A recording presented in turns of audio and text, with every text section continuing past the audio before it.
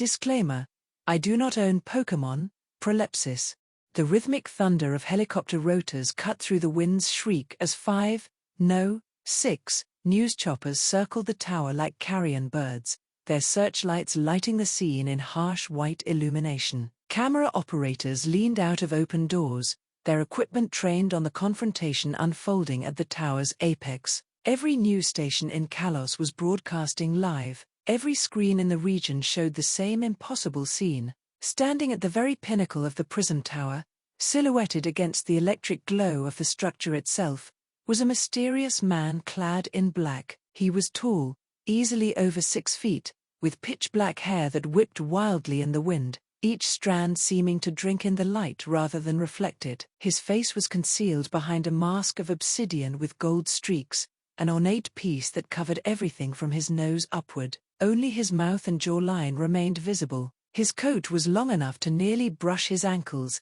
It was crafted from material that seemed to absorb light, a black so absolute it appeared to be cut from the void itself. Golden trim lined the edges and collar, matching the accents on his mask, and the whole outfit billowed dramatically in the wind like the wings of some dark angel. Beneath the coat, he wore a fitted black suit with a high collar, and his hands were covered in leather gloves that gleamed with the same golden threading. 30 meters below him, on one of the tower's lower platforms, 2 figures stood in defiant opposition. The first was a woman who needed no introduction to anyone who followed the Pokémon League, Cynthia Black, champion of Sinnoh. Her long blonde hair whipped around her face in the violent wind, but her grey eyes remained steady, fixed on the man above with an intensity that could cut steel. She wore her signature black outfit, with a long coat of her own. Her hand rested on a Pokéball at her belt, though the Pokémon beside her made it clear she was already prepared for combat.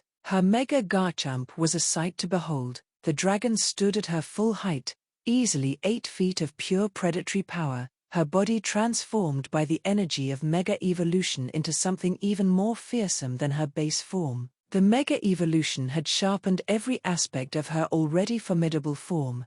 Her scythes had become massive, curved blades that gleamed with draconic energy.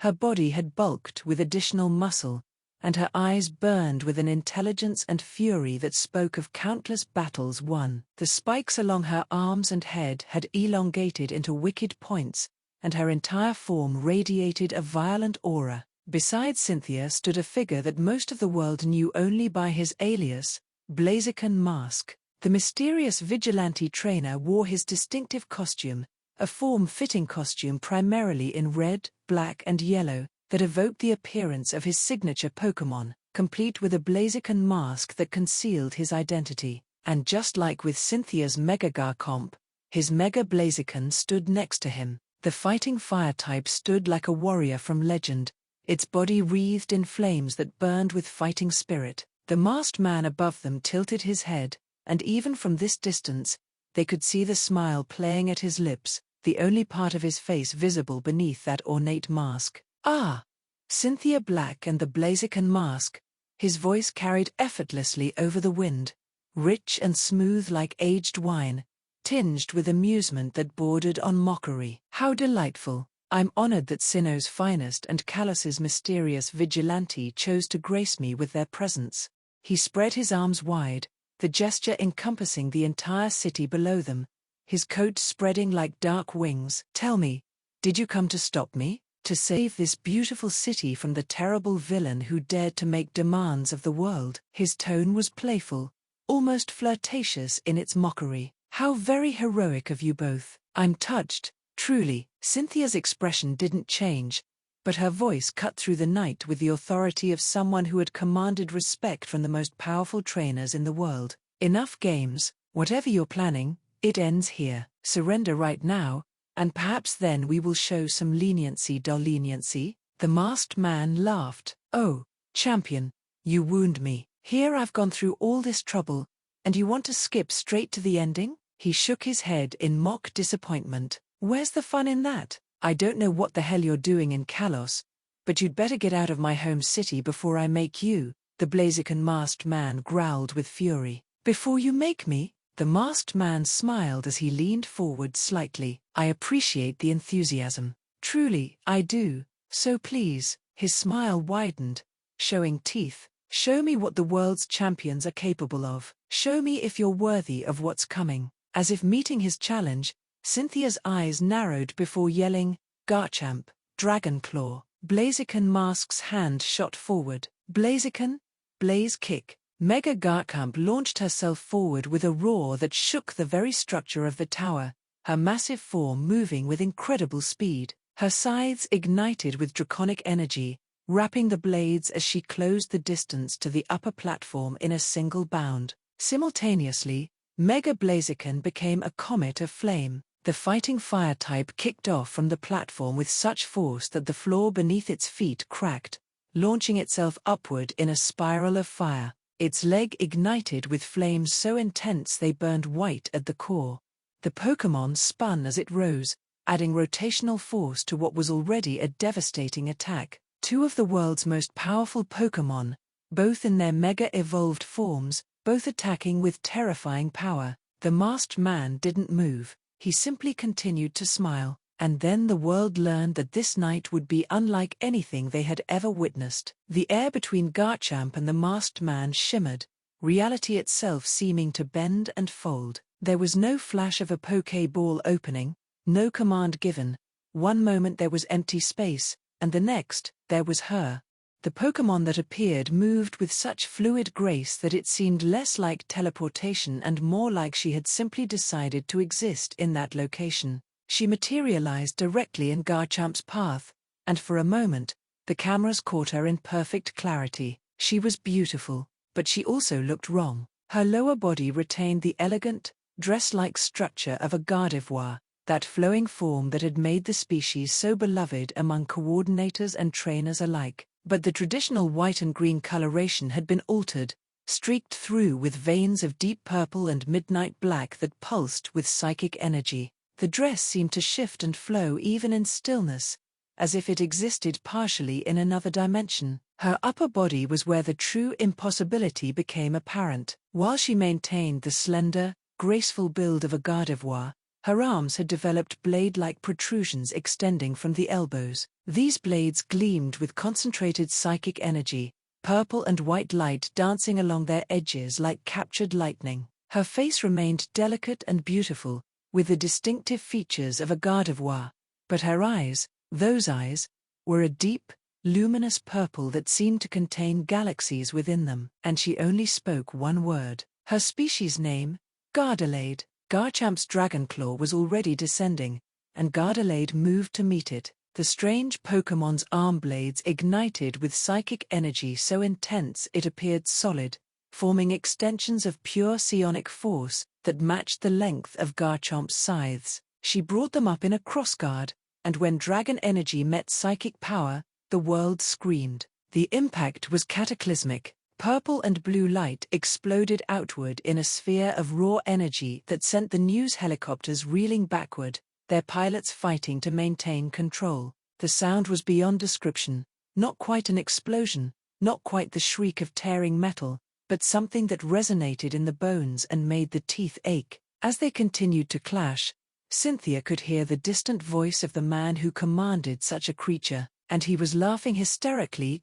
Key ha ha ha. How do you like it, Cynthia? How do you like the power of my Mega Gardalade? Garchamp's full-powered Dragonclaw, an attack that had cut through countless opponents, that had brought down legendary Pokémon, met Gardalade's psychic blades and stopped. The two Pokémon locked in place, neither giving ground, their energies warring for dominance. Purple psychic energy licked up Garchamp's arms, while draconic energy tried to overwhelm the psychic barrier. Garchamp roared, pouring more power into the attack, her muscles bulging with effort. Gardalade's expression remained serene, almost meditative, but the intensity of the psychic energy around her doubled, then tripled. The platform beneath them began to crack, metal groaning under the pressure of their clash. For 3 heartbeats, they remained locked together, two titans of impossible power testing each other's strength. Then the energy reached critical mass. The explosion sent both Pokémon flying backward.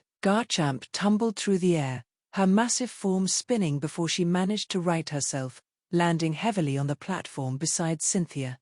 Gardelade was pushed back as well, but she moved with grace even in retreat, her body flowing through the air like a dancer before she landed softly beside the masked man, her dress settling around her as if she had simply stepped down from a stage. But there was no time to process this, because Blaziken's blaze kick was still coming. The Mega Blaziken had used the moment of Garchomp's clash to close the remaining distance, its flaming leg extended in a kick that could punch through steel. The fighting fire type spun through the air, flames trailing behind it like a comet's tail, its eyes locked on the masked man with absolute focus. Victory was certain. The attack was too fast, and then the temperature dropped. No, that wasn't quite right. The temperature didn't just drop, it split. Another Pokémon appeared, this one materializing between Blaziken and its target with the same impossible suddenness as Gardelade. But where the fusion Pokémon had been elegant and graceful, this one was a study in contradictions made manifest. It was a Greninja. It still had a sleek, ninja-like form that had made the species famous among trainers who valued speed and precision. But similar to his other Pokémon, this one also had some special qualities. Its body was divided down the center as if by an invisible line. The right side of its body appeared to be made of pure ice, not covered in ice, but actually composed of it, crystalline and gleaming, with frost constantly forming and sublimating from its surface. The ice wasn't uniform, it formed patterns like snowflakes, and within the ice, blue energy pulsed like a frozen heartbeat. The left side was its opposite in every way. That half of its body burned with inner fire, its skin taking on colors that ranged from deep red to bright orange to white-hot yellow. Flames covered this side, flickering and dancing, never consuming but always burning. The fire side radiated heat so intense that the air around it shimmered and warped. Where the two halves met, along the center line of its body, reality seemed uncertain. Ice and fire existed in the same space, neither overcoming the other, creating a boundary where frost and flame danced together in impossible harmony. Steam rose constantly from this meeting point, but it was steam that glowed with both blue and orange light, as if it couldn't decide which element it belonged to. The Greninja's eyes were perhaps the most striking feature. One burned with orange fire, the other gleamed with icy blue, and both held sharp, intimidating eyes. As it appeared out of nowhere, just like how a ninja should, both elements erupted simultaneously. Ice crystals exploded from its right side, forming a barrier of frozen spikes. Flames burst from its left, creating a wall of fire. The two elements spiraled around the Pokémon, creating a vortex, a tornado of ice and fire that should have cancelled each other out, but instead amplified each other's power. Blaziken's blaze kick met this elemental storm head-on. The dual-element Greninja didn't block the kick, it redirected it. Its icy right hand caught Blaziken's flaming leg at the ankle, frost immediately forming where they touched, while its fire-wreathed left hand came up in a palm strike that deflected the force of the kick upward. Blaziken, to its credit, adapted instantly. The fighting fire type used the redirection to spin, bringing its other leg around in a follow-up kick aimed at Greninja's head. But the fire-ice type already knew it was coming, ducking under the strike before launching its own counterattack. They exchanged blows in mid-air, their bodies moving so fast that the cameras could barely track them. Blaziken's flaming fists met Greninja's ice and fire strikes in a staccato rhythm of impacts that sounded like a drum solo played by gods. Each collision sent out shockwaves, fire meeting fire in explosions of heat, ice meeting flame in bursts of steam, the two Pokémon so evenly matched that neither could gain advantage. Blaziken threw a punch wreathed in flames. Greninja caught it with its ice hand, frost spreading up Blaziken's arm even as the fighting type's fire tried to melt the ice. They locked eyes for a fraction of a second, and in that moment, there was recognition, warrior to warrior, master to master. Then Greninja moved. The water type's fireside leg came up in an uppercut kick that blazed with flames as intense as Blaziken's own. The kick caught Blaziken under the chin with incredible power, and the fire type's head snapped back. But Greninja wasn't done. It followed through with the motion, spinning its body to add rotational force, and its ice side leg came around in a second kick that struck Blaziken in the chest. The combination timing was near perfect. The flaming uppercut sent Blaziken upward, and the ice kick, delivered at the apex of the first strike's force, sent the fighting type flying backward through the air. Blaziken tumbled, flames trailing from its body, before it managed to right itself and land in a crouch beside Blaziken Mask. The fighting type was breathing hard, one hand pressed to its chest where the ice kick had landed. There was no severe injury. Mega Blaziken was far too durable for that, but Blaziken's eyes burned with frustration. Greninja landed beside the masked man with barely a sound, taking up position on his other side opposite Gardelade in a cool pose as it crossed its arms. Ice and fire still danced across its body, and its mismatched eyes remained fixed on Blaziken as if daring it to try again. The masked man hadn't moved through any of this. He had simply stood there, hands clasped behind his back, watching the exchanges like a theater patron enjoying a particularly good performance. Now, as his two impossible Pokémon flanked him, he let out a soft sigh that carried over the wind. Such a shame. I was hoping for more of a challenge, he mocked. He took a step forward, his coat billowing dramatically, and gestured towards Cynthia and Blaziken Mask with one gloved hand. Don't misunderstand. Your Pokémon are magnificent. Truly, they are. That Garchomp of yours, champion, is a testament to your skill as a trainer. And you, Blaziken Mask, your partner's technique is flawless. They are, without question, among the strongest Pokémon in the world. But among the strongest isn't quite enough anymore, is it? Not when evolution itself has been, shall we say, perfected? As if to make his point clear, he gestured at the two Pokémon at his sides. The fusion Pokémon, Gardelade, was impossible by every metric of the Pokémon world. Pokémon could breed across species lines in some cases, creating hybrids, but those hybrids always took after one parent or the other. They didn't merge characteristics like this, and even if they could, Gardevoir and Galard were both evolutions of Ralts. They were the same evolutionary line, just different branches. They shouldn't be able to combine. And the Greninja, that was different but equally impossible. Dual typing was common enough, but this wasn't dual typing. This was a Pokémon that appeared to embody two opposing elements simultaneously, each at full strength, neither diminishing the other. What have you done to them? Blaziken Mask demanded. What kind of experimentation? Experimentation? The masked man laughed, the sound rich and genuinely amused. Oh, champion, come on now, these aren't experiments. They're not some crude fusion forced upon unwilling subjects in a laboratory. He reached out, and Gardelade leaned into his touch as he gently stroked her head, the gesture almost tender. Their art, their evolution taken to its logical conclusion. They're what Pokémon were always meant to become. He looked directly at the nearest news helicopter, his smile widening. They're perfect. Blaziken Mask's fists clenched. There's no such thing as a perfect Pokémon. Every species has strengths and weaknesses. That's the foundation of battle, of partnership. You've created something unnatural. Unnatural? The masked man's tone sharpened as he cut him off again. Tell me, masked friend, what exactly is natural about Mega Evolution? About a Pokémon temporarily transforming into a more powerful form through the bond with its trainer, and a stone that fell from space? What's natural about Pokémon that can control time, space, and antimatter? What's natural about creatures that can grant wishes or create islands? He spread his arms wide again, encompassing everything. Pokémon have always been unnatural, always been impossible. They're beings of pure potential, limited only by our understanding of what they can become. I've simply expanded that understanding. Cynthia's hand moved to another Pokéball at her belt. Ah. The masked man wagged a finger at her. I wouldn't do that if I were you, champion. We're not quite ready for the main event yet. There are still a few more guests who need to arrive. More guests? Blaziken Mask tensed. What are you?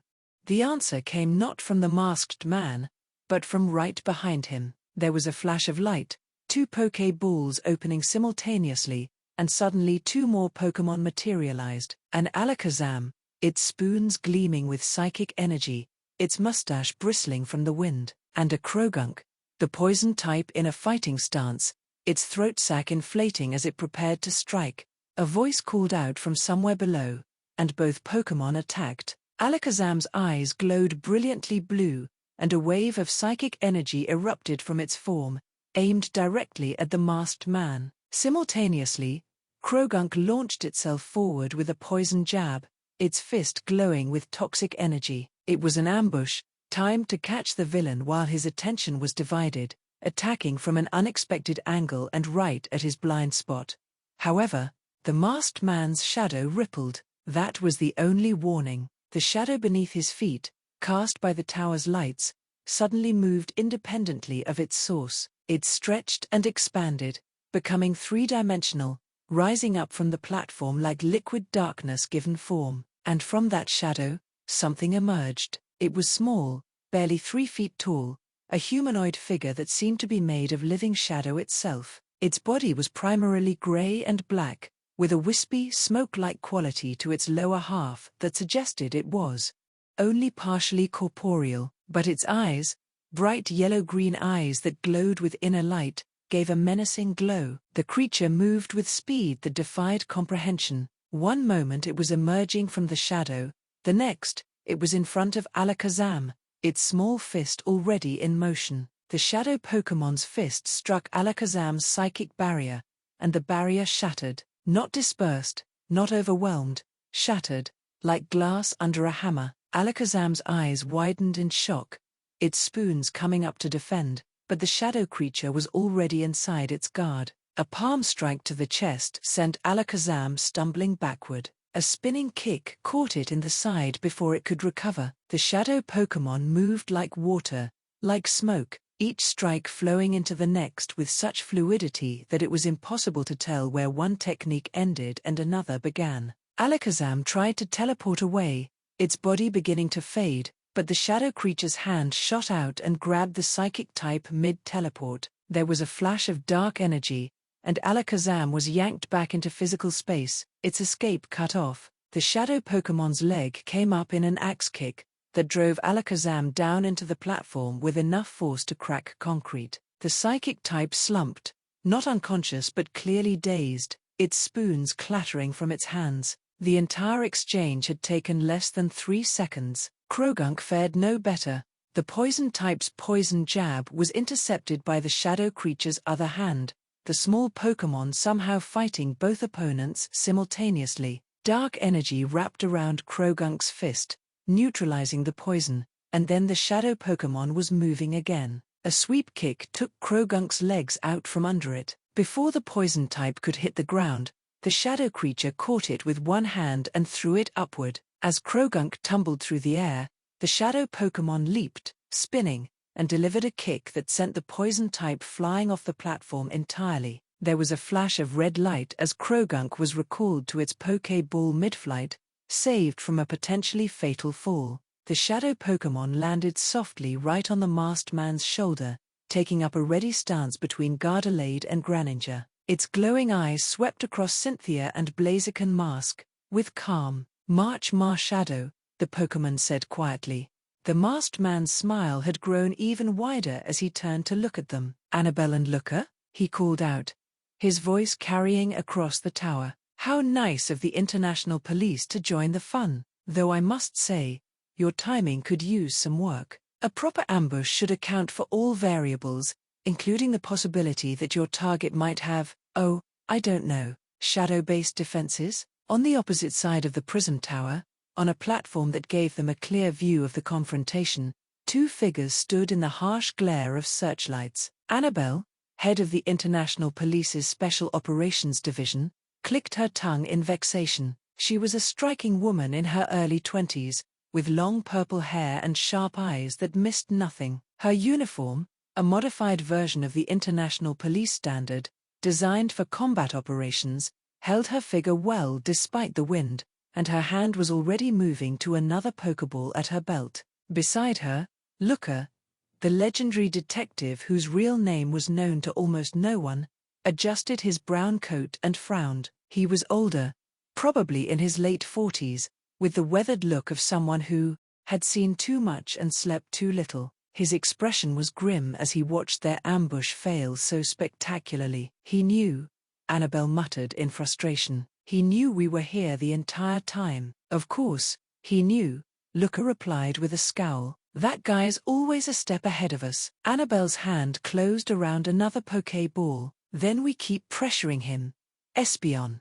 She never finished the command. The lights from the helicopters seemed to dim, shadows growing longer and deeper, reaching toward them like grasping fingers. And behind them, reality darkened. It wasn't a shadow in the traditional sense. It was the absence of light made manifest, a darkness so complete that it seemed to devour the very concept of illumination. It rose up behind Annabelle and Luca like a living thing, and from within that darkness, two eyes opened. They were blue, a brilliant, piercing blue that seemed to contain all the nightmares of the world. They were ancient and terrible and utterly without mercy. The Pokémon that emerged from the darkness was the stuff of legends and horror stories. Darkrai, the pitch-black Pokémon, the bringer of nightmares, stood behind the two international police agents like death itself made flesh. Its body was primarily black, wreathed in a tattered, smoke-like shroud that billowed around it despite the absence of wind in the shadow it had created.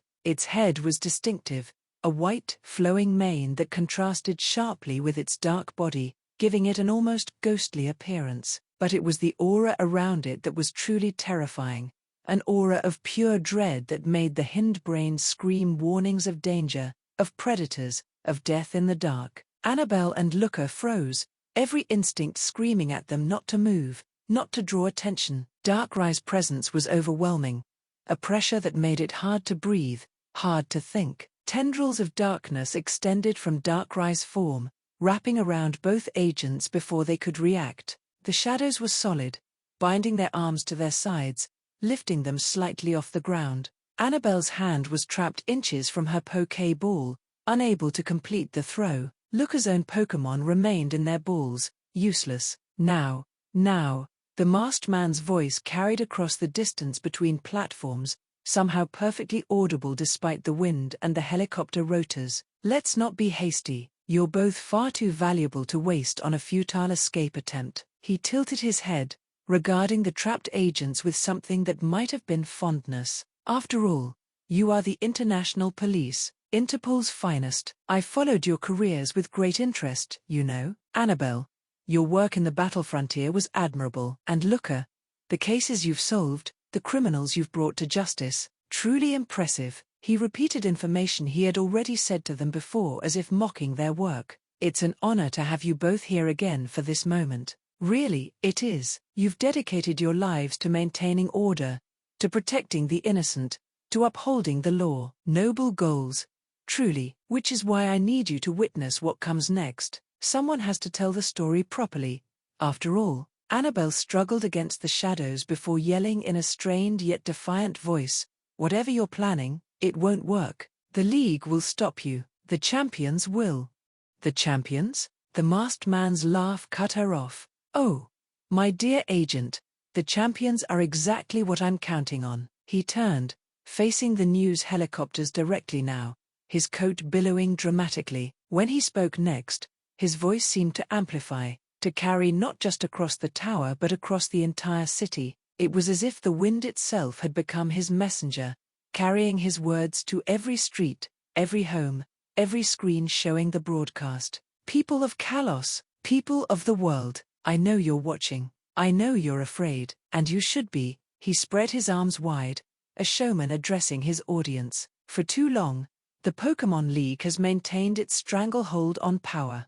The champions, the Elite Four, the gym leaders, they decide who is worthy, who is strong, who deserves to stand at the pinnacle of our world. They've created a system where only those who follow their rules, who play their game, can achieve greatness." His voice grew harder, more intense. "But I reject their system. I reject their rules. I reject their authority to determine what is possible and what is not." He gestured to his two impossible Pokémon. "I have shown you tonight that evolution is not the end, that the limits we accept are merely the limits of our imagination. That Pokémon can become so much more than what the League tells us is possible." The camera zoomed in on his masked face, capturing every word. So here is my challenge, my invitation, my demand.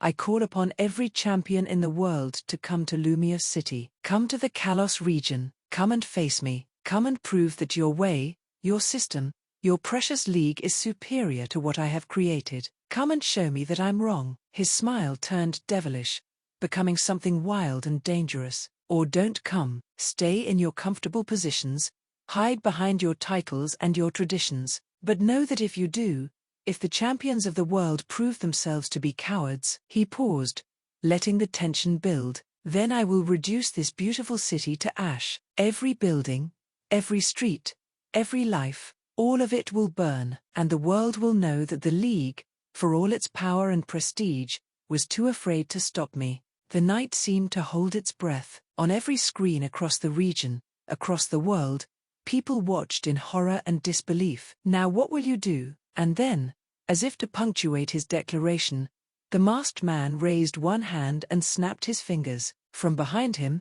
from the very top of the prism tower, something moved. A shape that had been hidden in the shadows, so massive that it had seemed like part of the structure itself, suddenly became visible as it stepped into the light. It was a Charizard, but like everything else this man possessed, it was unusual. The dragon was massive, nearly twice the size of a typical Charizard, with a muscular build that indicated immense strength. However, it was its coloration that was particularly striking. Its scales were a deep black, more intense than the usual dark scales of a shiny Charizard, resembling an impenetrable darkness similar to that of the masked man's coat. The membranes of its wings matched this darkness, stretched taut between bones that shone like polished obsidian. Its eyes and the tip of its tail, however, burned with a vivid blue flame, not the typical orange-red of a standard Charizard's fire, but a brilliant blue so bright it appeared almost white,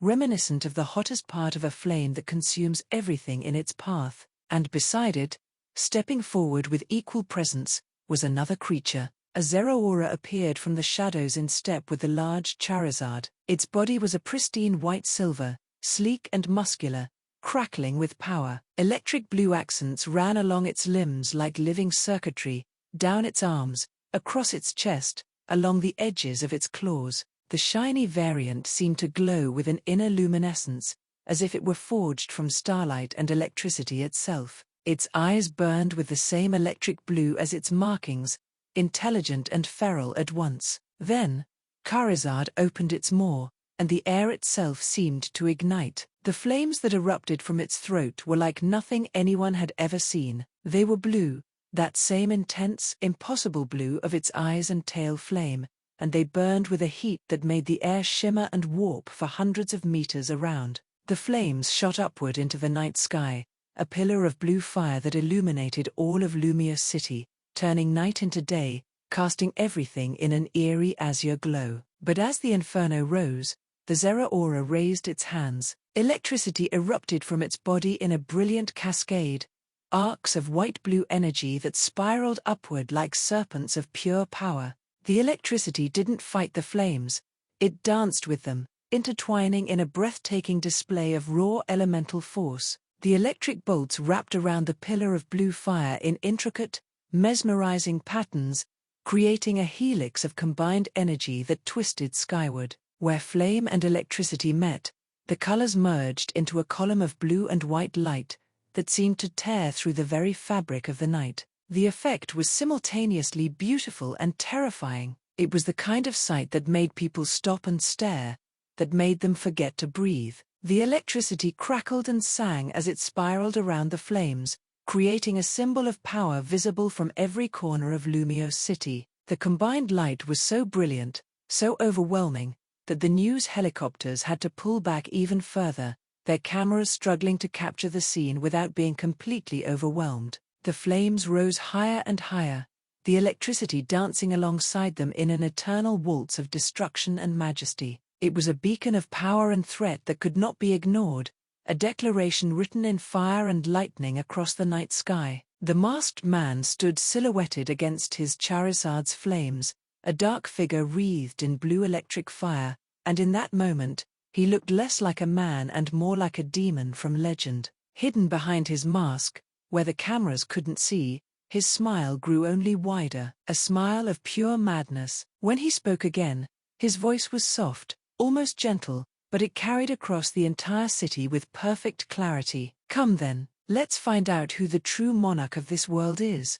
The blue flames entwined with electricity continued to burn, lighting up the callous night sky, a challenge and a threat that the entire world could see. And in homes and league headquarters across the globe, champions watched their screens and knew that everything was about to change. The game had begun, and there would be no going back. Prologue.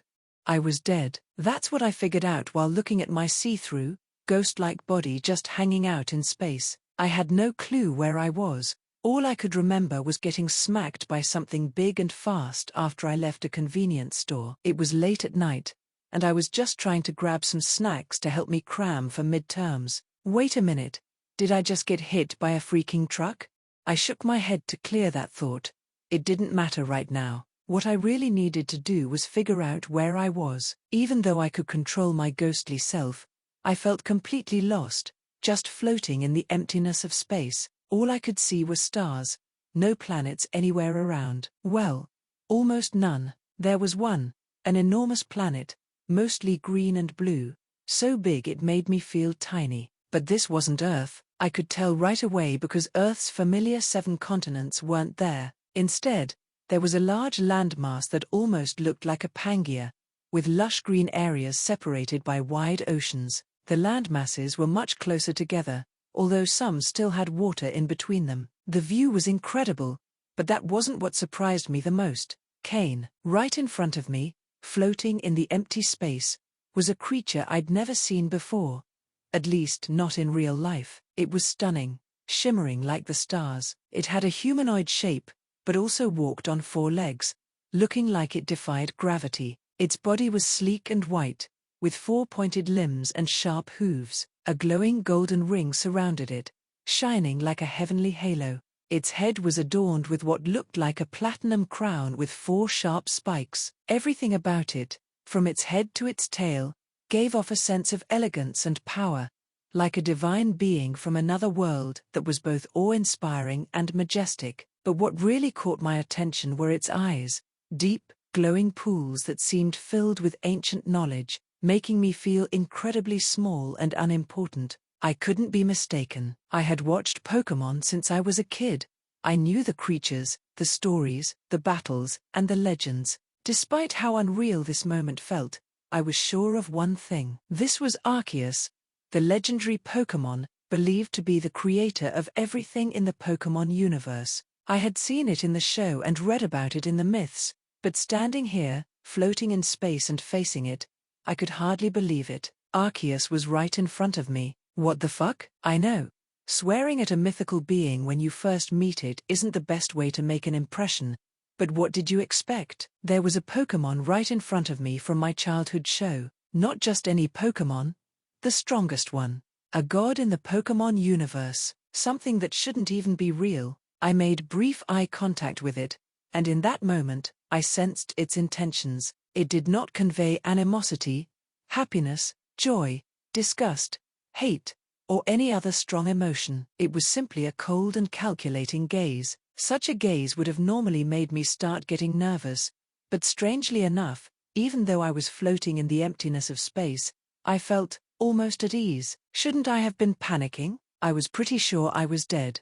No, I definitely knew I was dead, but there was this odd sense of peace, as if some cosmic force was gently calming my mind. Honestly, I appreciated it. The last thing I needed was to start freaking out. This wasn't a dream or some sort of hallucination. It felt real.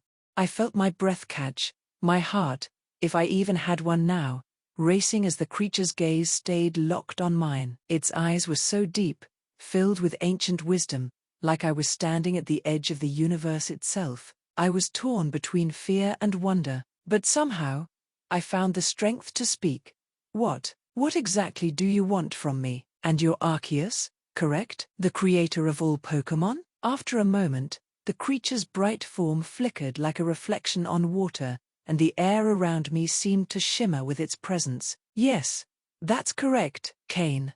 it replied in a voice that resonated softly in my mind, which was strangely both soothing and profound. Everything you are considering at this moment can be understood as your new reality. Your previous body has departed, and your former life has come to a close. I have merely taken your soul. I blinked, finally somewhat accepting the truth. I knew I was dead for sure now, but my soul had been taken. I tried to speak at first, but my words got stuck in my throat. Eventually, though, I got something out.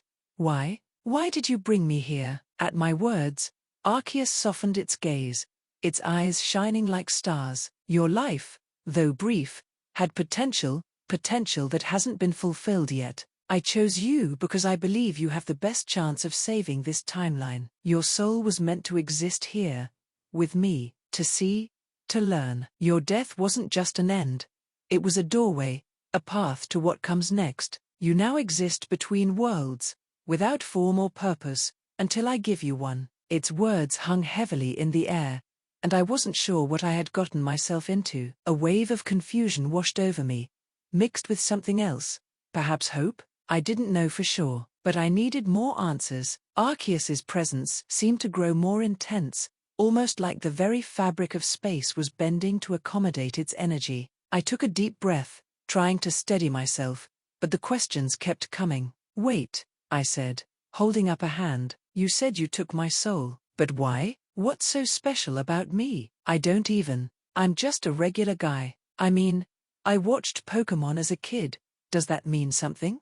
There was a pause, as if Arceus was carefully choosing its words. You were chosen not because of your strength, but because of your knowledge. You understand this world, its battles, its heroes, its lore. You know what is to come, and due to what has already happened, that knowledge of yours will make you invaluable. What do you mean by what has already happened? I don't understand. What happened? Last time I checked, our 10-year-old hero achieved his dream of becoming a Pokémon World Champion. As the words seemed to just tumble out of my mouth, the air around us seemed to crackle, and Arceus spoke again, its voice more somber this time.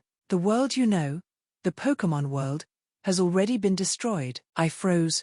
What? What do you mean? Destroyed? I've watched the show. I know the stories. It can't. Those are stories, Arceus interrupted gently. The world you watched, the one you grew up with, was erased.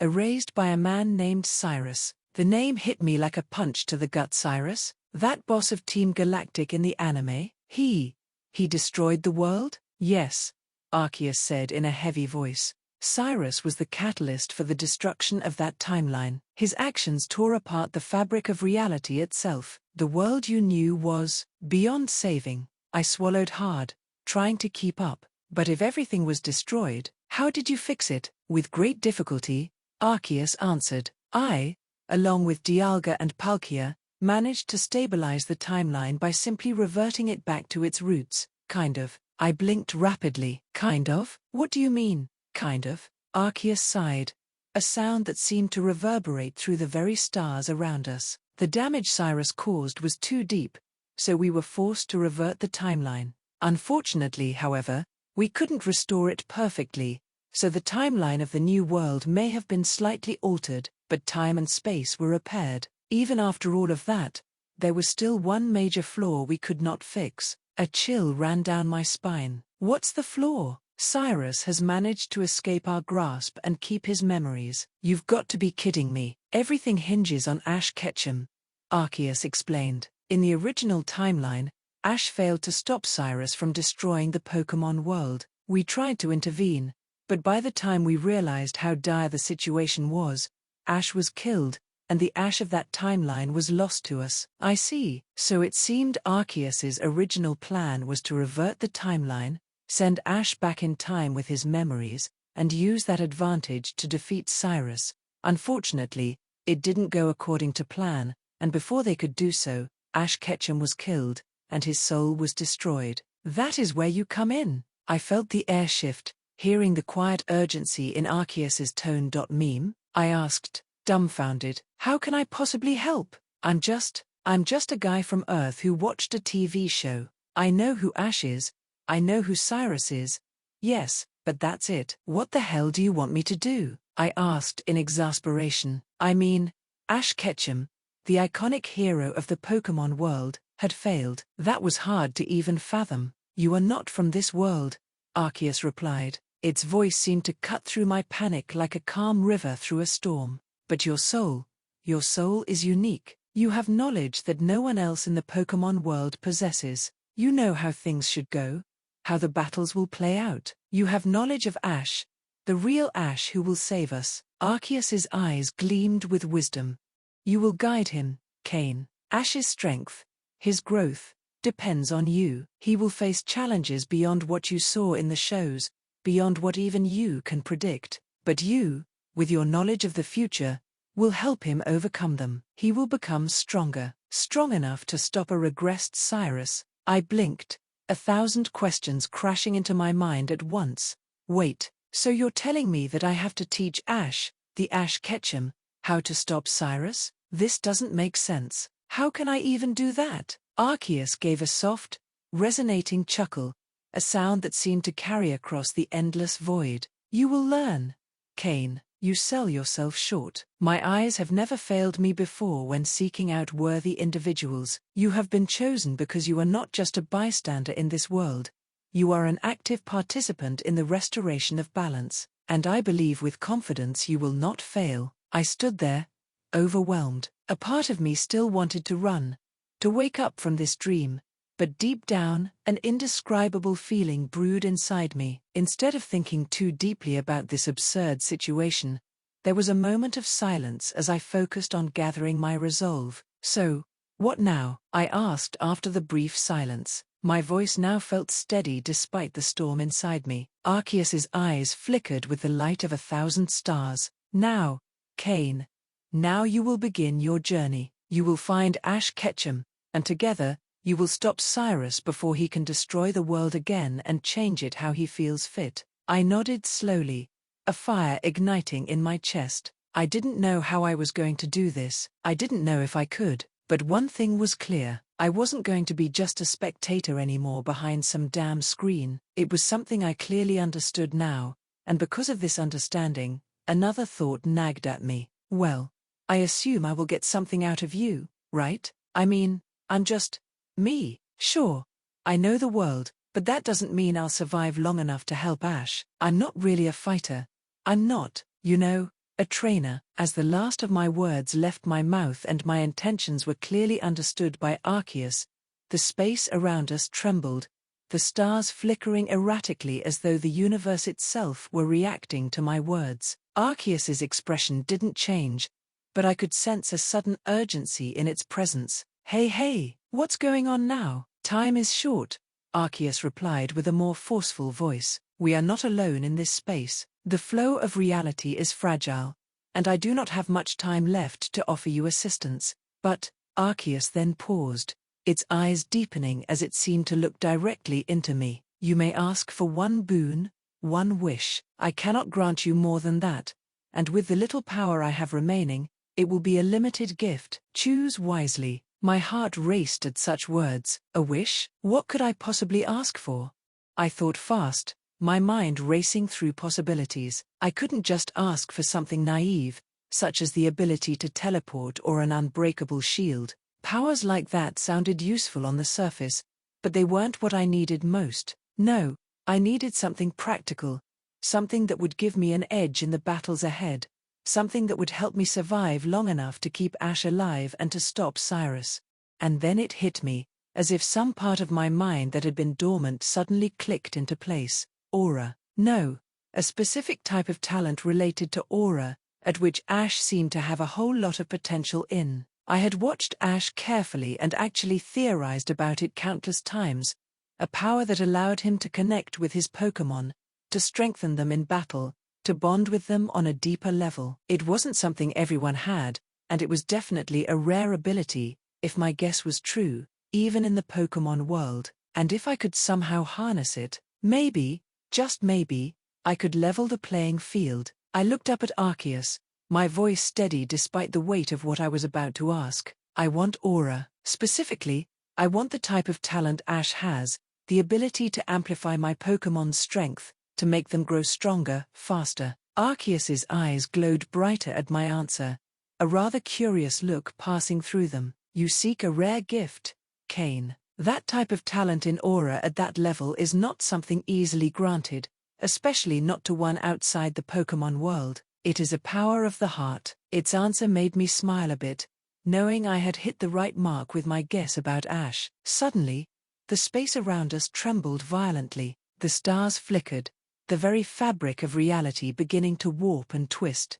Arceus's form seemed to ripple, its presence suddenly more urgent. There is no time. Arceus's voice suddenly erupted with piercing urgency. The world's timeline is unraveling faster than I anticipated. The moment for you to act is upon us. Your wish is granted. But know this: your abilities will not be replicated exactly. It will be similar yet still unique. After all, you are Cain, and he is Ash Ketchum. That at least brought some relief to me, but still, I wanted a little more. Damn it. But before I could even speak it fully, Arceus spoke again with a tone heavy with finality. Beware, Cain. It warned as its voice seemed to be becoming distant now to my ears. The power you have requested will not exactly be as strong or as similar as Ash's. But know this: the bond you have forged will be your greatest strength, and perhaps your greatest burden. I opened my mouth to ask what that meant, but before I could get a single word out, the world around us shattered. The stars began to distort, twisting into a vortex of light and dark. I felt myself being pulled, ripped through space, my body being torn from this strange, endless void. My senses swam. The pressure of it was unbearable, as if I were being compressed and stretched at the same time. I apologize. It seems like we're out of time. I wish you the best. Your journey is not over, Cain. It is only just beginning. I hope you survive. I felt my consciousness fading, but I wasn't quite done yet. Wait a second. What happens if I fail? I die in that world? Arceus looked at me, and I could swear it was smiling, or at least, I felt it was. Its response sent shivers down my spine. Then you die forever. No second chances, so make sure you survive. And then, just as quickly, I blacked out. Author's note: Mangoes for Life. Volume 1, Chapter 1. Into the Pokémon world. The world slowly came into focus with painful slowness. Everything felt wrong. My limbs, my breathing, even the way my head rested against the ground. I blinked, trying to orient myself. The first thing I noticed wasn't the birdsong overhead or the earthy scent of the forest floor. It was that everything around me seemed impossibly huge. The trees seemed to tower over me like skyscrapers, their trunks as wide as cars, and even the grass stretched up past my waist. For a moment, I thought I was hallucinating. I trailed off, looking down at unfamiliar hands. They were small, like a child's, and definitely not mine. The skin tone was slightly different, the fingers more slender. My clothes were in tatters, rips and tears everywhere, as if whoever had worn them before had been in one hell of a fight. But surprisingly, I had no injuries, as if I had been somehow mysteriously healed. Oh, you've got to be kidding me. I desperately wanted a mirror or still water, anything to see what I looked like now. All I could tell was that I was small, probably no more than 4 feet tall, and this body was completely foreign to me. I ran my hands through my hair. It felt different, though I couldn't tell the color without seeing my reflection. Arceus, you asshole! I shouted at the sky, my voice completely unfamiliar to my ears. A heads up about the whole new body thing would have been nice. Only the rustling of leaves answered me, and I could swear they were laughing. The clothes hanging off my frame told a story I wasn't sure I wanted to know. The shirt was fitting but covered in tears and what looked disturbingly like old bloodstains.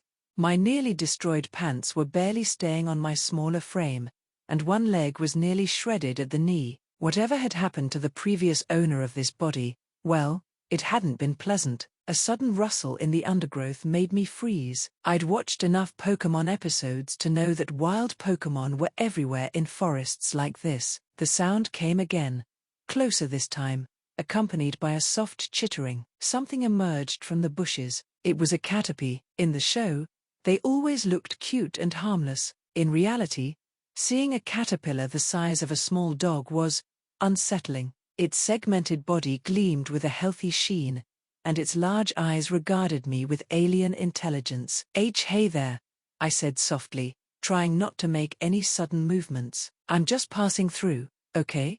The caterpie tilted its head, antenna waving gently. Then, apparently deciding I wasn't interesting enough to warrant attention, it turned and began munching on a nearby leaf. I let out a breath I hadn't realized I was holding right. Welcome to the Pokémon world, where even the caterpillars are supersized, I muttered. The morning sun filtered through the canopy above, creating patches of golden light on the forest floor. The air was thick with unfamiliar scents, sweet berries, decomposing leaves, and something musky that I really hoped wasn't a nearby predator Pokémon. Every sound made me twitch. The rustle of leaves, the distant cries of what had to be bird Pokémon, the occasional crack of a branch. I needed to move. Standing around in torn clothes in the middle of a Pokémon-filled forest was asking for trouble. But which way? Everything looked the same: endless trees, undergrowth, and more trees. A familiar cry echoed through the forest, the sound of a Pidgey. I'd heard it enough times in the show to recognize it instantly. That was good. Pidgey were common near settlements. If I could figure out which direction they were coming from. Another cry cut through the air. This one harsh and aggressive. Not a Pidgey. My blood ran cold as I looked up through a gap in the canopy. Circling above were several bird Pokémon with small, fierce eyes and sharp beaks, notorious for their territorial aggression and tendency to attack in flocks. In the very first episode, they'd nearly killed Ash and Pikachu, and now a group of them were looking right at me. Okay, just don't move, I thought to myself. Maybe they'll just... The lead Spearow then swooped down, its beak shining in the sun. I quickly rolled to the side and felt the rush of air as it zoomed past me. It was faster than I thought it would be. Thankfully though, the body I had possessed might have been small, but it was surprisingly quick. There was no time to be amazed, though. The whole flock was coming down now, at least 8 Spearow, all screaming like they were out for blood. I started running in a random direction, just trying to get away from those menacing birds. But then I realized that running through a forest is tough enough in a normal body. In this strange one, it felt like trying to control a drone for the first time. Everything reacted differently than I expected. My strides were shorter but bouncier, and I kept almost tripping because I misjudged how far I was from things. The Spearow pursued relentlessly. Up close, they were terrifying, each one about the size of a hawk, with wickedly sharp beaks and talons. Their cries were nothing like the peaceful sounds of earth birds. These were harsh, aggressive screeches that promised violence. "Oh, come on!" I yelled, ducking under a low branch. "It's my first day here and I'm going to be attacked by the same type of birds that went after Ash? I didn't even throw a rock at you guys. So why are you all so pissed off?" One of the Spearow's beaks just brushed my shoulder, ripping through a chunk of my already torn shirt. The pain hit me quickly. Ouch, that fucking hurts. I remembered what I'd read about Spearow in the games. They are very protective of their territory, and flap their little wings fast to zoom around at high speed. They might not be great at flying high, but they could sure fly quickly to defend their space, territory. These Spearow were protecting their territory, which meant if I could just get far enough away. A gap in the undergrowth suddenly caught my eye, too small for the Spearow to follow easily. I dove through it, feeling branches scratch my already torn clothes. The flock's angry screeches grew more distant as they had to circle around to find another angle of attack. I didn't stop running. The forest blurred past as I pushed this strange new body to its limits. My lungs burned, but differently than I was used to, like they were smaller but somehow more efficient. My legs ached, but the pain felt foreign, as if it belonged to someone else. Hours passed in a relentless cycle of running and hiding. Every time I thought I'd finally escaped, those birds somehow found me again. At this point, it felt less like they were protecting their territory and more like they had a personal vendetta against me. But seriously, what did I even do? Did the kid I possessed offend them somehow before I took over? Then it hit me. The dried blood, the torn clothes, well, shit, the Spearow would spot me. I'd sprint until I found cover, collapse long enough to catch my breath, and then do it all over again. The sun crawled across the sky, only visible in fleeting glimpses through the canopy. 6 hours, maybe more. My throat was bone dry, my stomach hollow, and every muscle in this unfamiliar body screamed for rest. As dusk approached, the attacks grew less frequent. Either the Spiro were tired too, or I'd finally run far enough that chasing me no longer felt worth it. I found myself in a small clearing where a massive tree had fallen, creating a natural shelter between its upturned roots. Need to rest, I mumbled, my unknown voice hoarse from heavy breathing. Few minutes, figure out where I am. The clearing was eerily quiet compared to the constant noise of the forest. As I looked around, I began noticing details I had missed while running. The trees were arranged in a particular way,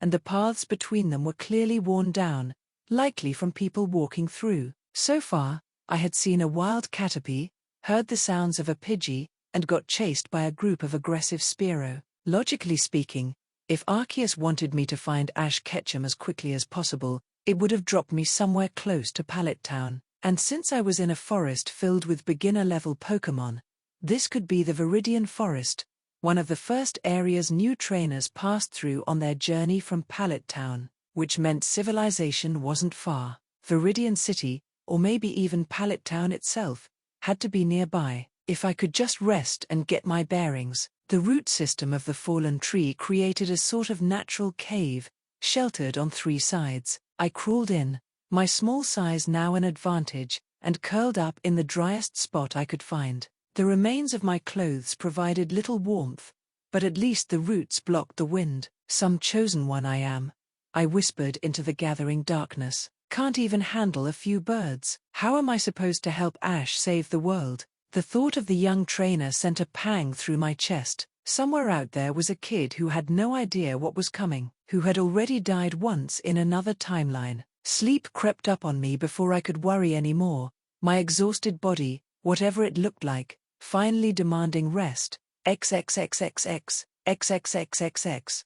The next sensation I was aware of was warmth, not the ambient warmth of the forest or the morning sun shining down on me, but a specific point of heat against my stomach, and something else, a faint humming at the edge of my consciousness, like a song heard from another room. My eyes fluttered open to find something using my belly as a pillow, something small, white, with a green helmet-like growth covering its upper face. 2 red horns protruded from its head, pulsing softly with inner light. A Roltz. I immediately stiffened up in shock. What the hell? What was a Roltz doing all the way out here in the Kanto region? Was my earlier guess wrong? Was I actually in the Hoenn region? Calm down. For now, it was best to assume I was still in the Kanto region.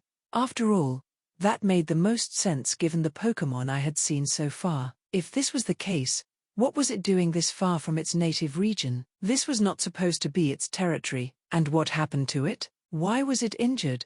Why was it all alone? And why did my stomach ache as if someone dropped a bowling ball on it while I was sleeping? I barely dared to breathe. In the games, Roltz were just pixels on a screen. In the show, they were cute drawings, but seeing one in person, it was like looking at a fairy tale come to life. Its white skin had an almost pearlescent quality, seeming to glow in the early morning light. The green hair wasn't hair at all, but some kind of crystalline growth that caught the light in mesmerizing ways. I held my breath, afraid the slightest movement would startle the creature. The Roltz's horns, or rather, the red, fin-like protrusions on its head, pulsed with a gentle light that seemed to sync with its breathing. This close, I could feel something different, like a faint static in the air, or the feeling right before a thunderstorm. Then the Roltz stirred, and everything happened at once. Its eyes snapped open beneath that crystalline helm,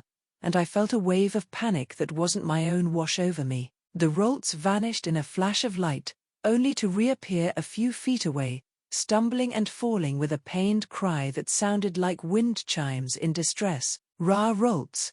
It cried in pain. That's when I saw the full extent of its injuries. Deep scratches marred its pearlescent skin, and one of its legs was badly bruised. Whatever had happened to this Roltz, it had been through hell. "Hey, it's okay."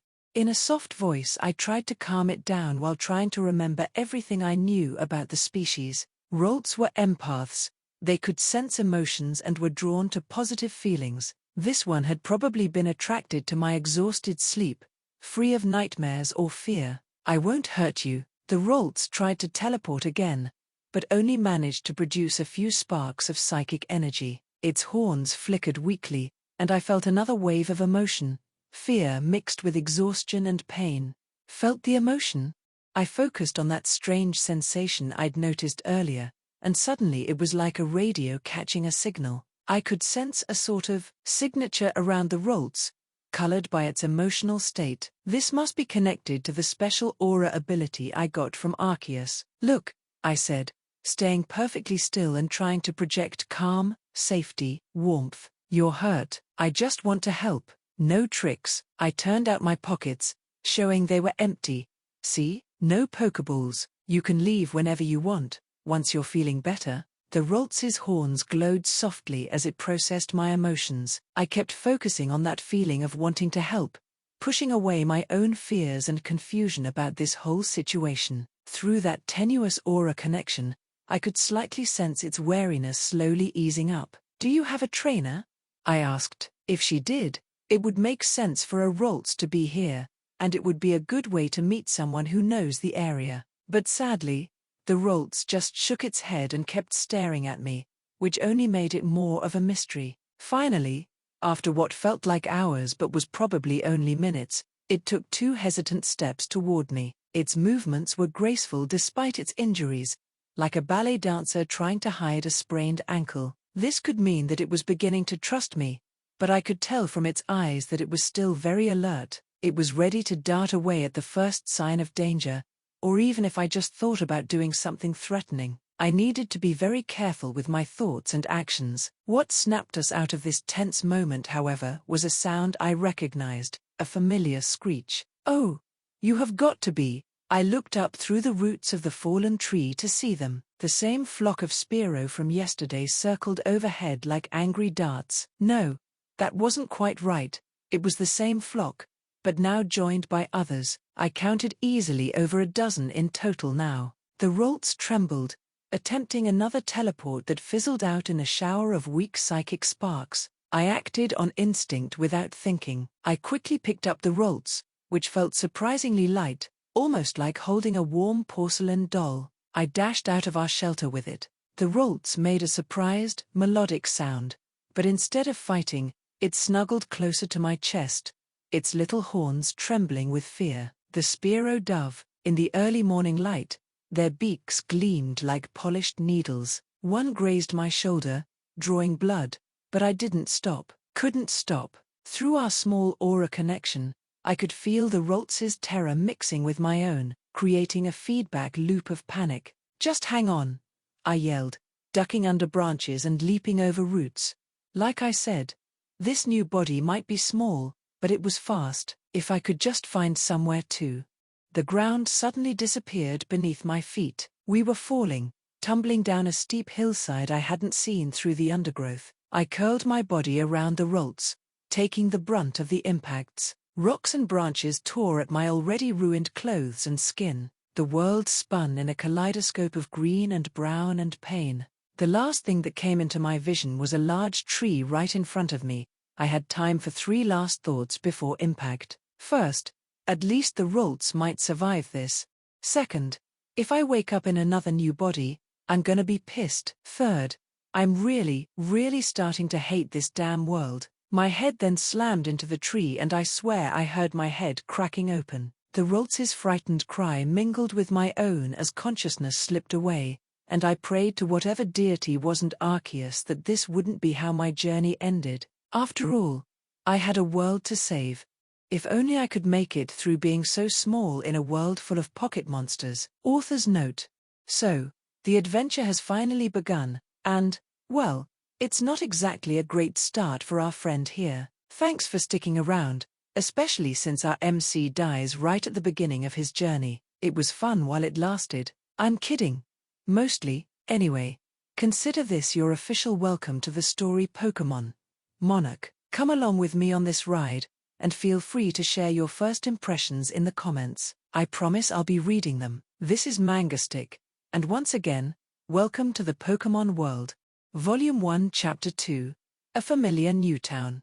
The sterile smell of antiseptic pulled me from unconsciousness, accompanied by the soft whirring of medical equipment and a rhythmic beeping that reminded me of a heart monitor. Gone were the earthy scents of the forest, the musty leaves, the damp soil, the fresh pine. Instead, the air held that distinct laboratory crispness, like filtered air and cleaning solutions. My eyes fluttered open to a pristine white ceiling dotted with fluorescent lights that hummed quietly overhead. The surface beneath me wasn't the rough forest floor but a proper medical bed, complete with crisp sheets that crinkled with every slight movement. Everything felt surreal, like waking up in a hospital after a particularly vivid dream. "Ah, you're finally awake." That voice, I knew that voice, had heard it countless times through a TV screen, but hearing it in person was entirely different. I turned my head, and there he was, the legendary Professor Samuel Oak himself, standing beside my bed with an expression of genuine concern on his face. The animated show hadn't done him justice. Yes, he had the same distinguished grey hair and kind eyes, and he wore his signature white lab coat, but there was so much more detail in person. Laugh lines creased the corners of his eyes, speaking to years of joy working with Pokémon. His hands, when he reached to check my pulse, were weathered but gentle, the hands of someone who'd spent decades handling both delicate equipment and powerful creatures. The lab coat wasn't just a simple white garment, but bore subtle stains and wear marks that told stories of countless experiments and Pokémon encounters. I tried to speak, but my throat felt like sandpaper. Immediately, Oak reached for a glass of water on the nearby table. "Easy now, boy," he said, helping me sit up slightly to drink. His movements were refined, showing me he wasn't just a Pokémon researcher but also someone used to caring for injured creatures, human or otherwise. "My name is Professor Samuel Oak. I research Pokémon and this is my laboratory in Pallet Town. A pair of traveling trainers found you unconscious in Viridian Forest. You were in quite a state, covered in scratches, clothes practically destroyed. They brought you straight here." The water helped clear my head, and with clarity came memory. The chase through the forest, the Spearow attack, the fall down the hillside, and most importantly, the Rolts, I exclaimed, trying to sit up fully. "Is it okay? Where is it?" "Careful now. You've been knocked out since you were brought here," Oak said, placing a firm but gentle hand on my shoulder to keep me from moving too quickly. His expression softened into a reassuring smile. "How long have I been out?" "It's the morning of the next day." "Damn, that must have been one hell of a head injury I sustained. And to answer your previous question, your little friend is just fine, though I must say, finding a Rolts in Kanto is quite extraordinary," Professor Oak said, his eyes lighting up with a scholarly enthusiasm. "They're native to Hoenn, you know. Fascinating psychic-type Pokémon. They sense emotions and form strong bonds with those who show kindness. This particular one refused to leave your side until I convinced it you'd be all right. Oh, and by the way, this Pokémon is a girl." The genuine excitement in his voice when discussing Pokémon was exactly what I'd expected from the famous professor. Even in this situation, his researcher's curiosity shone through. "And the Rolts was a she. Good to know. Where is she now?" I asked, relieved to hear she'd made it. Oak gestured toward a door on the far side of the room. "She's resting in our recovery area. While her injuries weren't severe, she was quite exhausted. Would you like to see her?" I nodded, carefully swinging my legs over the side of the bed. My body protested with various aches and pains, but nothing felt broken. Oak stayed close as I stood, ready to catch me if I stumbled. The floor was cool against my bare feet as we made our way to the adjacent room. The recovery area was a marvel of Pokémon care technology. Several comfortable-looking beds were arranged in a semicircle, each equipped with monitoring devices that displayed vital signs in gentle blue light. The air here was slightly warmer than the main lab, and a soft humming suggested some sort of healing technology was at work. The Rolts was perched on a cushioned platform near a window, where morning sunlight streamed in. In the natural light, her white skin had an almost pearlescent quality, and the green helmet-like growth on her head sparkled with subtle crystalline facets. Her red horns pulsed softly with inner light, matching what I assumed was her heartbeat. "Hey there," I said softly, approaching her with careful steps. The Roltz only turned her head away with a dismissive Roltz, the sound like delicate wind chimes tinkling in protest. But through our tiny aura connection, I could sense her true feelings, relief that I was okay, gratitude for protecting her, and maybe a slight embarrassment at showing these emotions. I still couldn't really tell yet. It was like having a second set of feelings layered over my own, subtle but distinct. Oak chuckled, the sound warm yet knowing. "Seems she's got quite the personality. Now then, young man, you might want to get cleaned up." He pointed to another door. "There's a shower through there, and I've left some fresh clothes for you. Take your time. You've been through quite an ordeal." Giving Professor Oak a quick thank you, I headed in the direction he pointed. The bathroom was small but well appointed, with clean towels stacked neatly on a shelf and basic toiletries arranged on the counter. The hot water was heavenly against my battered body, washing away dried blood and forest grime. As I cleaned myself, I couldn't help but notice how different this body felt. It's smaller and lighter than my old one, but somehow felt more resilient. The scratches and bruises from the fall already seemed to be healing faster than they should. It wasn't until I stepped out and wiped the steam from the mirror that I got my first real look at myself. The sight stopped me cold. An anime character stared back at me. There was just no other way to describe it. Snow-white hair fell in slight waves around a young face, the color pure as fresh powder snow. But it was the eyes that truly caught my attention, piercing blue, like chips of Arctic ice, with an intensity that felt almost unnatural. The face was young, very young, with soft features that couldn't belong to anyone older than 5 or 6. "Well," I muttered, running a hand through my now white hair, watching the strands fall back into place.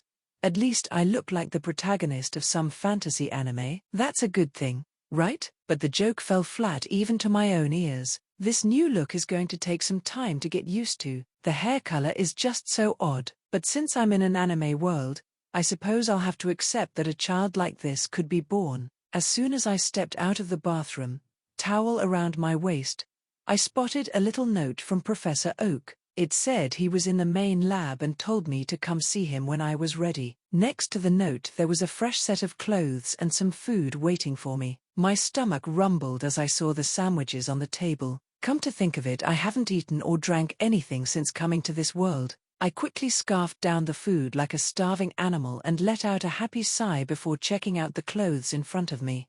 The clothes Oak had provided fit perfectly: a simple blue t-shirt, black shorts, and new sneakers. Everything was sized for my smaller frame, making me wonder if he kept children's clothes on hand for young trainers who visited the lab. Or maybe these were his grandsons.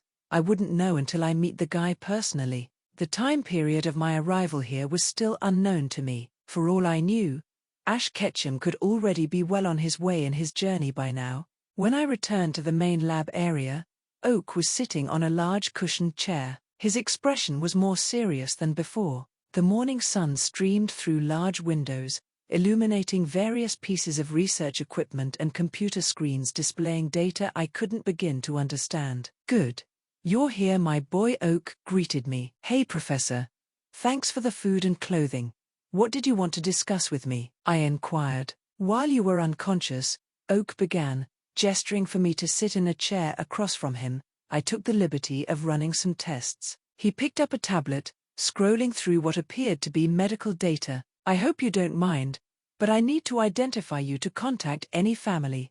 I nodded, showing I didn't mind at all. In fact, this would actually be a big help for me, as I now had the opportunity to learn more about the new body I inhabited. Oak paused, his expression softening further before speaking. "I have found out that your official name is Aaron Skyfall. You're 6 years old, and," he hesitated, choosing his words carefully, "I'm sorry to say, but it seems you're registered in our database as an orphan. According to the records, your parents passed away when you were 5. I couldn't help but scrunch my face a bit as I processed this information, tapping my foot without realizing it. This seemed to catch Professor Oak off guard, as he must have expected me to react differently. "So, Aaron Skyfall, the person who used to have this body, What had happened to him in that forest? How did he end up there? I was genuinely curious because here I was, not only in a new world and a new body, but also living someone else's life. Someone who, guessing from all the blood, had died young in a tragic way. Professor Oak continued, "Well, Aaron, you seem to be handling this surprisingly well.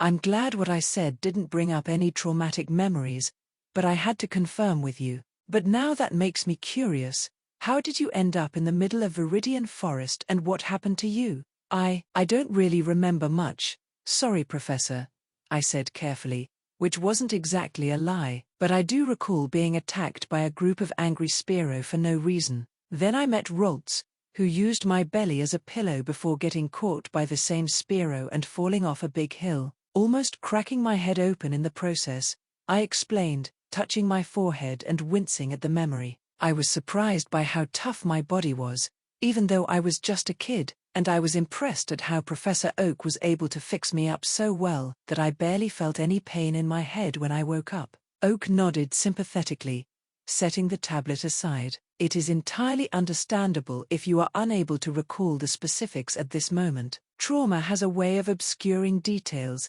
and that head injury of yours was no laughing matter. He then leaned forward, his voice taking on a gentler tone. So, listen Aaron, given your situation, I'd like to make you an offer. I have plenty of space here at the lab, and I could use an extra hand helping with the Pokémon. You could stay here, at least until we figure out a more permanent solution. I was honestly taken aback by his unexpected generosity. Arceus bless this old man's kind soul. I'll accept. Thank you, Professor Oak. I didn't need to hesitate. Glad to hear it. He nodded at my response with a satisfied smile, but the moment quickly passed as at that precise moment, the lab's front door burst open with enough force to make several papers flutter off Oak's desk. A young boy strutted in with all the confidence of a champion trainer. Despite being clearly no older than I appeared to be, I recognized him instantly. Spiky brown hair styled with what had to be an entire bottle of gel, sharp eyes that missed nothing, and that trademark smirk that would become famous throughout Kanto. Gary Oak, Pokémon researcher just like his old man, but currently just a very cocky young boy. "Gramps, I'm back from feeding the Pokémon," he called out, his voice carrying through the lab like he owned the place. Then he spotted me, making me smile sheepishly, and his expression shifted to one of curious suspicion. "Who's this? And why is he wearing my clothes?" I noticed a few cards sticking out of his pocket, one of them having a picture of a Squirtle. They looked awfully familiar to Pokémon cards. So there was something like Pokémon cards even in the Pokémon world, huh? The more I thought about it, the more it made sense, since Pokémon are what really makes this world so special. You don't need to be some business whiz to figure out how to ride that massive popularity wave and make some money off it, like by creating something similar to Pokémon cards back on Earth. Even as a child, Gary was probably already studying to follow in his grandfather's footsteps, even if he wasn't aware of it yet. "Ah, Gary, perfect timing," Oak said. "This is Aaron. He'll be staying with us for a while." "Aaron, this is my grandson, Gary." "Another kid?" Gary crossed his arms, looking me up and down with critical eyes. "Gramps, the lab isn't a daycare center. Don't you remember what happened with that last kid you let hang around? He almost let the Growlithe escape." "That was different, Gary," Oak replied patiently. "And as I recall, you were the one who left the gate open that day." Gary's cheeks flushed slightly. That was just once, and I caught it before it got away." I couldn't help but smile at their interaction. "Don't worry, I won't be letting any Pokémon escape. I actually just helped protect a Roltz." "A Roltz?" Gary repeated, looking lost. "Yes, Gary, it's a Pokémon from the Hoenn region," Oak explained with a smile. "Whoa." Gary's eyes widened before he caught himself, forcing his expression back into casual interest. "I mean, whatever. Those aren't even supposed to be in Kanto like Gramps just said." "Are you making things up?" "Actually," Oak interjected again, "Aaron is telling the truth. The Roltz is recovering in our medical bay right now." He protected her from a flock of Spearow. As if on cue, the Roltz we were chatting about strolled into the room. "Roltz?" It shot a puzzled look at Gary. Gary's tough guy facade cracked again, genuine shock and curiosity breaking through. Holy cow, so this is a Roltz. And you said you guys were attacked by Spearow? Those mean ones from Route 1? How'd you fight them off? You don't even have any Pokémon. I didn't fight them exactly, I admitted, rubbing the back of my neck. More like ran and fell down a hill. Not my proudest moment. Fell down a...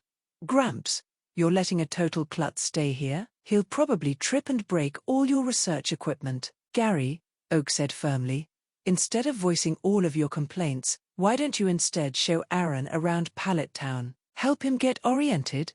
What? But I was going to study the new Pokémon book you got me. I'm already ahead of everyone else in class, and I need to stay that way. Gary protested, pointing at a particular book on a table. Its title read, The Introduction to the Basic Stages of Pokémon Evolution and Their Characteristics. Impressed, I raised an eyebrow. You're studying Pokémon biology? Gary puffed up immediately. Of course, I'm the top of my class. I bet you don't even know the difference between a Nidoran's Poison Point and Poison Sting. Actually, I said casually, grateful for my years of Pokémon knowledge, Poison Point is an ability that can poison opponents on contact, while Poison Sting is a move that has a chance to poison the target when it's used. Nidoran can learn Poison Sting as it matures, but Poison Point is an ability it can have from birth. Gary's mouth dropped open for a moment before he caught himself.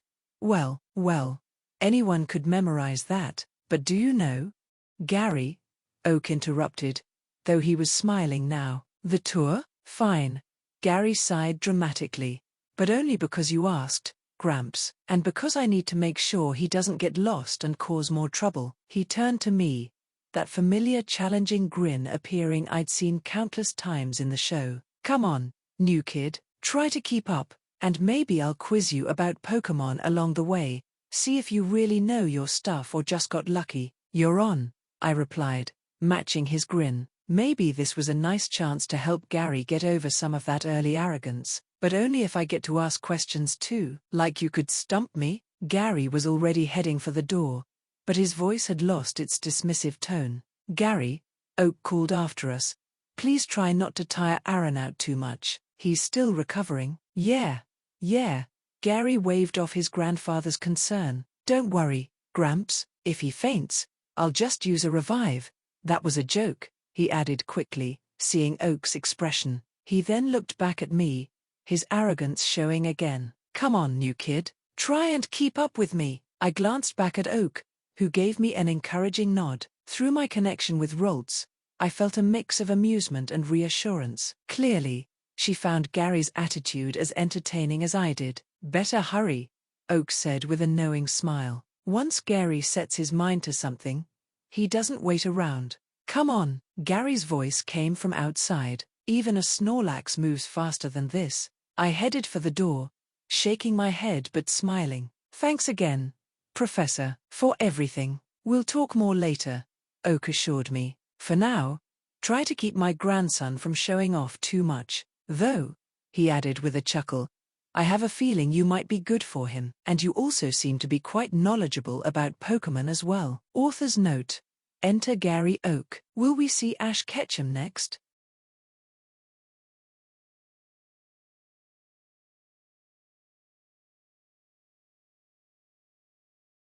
Volume 1 Chapter 3. A Pallet Town Tour. After quickly catching up with Gary, we walked down the path from Professor Oak's laboratory. My new child-sized legs were still getting used to their shorter stride, but at least the soreness from yesterday was fading. Gary immediately launched into his self-appointed role as both tour guide and examiner, his spiky hair bouncing with each confident step. I had to hide a smile. After all, seeing the future researcher as a precocious kid was quite amusing. Okay, new kid, pop quiz, Gary declared, pointing at a Pidgey perched on a nearby fence. What's the basic moveset of a wild Pidgey? And don't just guess, I can tell when people are guessing. The question was pretty basic, exactly what you'd expect a smart 5 or 6-year-old who grew up in a Pokémon research lab to know. Tackle, Gust, Quick Attack, and Sand Attack. Whirlwind if it's a particularly talented one, I answered without hesitation. The Pidgey turned its head to look at us, as if acknowledging the discussion about its species. Gary's eyebrows shot up, but he quickly masked his surprise with a scoff. Well, duh.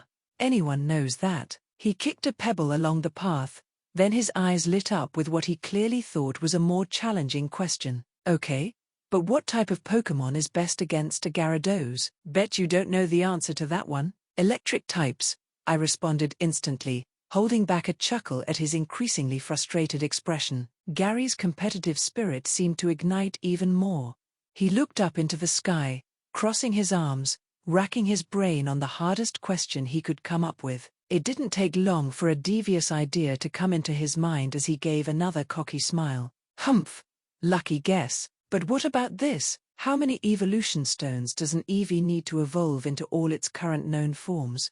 Actually, Eevee only needs 3 stones for evolution: Thunderstone for Jolteon, Waterstone for Vaporeon, and Firestone for Flareon. Its other evolutions require different conditions, like evolving during day or night, or based on friendship. When I answered, Gary's triumphant smile melted away, leaving him stunned. These were all pretty basic questions that any casual Pokémon fan would know, but to a little school kid, they probably seemed like advanced knowledge. And no way. Gary's face scrunched up in frustration. How did you? I just learned that yesterday from Gramps' notes. We quickly passed the local Pokemart, its blue roof gleaming in the sunlight, and as we did so, Gary fired question after question. With each correct answer, Gary's expressions cycled between impressed, annoyed, frustrated, and determined. I could almost see the gears turning in his head as he tried to think of harder questions. Finally, after I correctly explained that a Pikachu can only evolve with a Thunderstone, I decided it was my turn. Looking up at the sky, I suddenly remembered one of my favorite early episodes of the anime, the one where Ash releases his Butterfree so it can live happily with its new mate. There had been this scene where the Butterfree performed their courtship dances, their wings seemingly glowing with different patterns. It was the kind of specific detail you'd only know from watching that particular episode, and from there were plenty of things you could infer, enough to spark a rather niche question. So just for fun, I decided to roll with it. Hey Gary, I said, what color do a Butterfree's wings glow during their mating season dance, and how does the pattern change between male and female? Gary's confident stride faltered. He scratched his head, face scrunching in concentration. Well, obviously they, glow bright, and the males are different from the females somehow. I felt a little bad watching him struggle, but it was fascinating seeing the usually cocky Gary Oak at a loss. This was exactly the kind of specific detail that wouldn't be in basic Pokémon biology books, especially ones written for kids. You'd only know this if you'd actually witnessed a Butterfree mating season, or watched that specific anime episode. Want a hint? I offered, trying not to smile too much, fully aware I'd half bullshitted the question myself with no real way of verifying the answer. After all, there was only so much you could infer from a few brief animated scenes, which, to be honest, were obscure even to me since I had only watched those episodes when I was just a kid. However, if there was one thing I knew about Gary Oak, it was that his pride wouldn't allow him to ask me for help, and I was soon proven right. No way, Gary protested. I've been reading every book in Gramps' library, even the boring ones about bug-type behaviors. He kicked another pebble, muttering under his breath. Maybe it was in that chapter about seasonal Pokémon activities. Wow, I was genuinely impressed by the kid. Even at such a young age, he was reading books intended for much older children. I contemplated whether the children in this world were inherently more advanced than those on Earth, or if Gary Oak was an exceptional individual. It seemed likely to be more of the latter. After all, in this world, Gary Oak was the grandson of the esteemed Professor Oak. It's okay not to know everything, I said gently. Even Professor Oak probably doesn't know every single thing about every Pokémon. But I'm gonna be even better than Gramps someday, and even a great Pokémon champion, Gary declared, though his voice had lost some of its earlier swagger. I bet that's not even in any of the books. Where'd you learn something that specific anyway? Oh, around, I said vaguely, wondering how I'd explain knowing something from a TV show that didn't exist in this world. It was strange having knowledge from watching anime episodes that hadn't happened yet, and might never happen exactly the same way in this timeline. Around? What's that supposed to mean? Gary demanded, his natural curiosity as a researcher to be shining through. Did you read some secret research paper I don't know about? Come on, tell me. His genuine enthusiasm for knowledge was breaking through the arrogant facade now. I could see why he and Ash had such a unique rivalry. They were both incredibly passionate, just about different aspects of Pokémon. Maybe give it some more thought. I'm sure you'll reach the answer eventually. Or is that too much to handle for the great Professor Oak's grandchild? Well, you're clearly wrong, new kid. That was just a funny joke, so I had more time to still think about that Butterfree question. Gary insisted as we walked through Pallet Town, kicking another small pebble along the path. He seemed to like doing that whenever he was frustrated. I'm just building dramatic tension before I blow you away with my amazing Pokémon knowledge. Pretty sure we passed that point a while ago, don't you think? Shut it, new kid. With Gary distracted by his thoughts, I was finally able to take in my surroundings properly. The anime had never adequately portrayed Pallet Town. Instead of the tiny collection of houses I remembered from the show, the town spread across several gently rolling hills, each slope dotted with well-maintained homes and gardens. The morning sun was shining across the landscape, highlighting just how alive this world really was. My heart thudded against my ribs. I was actually here, in Ash Ketchum's hometown, the real Pallet Town. Not just some animation on a screen, but a living, breathing place. The air itself felt different, fresher somehow, with an underlying energy that made my skin tingle. Was that the natural energy of this world? The same force that powered Pokémon moves and evolution? Arceus, I think I'm about to cry. This was simply amazing. Wait a second. Since when did I start saying Arceus's name instead of, well, whatever? I quickly stopped thinking about that. Hey, Gary, I said, interrupting his ongoing muttering about possible wing patterns.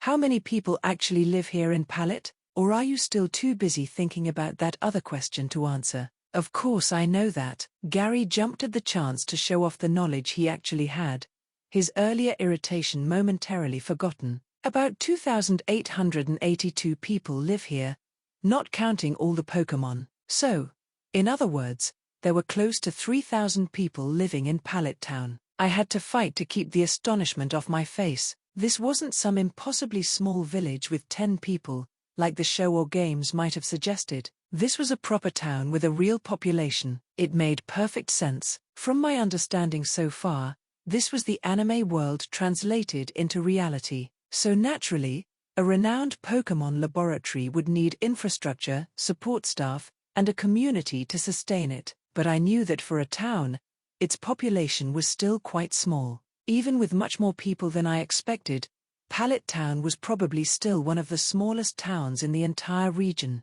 We followed a winding path past several smaller shops. I noticed a bakery where a Poliwhirl was helping carry trays through the front door, its blue circular-shaped body moving with surprising grace as it balanced multiple items. The sweet scent of fresh bread mixed with something uniquely different, probably berries I'd only ever seen in the games or show before. A group of younger children ran past us, chasing after what appeared to be a playful Rattata, its tail wagging joyfully as it easily stayed ahead of its pursuers. We soon reached what appeared to be the heart of town, where a large, modern-like building stood proudly. The sign read Professor Oak's Primary School in bright letters, with a Pokeball symbol cleverly incorporated into the design. The architecture was a pleasant blend of traditional and modern elements, warm brick walls alongside large energy-efficient windows, solar panels on the roof next to what looked like a small greenhouse. The front courtyard featured several trees I didn't recognize,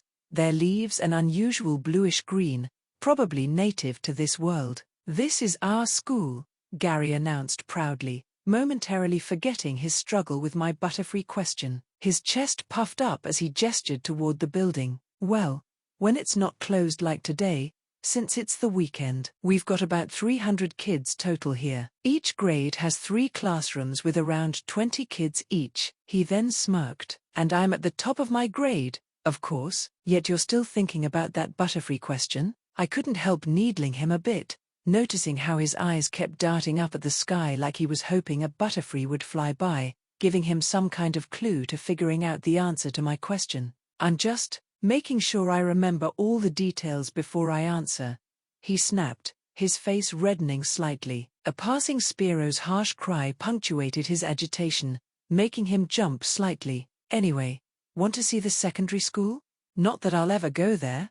Oh, why not? That's for kids who don't become trainers, Gary scoffed, pointing to another building visible in the distance. Its architecture was slightly more traditional than the primary school, with ivy climbing the walls and a bell tower rising from the center. Ages 11 to 15. But who'd want to go there when you could be out catching Pokémon instead? Only boring people choose that over becoming a trainer. It seemed like the secondary school was like a middle school of sorts. Do you guys have a third school for older children? I asked, looking around. To my question, Gary simply shook his head. Kids who want to keep going to school after secondary school have to travel to Viridian City. As we walked along the street, I noticed how even the pavement was designed with Pokémon in mind. There were smaller parallel paths perfect for four-legged Pokémon to walk alongside their trainers, and the occasional shallow water feature that seemed designed for water types to cool off in. This world really was built around the coexistence of humans and Pokémon. Gary kept making excuses about why he still hadn't answered my Butterfree question,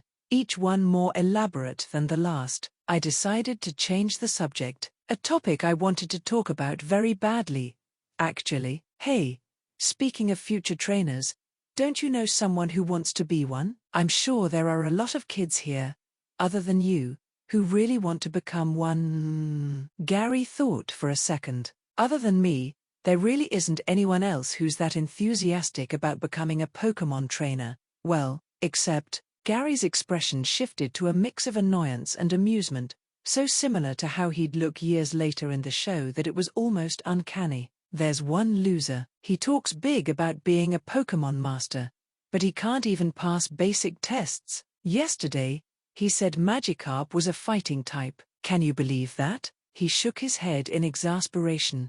Really? Someone like that resides here, too? Where does he live? I tried keeping my voice casual despite my heart racing with anticipation. Was I finally about to meet the real Ash Ketchum? Over this way, Gary pointed, leading us down a winding street lined with modest homes. Each had its own small garden, and I noticed several had what looked like Pokémon-specific features. There were bird houses designed for flying types, small ponds, and sturdy posts that could serve as scratching posts for larger Pokémon. Though I don't know why you'd want to meet him. He's such a... Before Gary could finish his sentence, we reached a modest two-story house with a red roof and a small garden. It was exactly like I remembered from the show, but somehow more real, more lived in. The paint showed slight wear in places, there were toys scattered in the yard, and a small vegetable garden grew along one side.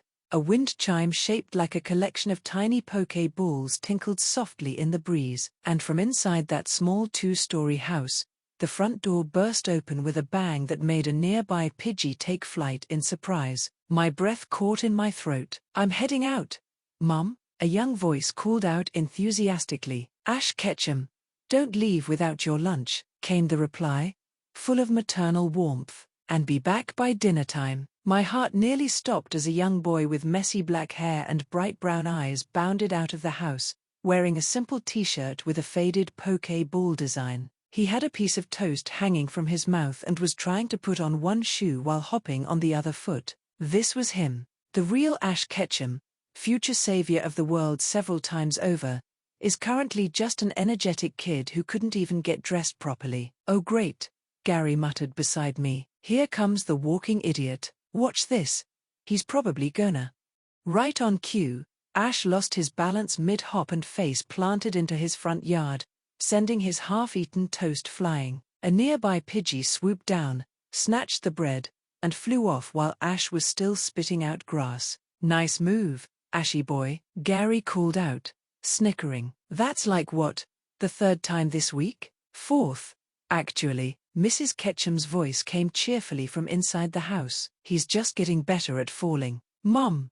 Ash yelled, jumping to his feet and brushing himself off. His cheeks were red with embarrassment, but there was that familiar light in his eyes, the same look that would one day face down legendary Pokémon without flinching. I didn't fall. I was practicing my Pokémon catching technique. Oh yeah?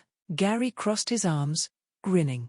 And what Pokémon were you trying to catch? The ground? No, I was. Ash finally noticed me standing there and immediately switched topics. Hey, who's that with you? This is Aaron, Gary said before I could speak. He's staying at the lab with me, and unlike you, he actually knows stuff about Pokémon. Watch this. Hey Aaron, what's the evolutionary line of a Nidoran male? I opened my mouth to answer, but Ash beat me to it. That's easy. Nidoran evolves into a Nidoking. Wrong. Gary facepalmed so hard I worried he might hurt himself. It goes Nidoran, Nidorino, then Nidoking. See, this is why you're never gonna be a Pokémon master. I am too gonna be a master. Ash shot back. Just you wait. I'll catch every Pokémon there is. You can't even catch your breakfast, Gary muttered, making me snort despite trying to stay neutral. I'm Aaron. I cut in quickly before they could really start arguing. Nice to meet you, Ash. So you want to be a Pokémon master? Huh? Ash's frustration with Gary immediately transformed into an enthusiastic smile. You bet I am. I'm gonna be the greatest trainer ever. I've already started studying. He proudly pulled out a crumpled piece of paper from his pocket. See? I drew all the Pokémon I'm gonna catch. Gary peered at the paper and burst out laughing. What's that supposed to be? A Snorlax? No. It's a Charizard. I looked at the drawing. It appeared to be a blob with triangles sticking out of it. If you squint really hard and maybe turn your head sideways, it might look vaguely dragon-shaped. Maybe. Are you sure? Gary asked, wiping tears from his eyes. Because it looks more like a Ditto that messed up its transformation after sneezing or something. Ash crumpled the drawing back into his pocket. Well, you're wrong, Gary. Maybe you're not as smart as you think you are if you can't even tell that was a Charizard. If you think I'm stupid, then you wouldn't even have a brain. That's not true. I'm way smarter than you, at least. Yeah. Right. If you think you're so smart, how about you answer me this question? What's the color pattern of a butterfree during its mating season? Gary supplied, throwing my own question, one I had stumped him with, back at Ash. Oh, well, they turn rainbow-colored? Ash guessed. That's not even close, Gary declared, though I noticed he still wasn't offering the correct answer. Well, what's your answer then, Mr. Know-It-All? Ash challenged. Yeah, Gary, you really walked right into that one. Gary tugged at his collar. And why would I waste my breath trying to explain the answer to a loser like you? You clearly wouldn't understand it anyway. Ash pointed triumphantly. You don't know either. I totally know. I just can't bother wasting my time with an idiot who thought a Magikarp was fighting type. Hey, you would have thought so too if it suddenly smacked you right in the face. Yeah, because only a person with half a brain would stare too close in amazement when seeing a stupid Magikarp for the first time, Gary snickered. I watched their back and forth with growing amusement. It was like watching a preview of their future rivalry. I've always found their dynamic in the anime entertaining to watch. Gary with his book smarts and snark, Ash with his stubborn, short-tempered attitude. Even now, I could see how they pushed each other to be better, even if neither would admit it early on. Ash Ketchum. Mrs. Ketchum's voice rang out again. You still haven't taken your lunch. Oh man. Ash spun around, nearly tripping again. Coming, Mum? Try not to fall this time. Gary called after him. Or at least fall toward the house. It'll be faster. Very funny. Ash shot back just before running into the house. He's hopeless, Gary said beside me, shaking his head. See what I have to put up with? Yeah, I think I have a good grasp of it, I replied as I looked at the door of the house Ash went through. After another couple of seconds, Ash emerged, his backpack now stuffed to bursting. A corner of what looked like a sandwich wrapper poked out from the top, and he had somehow already managed to get a smudge of what might have been jam on his cheek. Did he eat another piece of jam bread on the way out? All set, he announced, patting his backpack. Mom packed extra because she said I'm a growing trainer. He made air quotes with his fingers, beaming with pride at the word trainer. You're not a trainer yet, Ashy boy, Gary reminded him with a smirk. You don't even have your license. Well, I will be soon. That's why I've got to practice. Ash started bouncing on his toes with barely contained energy. Come on. I want to show you guys this awesome new technique I figured out. I've been watching how the professional trainers do it on TV, and... Pass, Gary cut him off, already turning away. I've got better things to do than watch you embarrass yourself again. I saw my chance and took it. Actually, I'd like to see the park, I said, trying to sound casual. Gary, you haven't shown me around that part of town yet. Gary shot me a look that clearly said traitor. The park? It's just a bunch of grass and trees, nothing special. Perfect place to learn about local Pokémon, though, right? I pressed. You were just telling me about the different species that live around here. I could see Gary's ego warring with his desire to avoid Ash. Finally, he heaved a dramatic sigh. Fine, but only because you clearly need a proper education about Pallet Town's Pokémon. Someone with actual knowledge needs to be there. Or who knows what nonsense he'll tell you. Great. Ash pumped his fist in the air. Race you there. We're not racing, Gary started, but Ash was already running ahead, narrowly avoiding tripping over his own feet again. Author's note. The Chosen One is here. Volume 1 Chapter 4. Unexpected Encounters and Revelations. The park was alive with the sounds of nature. Pidgey cooing in the trees, the rustle of grass where Rattata scurried through, the gentle buzz of Butterfree floating past. Nothing like the grand locations Ash would one day visit, but I could see how this simple park could inspire a young trainer's dreams. Currently, me and Gary were resting on a nearby wooden bench after exploring the park with Ash. While taking a rest, we watched Ash practice his throwing technique. He's been at it for quite some time now. Okay, check this out, Ash said confidently as he gripped a small rock, adopting what he clearly thought was a professional stance, legs spread wide, arm cocked back. I've been practicing this throw for weeks. This should be good, Gary muttered beside me, crossing his arms, but I noticed he was still watching intently. The key is in the wrist action, Ash explained seriously. See, when you're catching a Pokémon, you gotta be quick but also precise. Like this. Before he could demonstrate, his stomach let out a loud growl that could rival a Growlithe's bark. He rubbed the back of his head sheepishly.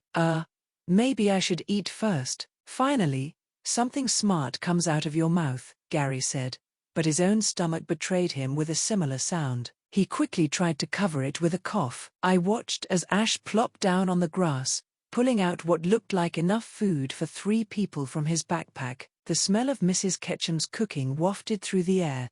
It seemed even in his younger days, Ash was just as much of a glutton. Hey Gary, I said, noticing his poorly concealed glances at Ash's lunch. Why don't we grab something from that store I saw on the way here? Anything's better than watching him eat, Gary agreed quickly. Hey, loser, try not to choke while we're gone. Very funny, Ash called back through a mouthful of food. But you're missing out.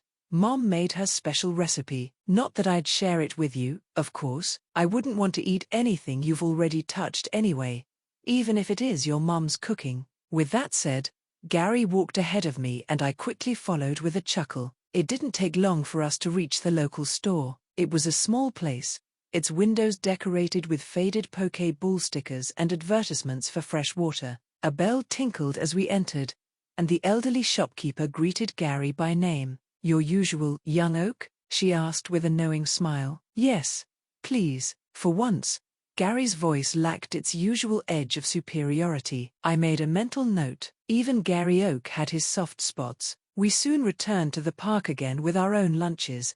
Gary had gotten what he claimed was the best sandwich in Pallet Town. As we approached our previous spot, I saw Ash had spread out his drawing paper again, apparently giving his Charizard artwork another try while he ate. This time, it looked more like a Dragonite with a sunburn. I was going to comment on it when a girl with flowing brown hair ran past us. I had only gotten just a short glimpse of her face, yet something inside me jolted like I'd been struck by a Pikachu's thunder shock. My body moved before my mind could catch up.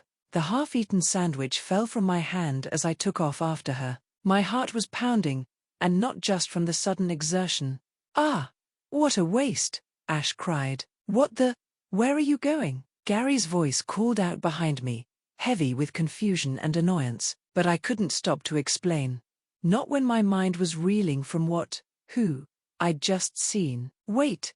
I shouted after her, but this only seemed to make her run faster. Her brown hair streamed behind her like a banner as she darted between the park's scattered trees. The girl darted around another tree, and I followed, only to nearly crash into it when she suddenly changed direction. "I just want to talk," I yelled out again. She glanced back, her brown hair whipping around, her expression clearly saying, "Yeah.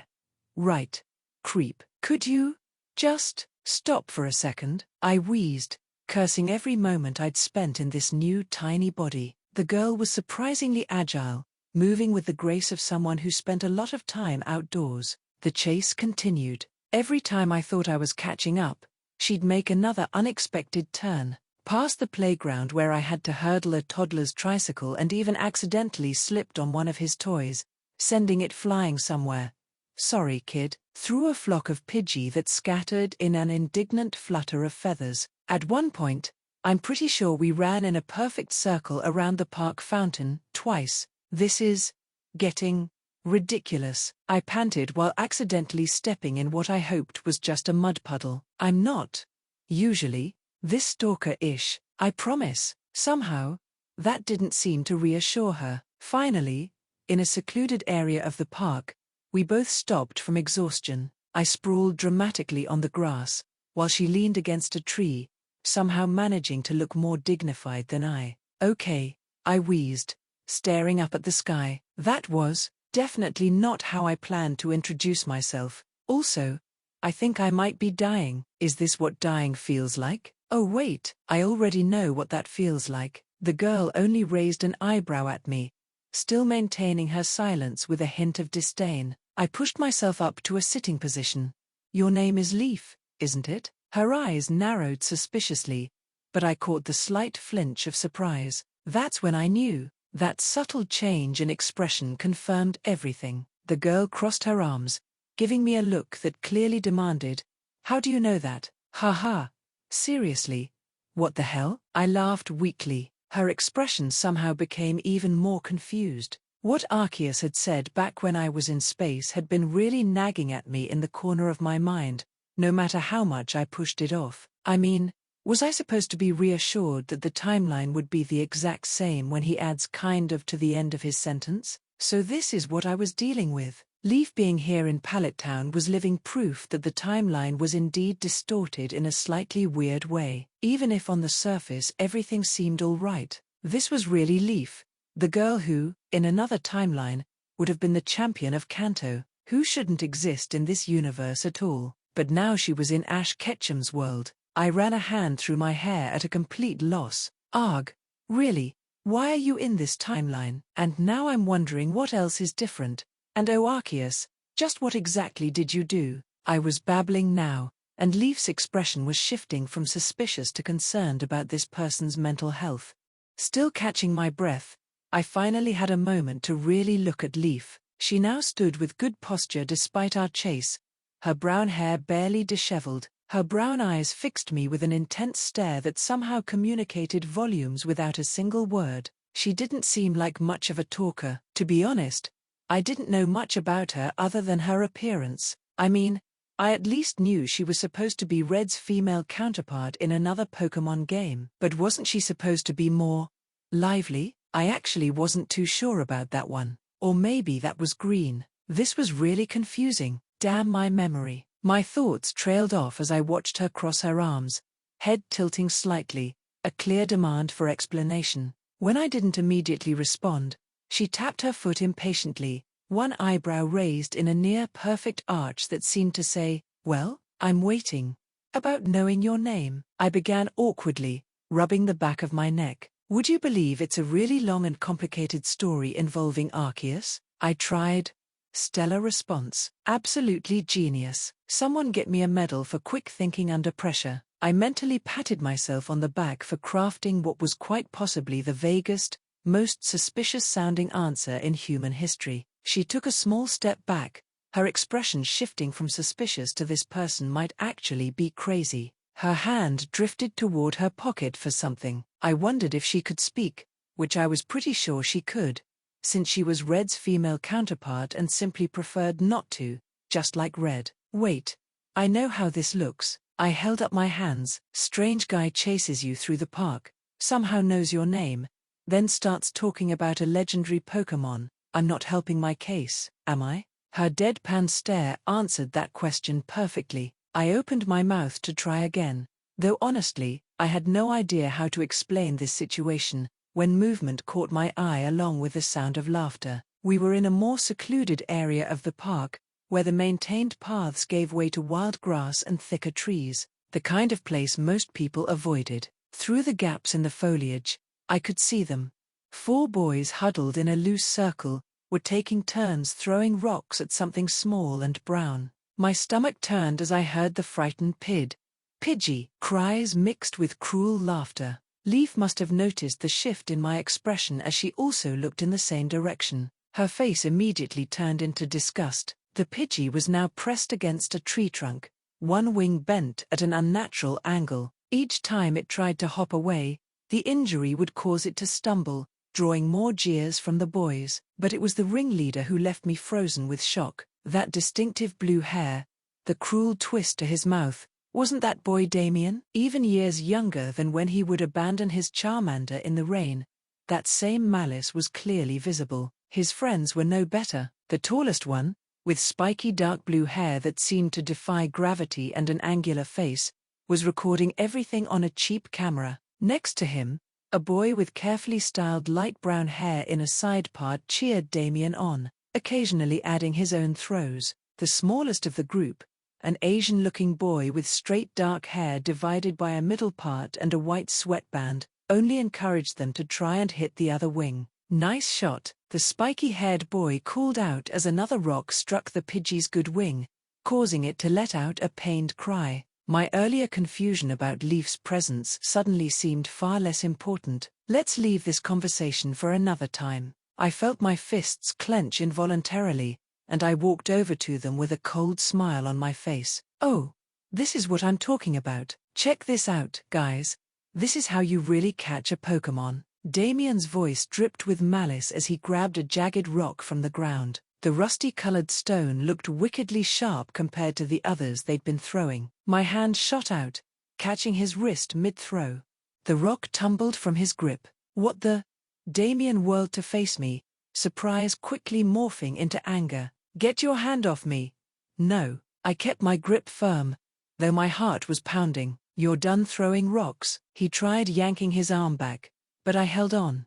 Who do you think you are? The Pokémon police? I'm someone who doesn't like watching kids torture injured Pokémon for fun. Damien's face twisted into an ugly sneer. It's just a weak Pidgey. Who cares? There's like a million of them around here. Just a Pidgey? The casual cruelty in his voice made my stomach turn even more.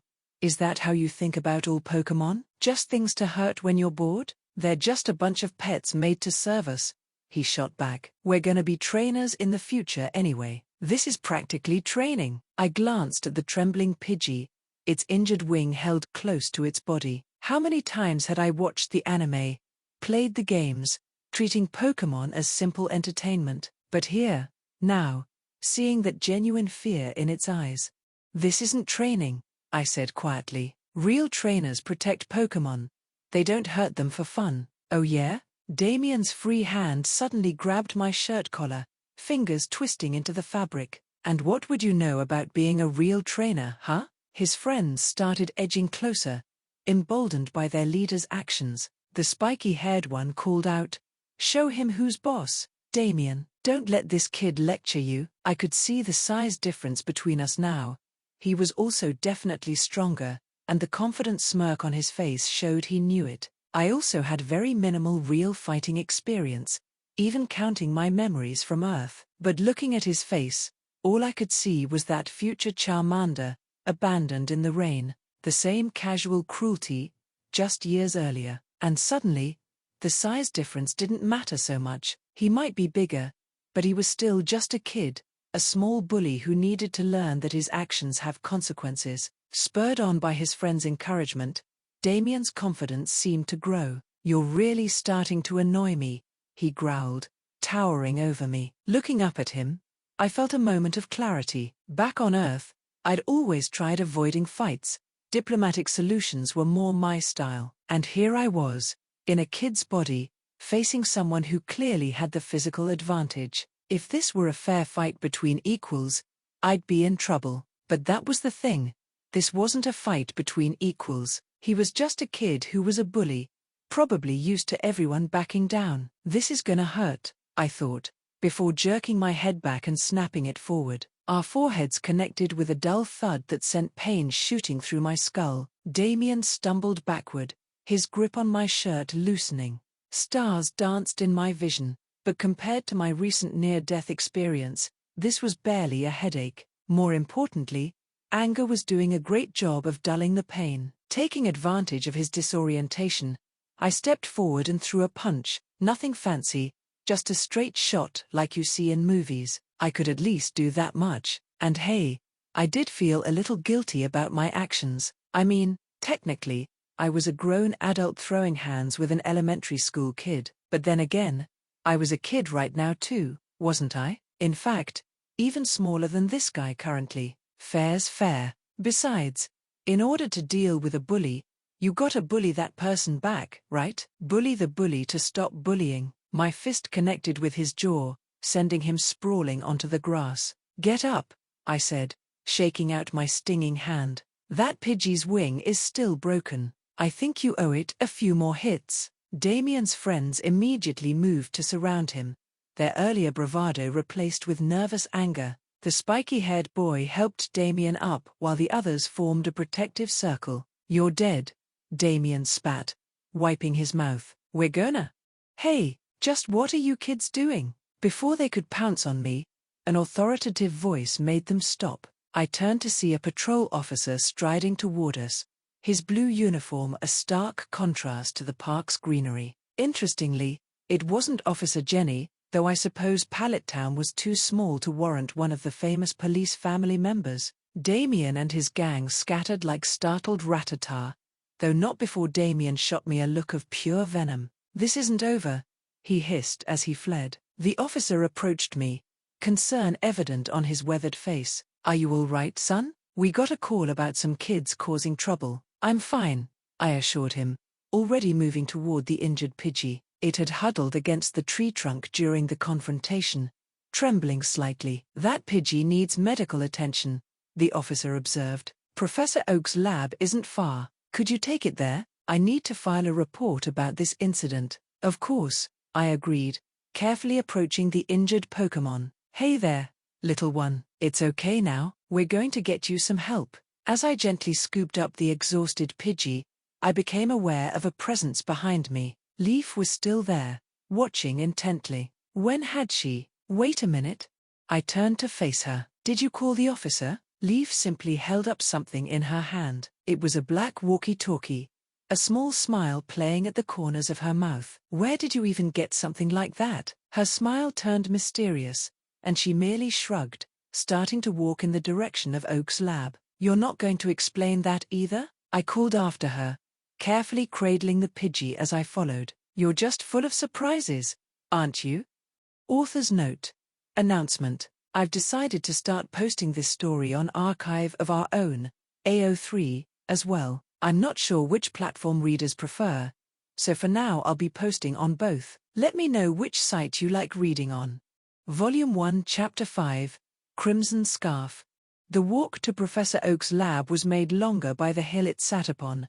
Who builds a research facility at the top of a hill anyway? By the time we reached the entrance, I was out of breath again, though I tried to keep my movement smooth for the Pidgey's sake. We barged into the main lab and Professor Oak looked up from his research papers as we entered, his eyes immediately focusing on the injured Pidgey in my arms. "My word," he said, rising quickly from his desk. "Sophie, we need assistance in the medical bay." A young woman with round glasses and a lab coat hurried over, gently taking the Pidgey from my arms. "Poor thing," she murmured, examining the wing. What happened? Yes, I'd like to know that as well, Professor Oak said, his usually cheerful face serious. I explained about Damien and his friends, trying to keep my voice steady despite the lingering anger. Oak's expression darkened as I described the rock throwing, though his eyebrows rose slightly when I mentioned the killer headbutt I gave the brat. I see, he said finally. Sophie, let's get that wing properly treated. It looks like a clean break, thankfully. As they disappeared into the medical bay, I found myself alone with Leaf in the main laboratory. The silence stretched uncomfortably until I felt a tap on my shoulder. How did you know my name? The voice startled me so much I nearly jumped. After all that silence, hearing her speak was like having a Gengar suddenly materialize beside me. Her voice was clear and firm, matching the determined look in her eyes. Wow, I thought, she really can speak, and she's just as stubborn as any protagonist I've ever seen in the games. After gathering myself, I forced a smile. Would you believe it was a lucky guess? Her glare intensified. Clearly, she wasn't buying it. It appears that I needed to improve my ability to formulate good excuses. Look, I said, already gently steering her toward the door. Thanks for your help with calling the officer. Really saved us there. But you should probably head home now. It's getting late, and I'm sure your parents are wondering where you are.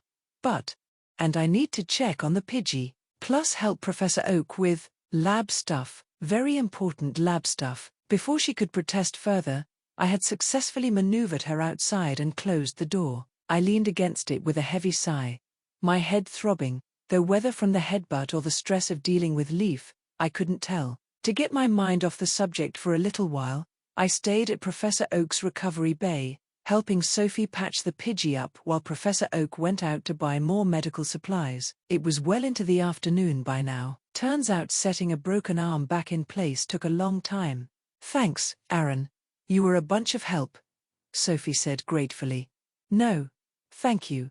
I learned a lot. Now we just need to wait on Professor Oak to come back with the healing potions. The experience, although taxing, had given me knowledge on how to properly treat a Pokémon's broken wing. I was sure this was going to be helpful in the future. Just then, we were suddenly interrupted by the lab door slamming open with enough force to make the nearby research papers flutter, revealing Gary Oak. He seemed to like making entrances like that. There you are. Gary's voice cut through the peaceful atmosphere. His normally styled hair was slightly disheveled, and his face was flushed with what I could only assume was a mix of anger and exertion. What is wrong with you?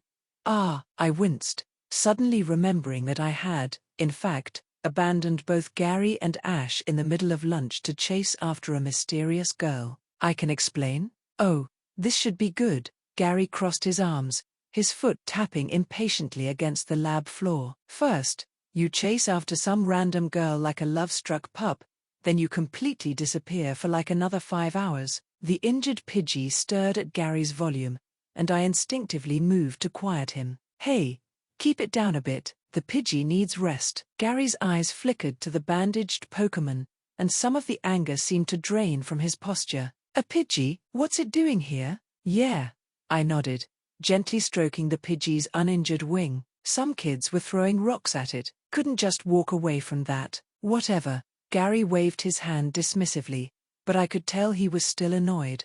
Just don't do it again, and you better tell me what happened with that girl. Ashy Boy is convinced you saw a ghost or something. Right, I chuckled. That reminds me. What do you know about Damien and his friends? This was probably a good time to ask Gary about any information on if he knew Damien and Leaf. So I asked about it. Gary leaned against a nearby counter. Those losers? They're second years, grade above us in primary school. Think they're hot stuff because they think they're some sort of gang. He rolled his eyes. Why? Were they the ones who hurt this Pidgey? Yeah, does Ash know them?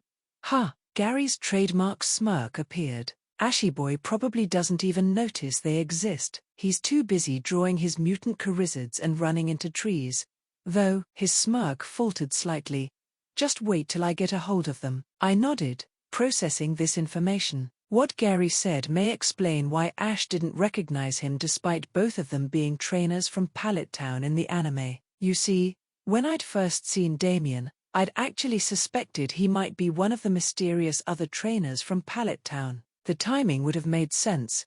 Being ahead of Ash's group, he would have challenged Misty's sisters instead of Misty herself, explaining why she didn't recognize him later. And Brock's non-recognition? Damien probably just skipped the pewter gym altogether when he saw it was a rock type, with an actual serious gym leader, taking an easier route with his Charmander. The typical thought process for a third-rate villain, although I vaguely remember him mentioning that he caught the Charmander. Did he lie about that too? The only thing I wasn't aware about was whether he decided to wait another year before setting off on his journey or not. Well, not that I really cared. Nonetheless, at least in this timeline, Damien was a resident of Pallet Town, much like Leaf. Whether that was intended as canon or not, I could never be certain. What about Leaf? I asked after organizing my thoughts.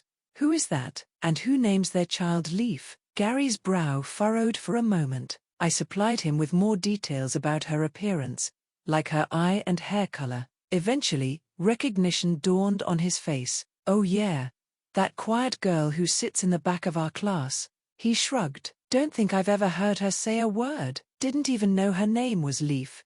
PFT. He snickered. Well, despite Gary not knowing her name, he at least recognized her. That was all I needed. But now I had a new mystery to ponder. In the show, we knew there were 4 trainers, including Ash. Looking at Damien and Leaf, I couldn't help but wonder if I was looking at the other 2, at least in this timeline. Leaf, I knew for sure wasn't canon. As for Damien, well, I still really wasn't sure. We'll see, I thought, watching the Pidgey's peaceful breathing. Whatever changes Arceus had made, I had a feeling things were going to get very interesting, and very annoying fast. Just as I was contemplating what to make of this strange new development, Sophie walked into the room with her usual calm smile. Hey guys, Professor Oak just called. He'll be back later tonight. He asked if you 2 could have dinner with Roltz. Gary and I quickly agreed, though Gary couldn't hide his irritation. I'm starving.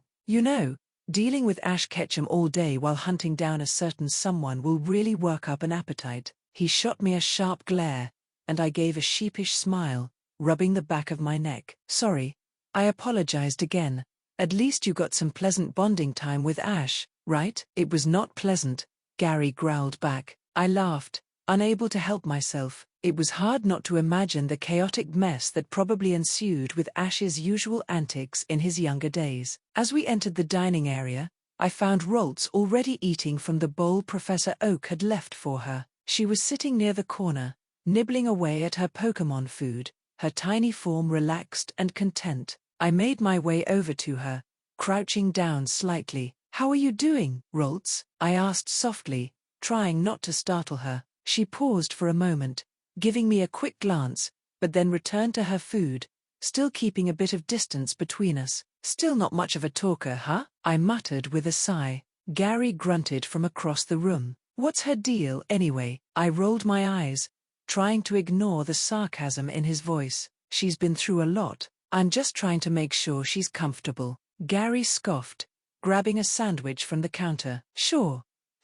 Comfort is good, but I'm here for food. I smiled, watching Roltz for a moment. I could tell she was more at ease, though she didn't show it much outwardly. Through our little connection, I could feel a soft pulse of relief coming from her, like she was glad I had finally come back. I crouched down a little further, watching her closely. Roltz, I whispered softly. I'll be here, okay? I'm not going anywhere. I made a mental note. In the future, I'll make sure to spend more time with her. She looked up at me for just a moment. Then, as if satisfied, she returned to her food. Gary, meanwhile, was stuffing his face with food, clearly not bothered by the situation. I couldn't blame him. We had both been through a lot today. After double-checking that Roltz was still comfortable, I got my own food and sat down next to Gary before scarfing down food. I didn't realize it before, but gosh, was I hungry?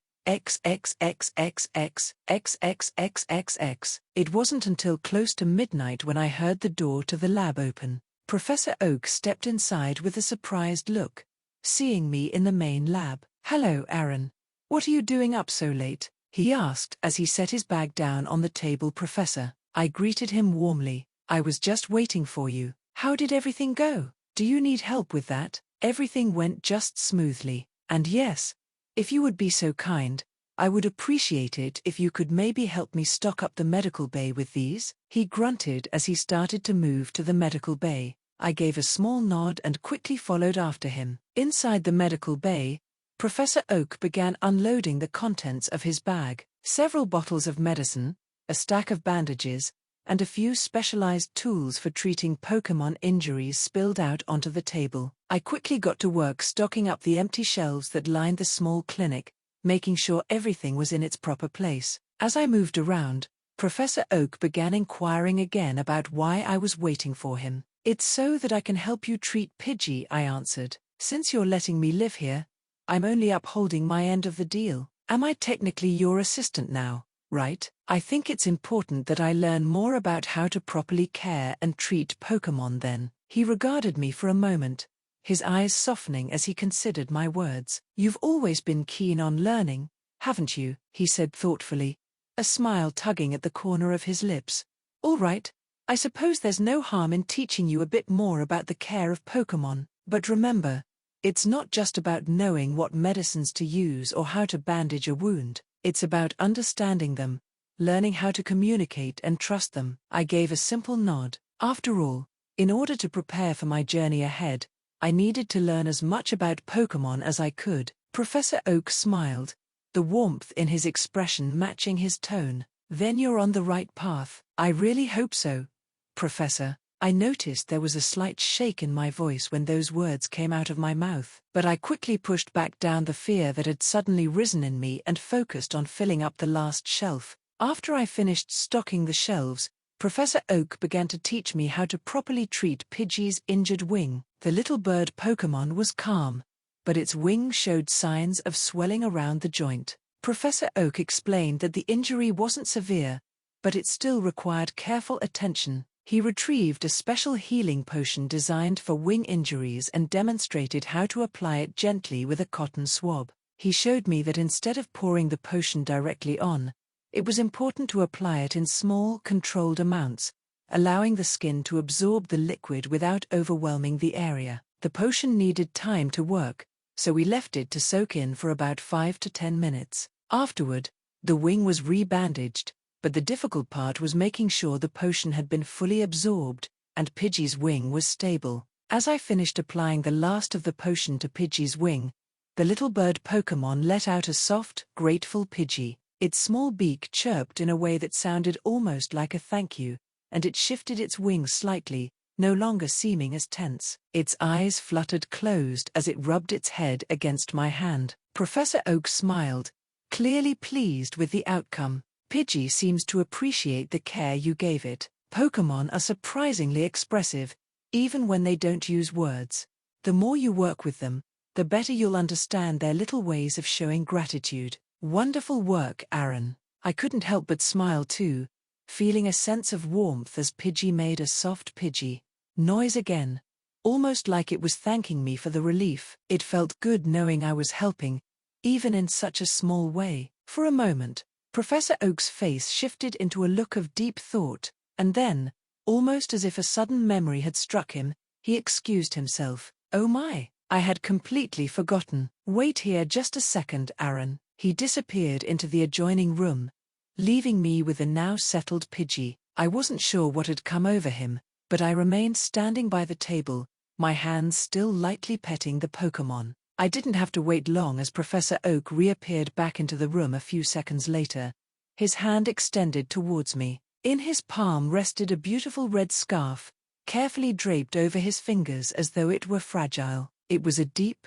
vibrant shade of crimson, woven with intricate patterns that glimmered faintly in the dim light. The texture was soft, yet unmistakably durable, the kind of fabric that looked as if it had been handcrafted with immense care. I blinked, momentarily stunned. There was something about it, something that tugged at my chest in a way I couldn't quite place. A strange, overwhelming wave of emotion crashed into me, grief, longing, and a kind of hollow ache that I couldn't understand. It was as if the scarf itself was pulling at something deep inside me, something I didn't know I had lost. I took a step forward, my hands trembling as I reached out for it, unsure why my body was reacting like this. My fingers brushed the scarf, and it was like a dam had broken inside me. I realized, with startling clarity, that the emotions I was feeling weren't my own. They were his, the emotions of the real Aaron Skyfall, the boy whose body had somehow become mine. I looked up at Professor Oak, my throat tightening as a lump formed. Professor Oak scratched his head with a guilty look on his face. You see, Aaron, I actually found this deep in your pants pocket the other day. I had meant to give it back to you sooner, but I was fascinated by its material. He explained carefully. I ran some tests and found out this scarf was woven by a special kind of silk, a material that's not only incredibly durable but also quite expensive. It's the kind of thing you wouldn't find just anywhere. I'm sorry I kept it away from you for so long. I should have known it was important to you. I barely heard his words, though they seemed to echo in my mind. All I could focus on was the scarf in my hands, the way it felt as if it belonged to me. I couldn't remember. I could only feel the connection between this piece of cloth and the life I hadn't lived, the life that was buried deep in the forest, where Aaron Skyfall had died. The scarf had been so carefully made, crafted with so much love, that it was clear the boy who had owned it had done everything in his power to keep it safe. He hadn't known of its durability, but he had taken great care to protect it, even in the face of danger. That alone, that desperate need to protect something so simple, overwhelmed me. I held the scarf tighter, feeling a strange compulsion to never let it go. My body seemed to resist the very idea of putting it down, and it made no sense, but it didn't need to. This scarf was his, Aaron Skyfall's, and somehow, it had become mine. I didn't know how to explain it, but I knew, deep down, that I would never let it leave my possession. It was as if my body was refusing to part with it, an instinct, a primal connection, that left me feeling both fragile and anchored at the same time. And then, as if the floodgates had finally opened, the tears came. I couldn't stop them. I felt the sobs rack my body, uncontrollable, as if every emotion I'd been carrying inside me had just been waiting for this moment. The grief, the loss, the weight of someone else's past, all poured out in a flood I couldn't contain. Professor Oak stood silently, watching me as the sobs shook my frame. He didn't say anything, just let me cry. The sound of my tears filled the room, raw and desperate, as the night stretched on. I didn't know how long it had been, or how long I would continue to sob, but I knew one thing for certain: I wasn't crying for me. I was crying for him, for Aaron Skyfall, and the life he had lost. Somewhere deep inside, I could hear his voice, soft but firm. Don't let go. Never let go. And I knew, in that moment, that I never would. Author's note. Phew, seems like things are finally starting to fall into place and giving some closure to our dead boy. The scarf has been acquired. What's next? Please feel free to share your thoughts in the comments. I'd love to respond and maybe even poke at a few of your thoughts. I really enjoy interacting with readers and seeing what everyone else is thinking. Once a good amount builds up, I'll start answering some of the questions I see in future chapters, so don't hold back. Volume 1, Chapter 6. Observations 1. The afternoon sun filtered through the laboratory windows as I sat cross-legged on one of Professor Oak's plush reading chairs, completely absorbed in a research book on psychic-type Pokémon behavior patterns. The gentle hum of various machines provided a soothing background noise that had become familiar over the past few weeks. The lab always smelled like a mixture of sanitizer and old books, a scent I'd grown to associate with peaceful afternoons. You're going to burn your eyes out reading like that. Gary's drawling voice cut through my concentration. I glanced up to see him sprawled across the leather couch opposite me, lazily tossing berry-flavored candies into his mouth. The wrapper crinkled with each new piece he unwrapped. Says the guy who hasn't moved from that couch since summer break started, I retorted, rolling my eyes. You're starting to leave a permanent impression on the leather. Although, to be fair, while he was on that couch, he had been reading another one of his Gramps books. Someone's got to test how comfortable Gramps' furniture is. Gary stretched dramatically. It's a tough job, but somebody's got to do it. What exactly are you reading anyway? It's Professor Elm's research book on psychic-type empathy patterns, I replied, flipping to the next page. Did you know that Rolts can sense emotional states from up to half a mile away? Though usually they only tune into the emotions of those they trust.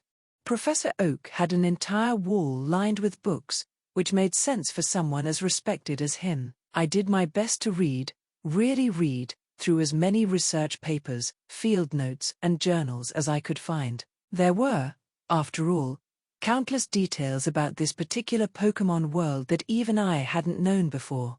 For example, there was far more information on animals than the games or anime ever showed. Herbivores were still common, but true carnivores were nearly extinct. Many omnivores had gradually shifted toward herbivorous diets over generations, and Pokémon themselves had pushed traditional predators out through sheer competition. Between stronger adaptations, elemental abilities, and territorial behavior, most non-Pokémon carnivores simply couldn't keep up.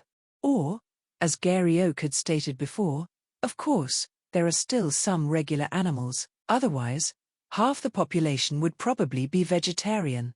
Pokémon meat existed too, though that was a gray area and heavily regulated. Intelligence levels, emotional capacity, and even social behavior factored into what was considered acceptable. That was why Magikarp meat was far more abundant and widely consumed. It reproduced quickly, most already had lower cognitive benchmarks, and was already farmed in large numbers. Other Pokémon meats were treated as rare, exotic delicacies and required strict oversight.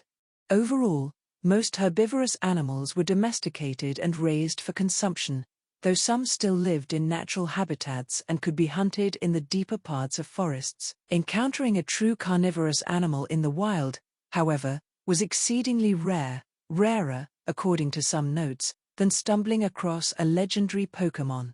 I also learned more about how the regions were connected, or rather, how disconnected they still were. Information didn't flow freely between them the way I'd expected, at least not yet. Each region functioned almost like its own country, with separate governing bodies, research institutions, and cultural priorities. Travel existed, of course, but it wasn't nearly as casual or widespread right now.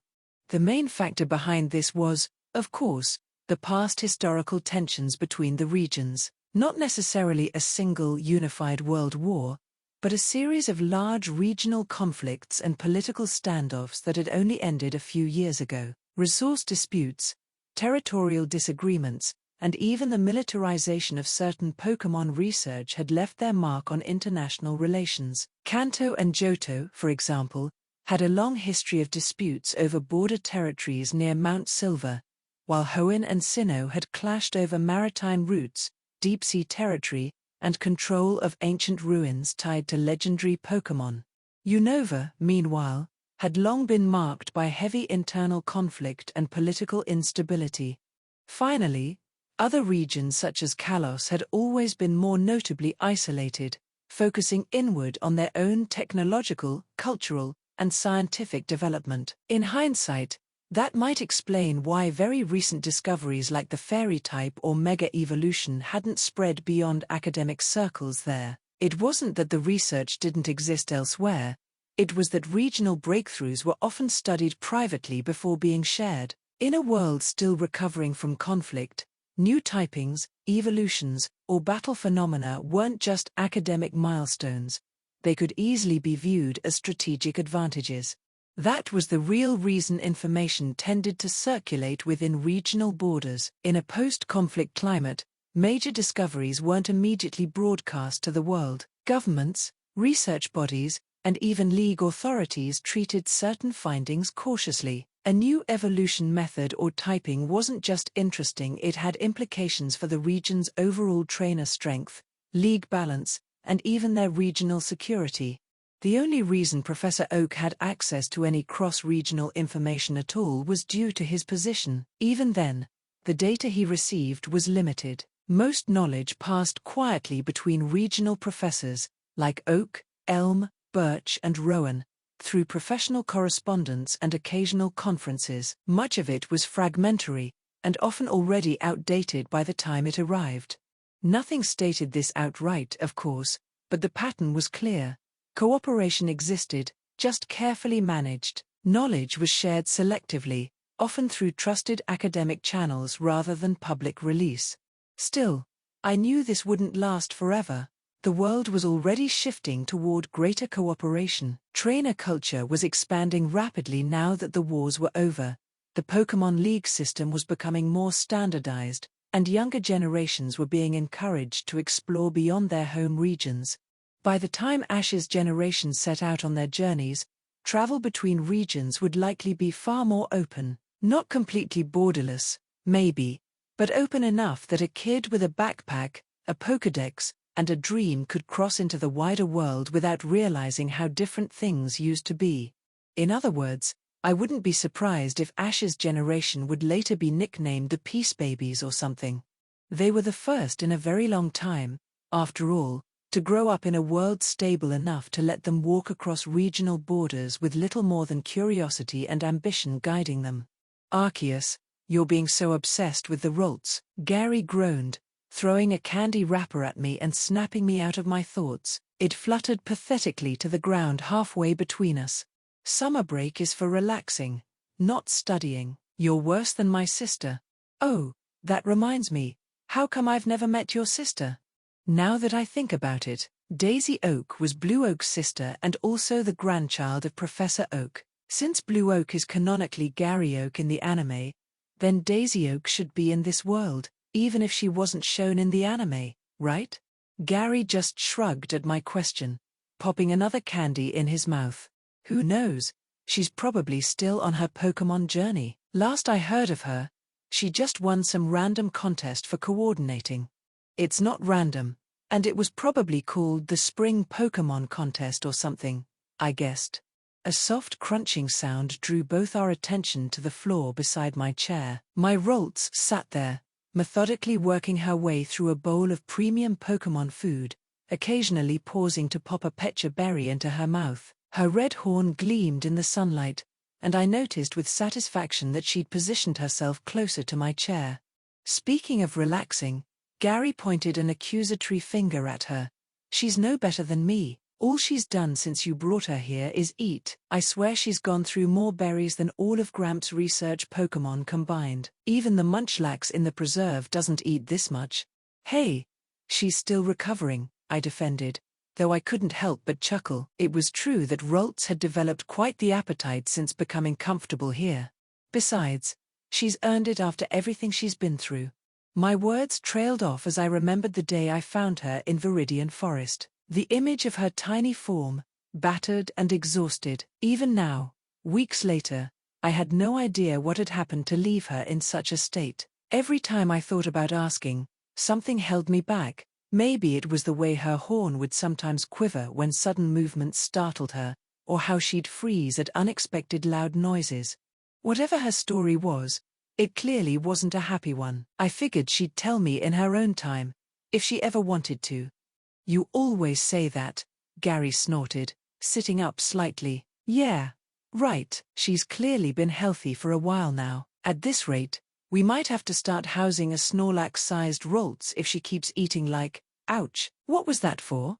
A small piece of Pokémon food had bounced off Gary's forehead with near-perfect accuracy. Rolts continued eating as if nothing had happened, but I swore I could see a slight smirk beneath her bowl-cut hair. Her psychic abilities might currently be weak, but her aim was definitely improving.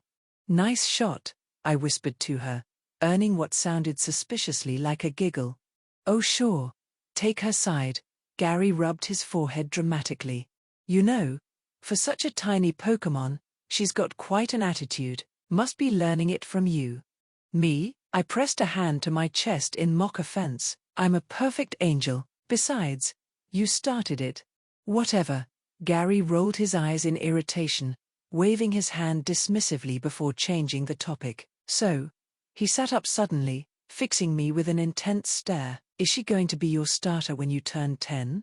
The question caught me off guard, and I felt my chest tighten. Truth was, I'd been avoiding thinking about it. That day in Viridian Forest had felt like destiny, finding her injured, bringing her to safety, watching her slowly heal and grow stronger. But the thought of forcing her into a Pokéball, making her my Pokémon without her full consent, it didn't sit right with me. That's not my decision to make, I said finally, looking at Roltz. If she wants to come with me when the time comes, I'd be honored. But I won't catch her unless she chooses it herself. You're way too nice, you know that? Gary said, but his tone was thoughtful rather than mocking. Most trainers would have caught her the moment they found her. Yeah, well, I'm not most trainers, I replied quietly, or not a trainer at all. Yet. Roltz paused mid-bite and made a sound that could only be described as a derisive snort. She turned her head slightly, just enough for me to catch a glimpse of her eyes beneath her green hair, and the look she gave me clearly conveyed her thoughts on the matter. The very idea of a human catching her seemed to amuse her greatly. I think that's your answer, Gary laughed, flopping back onto the couch. Looks like you'll be hitting up Gramps for a regular starter after all. Maybe you can get a nice, obedient Bulbasaur instead of this little troublemaker. We'll see, I shrugged, returning to my book with a smile, although I couldn't hide the slight disappointment in my tone. Out of the corner of my eye, I saw Roltz pause her eating again, her horn twitching slightly. Just for a moment, I felt a whisper of something, not quite emotion, not quite thought, but somewhere in between. Then it was gone, and she was back to munching on her berries as if nothing had happened. Huh, that was weird. I made a mental note to read that chapter on psychic connections again, just in case. The afternoon grew quiet again. Gary was sprawled across the couch with an overly bored expression, clearly trying to figure out what to do next. After all, lying around was nice and all, but there was only so long a person could enjoy doing absolutely nothing. 3 minutes later, as if struck by a sudden burst of explosive inspiration, he shot upright and made his way to the computer sitting in the corner of the room. It was an old, clunky-looking machine, the kind that wheezed when you booted it up and probably had a fan that sounded like a small dying animal. Gary dropped into the chair and started clicking away. I wasn't particularly interested in whatever he was doing. I had a book. I had Roltz contentedly demolishing her afternoon snack beside me. Life was fine. About half an hour passed. I glanced up from my page. Gary was still at the computer, hunched forward, mouse clicking rapidly, muttering under his breath, occasionally punctuated with a quiet, satisfied ha. What was he doing over there? Curiosity, as it tends to do, won. I set down my book and wandered over, leaning to peek over his shoulder. On the screen was a Pokémon game? He was mid-battle, a weeping bell wilting under the assault of his Growlithe's ember. The pixelated animation played out, and the opposing Pokémon fainted with a little canned sound effect. Gary leaned back just slightly with the air of a general observing a successful campaign. What's this? It's one of those games, Gary said casually. It's on a site called Pokebattles, pretty popular, you know. He glanced at me sideways. What? Don't tell me you're not even familiar with Pokémon games. No, I said mildly, I'm pretty familiar. Honestly, I shouldn't have been that surprised. In a world where Pokémon were real, it made a strange kind of sense that there would also be video games about Pokémon, a way for younger kids, ones who weren't old enough to get a starter or go on a journey yet, to scratch that itch. I watched Gary navigate through the menus. He entered another battle, and I watched as he proceeded to defeat his opponent's team. Granted, his opponent actually did pretty well, taking out his Growlithe and Spearow, but that didn't stop Gary from continuing his online bullying. By the time the third Pokémon appeared, Gary had already tabbed over to the chat box and was typing one-handed. The great Gary Oak. Too easy lol. Try harder next time. Acutely don't bother. Becuace you'll still lose. The opponent started typing back, something frantic and full of lots of exclamation marks. Gary didn't even look at it. He finished the battle, accepted his win, and leaned back in the chair with a smirk that I was fairly certain he had been born wearing. Ha, he cracked his knuckles. Too easy. Honestly.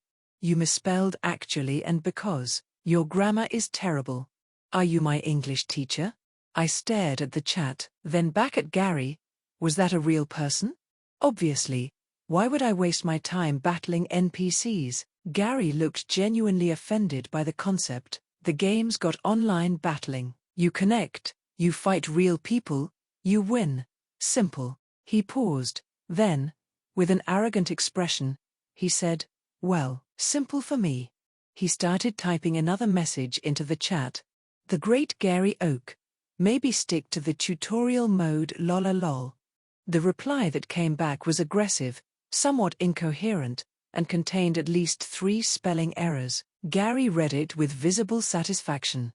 "You sure like trash talking," I pointed out bluntly.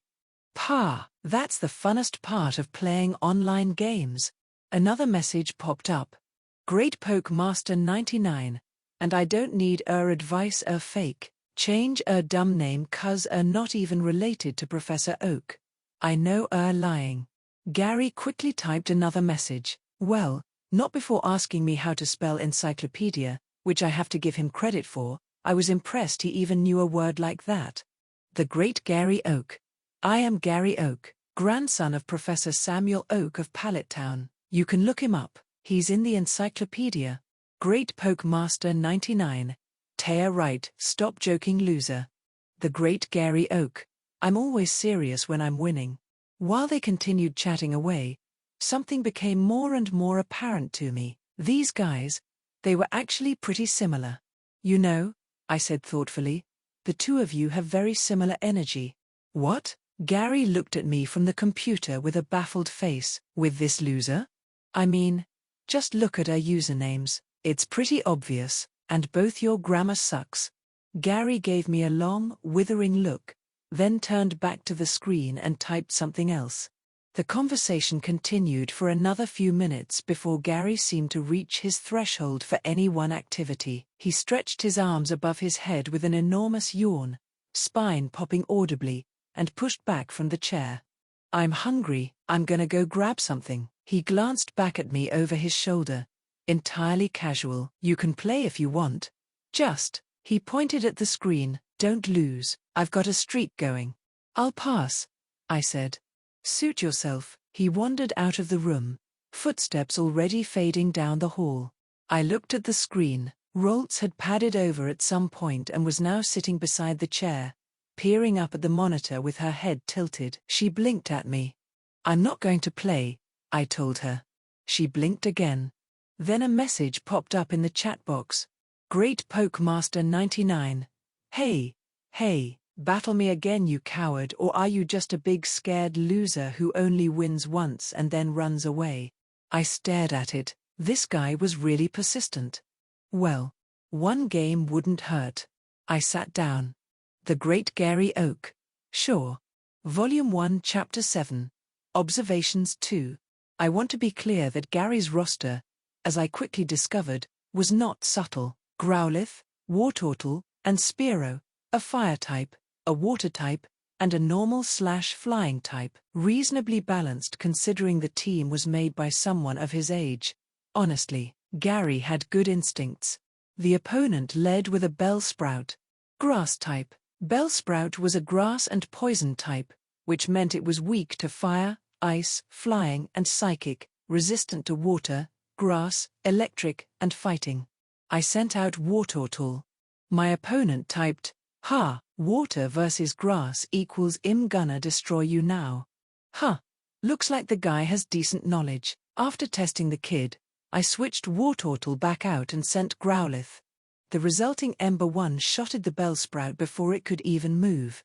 "Hey, what the heck?" my opponent complained. They led with a Geodude next. Rock and ground type, weak to water, grass, ice, fighting, and steel, particularly weak to water. I sent Wartortle back out. Growlithe took a seat. Geodude used Defense Curl. Wartortle used Water Gun. I continued to just spam water moves until Geodude fainted. The last Pokémon was a Pidgey, which, and I felt genuinely a little bad about this, had no real answer for Wartortle's Water Gun either, and even if it had, Spearow was right there waiting, normal and flying. The game was already over. I finished the battle, accepted the win, and leaned back slightly. The game really was pretty straightforward once you had a firm grip on the type chart. It was no wonder Gary had been calmly demolishing people. Even at his age, he'd clearly absorbed enough Pokémon knowledge growing up around his grandfather's lab to run rings around most of the player base. Which, actually, made the whole thing mildly impressive in a very specific way. I typed, "Nice game. You actually know a decent amount about Pokémon for your age. Keep it up." The guy, however, didn't accept my praise. Instead, he seemed to get even angrier for some reason. Great Poke Master 99. Shut up, SC Roo you big loser, making fun of me. Aren't you acting all nice now after being a stupid jerk and beating me again? Screw you, idiot. I stared at that for a moment. What a mouthful of a message. The Great Gary Oak. I genuinely meant it as a compliment. Great Poke Master 99. Die. The Great Gary Oak. You instantly identified that Wartortle was a water type, and had a type weakness against your Bellsprout in the first round. A lot of people wouldn't have made that connection. I tried giving more encouraging words, but they seemed to be having the very opposite effect I intended. Pokemaster 99:I told you I don't need advice from a fake. The Great Gary Oak. Hey, don't be so mad, kid, you'll win next time. Just find easier opponents. Great Pokemaster 99. I told you to stop making fun of me. The Great Gary Oak. I'm not kid, I promise. Great Pokemaster 99. I'm not a kid. I hate you DLO sir, I hate this game I'm not playing anymore and it's your fault. Ah, I guess using the word kid was the little guy's final straw. I guess I did let that one slip out due to my older mental age. And then, nothing. The typing indicator flickered and then went still. They'd gone offline, most likely to go do something extremely loud and physical as a coping mechanism. I recognized the energy. In the end, I had just unintentionally made some little kid rage quit a game. Was I actually worse than Gary? After a minute, I shrugged and was reaching to close the window when a small pop-up appeared at the bottom of the screen. Friend request from Great Pokemaster 99. Accept? Y/N. I blinked at it. A friend request, from the same guy who had just logged back in. I sat there for a second, slightly baffled by the complete 180 this implied, and then clicked Y because, honestly, I was curious. Immediately, the private message box opened. Great Pokemaster 99. Hey. I frowned slightly. The Great Gary Oak. Didn't expect you to want to be friends after that. Great Pokemaster 99. Hey you jerk, don't be mean to my brother. Ah, not the same person at all. The Great Gary Oak. So you're that guy's older brother or something? Great Pokemaster 99. That's right, and I've got a thing or two to say to you. How dare you make my little brother run off crying? Who do you think you are? I leaned slightly away from the screen, though this did nothing. Right, so the younger one had gone running to an older sibling after logging off, and the sibling, clearly of the same extremely specific personality type, had immediately commandeered the account to dispense justice. This family had a very consistent brand. The Great Gary Oak. He held his own pretty well for his age. I was just encouraging him. Great Pokemaster 99. Don't try to compliment your way out of this, and don't talk to me like I'm a little kid pal. I paused. The Great Gary Oak. You are a kid, aren't you? Another pause. Longer this time. Great Pokemaster 99. That's not the point. The point is you made my brother cry. I'm gonna make you regret that. Right. I figured it would end up like this. I sat there for a moment, reading back through the conversation. His overprotective nature reminded me of my older sister. We went back and forth a little more, the older brother insisting I had been unspeakably cruel, me gently pointing out that I'd actually complimented his younger sibling, him insisting that didn't make it better, me noting that the friend request had come unprompted from their end, until eventually I figured I should probably mention something so that there wasn't any confusion later on. The Great Gary Oak. By the way, I should probably tell you, this isn't actually my account. Great Pokemaster 99. What? The Great Gary Oak. It belongs to a friend. I was playing for a round while he was out of the room. He's Professor Oak's grandchild, and believe it or not, he's really the real one. Great Pokemaster 99. I don't care who is Professor Oak anyway, doesn't matter to me. What the? Did this kid seriously not know who Professor Oak was? The Great Gary Oak. Wait, you seriously don't know who Professor Oak is? How do you not know while your younger sibling does? Was this guy actually less knowledgeable about the world than his own younger brother? Maybe because the guy felt the judgment in my questioning, he replied earnestly. Great Pokemaster 99. Stop making fun of me. Who cares about that? What's important is what you just said earlier. The conversation went back. Great Pokemaster 99. So you're telling me, the person who beat my brother is not even the actual the Great Gary Oak? The Great Gary Oak. Yeah, the Great Gary Oak beat him first and did the trash talking. I just played the second round. A long pause later. Great Pokemaster 99: You should have told me that first, you idiot. For the first time, the guy used caps. The Great Gary Oak. Sorry. Great Pokemaster 99. Whatever, bring that other guy over then. I'll give him a piece of my mind. I was midway through typing another message when footsteps returned from down the hall, and Gary reappeared in the doorway, half a sandwich already in hand, looking pleasantly smug. Did you win? He asked, mouth partly full. Yeah.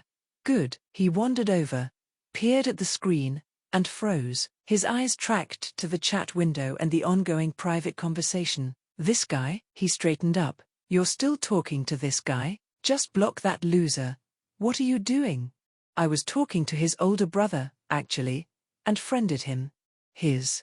What? Why? Gary grabbed the back of the chair. Move. I'm unfriending him.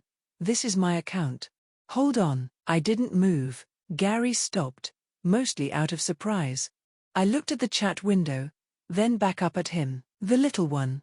He actually knows his type matchups pretty well. He recognized I was running War Turtle. He just doesn't know how to apply it under pressure yet. Gary stared at me flatly. So?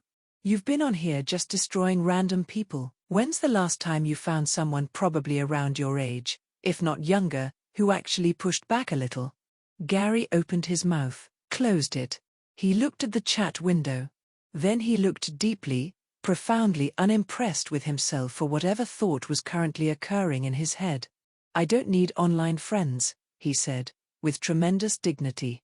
Be for real. You just spent half an hour flaming some other kid online. Trash talking is fun. He made a noise that was not quite a word and grabbed the mouse. For a moment, I thought he was genuinely going to unfriend them. Instead, he clicked on the chat box, thought about it for approximately 2 seconds, and then typed.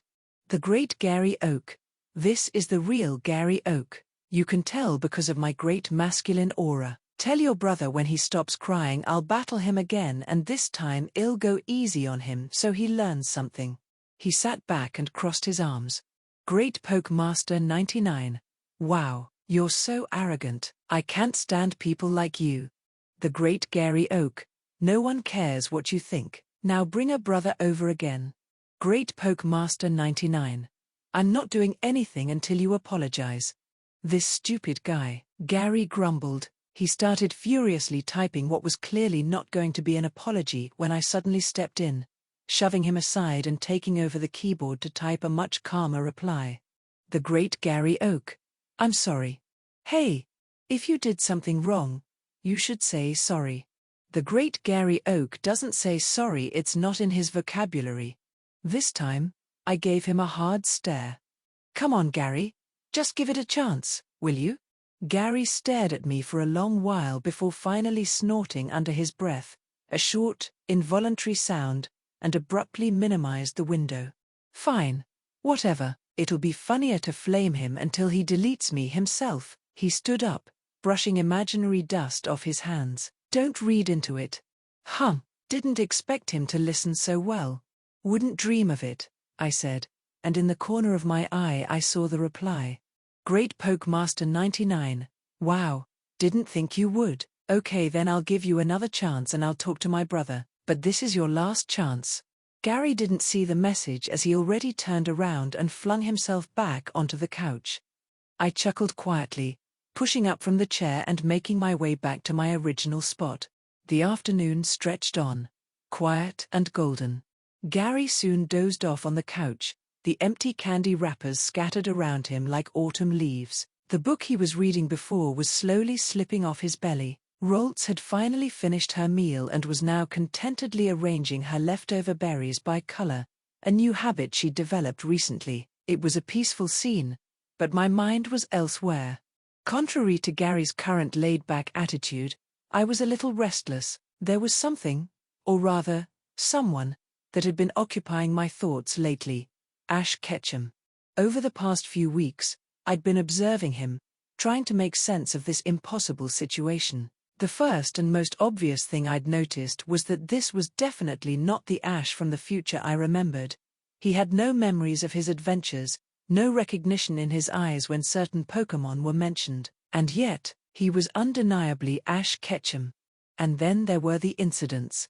Last week, I'd watched him chase his mom's grocery list that had blown away in the wind. Instead of running after it normally like any 6-year-old would, he proceeded to do a one-handed handstand on a fence post, caught the piece of paper with his feet, flipped it onto his other free hand, and dismounted with a perfect landing. He didn't even seem to realize how absurd it was. Then there was that time when I saw him climbing a large tree in the park, reaching for a trapped Pidgey. He was able to set the Pidgey free, but before I could shout a warning, the branch he was holding onto snapped and he fell, plummeting 30 feet to the ground. And by the end of it, he seemed to be in pain but just gave a goofy grin afterwards as he waved the free Pidgey goodbye. He'd just saved the Pidgey, fell from a height that should have broken a bone or two, and then walked away with only a couple scratches. What a crazy world I live in. Hey, I whispered to Roltz, who tilted her head curiously in my direction. Want to help me with my notes again? If you do, I'll give you more Pecha berries. She considered for a moment before nodding, shuffling closer to my chair. I pulled up my notebook, where I'd been documenting my observations. You see, I've been running some basic experiments lately, just little tests here and there to try to make sense of this world, this reality, that I've found myself in. And the more I dig into it, the more it becomes clear. Things aren't exactly the same as the world I remember. It's more realistic in a way, but also different in a way I can't explain with just words. It's almost like the rules that govern everything here are more set, more rigid. For instance, I've been observing the people here, humans, like me, and I've come to an interesting conclusion. The people in this world, they're about 2.5 times stronger, and a lot tougher than the ones back on Earth. I mean, sure, that makes sense when you think about it. They're able to withstand all sorts of things that would send someone from my world to the hospital in a heartbeat. I've seen people in the anime take hits, fall down, only to get right back up and keep going. But it's more than just sheer muscle. It's their resilience. Their bodies, they don't break as easily. Their stamina lasts longer. Their bones, stronger. And it's not just the humans, either. The Pokémon here, they've got this insane toughness built right into them. It's like they're all made from a different material altogether. I suspected it has something to do with aura, the life force that flows through every living being in this world. It's what I've come to believe is responsible for the difference. Slowly but surely, my attunement to aura has also been increasing day by day. The more I learn about it, the more I understand it, the more it seeps into me. Maybe it's just because I've gotten better at sensing it, but the connection, especially between me and the Roltz, has grown stronger. But here's the thing I don't get. When I concentrate hard enough, I can actually see something. A flicker, a glimmer of something that feels almost familiar. It's faint, but it's there, and it's not from anyone else, not from any of the other people I've encountered. It's only Ash's aura that I can see, just his, no one else's. The flicker comes from him, and him alone. Even Professor Oak, who I spent hours with daily, was completely invisible to my developing sense. Why him? I thought. Why can I only see his aura?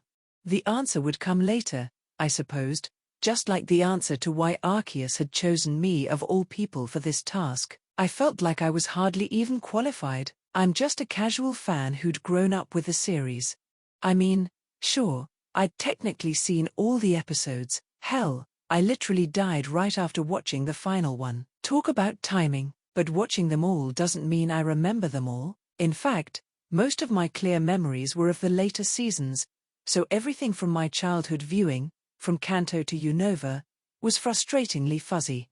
Arceus. I was 6 years old when I first discovered Pokémon? Sitting cross-legged on the carpet, watching Ash and Pikachu on my friend's hand-me-down TV. Now at 19, those memories are like trying to piece together a dream after waking up. I still knew the main events, but the details? They're like trying to catch smoke with your bare hands. I can only hope they gradually come back to me once things get rolling. Hopefully, writing things down will help my memory too. I just have to be careful, but from what I know, I was confident I was writing in a language that doesn't exist in this world, which means I don't have to worry about someone accidentally discovering my secrets. There was also a period when I was younger, when I went absolutely nuts over the manga. Weeks of nothing but reading under my blanket with a flashlight, obsessing over the darker storylines, the complex battles, all that deeper lore stuff. My sister thought I was finally growing out of it. If only she could see me now. But that was years ago, and even those memories are starting to fade. And my game knowledge? Please, the last time I seriously played a Pokémon game, I was still one of those kids hanging around the SS Anne, convinced that if you used strength on the truck, you'd find Mew. In my defense, I was only 7 or 8 at the time, playing on my friend's ancient-looking Game Boy. Of course, that was just a lie my friend told me.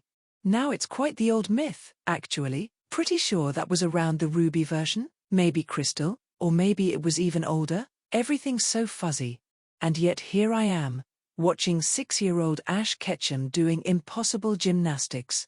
I should do something, right? Teach him some basics at least. How to properly aim a Pokeball would be a good start. I remember him being hilariously bad at that. Some survival skills wouldn't hurt either, considering how often he got lost in my fuzzy memories of the show.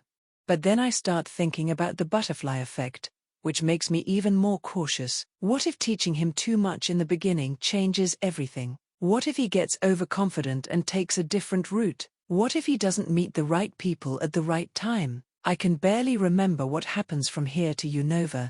How am I supposed to know which moments are crucial to his development and which ones I can safely mess with? For all I know, him being terrible at throwing Pokeballs at the start might be some cosmic necessity. Maybe if he actually catches that first Pidgey he sees, he never ends up with Pikachu. Then what happens to all those world-ending scenarios that I vaguely remember him stopping?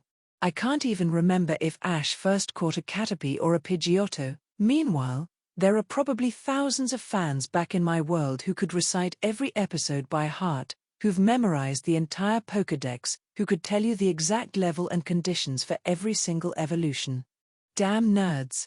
But no, Arceus picked the guy whose most recent Pokémon experience was absent-mindedly watching the final episode before getting hit by, well, that's not important now. I've got to figure this out. Maybe start small, tiny nudges instead of big changes. The question is, what counts as a tiny nudge when you're dealing with someone who's going to become the most important trainer in the world? Roltz placed another berry on my notebook, this time arranging it in the shape of a question mark. Yeah, I chuckled weakly, that's exactly how I feel about all this too. Roltz responded by floating another berry onto my notebook, more insistently this time. All right, I laughed, closing the book. Break time it is, but you know, Gary's right about one thing, you really are developing quite the attitude. Her only response was to telekinetically drop a berry on my head, with perfect accuracy. Author's note.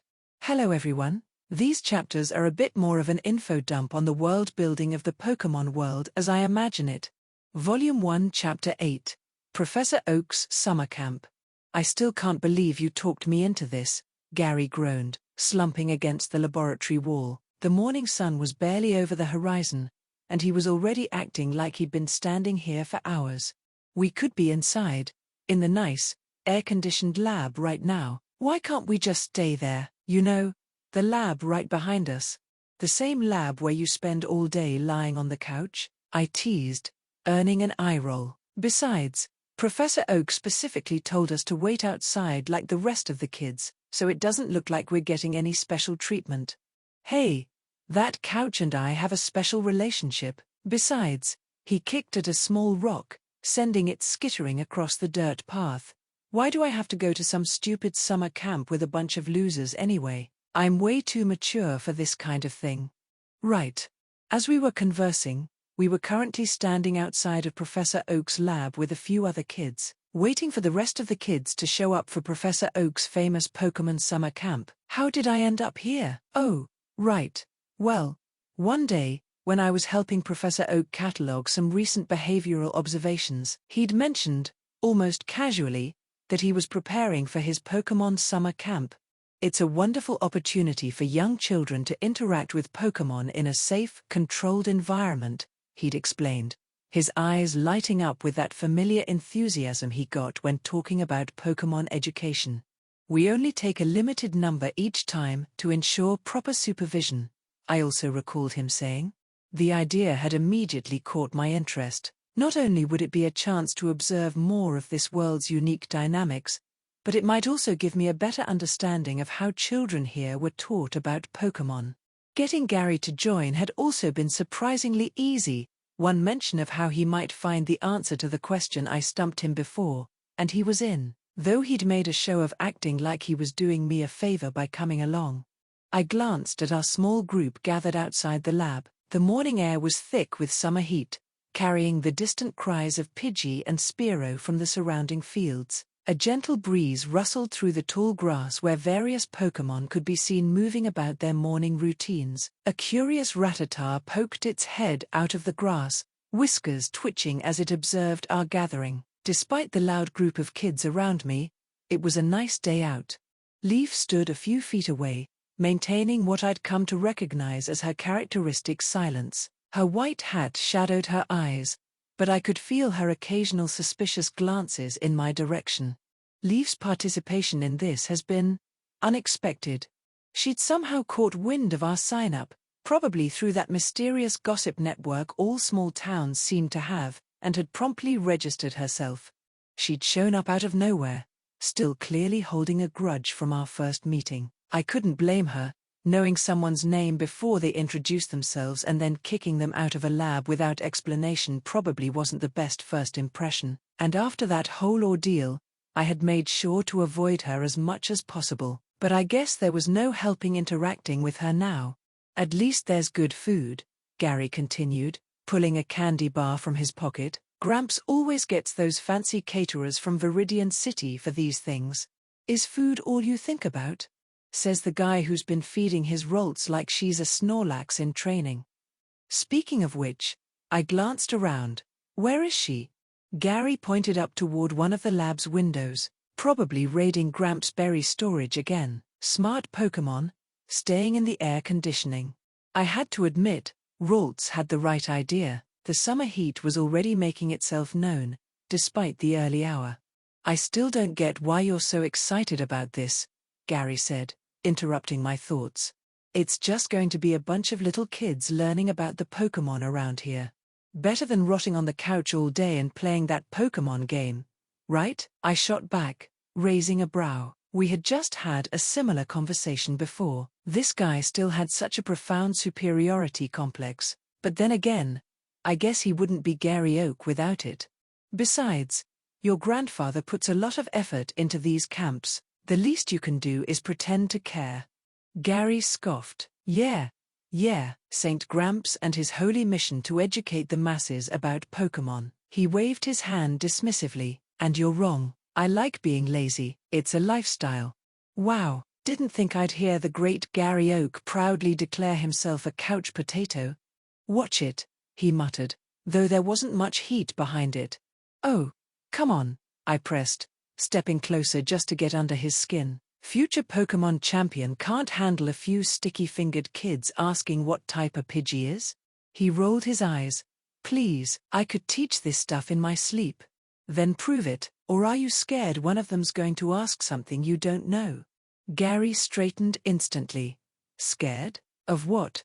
A bunch of snot-nosed losers? As if. Heh. Sure sounded like it. PSHT. Whatever, he snapped. At least I don't have to deal with that great Pokemaster or whatever. He practically spat out the gamer tag, the one I may or may not have forced him to befriend a couple of weeks ago. I'm surprised you haven't unfriended him yet. You starting to warm up to him? Gary snorted so hard I thought he might choke.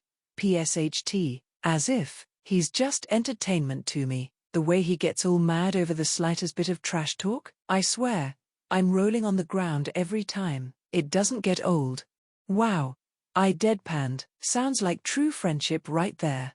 He shot me a glare, but instead of firing back, he sighed heavily before responding.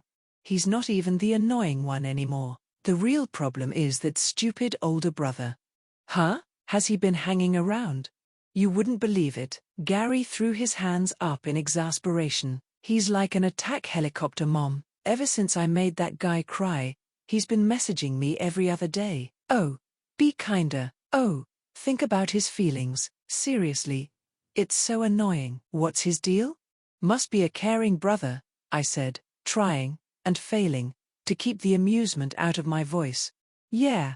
Right, Gary huffed, and he's been asking for you. Again. Now it was my turn to scrunch up my face. Seriously? Me again? Yeah, and don't you dare back out of it like last time. I looked away with a not-so-guilty face, rubbing the back of my neck. I had a feeling I knew why the older brother wanted to keep talking to me. Getting through to Gary was like trying to reason with a brick wall, one that talked back and had an ego the size of a waylord. If the brother had any sense, he'd realize I was the more manageable option. Or maybe he just needed someone to vent to. Still, did he seriously think I could magically make Gary listen? That was a tall order. And why was there so much backlash over helping Gary get a friend? I set the guy up with one online buddy, and suddenly I'm fielding complaints like I launched a social experiment gone wrong. Was it really this hard to give my boy some real friends? Was Gary Oak a lost cause? If Gary had somehow become aware of my thoughts, he would have undoubtedly thrown a fit. Thankfully, he was far too busy complaining to even begin guessing what I was thinking. Seriously, dealing with him is such a pain, Gary continued to mutter. Funny, I said lightly. I'm pretty sure he says the same thing about you. Well, he can just. Gary cut himself off, face darkening. Oh, great. Speaking of great pains. A familiar voice carried across the grounds. ASH Ketchum, your bag. I turned to see Ash racing toward us at full speed, his black hair a mess despite what looked like someone's valiant attempt to tame it this morning. Behind him, his mother was jogging to catch up, waving his forgotten backpack. You invited him? Gary accused, shooting me a betrayed look. Actually, I had no idea he was coming, I admitted, or rather, I forgot, watching as Ash skidded to a stop with enough force to leave marks in the dirt. Sorry, Mom, Ash called back, bouncing on his toes as she caught up to hand him the bag. His energy was practically visible, like a Pikachu charging up. Of all the people, Gary sighed, though amusingly, he was standing straighter now, his earlier lethargy forgotten. Bet he'll fall asleep before the first lesson's even over. Mom made sure I wouldn't miss it this time, Ash announced, bounding over to us. She woke me up super early, even before the Dodrio started crowing. What?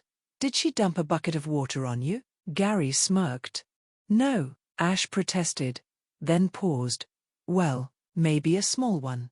I couldn't help but laugh at the mental image. I take it you missed the last time Professor Oak held his camp? I heard from Gramps that he slept in and missed the departure, Gary supplied helpfully. Gramps waited for like an hour before leaving. Did your mom also oversleep that day too? She did not, she just had some morning appointment, Ash countered. But I'm here this time. I'm going to learn everything about Pokémon and become the greatest trainer ever. You can't even remember your own bag, Gary pointed out.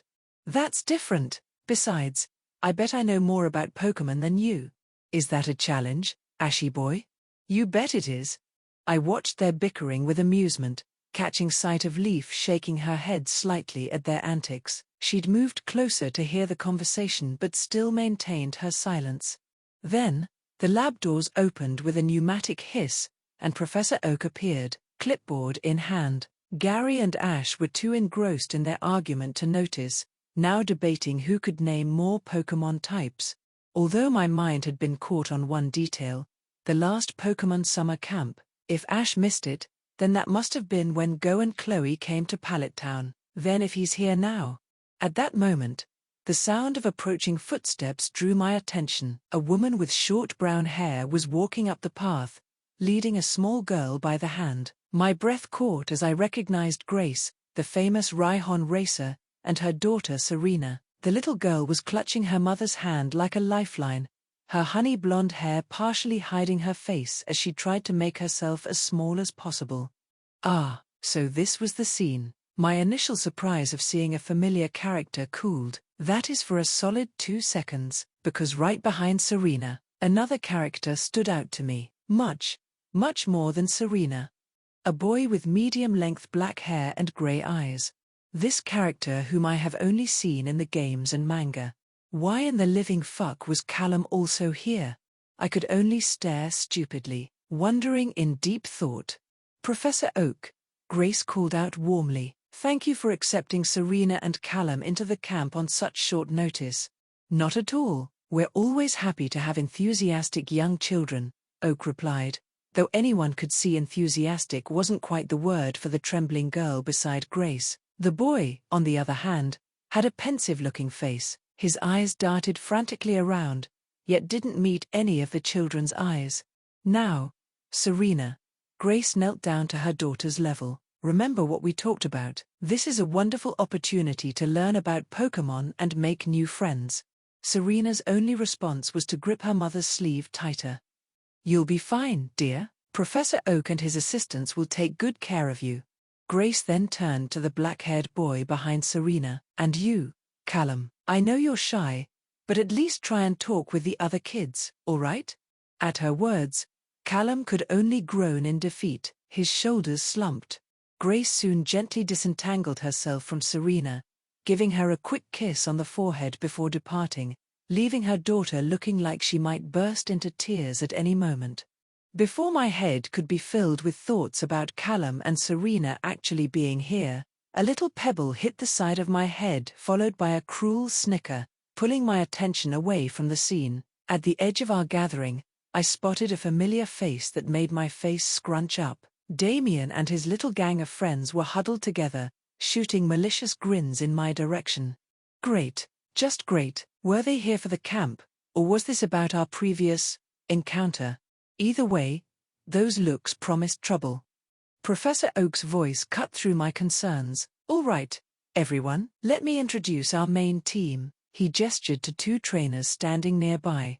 These are licensed trainers who'll be helping supervise our activities, and this is Sophie, one of my research assistants who'll also be serving as our camp nurse. Gary seemed rather interested in the licensed trainers. I thought Ash would as well, but he was already lost in his own world to listen to Professor Oak, it seemed. I did a quick count of the gathered kids, 30 in total, including our little group. As we began our trek into the forest, I found myself naturally falling into step beside Gary, keeping one eye on Damien's group and another on the still sniffling Serena and awkward-looking Callum. Oh, look there, Professor Oak pointed excitedly. Can anyone tell me what Pokémon that is? I know, Ash's hand shot up. It's a Caterpie. Precisely, Professor Oak chirped back. Now, for bonus points, can anyone tell me any of the evolutionary stages of the Caterpie?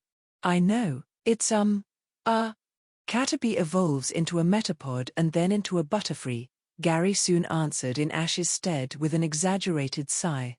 The other kids oohed appreciatively, and I could practically see Gary's ego inflating.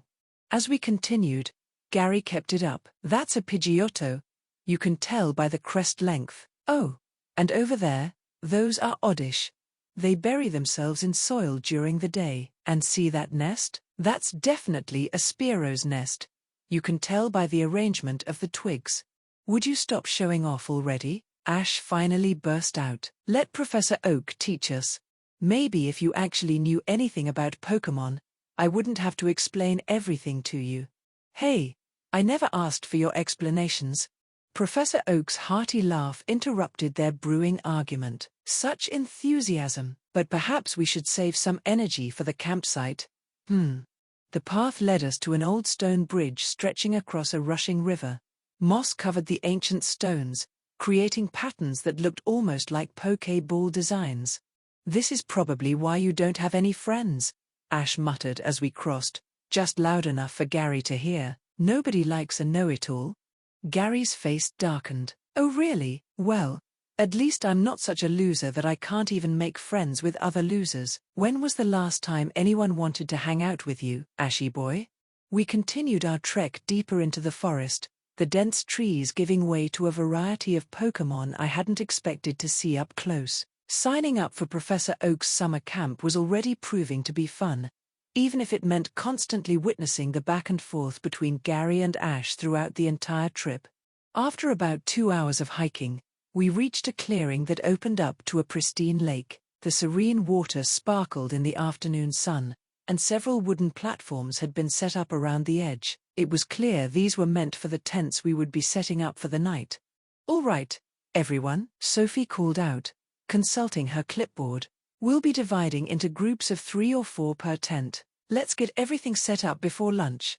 I somehow ended up in a group with Ash and Gary, probably Professor Oak's doing, trying to keep his troublesome grandson close to familiar faces. As we struggled with our tent poles, I caught glimpses of other groups forming. Serena had been placed with some other girls, though she still looked uncomfortable. Damien and his friends had claimed a spot as far from the counselors as possible.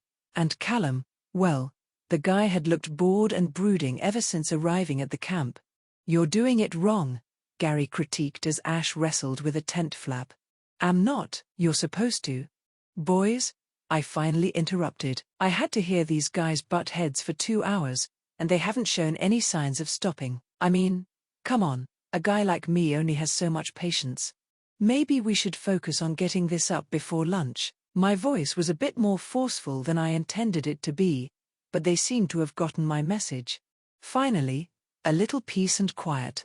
After what felt like an eternity and several near collapses of our tent, mainly due to Ash screwing up his end of the tent, we finally got everything set up. The camp formed a rough semicircle around a central fire pit area, with the counselors' individual tents positioned strategically around the perimeter. Lunch was a welcome break, sandwiches and fruit provided by the caterers Gary had mentioned. As we ate, Professor Oak gave an engaging lecture about the local Pokémon species and their habitats, but the real excitement came after. Now, for a special treat, Professor Oak announced, our trainer assistants have agreed to demonstrate a proper Pokémon battle. The male trainer stepped forward, his muscled arms crossed confidently. Hitmonchan, let's show them how it's done. The fighting type emerged in a flash of light, throwing a few practice jabs that cut through the air with audible whooshes. The female trainer tossed her own Pokeball with a graceful spin, her short brown ponytail swishing with the movement. Wartortle, time to shine. The water type appeared with a confident roar, its tail swishing excitedly. Wow, what Pokémon is that? Ash marveled at the fighting type. That's a Hitmonchan, it's a fighting type Pokémon, I answered with a big grin. I couldn't hold back my excitement. After all, this was my idea.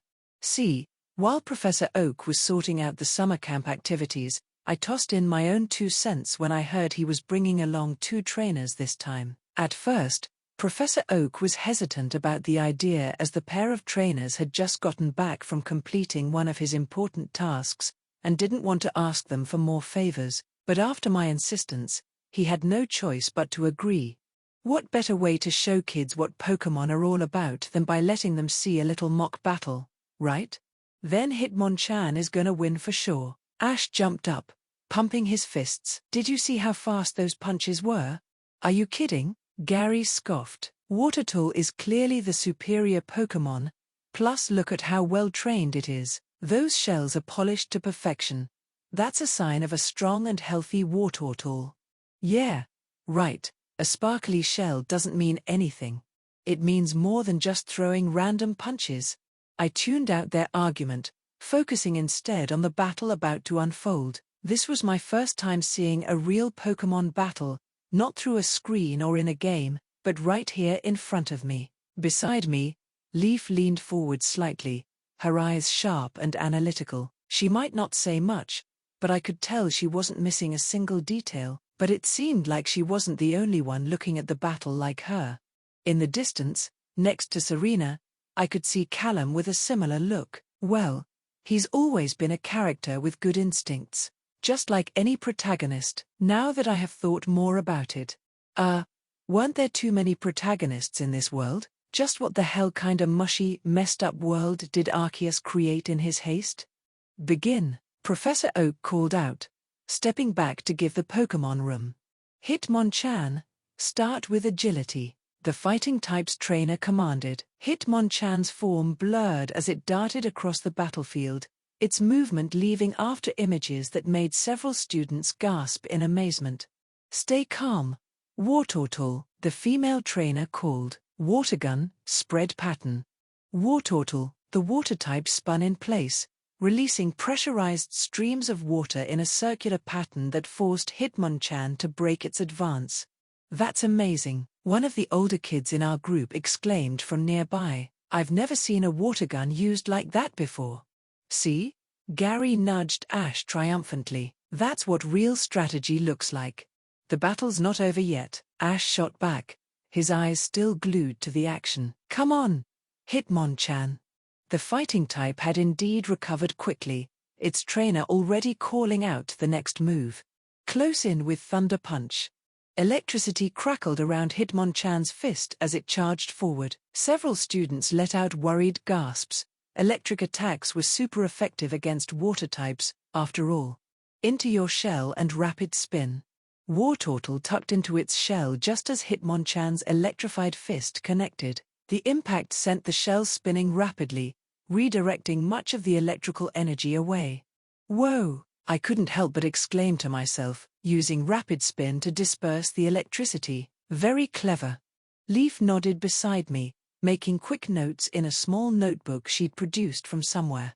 Now, while you're spinning, Ice Beam. Still rotating rapidly, Wartortle's shell began emanating a bright blue glow before releasing multiple beams of freezing energy in every direction. The unexpected attack caught Hitmonchan off guard, ice forming around its legs. Hitmonchan's trainer's voice turned urgent. Break free with close combat. That's it, show them what fighting types can do. Ash cheered, practically bouncing in place. Hitmonchan's fists became a blur as it shattered the ice, but the delay had given Wartortle time to emerge from its shell and take position. This is the opening we needed, the female trainer said with a confident smile. Wartortle. Surf.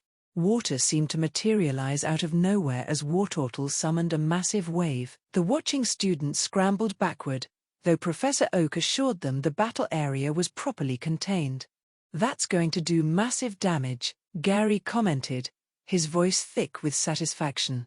Just look at the size of that wave. Hitmonchan can still dodge it, Ash insisted, though his voice wavered slightly. But the ice on the battlefield had left Hitmonchan with limited mobility. The wave crashed down with tremendous force, and when the water receded, Hitmonchan was down on one knee, clearly struggling. And that's the match, Professor Oak declared, deciding to end the battle there while stepping forward. An excellent demonstration of type advantages, creative move usage, and battle strategy. Some of the kids were visibly disappointed that they didn't go all the way, but still clapped in awe regardless. Holy shit, just as I expected, Pokémon battles in reality were so much cooler. I couldn't help but be a fanboy right now. Coming to this Pokémon camp was really worth it. The students erupted in applause and excited chatter. Even Ash had to admit it was an impressive victory, though he made sure to point out how well Hitmonchan had fought, too. Notice how Wartortle's trainer never relied solely on type advantage, Professor Oak explained as the trainers recalled their Pokémon. She used defensive techniques, battlefield control, and careful timing. A perfect example of a trainer with good battle tactics. After the battle demonstration, Professor Oak gathered us all in a semicircle around a large display board he'd set up. His enthusiasm was infectious as he launched into a series of mini lectures. He spoke about their evolutions, particular behaviors, and their types while pointing to various Pokémon illustrations. Volume 1, Chapter 9. The Trainers from Viridian City. Time flew by as Professor Oak covered everything from the nocturnal habits of Hoot-Hoot to the territorial patterns of local Pidgey flocks. Even Gary seemed genuinely absorbed, though he couldn't help but interject with additional facts every now and then. As the sun began to set and the counselors started preparing dinner, I noticed the two trainers from the battle demonstration sitting a bit apart from the main group. This was the first time I got to see two licensed trainers in this world. I couldn't shake the feeling that I should talk to them. Excuse me, I approached, trying not to interrupt as they were checking their Pokémon. That battle earlier was amazing. The female trainer looked up with a warm smile. She had kind eyes, and her brown ponytail was now slightly messy from the day's activities. Thanks, I'm Maya, and this is Chris, she gestured to her companion, who was carefully applying a potion to Hitmonchan's arm. Nice to meet you, little one, Chris said, looking at me more carefully. Now that I have a closer look at you, you do seem familiar. His eyes suddenly widened with recognition. Wait a minute, you're the kid we found on Route 1. Huh? Have we met before?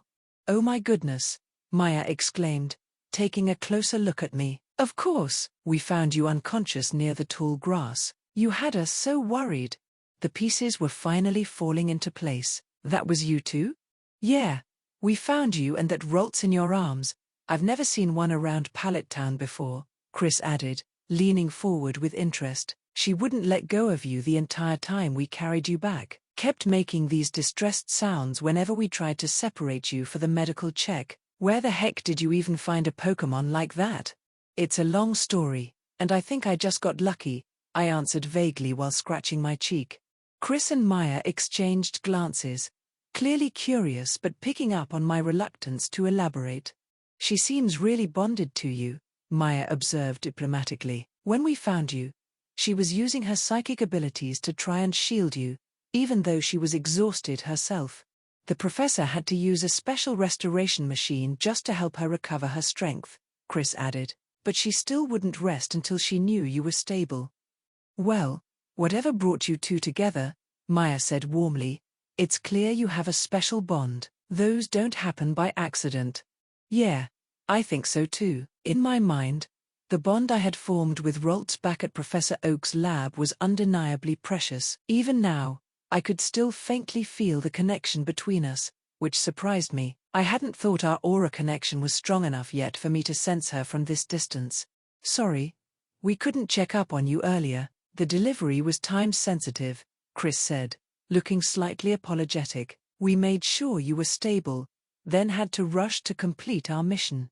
I see, there's no need to apologize for something like that. Where are you both from?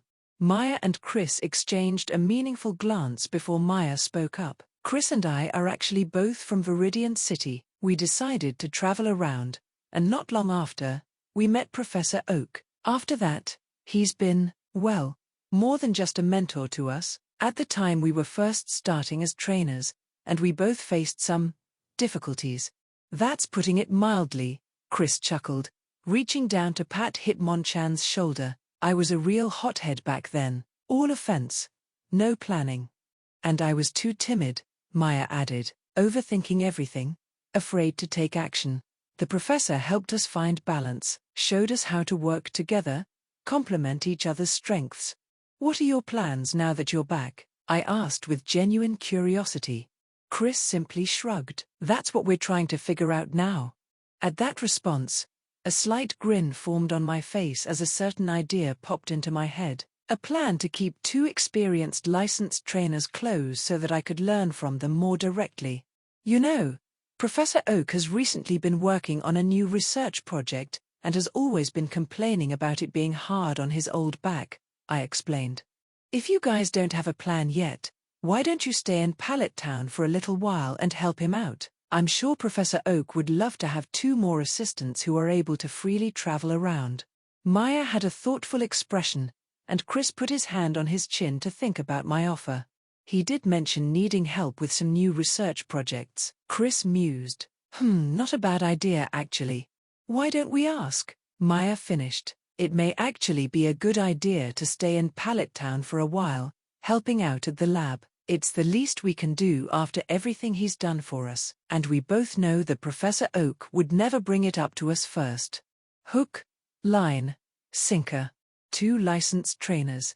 Stationary. In Pallet Town. Hell yeah. This was practically destiny, handing me a mentorship package. Before I could revel in my genius further, a burst of laughter from the main group drew my attention. Most of the students were clustered around the cooking fires, laughter and smoke rising together in uneven bursts. I noticed Serena standing a little apart from the others, fingers nervously twisting the brim of her hat. She took half a step toward a group of girls, hesitated, then quietly retreated, drifting back toward where Callum was sitting.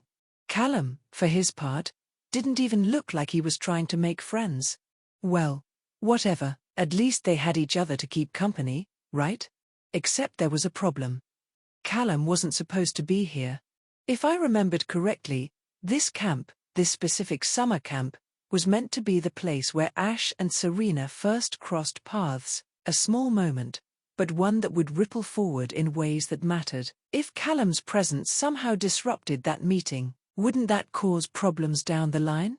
Was I overthinking this, or was this the kind of deviation that snowballed into something irreversible? I exhaled slowly. Maybe the flaw wasn't the timeline.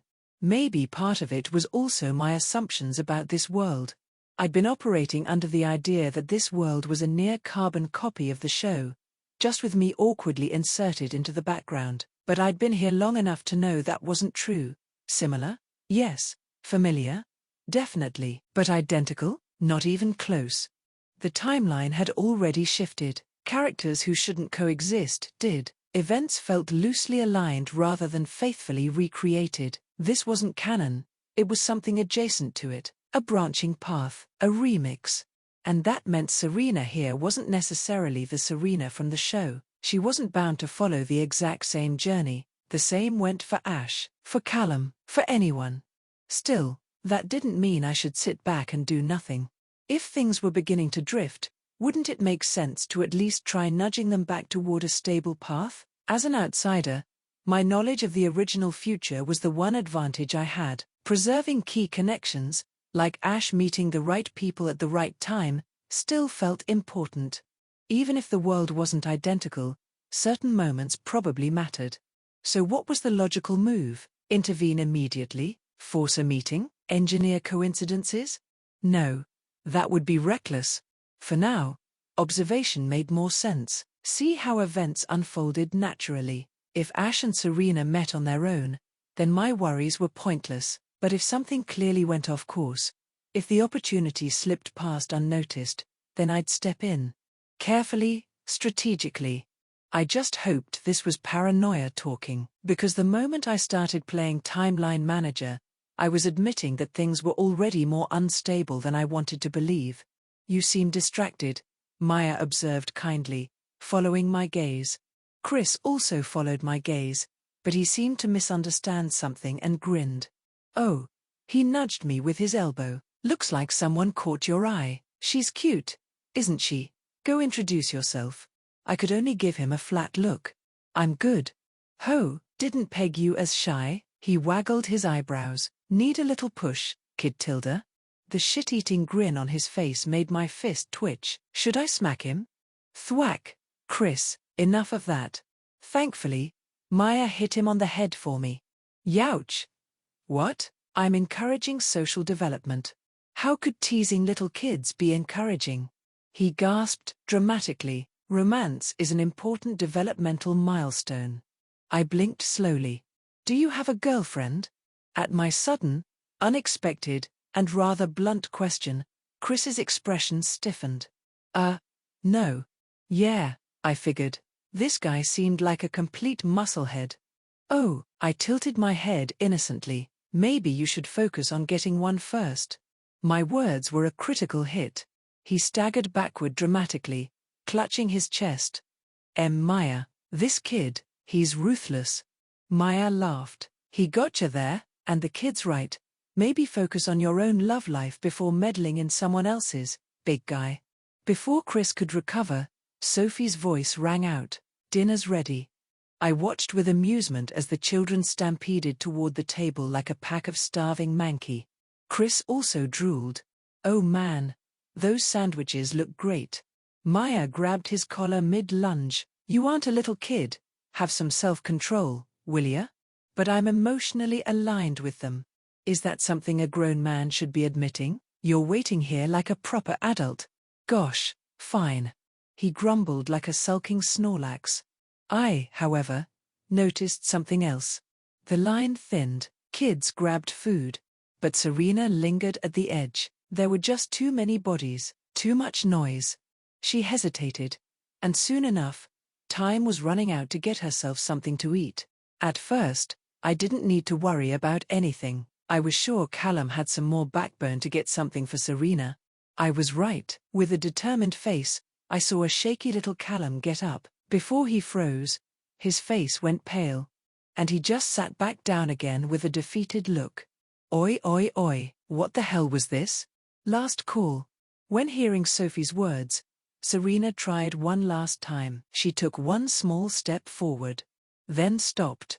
She retreated and sat quietly on one of the logs instead next to Callum. Both of them had the same defeated look on their faces. At this rate, both would go without anything for the whole evening. Don't tell me. Were they really this hopeless when they were small? I walked over to the table as Gary grabbed 2 sandwiches triumphantly before they got stolen by me. Hey, what the heck, Aaron? You can get another one, and just grab one. Getting 2 for yourself is greedy. What? Why?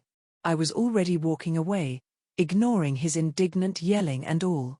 Serena sat hunched slightly, staring at the ground. She looked to have already given up.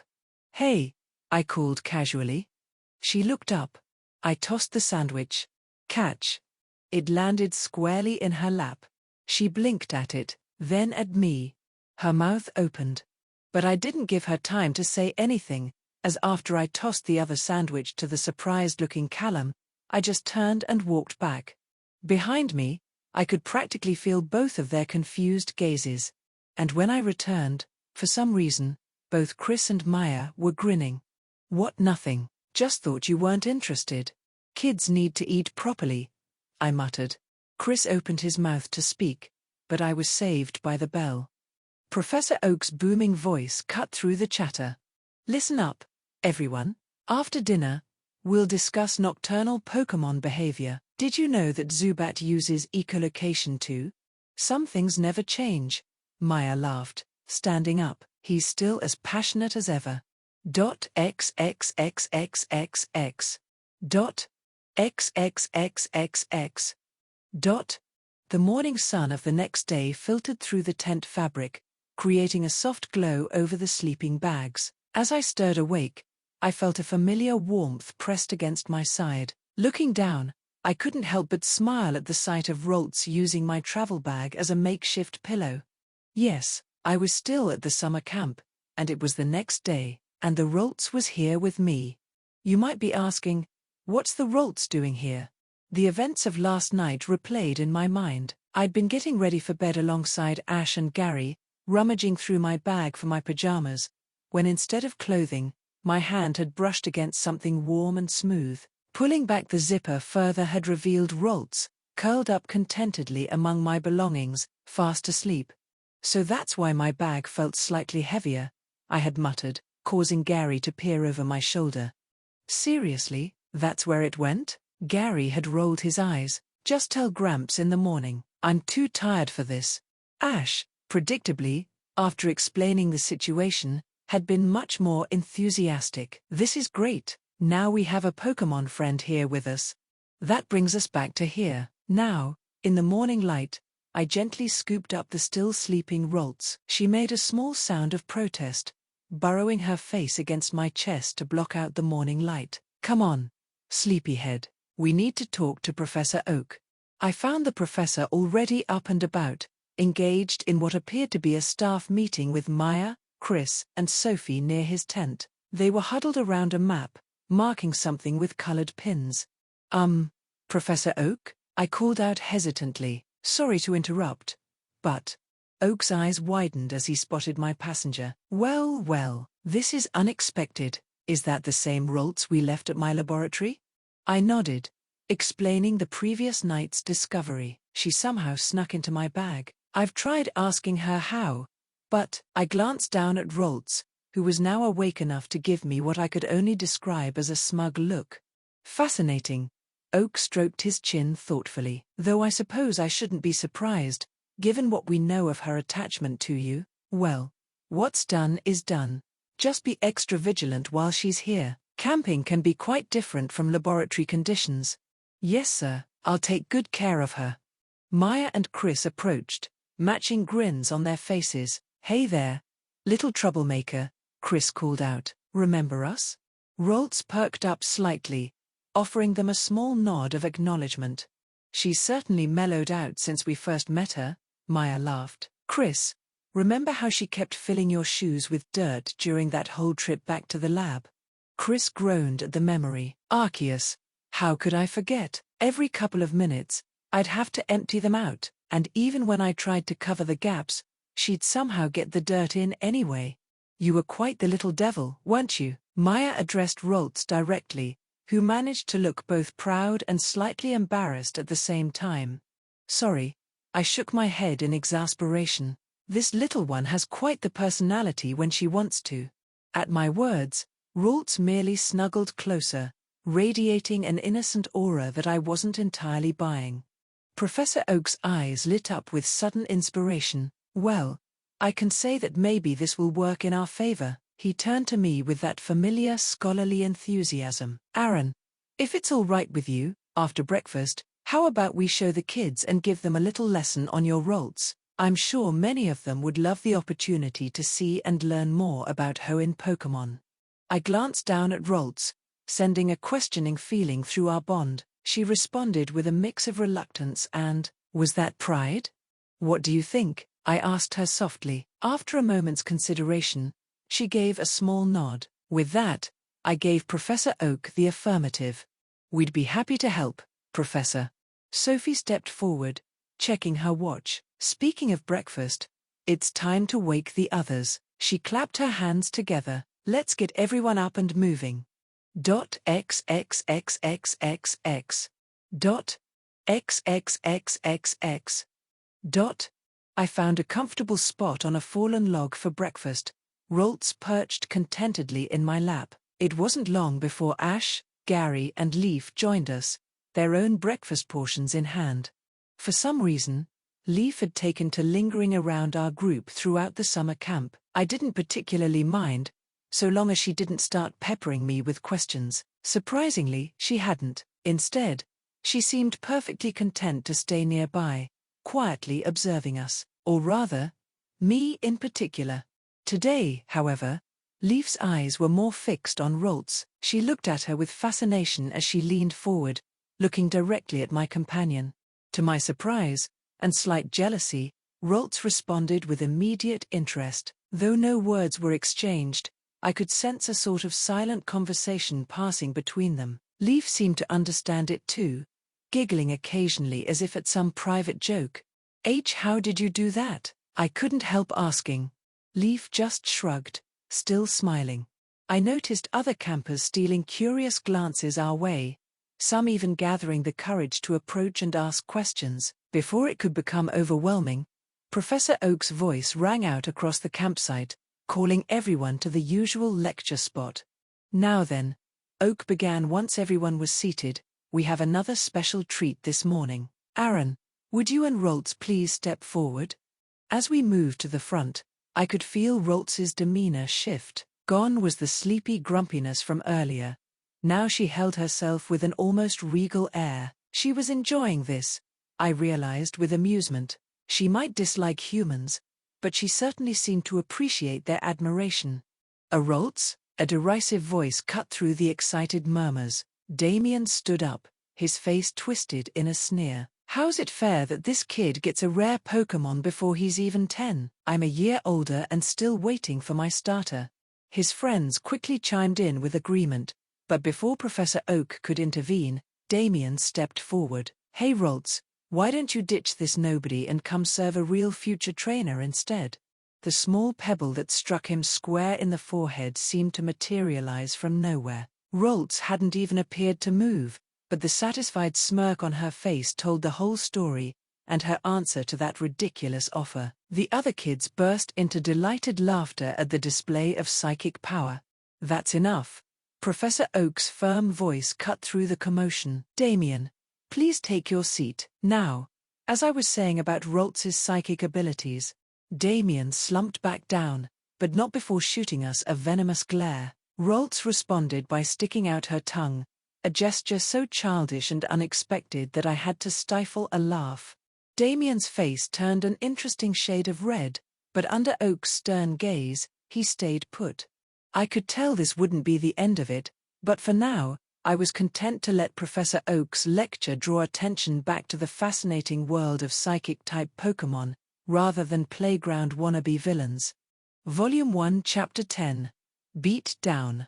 Afterwards, the morning quickly evolved into a series of engaging activities, starting with Pokémon portraits. It was heartwarming to see how the local Pokémon had grown accustomed to the summer camp, approaching the children with curious eyes and gentle demeanors. A Rattata sat perfectly still while a young girl sketched its whiskers, its tail occasionally twitching with interest. Nearby, an Oddish had planted itself firmly in the grass, seeming to enjoy the attention as 3 different kids attempted to capture its leafy crown on paper.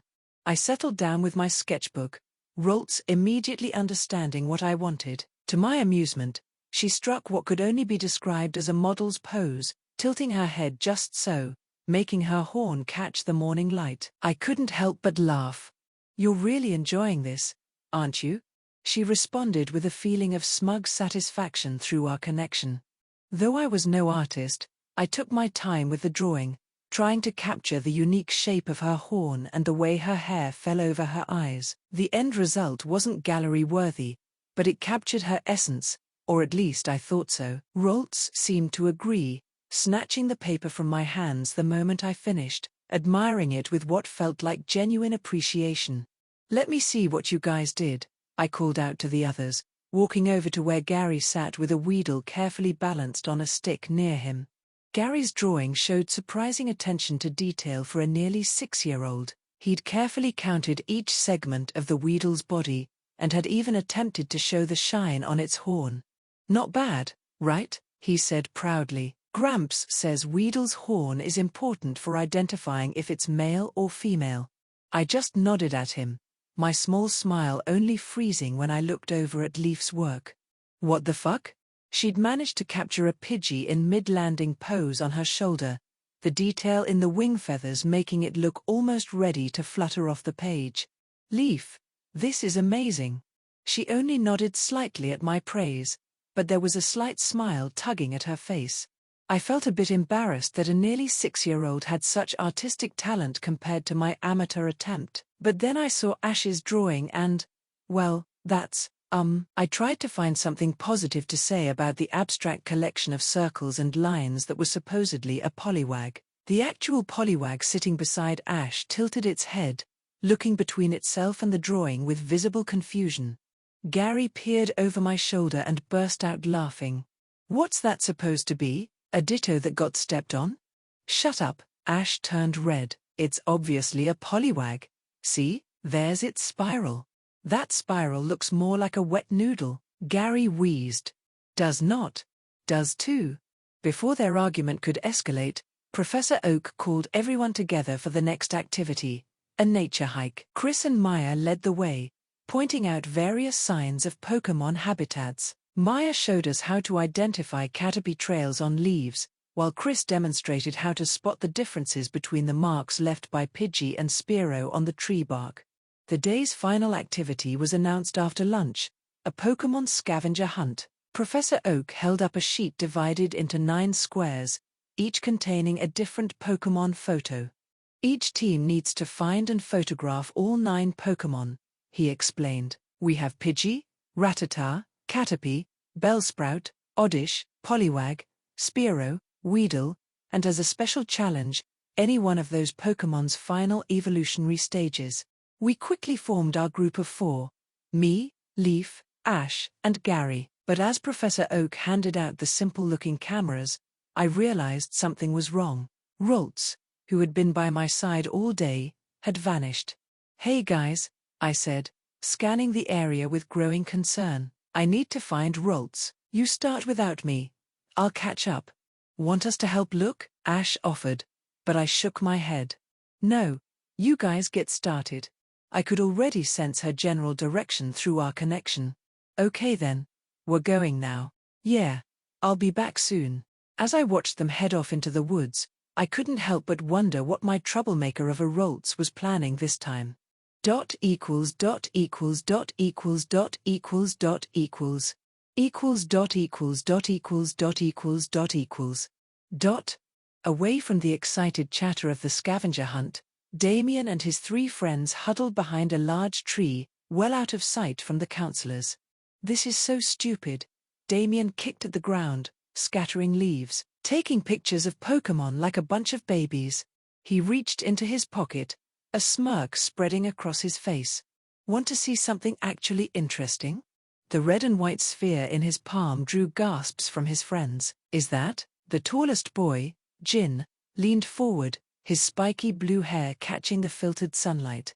"A real Pokéball," Damien confirmed proudly. "Swiped it from Dad's collection. He's got so many, he won't even notice one missing." "But what are you going to do with it?" asked Kai, adjusting his white sweatband nervously. Damien's expression darkened. "First, I'm going to catch myself a Pokémon. Show everyone I deserve to be a trainer more than some white-haired freak who got lucky." "You mean that Aaron kid?" The third boy, with his hair styled in a side part, Tommy, piped up. After that incident with him, Damien had ordered his friends to dig up as much information on the weird white-haired kid, learning his full name to be Aaron Skyfall, an orphan who showed up in Pallet Town not too long ago and was now living with Professor Oak. "Yeah, and I bet that's the only reason he got to keep that Roltz," Damien spat. "Special treatment." Kai's eyes lit up suddenly. "Hey, why don't you catch that Roltz? Show everyone who the real trainer is." The memory of the morning's humiliation, the pebble to his forehead, the laughter, that smug little creature sticking its tongue out at him, made Damien's blood boil. His lips curved into a cruel smile. "You know what? That's not a bad idea at all." "Hey," Jin interrupted, pointing through a gap in the trees. "Isn't that the Roltz we were just talking about?" Sure enough, as if fate was on their side, there she sat on a fallen log, contentedly munching on an oran berry while admiring what appeared to be a drawing. Damien recognized it as the portrait from the morning's activity. She was all alone, and that white-haired freak was nowhere to be found. "Perfect," he whispered, motioning his friends to spread out. "Let's get her." They moved quietly, surrounding the small Pokémon from all sides. The peaceful scene was shattered as all 4 boys burst from their hiding spots. Roltz jumped up, the drawing fluttering to the ground as she spun to face her attackers. Her red horn began to glow with psychic energy. "Catch her!" Damien commanded. Jin and Tommy swung their branches while Kai threw a handful of pebbles to distract her. Roltz teleported in quick bursts, appearing and disappearing around the clearing in flashes of light, but each teleport was taking its toll. "That's right," Damien grinned, watching her movements become more sluggish. "Waste all your energy running." Roltz gathered her power and released a psychic pulse that knocked Tommy off his feet, but Jin was ready, swinging his branch from behind. Roltz barely managed to dodge, the branch grazing her as she stumbled. "Not so tough without your caretaker, are you?" Damien taunted, advancing slowly. "No more throwing rocks at me now." Kai managed to grab a fallen branch and joined the assault. Roltz was surrounded, desperately teleporting between attacks, but each flash of light was dimmer than the last. Her small form was trembling with exhaustion. A particularly vicious swing from Jin's branch caught her off guard. Though she mostly dodged it, The impact sent her rolling across the clearing. She tried to stand, her legs shaking with effort. "You're mine now." Damien raised the Pokéball triumphantly, savoring the moment. "What do you think you're doing?" The voice cut through the clearing like a blade of ice. Damien and his friends stopped what they were doing and turned around. Aaron stood at the edge of the trees, and something about him made Damien's heart beat even faster. There was an energy radiating from him, something invisible but palpable, a coldness that made the hair on the back of Damien's neck stand up. His friends must have felt it too. Jin took an involuntary step back. Tommy, still on the ground from Roltz's psychic blast, scrambled to his feet. Kai dropped his branch.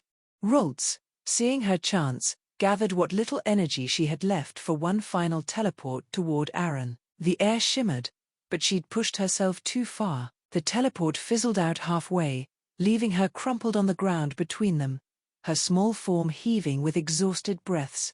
Damien saw his window closing. Fighting back his fear, he gripped the Pokéball tight. This was his chance, his moment to prove himself. With a desperate heave, he threw the ball at the weakened Roltz. Time seemed to slow. The ball arced through the air, spinning toward its target, only for it to be kicked away at the last second by Aaron's foot, sending it sailing into the underbrush. Damien's eyes darted between his lost Pokéball and Aaron's cold stare. Something in him snapped. If he couldn't have his prize, he'd at least get revenge. "You're gonna regret doing that. You think you're so special just because the professor took you in," he snarled, and his friends moved to surround Aaron. "Get him." Despite being outnumbered, Aaron remained eerily calm. His eyes flickered between his opponents, taking in their positions. In his past life, back when he played sports, Aaron's coach had always said he had a sharp eye and exceptional situational awareness. Even now, in a completely different body, that much hadn't changed. In fact, after some time, he'd come to realize something surprising. This body possessed those same traits, only amplified to a higher degree.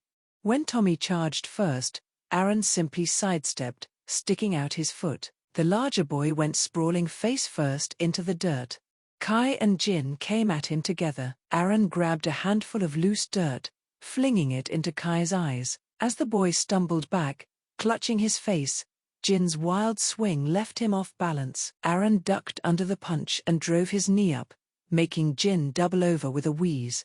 But Damien had circled behind, landing a solid punch to Aaron's jaw. Pain exploded across his face as he tasted blood. He staggered but managed to keep his feet under him. "Not so tough now, are you?" Damien sneered, advancing again. Aaron spat the small amount of blood out and dropped into a fighting stance, not even bothering to answer him. Sure, they were children, but fighting multiple people was never going to be clean. Tommy had recovered and rushed in again. This time, his punch connected with Aaron's ribs, forcing the air from his lungs. But Aaron grabbed Tommy's shirt, using his own momentum to slam him into Kai, who was just clearing his eyes. The fight became a chaotic blur of fists and feet. Aaron took hits, a punch to his stomach, an elbow to his back, but he gave as good as he got. He fought dirty, like someone who'd learned to survive rather than win pretty. When Jin tried to grab him from behind, Aaron stomped hard on his instep. As Damien charged in, Aaron met him with a swift kick between the legs that left the bigger boy crumpled on the ground. He then quickly got on top of him before pummeling him. He didn't hold back, of course. After all, he knew the residents of this world were much more durable, children included. The first punch landed with a dull crack. The second followed just as fast. Pain flared through Aaron's knuckles. His fist already hurt. But who cared? Bam! The third punch. Damien's face was already beginning to swell, purple bruises blooming under the skin. But so what? Who cared? Bam! Sigh. Just what was he doing? He was brutally beating up a kid. Again. Who the fuck cared? Wham! The fifth hit landed harder than the rest. Damien started to tear up from the pain. Wait. Bam! Aaron stopped after the sixth punch.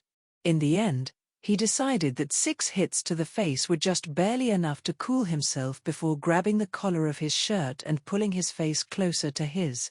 "If you ever lay a hand on her again, if you ever try to catch her again, I'll leave you so broken that even the thought of being a Pokémon trainer will be out of your reach," he spat in his face. Damien, with tears of pain in his eyes, could only nod in fear, his face bruised and blood pouring from his nose. It was truly a pitiful sight. But there was no sympathy in his voice. "That's it, you look more likable in this state." After saying his final piece, a little bit of clarity came back in Aaron's eyes as he moved away from Damien, and soon Damien's friends recovered from their stunned states. Kai was the first to run over. "You're crazy, you albino freak," Kai shouted, helping Damien up. "Come on, let's get out of here." The 4 boys retreated, stumbling and supporting each other. Damien looked back once, his face a mask of pain, hatred, and a whole lot of fear. Only when they were gone did Aaron let himself feel the full extent of his injuries. His lip was split and bleeding, his ribs ached, and he could feel bruises forming on his face and body. But regardless of all of that, he turned to Roltz. She was looking at him with an expression he'd never seen before. She reached up with one small hand, touching his injured lip gently. "Hey," he said softly, kneeling beside her, "are you okay?" Instead of her usual aloofness, she pressed her face against his chest. "Come on," he said, carefully lifting her in his arms. "Let's get us both fixed up." His lip might be busted, but Aaron couldn't help smiling anyway, knowing that his Roltz was safe. Dot equals dot equals dot equals dot equals dot equals equals dot equals dot equals dot equals dot equals dot. The walk back to camp was quiet, save for the occasional rustle of leaves beneath my feet. Roltz remained cradled in my arms, her small form no longer tense with her usual wariness. Through our little bond, I could feel her emotions cycling, concern, gratitude, and something deeper taking root. "You know," I said softly, wincing at my split lip, "you could have just asked to come to camp instead of hiding in my bag." Roltz looked up at me, and I felt a wave of what I can only describe as sheepish amusement through our connection. She reached up, gently touching my injured cheek with her tiny hand. Yeah, I know. You were afraid to be left alone, right?" I adjusted my hold on her. "But next time, maybe we could skip the whole sneaking around part?" Her response was a mix of non-committal feelings and what felt suspiciously like mischief. As we approached the camp's clearing, I heard familiar voices. Ash, Gary, and Leaf were huddled around a camera, presumably reviewing their latest shot. A caterpie posed obligingly on a nearby branch. "Hey!" Ash spotted us first, waving enthusiastically. His smile quickly fell as he got a better look at us. "Wait, what happened to you guys?" The 3 of them rushed over, their scavenger hunt forgotten. I tried to wave them off, but Leaf was already reaching for Roltz, her face etched with concern. "We're fine," I deflected. "How's the hunt going? Have you found any Pokémon yet?" 3 so far, Ash replied automatically, then shook his head. "But seriously, what happened? You're bleeding." Before he could press further, Gary cut in sharply. "Not now, Ash." His eyes met mine with unexpected understanding. "We should get them to Gramps first. Roltz needs checking over, and Aaron could use some first aid." I shot him a grateful look. Sometimes Gary's bluntness was exactly what we needed. We had just turned toward the main camp when the air filled with angry screeches. Looking up, I had my mouth agape. Dozens of Spearow burst from the forest canopy, their wings darkening part of the sky like a storm cloud. Now what kind of dumbass kid angered that many Spearow? I quickly looked at Ash, but he clearly wasn't the culprit. As if answering my question, a group of boys burst out of the bushes, bringing along even more Spearow that were hot on their tail. "Of course," I muttered with annoyance. "It just had to be Damien and his gang."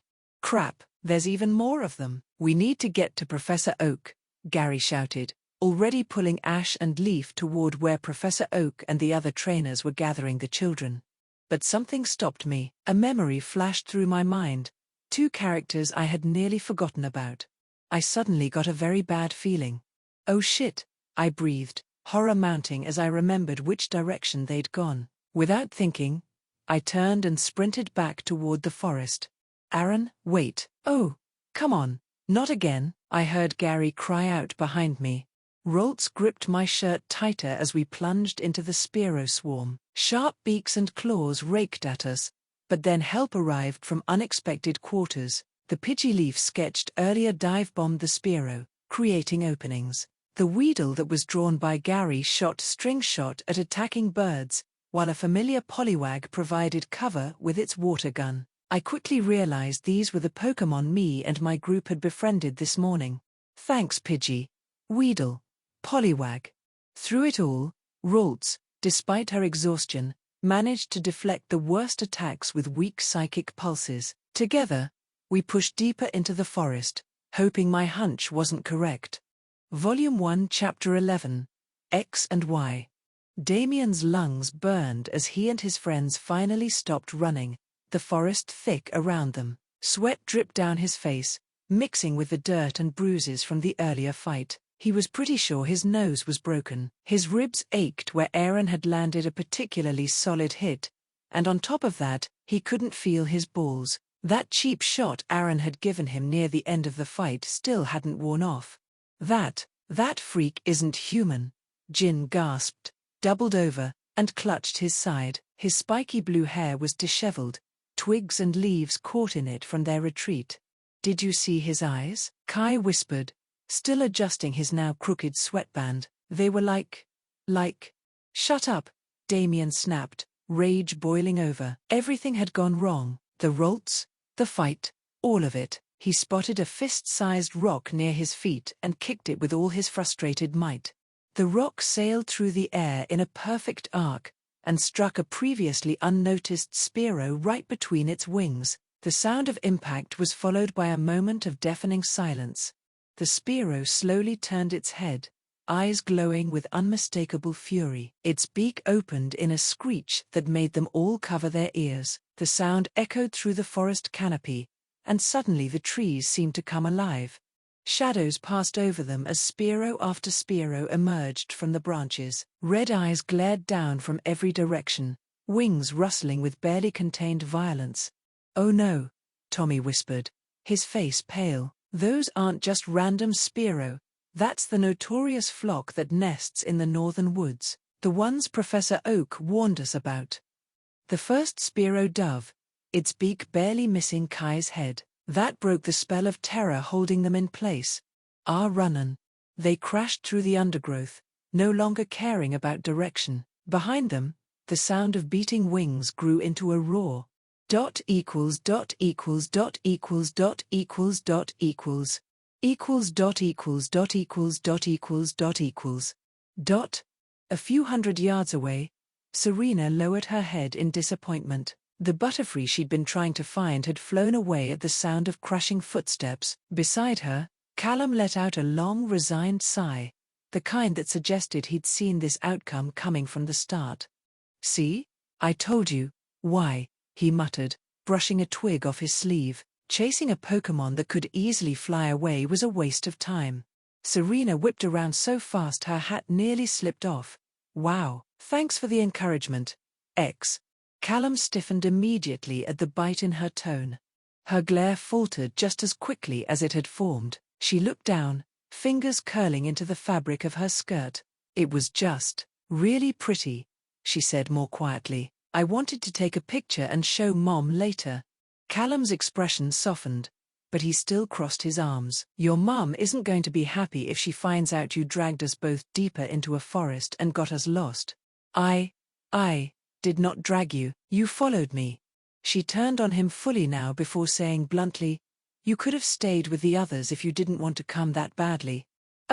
Callum's face went rigid. He looked away. "Why, you know I hate talking to strangers. Leaving me there would have been cruel."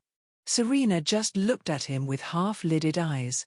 "That's not my fault," she muttered, not even attempting to soften her blunt tone. Sheesh, she could be so harsh. At first glance, Serena was the picture of a gentle, feminine little girl, kind, soft-spoken, even a little shy. The type who teared up while seeing her mom off and worried about saying the wrong thing. That was the version most people saw. But there was another side to her. It only came out around the people she was truly comfortable with. Her mum, Shauna, Tiano, Trevor, and, of course, him. Around them, sometimes her words were quicker, her temper shorter, her confidence louder. She didn't hide behind her hat or swallow her thoughts, she just said them. In short, she was sweet, kind, and caring. Just don't piss her off, because deep down, she had a more fiery side. And when that fire ignites, she turns into a tornado in a sun hat. And trust him, tornadoes are terrifying. Callum then frowned. Stop talking like you don't have the same problem as me. In fact, you're even worse than me. Two friends, one who was incredibly shy at first, and another who was painfully awkward around strangers. Of course, it was bound to turn out like this. Honestly, if Serena hadn't gotten teary-eyed at the thought of going to this summer camp alone, Callum would have never agreed to come in the first place. Crowds, strangers, forced socializing, it all sounded exhausting. In a perfect world, Shauna or Tiano would have come along instead. They were outgoing, loud, and fearless when it came to talking to strangers. They could strike up a conversation with a rock and somehow walk away with 3 new friends. If either of them had been here, Serena would have blended into a group within minutes. But in the end, they couldn't come. Trevor, of course, had been out of the question. As much as Callum liked him, and despite the fact that he couldn't go either, Trevor was arguably even worse at socializing. Put him in front of someone new, and he'd probably turn into a statue. Which only left Callum.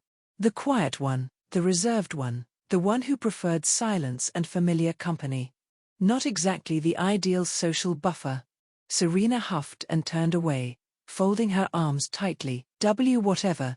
At least I try to talk to people. There was a pause. Leaves rustled overhead. But they already look at me like I'm weird. Serena had gone on, eyes fixed stubbornly on the ground. Callum could only blink because it was true.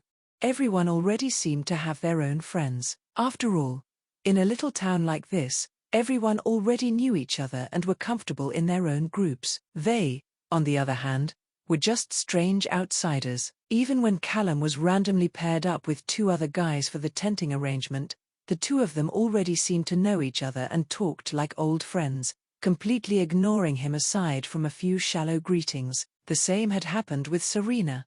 Callum instinctively seemed to grasp this, which was why he never even bothered to try to make any friends. And he simply didn't want to. The best chance we had was when that other kid gave us sandwiches, he muttered. Serena nodded, brightening slightly. Yeah, he was nice. Then her expression fell. If only I could have thanked him. But he ran away so quickly. Do you think he didn't want to talk to us? Yes, definitely, Callum thought immediately. But saying that out loud would only make her feel worse, so he kept the thought to himself and remained pensive. In the end, Callum could only sigh deeply again. Talking to other people is so tiring. Serena shot him another glare with a pouty look. You don't mean that about me too, do you? But as she quickly straightened from behind the berry bush she had walked by, a group of boys suddenly sprinted past. Kia! After letting out a cute scream, she opened her mouth to call out to the boys who had run past them, only stopping herself when she saw what was chasing them. The sky had turned dark with Spiro, their angry cries filling the air. The path that the boys' group had taken was now a corridor of slashing beaks and talons. Panic seized her chest as several birds noticed her movement. Oh crap, she heard Callum yell in alarm. Run! Seeing that their path in front of them was already blocked, they turned and ran right, pushing through thorny bushes that tore at their clothes. Branches whipped Serena's face as she ran blindly, her heart pounding in her ears. The sound of wings seemed to come from every direction. Her foot soon caught on something, a root or vine, and suddenly the world tilted. She tumbled down a hillside, rolling over rocks and fallen branches. Her elbow struck something hard, sending shooting pain up her arm. Quick, in here! When she finally stopped rolling, she scrambled beneath a hollow log, making herself as small as possible with Callum, who was already inside. She pressed her hands over her mouth to muffle her breathing, tears mixing with dirt on her face. Above her hiding spot, Spearow circled and Dove, searching. Minutes stretched endlessly as she lay there, every muscle tense. Then something changed. The angry cries of the Spearow suddenly turned to sounds of fear. Through gaps in the log, she watched the entire flock scatter in terror, abandoning their search as if something far worse had appeared. Relief made her limbs weak. Whatever had scared them away must have gone too. Slowly, carefully, she began to crawl out from under the log. Did they go away? Wait. Why? Callum tried to grab her again, sensing something was off, but it was too late. A shadow fell over them, and the air filled with a distinctive buzzing sound. Serena slowly raised her eyes to meet the compound gaze of a massive beedrill. Its 4 stingers, each as long as her arm, gleamed wickedly in the filtered sunlight. The Pokémon's wings hummed with deadly precision as it lowered itself toward her, its body language radiating territorial fury. Serena's throat closed up, her body frozen in terror. She could only stare up at those alien eyes. She couldn't even scream. Somewhere in the back of her mind, she had somehow understood it. No. Both of them were going to die here. Dot equals dot equals dot equals dot equals dot equals equals dot equals dot equals dot equals dot equals dot. I ran through the forest, every step jarring my bruised ribs from the earlier fight. Roltz trembled against my chest, her small form radiating exhaustion. Roltz, I gasped between ragged breaths, can you sense them? Find them somewhere in this forest? Through our connection, I felt her frustration and bone-deep fatigue. The fight with Damien and his cronies had drained her, and fighting off the flock of Spearow had made her fully reach her limit.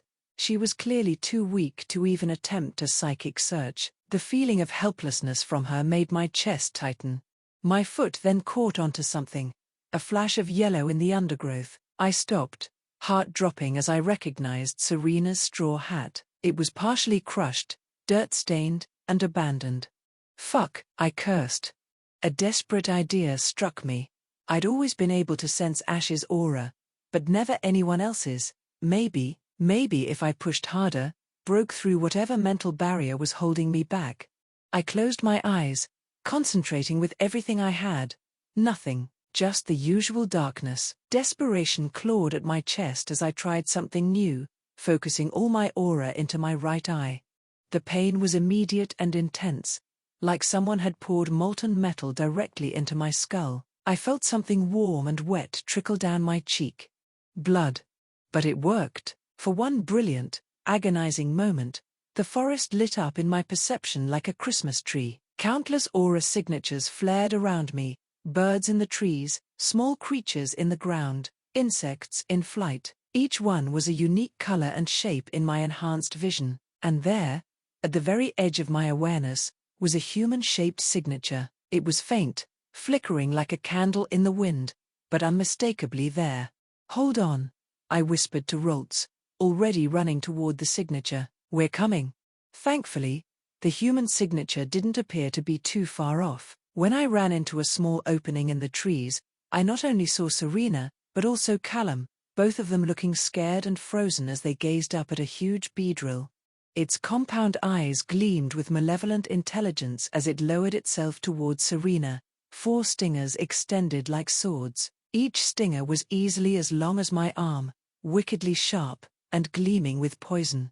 In such a terrifying situation, I couldn't afford to hesitate, so I grabbed a fallen branch. The wood was solid oak, heavy in my hands, with a jagged point where it had broken. Roltz tumbled from my arms as I sprinted forward, using a fallen log as a springboard. I focused all my resolve into this action as I sailed through the air, branch raised like a spear. I landed squarely on the beedrill's back, driving my makeshift weapon deep into one of its compound eyes with every ounce of strength I possessed. Scree-ee-ee. The Pokémon's screech of pain was deafening, vibrating through my entire body. We wrestled in the air, my hands gripping its exoskeleton as it bucked and spun wildly. For a few precious seconds, I managed to hold on, but its superior strength quickly won out. One powerful twist sent me flying through the air. I hit the ground hard, rolling to absorb the impact as best I could. "Run!" I shouted at the frozen kids, scrambling to my feet. The Beedrill was thrashing wildly, crashing into trees in its pain and fury, green ichor leaking from its ruined eye. I grabbed their arms and pulled them up, and we ran, picking up Rolts along the way. Behind us, an enraged buzz grew closer. The Beedrill had recovered, its remaining eyes fixed on us with murderous intent. It shot forward like a javelin, stingers aimed at our backs. Clearly, there was no way I could dodge such an attack. My left eye watched as the giant stinger only came closer. Like hell I was going to die here. Something inside me shifted. Time seemed to slow to a crawl. My body moved on its own, guided by instinct or maybe something deeper. I yanked Serena and Callum aside just as the Beedrill shot past us, its momentum carrying it forward until its stinger buried deep into a tree trunk with a solid thunk. "Come on," I urged as the Pokémon struggled to free itself, its wings buzzing in fury. There might be more nearby. We ran until Serena's steps began to falter. I could feel her hand trembling in mine, her breathing becoming ragged and uneven. When we finally stopped, she collapsed to her knees, tears streaming down her dirt-streaked face. I shouldn't have come here," she sobbed, her whole body shaking. "I hate this camp. I never wanted to be here in the first place. Mama just thought it would be good for me to make friends, but everyone already knows each other, and I'm just. I knelt beside her, noticing for the first time the bad scrape on her knee. Blood had soaked through her torn sock, mixing with dirt and forest debris. Her whole body was trembling with exhaustion and fear, her legs quivering even as she sat. "Hey," I said softly, trying to keep my voice steady despite my own exhaustion. "It's okay, you're safe now." She looked up at me, really seeing me for the first time. Her eyes widened. "You're bleeding," she whispered, pointing to my eye. I touched my cheek, fingers coming away red. The pain I'd been ignoring flared back to life. "It's nothing, but we need to keep moving in case that Beedrill might find us again. Can you walk?" She tried to stand, but her legs gave out immediately. Without hesitation, I turned and crouched in front of her. "Climb on," I said, offering my back. "I'll carry you." But you're hurt too." Her voice was thick with concern and guilt. "I'm stronger than I look," I assured her. Rolts, who had climbed up to my shoulder, made a sound of agreement, though I could feel her worry through our connection. After a moment's hesitation, Serena wrapped her arms around my neck. I stood carefully, adjusting her weight and trying not to wince as my bruised body protested. "Thank you," she whispered against my shoulder. Her voice was barely audible in my ear despite the already close distance. "Are you sure you're okay?" Another voice came from beside me. Callum wheezed, but he had regained enough breath to speak. His tired eyes were still alert as he looked at me. "Really? Thanks for saving us. I thought we were goners." "It's no problem. Now let's hurry back before something worse happens. You can walk, right? Or do I need to carry you too?" Callum shook his head frantically. I, am okay. How would you even carry two people anyway?" I just smiled at him. "Good thing you're not going to find out."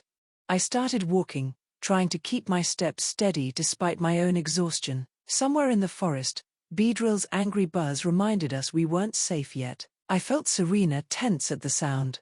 "Now let's get back to camp," I said, trying to sound more confident than I felt. "And Serena? Callum? I'm glad you both came to camp. Everyone feels lost at first, but it gets better." I felt Serena's arms tighten slightly around my neck in response, and we pressed on through the darkening forest. As we made our way back to camp, my mind wouldn't stop racing. Rolts, despite her exhaustion, was doing her best to guide us with what little psychic energy she had left. Every few minutes, she'd tug gently at my clothing, adjusting our course, but I was still doing the majority of the navigation. But seeing the Beedrill kept nagging at me. It didn't make sense. Beedrill weren't common near Pallet Town, especially not solitary ones. I racked my brain, trying to piece together if any of my actions could have somehow drawn it here. Had running from the Spiro somehow led us into its territory? Had the commotion attracted it? Then I caught myself and almost laughed at my own paranoia. I was thinking about this all wrong. It was like trying to question why a Pidgey decided to fly left instead of right, or why a particular berry grew on one branch instead of another. Sometimes Pokémon just wandered far from their usual habitats. Migration, getting lost, following food sources. Nature didn't always need a dramatic reason.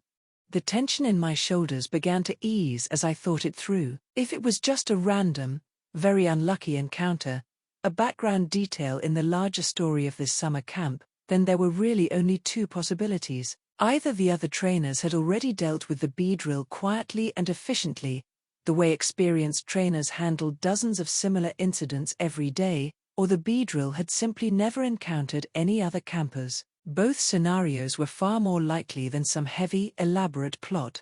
I adjusted Serena's weight on my back, feeling slightly foolish about my earlier panic. Not everything needed to be a major crisis or plot point.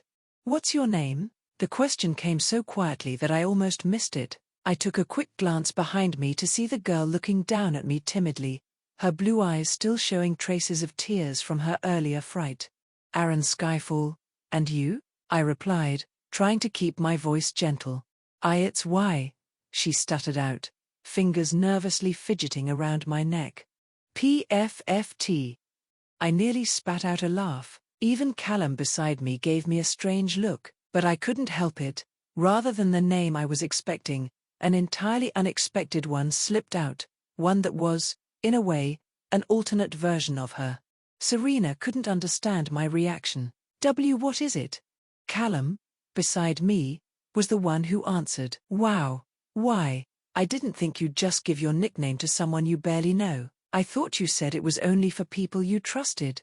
What about it? He saved our lives, didn't he? And he's that same boy who saved us from starving yesterday too. I can give my nickname T to whoever I want." Serena huffed indignantly. Callum seemed to consider her words for a moment, then nodded. "Yeah, seems okay." He looked back at me and smiled shyly, scratching his cheek. "My name's Callum, but you can call me X. Thanks again for saving us, and giving us those sandwiches." "Yes, thank you." Serena also nodded happily on my back. I blinked slowly, tilting my head down slightly.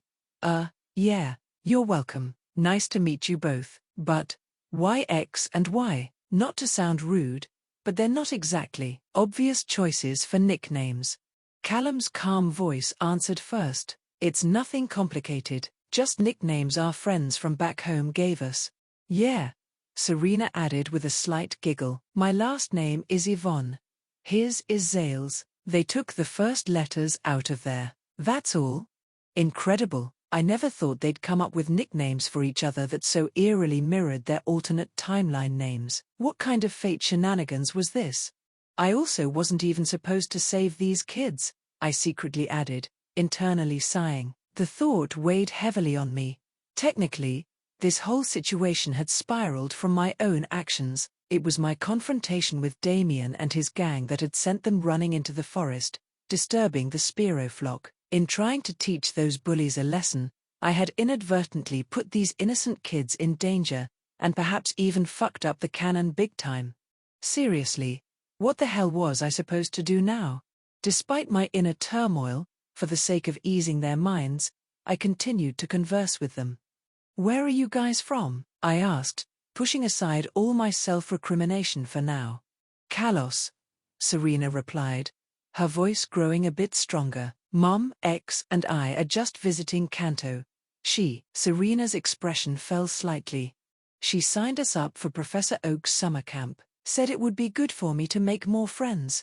The bitterness in her voice when she mentioned making friends didn't escape my notice. "Your mum was right, you know," I said, surprising her. "This camp, it's definitely a good place where you can meet some amazing people. You know, if this incident didn't happen, I bet you would have met a very interesting guy."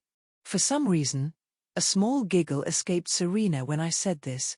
Her laughter faded quickly, though, replaced by a dejected look. "The camp's almost over, and I still haven't made any friends," she confessed, staring at the ground. Maybe I'm just not good at it. I felt a familiar urge to channel what Ash Ketchum would say in this situation, but I quickly dismissed the thought. I wasn't Ash, and Serena needed something genuine, not an imitation of someone else's encouragement. Well, that's not entirely true, I said with a warm smile. You've made one friend today, haven't you? I pointed to myself with an exaggerated gesture that drew another small laugh from Serena. And I happen to know some other great people I'd love to introduce you to. But first, I paused, making sure I had her full attention. Do you really want to make friends here, Serena? She nodded emphatically, her eyes brightening with determination. Then remember this, I said, my voice taking on a gentle but serious tone. When you set your sights on a goal, any goal, you should do everything possible to achieve it. Whether it's making friends, becoming a Pokémon trainer, or whatever your dream might be, the only person who can hold you back is yourself. Sure, what I said sounded similar to something Ash Ketchum might say. But to me, it felt different. More honest. Less like those simple never give up, or give it your all slogans people like to shout. To me, it was simpler than that. Just a quiet reminder that the biggest obstacle most people ever face is the voice in their own head telling them they can't. The sunlight caught Serena's eyes as she stared down at me, and for a moment, I saw a glimpse of the confident trainer she could become. The girl who would one day inspire others with her own determination and grace in Pokémon performances or battles, whatever path this Serena was going to take. Ah, and that includes you, too, huh? Callum, who had just been quiet during our conversation, widened his eyes in surprise when he heard me call him out. Even if you don't feel like talking to others, making friends never hurts. Yeah. Don't think just because you're antisocial you can hole up in your room all day. But, why not? Never hurts to make more friends and have a good time at this camp. What do you say? I encouraged him softly. If I was planning to connect Serena and Ash, I might as well try to include Callum too. After all, he was here whether he was supposed to be or not. Callum looked away in embarrassment. All right then. Great, I said, lightening the mood. Now let's get back to camp before they send out a search party. And I did promise to introduce you to some friends. Yeah. With an enthusiastic shake of her head, I caught Serena smiling out of the corner of my eye, the first time she had smiled since arriving at this Pokémon camp. Got it. Yay, I'm so excited.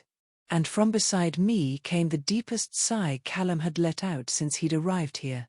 Volume 1 Chapter 12, Planning for the Future.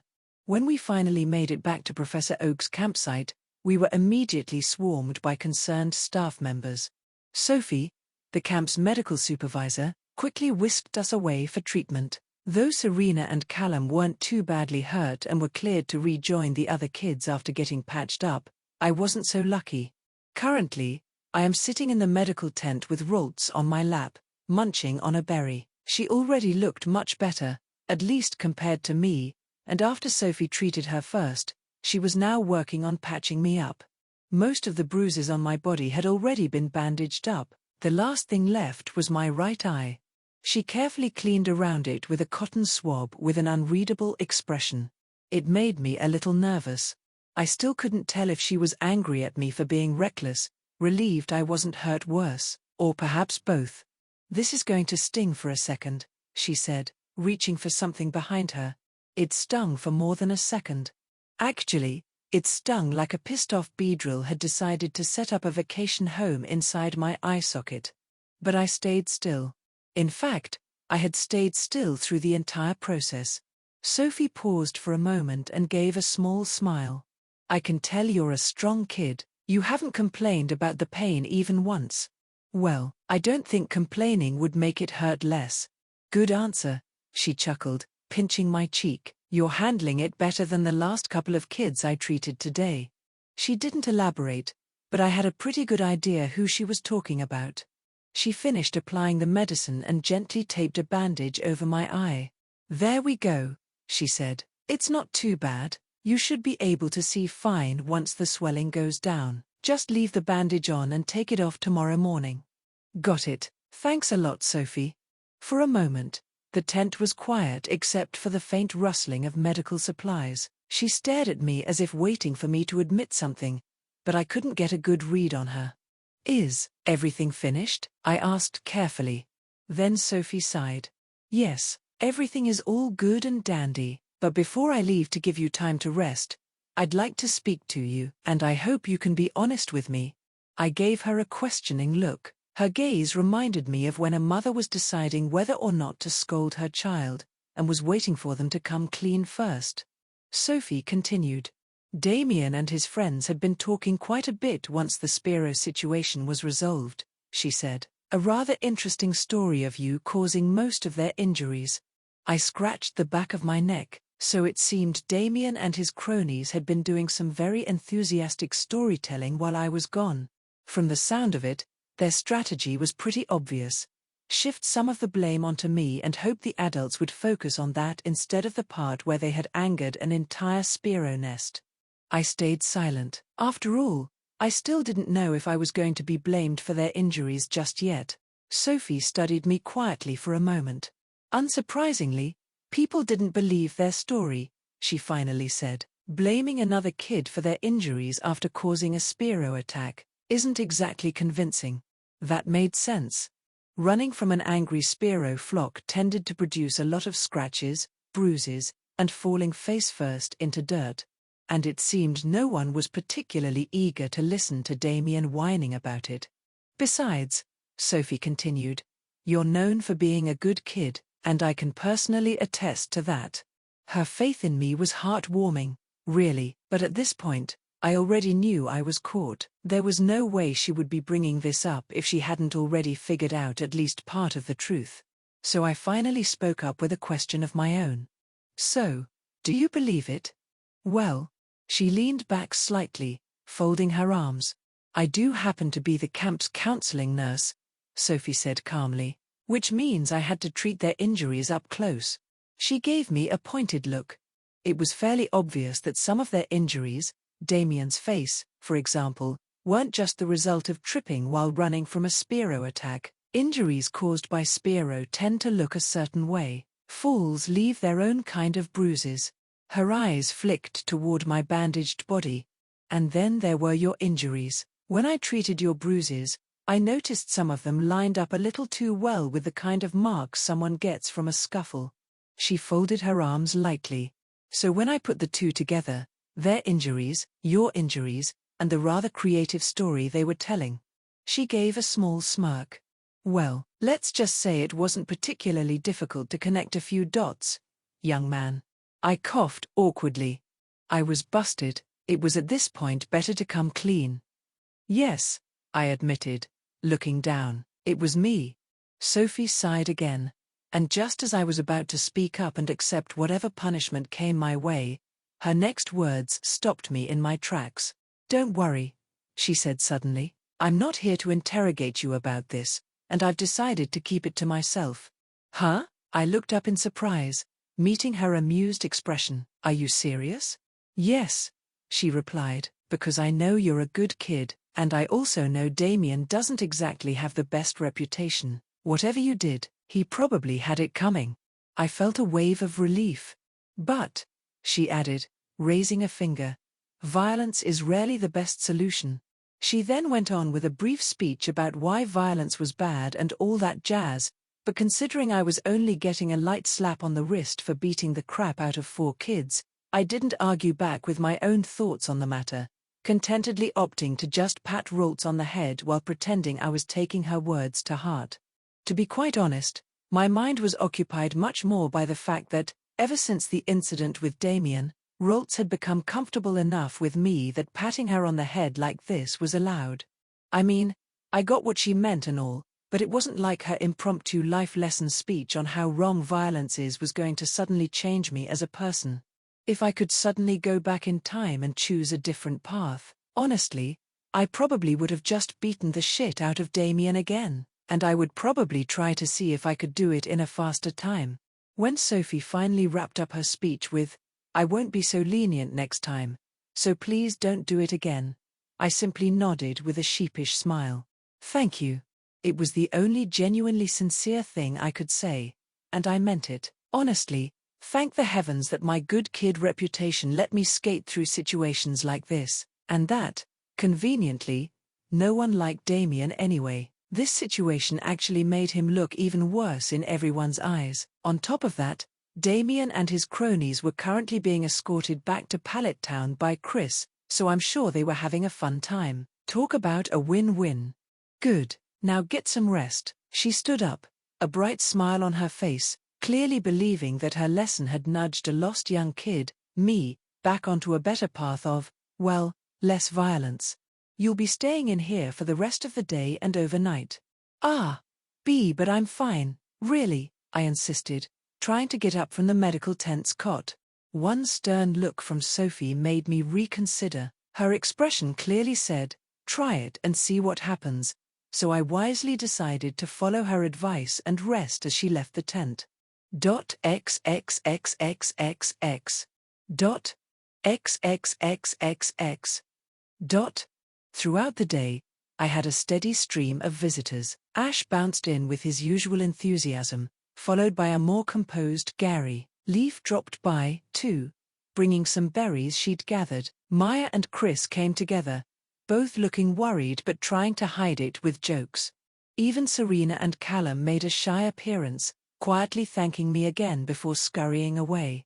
Lying there, I couldn't help but replay my fight with Damien in my head. The memory made me uncomfortable, the bloodlust I'd shown against children. Even if I'd been justified in confronting them, the way I'd done it, using every dirty trick I knew, if I weren't so occupied in the safety of Roltz, I might have really continued to beat them. It wasn't something to be proud of. Sure, the kids here were different from those back on Earth, their strength was on another level entirely, but that didn't excuse my actions. My dark thoughts of just killing them right then and there. Was I always so cynical? Was it because of the near-death experiences I've been facing lately? A bitter laugh escaped me as I realized that in the short time I'd been in this world, I'd already had multiple brush-ups with death. Though interestingly, during each of those close calls, I'd somehow managed to better utilize the aura talents Arceus had given me. I still couldn't believe I was able to react to that final attack of Beedrill. I had a feeling it had to do with Ash's other talent with aura. Physical enhancement. It seemed I had instinctively used it, and it had saved not only my life but also Serena's and Callum's. This might be similar to the anime world, but it's also reality, a reality where I could die, where ASH could die. The thought sent a chill down my spine. Shaking away these dark thoughts, I turned my mind to how today's events might affect the future. What worried me most was the uncertainty. If the story deviated too far from what I knew, my future knowledge would become useless. That advantage of knowing what was coming, I didn't want to lose it, though I had to admit, some changes were inevitable and even necessary. My plan to improve Ash would already alter events, but I was okay with that. As Arceus had implied, this timeline wouldn't be exactly the same anyway, which gave me a lot more to think about. It was becoming increasingly clear that there wasn't just one protagonist in this world. So, was Ash still the chosen one? Or was that role more flexible than I had assumed? What even defines a true protagonist here? Was it fate, talent, influence, or simply being at the center of important events? I didn't have enough information to answer that yet. In the end, all I could really rely on was what Arceus had told me: Ash needed to grow. That much was certain. But that didn't mean I had to limit myself to just him.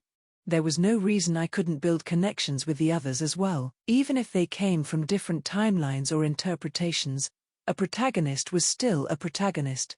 And if I could gather enough of those talented monsters on my side, even someone like Cyrus would shiver in fear, wouldn't he?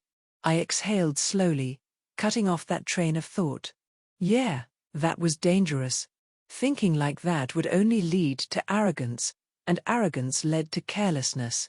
I needed to stay grounded. Still, as long as there was enough familiarity to work with, I could move forward. As long as Ash grew stronger. As long as the allies around me grew stronger. And as long as I kept improving too. For now, The best approach was to treat the events I knew as benchmarks, checkpoints to measure progress against. It was the safest compromise.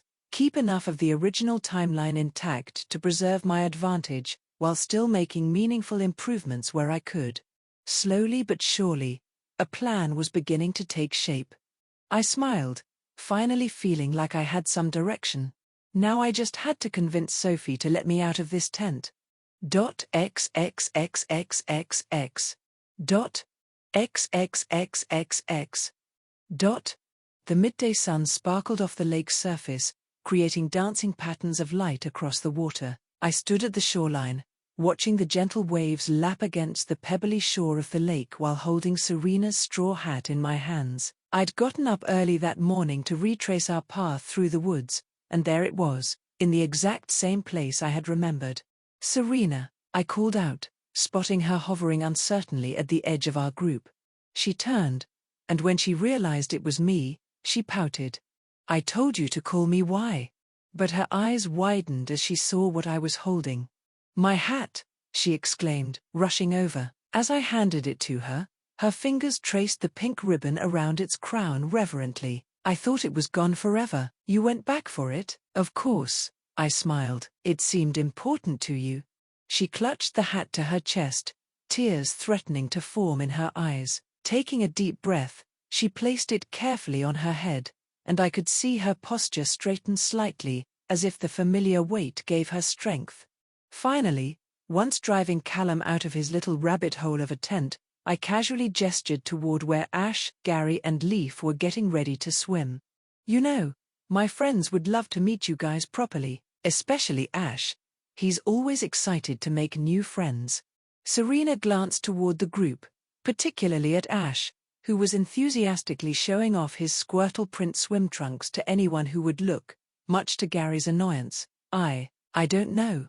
"Hey, remember what we talked about yesterday, about going after what you want?" I gave her an encouraging smile. "Besides, you've already got the hard part done. You've met me, and I'm clearly the most intimidating one." That drew a giggle from her, and I could see her gathering her courage. "I'll try. Come on, X. Let's make friends." I watched as she walked over to the group, dragging along a reluctant Callum, her steps becoming more confident with each one. Ash noticed them first, his face lighting up with excitement. "Hi, I'm Ash Ketchum from Pallet Town. Are you gonna swim with us?" His energy was infectious, and I could see Serena's nervousness melting away as she introduced herself, followed by an awkward Callum. Leaf gave Serena an approving nod, her silent welcome somehow more meaningful for its quietness. Gary, true to form, barely looked up from where he was examining a sleeping Squirtle that had surfaced nearby, though he did grunt a greeting. Annoyed by his very Gary-like response, I walked over to him. Then I kicked him in the ass, sending him stumbling straight into the shallow water. The Squirtle he had been examining immediately woke up with a start and blasted him in the face with a low-powered water gun before swimming away with angry Squirtle shouts. If I had a Pokémon translator, that Squirtle was probably cussing him out. Gary sputtered water out before whipping around with a glare that could have scorched paint. "What?" I said with a cheeky smirk, mirroring my best Gary Oak-style arrogant grin. "Those kids had the gall to come over and say hi to you, and all you did was grunt? What are you, a caveman? I thought you prided yourself on being an intellectual. Couldn't you at least say, 'Hey, my name's Gary,' back?" Gary spat in fury. "The heck? That's why you shoved me into the water? Screw you, Skyfall. I don't need to greet them if I don't want to, and besides..." Gary pointed an accusing finger at Leaf. All she did was nod at them. What was the difference between my greeting and hers? I stood there and thought about it for a moment. Well, I guess he kind of had a point, making me have to think of an answer. Favoritism? Gary's face twisted in even deeper fury. "You little..." Before he could fully explode, I quickly raised my hands in surrender. All right. I held up a hand, stepping closer to the water's edge. "Come on. I'll pull you out." Peace offering. After calming Gary down somewhat, I reached out to grab his hand to help pull him out of the water. Instead, he yanked me in. Splash. I should have seen that coming. When I surfaced, Gary gave me a wide grin and laughed. PFFT. Stupid. Peace offering accepted. I rolled my eyes but returned his grin with a challenging one of my own. Then Ash came running over, completely misunderstanding the scene. "Hey, that looks fun," he shouted. "Water fight." Gary tried to retort. "No, you stupid Magikarp-brained." But Ash cannonballed straight into the water, sending a massive splash right into Gary's face. Gary stood there for a moment, water streaming off every surface, processing. "Oh," he growled quietly, "it is on." What followed was less a water fight and more a miniature natural disaster. Water flew in every direction. Splashes, cannonballs, and stray puddles turning the lake into a chaotic battlefield. Serena and Callum didn't stay on the sidelines for long. Ash had started splashing toward them, and suddenly they were in, shrieking and laughing as they retaliated. A few other kids from the camp joined too, and alliances formed and shattered within seconds. One moment it was a truce. The next, everyone was ganging up on each other in gleeful chaos. Amid the pandemonium, I managed to splash Ash away, sending him off to find fresh targets, laughing maniacally. That's when my eyes landed on one last lone character. She lingered at the edge, carefully watching the fray, her expression calm but still alert. And a little wistful. I suppose it was truly time to break the ice properly. I waded through the cool water, positioning myself carefully, then sent a massive splash directly at Leaf. The usually stoic girl froze, water dripping from her now soaked hair, and slowly turned to face me. I just grinned. "What? You were in the splash zone?" I added a childish, teasing challenge, wagging a finger at her. Leaf started walking toward me through the shallow water. The look in her eyes promised swift and terrible revenge. But I maintained my confident expression. I mean, not to brag, but I just bested 4 older boys in a brawl yesterday. What could she even do? Whatever she had planned, she wouldn't be able to best me. Famous last thoughts. Because when Leaf's hands found my arm. For a brief, genuinely puzzled second, I didn't understand what was happening. The world flipped. My feet left the water, the sky replaced the lake's surface in my field of vision, and then the lake replaced the sky. I hit the water with a crash and felt every bruise from yesterday's fight protesting, like each one of them was saying, "What the hell? Why are you putting me through this again?" I lay there for a moment, face up just beneath the surface, blinking at the refracted sunlight above me. Did I just get owned? What just happened? I surfaced slowly, pushing wet hair out of my eyes. Leaf stood exactly where she'd been, expression placid, hands clasped in front of her, looking like absolutely nothing had happened. We both stared. I stared at her in disbelief, and she stared back at me with a smug look. A few of the other kids had also paused near us, mouths agape, until they realized what had just happened. Then they began to cheer. Holy cow, that was so cool. Whoa, how'd she do that? It's the final boss. The final boss has appeared. She's too powerful. Everyone gang up on her. And just like that, Leaf was swept into the chaos of the water fight, whether she wanted to be or not. But as time went on, I did notice a small, reluctant smile tugging at the corner of her mouth, and I figured, well, I guess it was all right. Time quickly passed.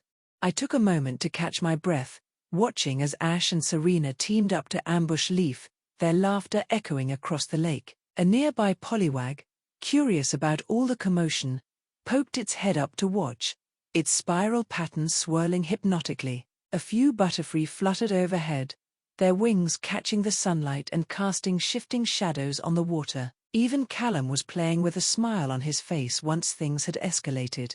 Seeing Serena there, completely at ease now, laughing as she dodged Ash's splash attack while Gary provided covering fire against Leaf's counter-offensive, filled me with an unexpected warmth. Was this how parents felt, watching their children come into their own? The thought surprised me. I wasn't even that old, really, but something about helping Serena overcome her shyness made me feel oddly proud of her. And seeing that bright expression, I could only hope things were going in a favorable direction. XXXXXX. XXXXX. As all things came to an end, the day quickly passed, and it was time to pack up our belongings and head back to Pallet Town. No, Ash, you have to unlock it first, I started. I got it, Ash insisted, right before the pole snapped back and nearly hit him in the face. Here, Professor Oak chuckled, walking over, let me show you boys the trick to it. Once everything was packed and returned, our group began the march back to Pallet Town. I couldn't resist nudging Gary with my elbow as we walked. So, who was it that said this summer camp wasn't going to be fun? I teased, watching his expression. What was it again? Something about being too mature for silly camp activities? Gary's face reddened slightly, but he maintained his typical confident smirk. I was merely participating to show everyone how a future champion conducts himself. Someone has to set an example around here.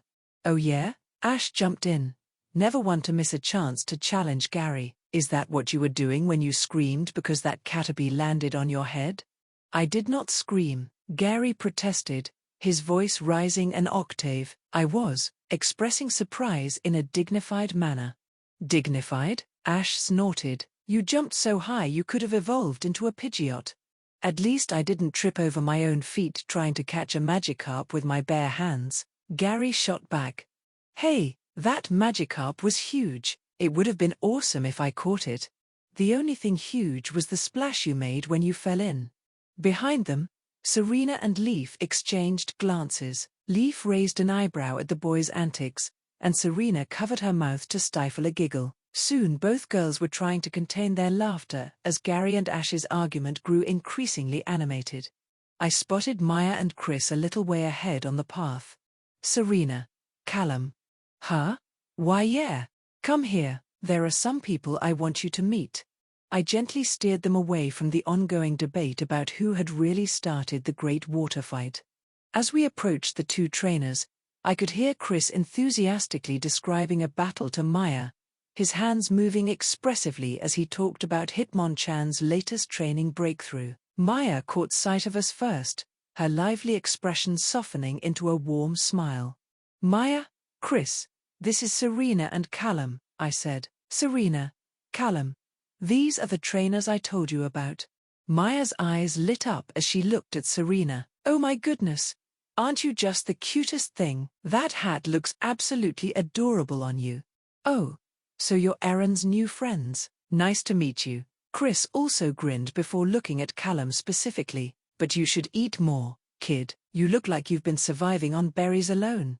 Serena's face flushed red as she pulled the brim of her straw hat down to hide her face, quickly retreating to where Ash, Gary and Leaf were walking. Callum also used that opening to follow after her. I couldn't help but laugh at their shy reactions. I tried, but I guess they both still had some ways to go. Chris then clapped me on the shoulder. Heard about what you did in the forest. That's what a real man does, protecting others without hesitation. Thanks, I replied, somewhat taken aback by his intensity. Maya winked at me. You're going to grow up to be quite the fine young man, aren't you? Yeah, Chris agreed enthusiastically. Strong. Like me, a true warrior's spirit. Maya shook her head, muttering under her breath, that's not what I meant at all. Then louder, she added, besides, you can't talk about being strong when you still can't beat my Wartortle with your Hitmonchan. Hey now, Chris protested, puffing up his chest. Hitmonchan and I have a different kind of strength, just like in our boxing days. My ears perked up at that. Boxing days? Chris's face lit up at my interest. Oh yeah, kid. Let me tell you about the time I won the heavyweight championship. Picture this, a sold-out arena in Saffron City, 15,000 people on their feet. As we walked, Chris regaled me with stories of his boxing career, complete with animated gestures and sound effects. But you know what? He said, his voice growing thoughtful. As great as those days were, also traveling with Maya and starting our Pokémon journey together, that was the best decision I ever made.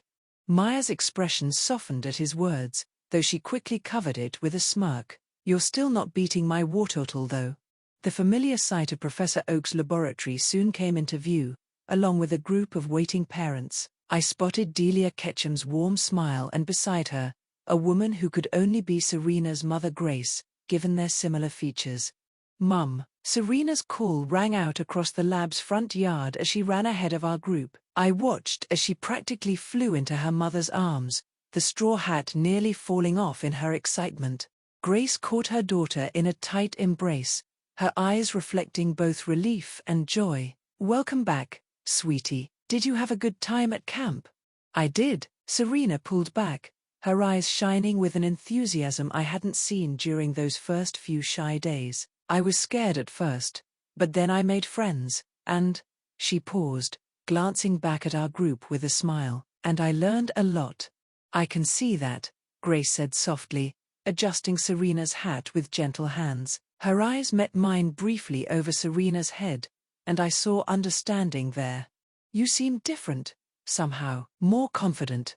"I'm so happy your daughter seemed to have a wonderful time at camp," Delia chimed in, stepping forward with her characteristic warm smile. "Serena, right? Have you met my little Ash yet?" Serena's eyes lit up. Even though she felt a bit shy, she nodded in recognition. "Yeah, I know Ash. We played in the lake together." "That's great to hear. I hope he didn't give you any trouble. Sometimes he can be a little too much to handle." "Mom!" Ash yelled, his cheeks reddening slightly. "Serena's my new friend. Don't embarrass me already." "Oh," Grace raised an eyebrow, looking between Ash and Serena with growing amusement. "So this is the famous Ash I've been hearing about from Delia. Your daughter is quite the natural when it comes to Pokémon," Professor Oak added, walking up to join the conversation. "She showed remarkable insight during our nature walks." "Really?" Grace looked surprised, but pleased. "You never mentioned being that interested in Pokémon before, Serena." "Well," Serena fidgeted with her hat's ribbon, then straightened up. I think I want to learn more about them. Ash was telling me about becoming a Pokémon master, and it sounds amazing."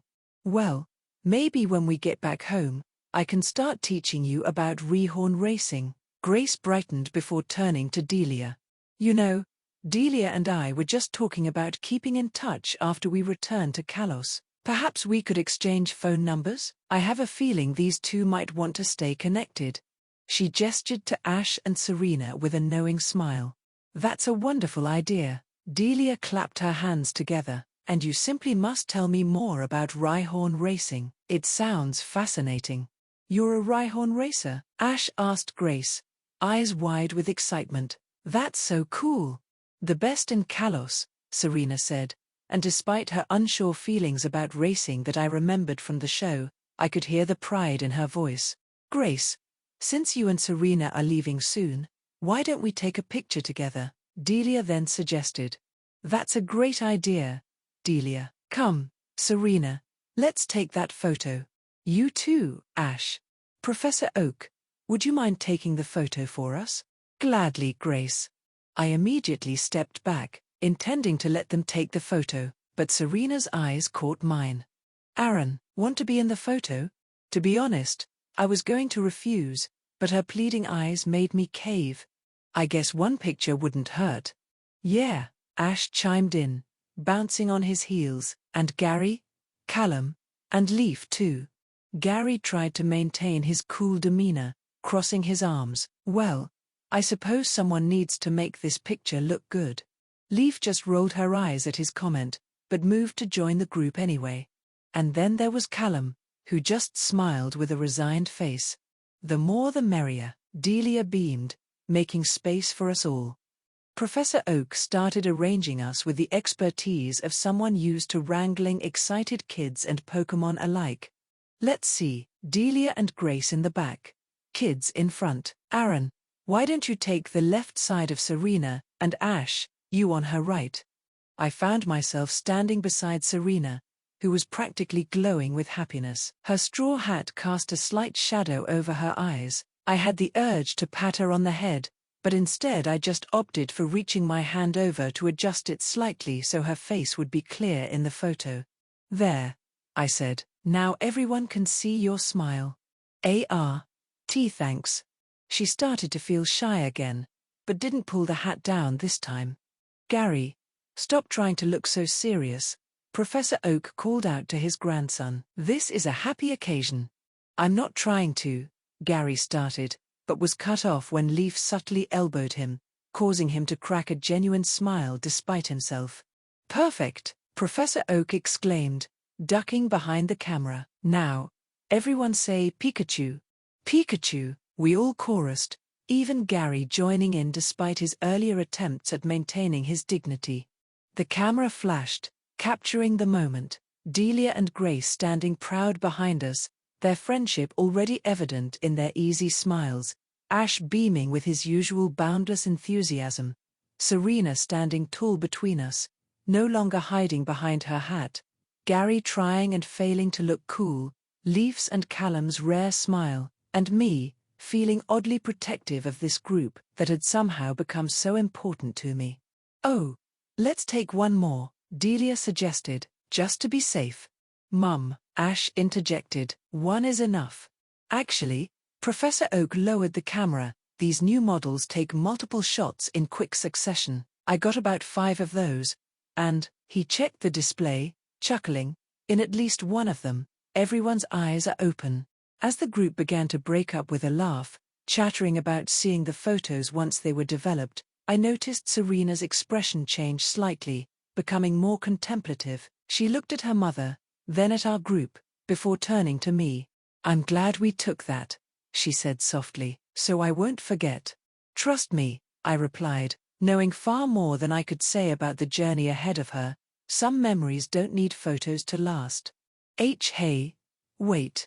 Callum also came up to me. He seemed to want to say something, his eyes darting around until, finally, he gathered his resolve and looked me dead in the eyes. "We're really friends now, right?" I burst out laughing. "Hey, it's a serious question." Callum got mad.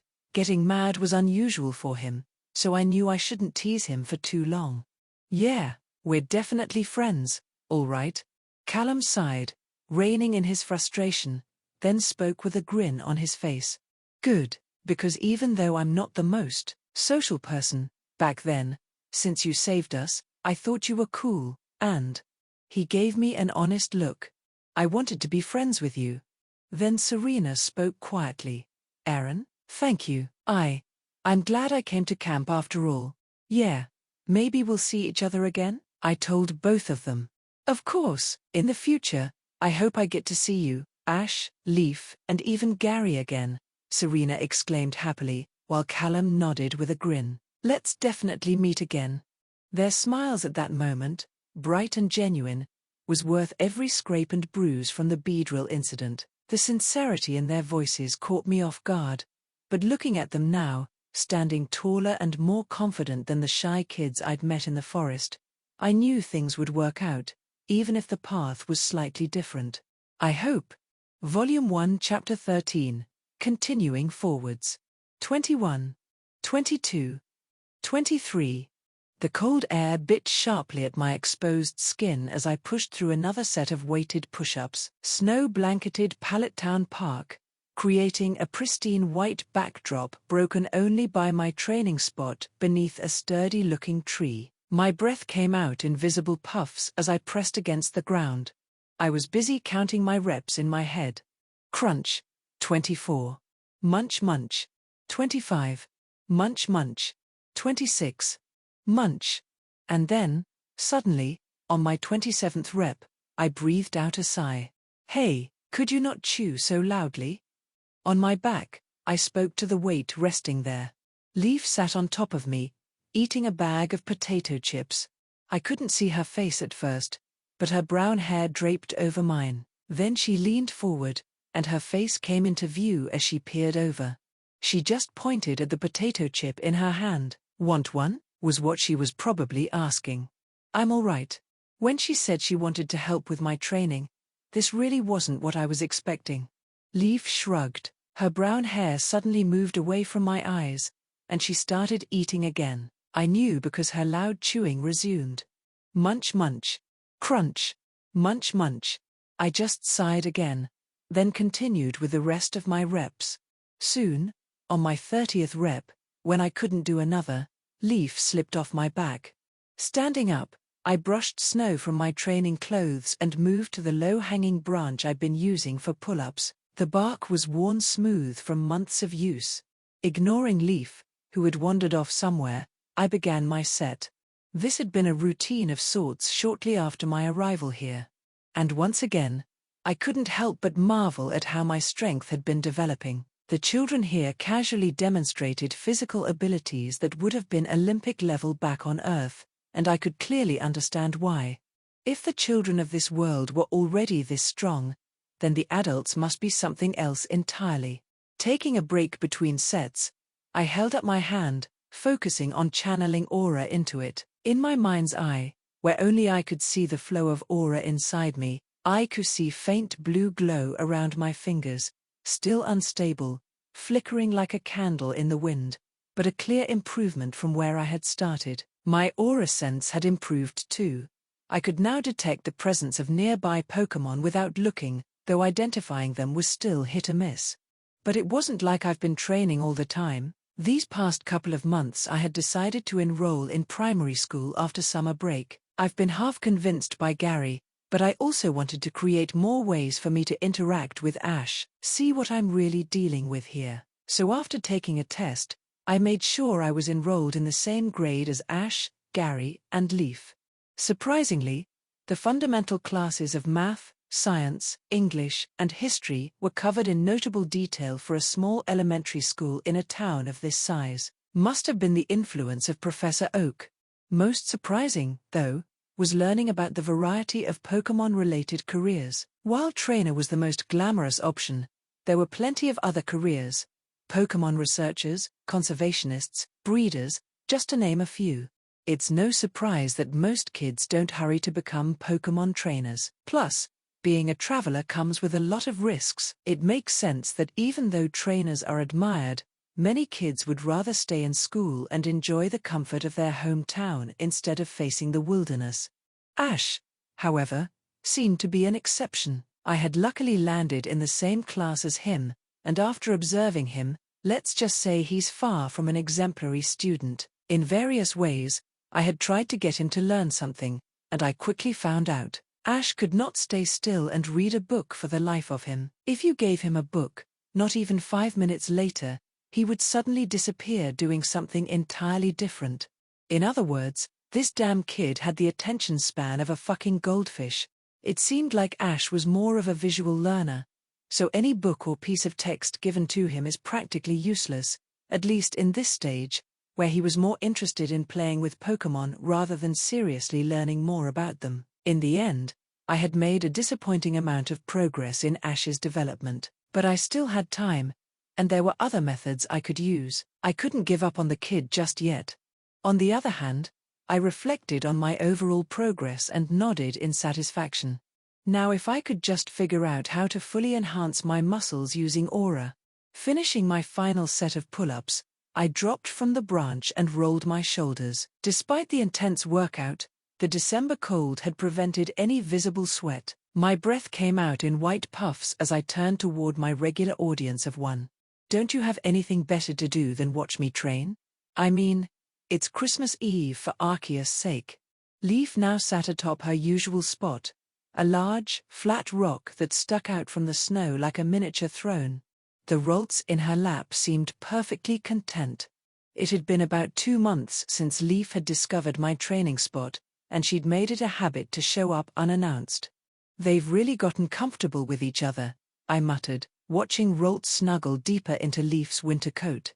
The smug psychic type had taken to Leaf almost immediately during Professor Oak's summer camp. How they got along so well without a single word exchanged was still a mystery to me. Leaf responded to my question with a shrug, her expression unchanged save for the slight upward tilt of her lips. I'd grown used to her silent presence during my workouts, though I still couldn't fathom what entertainment she got from watching someone exercise. Then again, Leaf had always been an odd one. Suddenly, she lifted one gloved hand and pointed over my shoulder. Following her gesture, I turned to see a familiar figure approaching through the trees. Chris's broad grin was visible even from a distance, his winter clothing doing little to hide his boxer's physique. "If it isn't my favorite junior," Chris called out, raising a hand in greeting. "And Miss Leaf too, still keeping an eye on this one's form, eh?" Leaf nodded seriously. "Thanks for coming again," I said with a grin of my own. "Of course, little man. The teacher has to check up on his protégé," Chris laughed, then gestured at the makeshift weights I made. "Though I see you're clearly still not slacking on your muscle training. Maya said she also spotted you practicing combinations the other day." Naturally, after leading them to the idea, Chris and Maya had integrated into Pallet Town life since the summer camp. Professor Oak had practically jumped at the chance to have two experienced trainers help with his research, and although extremely busy, almost always being out of town to complete Professor Oak's tasks, I appreciated Chris making the time to train me. After all, it was one of the main reasons why I wanted someone like Chris to stay. "You're one crazy kid, you know that? Working out in this weather, even I wait until it warms up a bit." Chris shook his head while letting out a breath for emphasis. I watched as his breath formed clouds in the frigid air. I shrugged, rolling my shoulders to loosen them up. The cold didn't bother me much anymore. Channeling aura through my body created enough warmth to keep me comfortable, though I kept that particular detail to myself. "Got to stay consistent, right? That's what you taught me." Chris barked out a laugh. "Using my own words against me now?" He began wrapping his hands. "All right then. Show me what you've learned since last time." I glanced at Leaf, who had settled more comfortably on her rock, clearly planning to stay. Roltz perked up, sensing the oncoming show.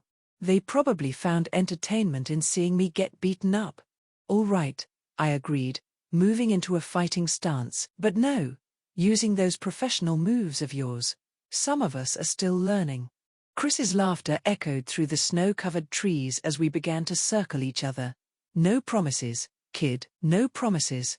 After that fight with Damien and his crew, followed by the Beedrill incident, I knew how dangerous this world could be. Pokémon weren't the only threats, humans here were incredibly capable too. Chris, with his professional fighting background, had been the obvious choice for a teacher. "Ready?" Chris asked, settling into a loose fighting stance. I nodded, raising my guard the way he'd taught me. And then without warning Chris moved first, a lazy jab that I managed to slip past. But that was just a feint. His follow-up hook caught me completely off guard, stopping just short of my ribs. "Too slow, you're still telegraphing your movements." I tried to counter with a combination we'd practiced, a jab, cross, hook, but Chris weaved through them like they were moving in slow motion. His counterpunch tapped my shoulder, reminding me of the hole in my defense. "Better power on that cross, though," he acknowledged with a grin. "Your form's improving." We continued like this, Chris constantly adjusting his speed and power to push me just beyond my comfort zone. Despite being in an almost 7-year-old body, I knew that this world's humans were built differently. Even at this age, I could take hits that would have floored an adult back on Earth. Still, the gap between us was enormous. "Keep your eyes on my center," Chris called out after easily dodging another of my combinations. "You're watching my hands too much." After what felt like hours but was probably only about 30 minutes, Chris called a halt. I was breathing heavily, while he hadn't even broken a sweat. "Your endurance is getting better," he said approvingly. "Now, let's work on those basics again. Show me your straight right, nice and slow." We spent the next 2 hours drilling fundamentals, proper foot positioning, hip rotation, and guard placement. Chris was a patient teacher, breaking down each movement into its component parts. As he adjusted my stance slightly, he spoke confidently. "Boxing isn't just about hitting hard, it's about efficiency, about making every movement count. Especially for someone your size, you need to be smart about how you fight." It was one of his pieces of advice that I took to heart. The sun was starting to set by the time we finished, painting the snow-covered training ground in shades of orange and pink. My arms felt like lead, but I could feel the progress, small as it was. "Same time next week?" Chris asked, unwrapping his hands. I nodded. "Thanks again for the help. I'll keep practicing." "Of course, kid," he laughed. I've also got to thank you too. I've never realized how fun it was teaching other kids how to fight. Maybe when I'm fully satisfied with my Pokémon journey, I'll set up a dojo somewhere.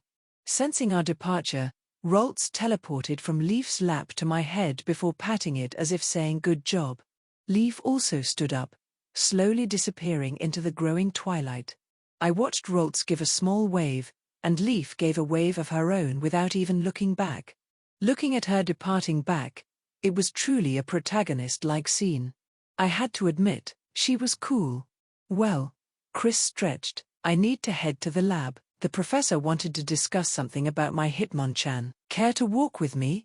I nodded, gathering my training gear. The streets of Pallet Town were already decorated for Christmas, strings of lights twinkling against the snow-covered buildings.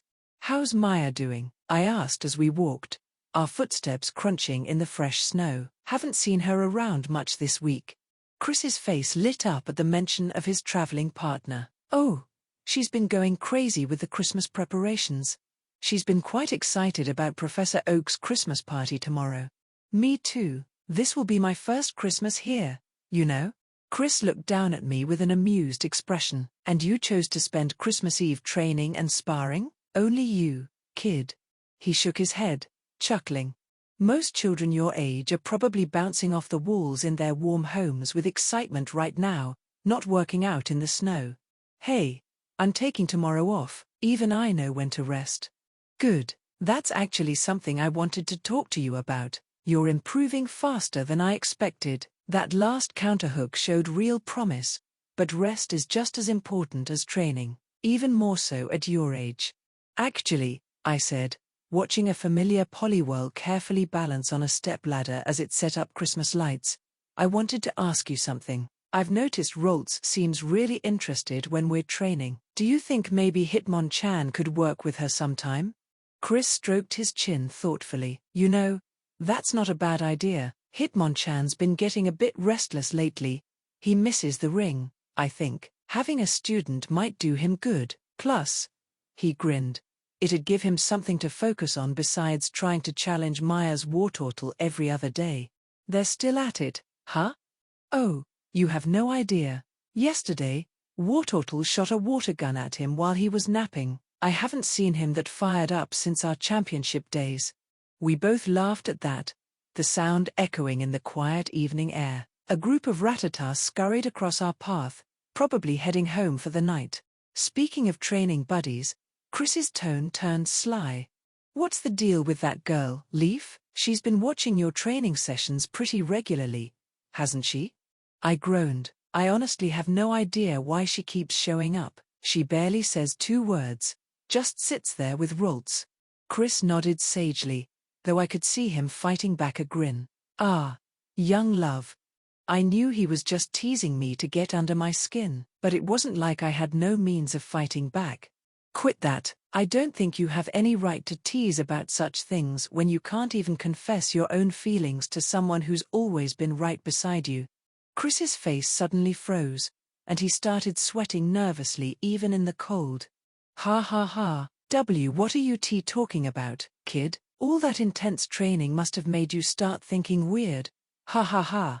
The big man turned into a stuttering mess. I just shook my head.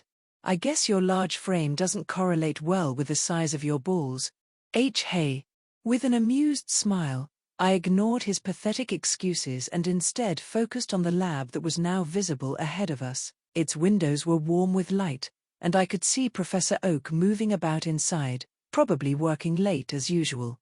You know, Chris said more seriously once regaining composure, having friends who challenge you to be better, who support you even silently, that's important. Whether it's Maya pushing me to be a better trainer, or Leaf watching your progress, or even Roltz showing interest in learning, these things will mean more to you than you think.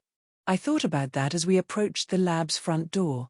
The sound of Pokémon cries and machinery hummed from inside the lab, mixed with the distant sound of carol singers somewhere in town. Tomorrow would bring celebrations and rest, but for now, I was content with the progress I'd made. At least for now. The doors of Professor Oak's lab opened, and standing there in the pristine white entrance hall was a new but familiar character. Daisy Oak. Her honey-brown hair cascaded past her shoulders as she turned to greet us with that characteristic warm smile that could put even the most agitated Pokémon at ease. "Well, if it isn't my favorite little Roltz," she exclaimed, her eyes lighting up. Before I could even react, I felt the familiar weight leave my head as Roltz teleported directly into Daisy's waiting arms with a delighted rah-ha-ha. The psychic Pokémon nuzzled against her chest, emanating waves of pure joy that I could feel even without our connection. I shook my head, a small smile tugging at my lips. It had only been a couple of weeks since Daisy had returned to Pallet Town for the holidays, taking a brief respite from her journey, but Roltz had been completely smitten with her from day one. Not that I could blame my partner. I vaguely remembered that Daisy had such an effect on pretty much every Pokémon she encountered. Hell, she could probably tame legendaries if she really wanted to. Chris, after greeting Daisy, went up to find Professor Oak while I stayed in the main area. As I continued to watch Roltz and Daisy interact, I could sense it as clear as day. Her aura. It radiated from her like gentle waves, powerful yet soothing. The only person I'd ever encountered with a stronger aura was Ash Ketchum himself, though Leaf wasn't far behind either of them, if not on par with them. The thought made me pause, considering that terrifying fact. Here in this small town, we had not one but 3 monsters living here. I remembered how overwhelmed I'd been when I first fully sensed Ash's aura. It had been like staring into the sun, drowning out everything else around it. My own aura abilities felt like a candle in comparison to his bonfire, and it was still growing stronger every day. Now, standing in the presence of Daisy's impressive aura, I couldn't help but wonder about the future. With Leaf in the picture too, it felt like the universe was stacking the deck. More than one protagonist in one timeline was unusual enough, but 3 powerhouses in one small town? Something on your mind? Daisy asked, breaking through my contemplation. She was gently scratching behind Roltz's horns, earning contented chirps from my partner. I quickly shook my head, pushing aside my thoughts. "Just thinking about how quickly you won over this little traitor," I replied with a mock-wounded expression, gesturing at Roltz, who didn't even bother looking in my direction, too content in Daisy's arms. Daisy's melodic laugh echoed through the lab's entrance hall. "What can I say? We just clicked, didn't we, sweetie?" She addressed the last part to Roltz, who responded with an enthusiastic "Roltz, Roltz," while projecting feelings of affection that filled the room with a warm psychic glow. "Where's the great Gary Oak hiding?" I asked, glancing around the lab. "Haven't seen him around today." "Oh, knowing my little brother, he's probably crashed upstairs taking one of his strategic rest periods," Daisy replied with a smirk, using air quotes with her free hand. "He claims they help him think better." I couldn't help but snort. "Yeah, right. Hey, don't mock his very scientific method," Daisy giggled, then suddenly paused as Roltz tugged gently at her sleeve. Her eyes softened with understanding. "Oh, someone wants a grooming session, doesn't she?" I watched as Roltz nodded enthusiastically, her red horns bobbing with the motion. Taking a deep breath, I decided this was as good a time as any to ask something I'd been considering for weeks. "Actually, Daisy, would you mind teaching me how to groom Pokémon properly?" Daisy's eyes widened slightly, genuine surprise crossing her features. "Why you want to learn grooming? That's unexpected. Most boys your age aren't exactly interested in that kind of thing." "Well," I replied, scratching the back of my head, "Roltz and I are partners. I want to be able to take care of her properly, you know? It's not just about battles and training. The little things matter too." Something shifted in Daisy's expression. There was a new warmth, a deeper appreciation. She set Roltz down on a nearby grooming table and began pulling out various brushes and combs from a drawer. "All right then. Pay attention. We'll start with the basics." For the next several minutes, I found myself completely absorbed in Daisy's lesson. She showed me how to properly hold the brush, the right amount of pressure to apply, and how to read Roltz's reactions to make sure she was comfortable. Roltz practically melted under the attention, letting out contented coos as I carefully groomed around her horns. "That's it, just like that," Daisy instructed softly, See how her horns are glowing slightly? That means you're doing it right. Oh my goodness, you're just too adorable. Without warning, she wrapped her arms around me in an enthusiastic hug. Look at how focused you are. You care about Roltz so much. Well, what do we have here? I looked up to see Gary lounging against the doorframe, his spiky hair somehow even messier than usual, definitely fresh from his strategic rest period. Your friend's learning how to groom Pokémon, Daisy announced proudly before I could respond, still holding on to me like I was some cute doll. Gary's face scrunched up in disbelief. Seriously? Grooming? What's next? You gonna start wearing ribbons and hosting tea parties? Daisy simply looked at me with a knowing look. You see, this is how boys your age normally react to the topic. I continued to brush Roltz. Some of us actually care about Pokémon maintenance, Gary, though maybe you should ask your sister for some grooming tips yourself. Your hair's looking a bit like a Pidgey's nest right now. I responded casually. Daisy's laughter rang through the lab while Gary's face reddened. At least I don't look like some pretty boy who stepped out of a contest magazine. Was that supposed to be an insult? Oh, leave him alone, Gary, Daisy chimed in, a mischievous glint in her eye. There's nothing wrong with taking proper care of yourself and your Pokémon. In fact, she took a step toward Gary, arms outstretched. Come here, little brother, let Big Sis fix that hair of yours. The look of absolute horror that crossed Gary's face was priceless. Don't you dare, he yelped, already backing away. Daisy, I mean it. Come on, Gary, just a quick grooming session. Daisy called out playfully, chasing after her brother as he bolted through the lab, knocking over a stack of papers in his hasty retreat. Get away from me with those brushes, you crazy Pokémon grooming fanatic. I doubled over laughing, having to set down the grooming brush as Gary's increasingly desperate protests echoed through the lab, punctuated by Daisy's cheerful threats about proper hair care. Even Roltz was giggling, her bell-like laughter joining the chaos. The great Gary Oak, running from a brush, I managed between laughs. Wait until Ash hears about this. Don't you dare tell him. Gary's voice carried from somewhere deeper in the lab, followed by the sound of something falling over and Daisy's triumphant "Got you." Daisy? No. Once Daisy was finished with her work, Gary looked like the epitome of a man in the 90s who wore their hair in the same middle-parted, straight style. You'd swear they were part of the same boy band. The style looked quite hilarious on him, and Gary clearly hated it, which made it all the more humorous. I couldn't help but snap a quick photo with my old digital camera, the one Professor Oak gave me last month, planning to use it as blackmail later. Ahem, I meant it as a memory for later. Volume 1 Chapter 14, The Final Birthday Before the Journey. February 14th. This day was rather special. Because this exact date was actually my birthday, information I'd managed to retrieve from Professor Oak a while back. It was my 11th birthday, to be exact. I know. Quite a long time has passed, right? Now, any normal kid would have been excited to celebrate, to get a whole cake, presents, and a party. But me? I was grinning like a madman as I weaved under another lightning-fast jab from Chris. Because obviously any kid would be excited to spend their birthday fighting a former heavyweight boxing champion. Snow crunched beneath my feet as I pivoted, the thin white blanket covering the clearing behind Professor Oak's lab providing an extra challenge to our footwork. It was currently the afternoon, and despite the weather getting ready towards spring, it was still quite frigid.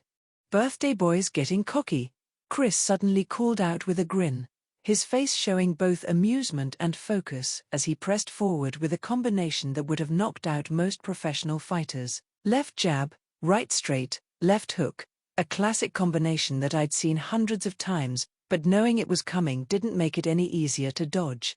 I couldn't help but to continue to grin back, even as I barely slipped past the hook that probably could have taken my head off. Not cocky, I shot back, checking my distance, just finally catching up. Catching up, eh? His grin widened as he suddenly changed rhythm, something only a former champion could do so seamlessly. Let's test that theory. Chris's next combination came like a freight train. A quick 1-2 followed by a brutal body shot that I barely managed to block. That was leaving a bruise. Getting tired yet, birthday boy? Chris taunted, smoothly cutting off my escape route to the left. Those counters won't land if you're sucking wind. I responded with a quick jab to keep him at a distance, but he easily slipped it. Amateur mistake. I'd telegraphed my punch by dropping my shoulder slightly. Even after years, the basics still needed some work. And just as I expected, Chris called me out for it.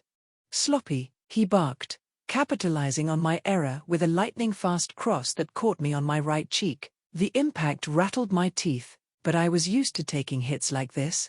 You're better than that. Focus. The snow crunched under my feet as I reset my stance, watching Chris's movements carefully. Then his right heel lifted slightly, a sign I'd learned to recognize over the years. He was setting up for his favorite combination: jab, cross, uppercut, hook.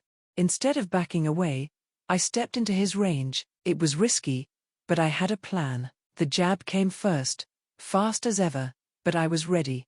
A slight head movement let it slip past my ear. The cross followed immediately after, just as expected. Ho! Chris made a surprised sound, realizing too late what I was doing.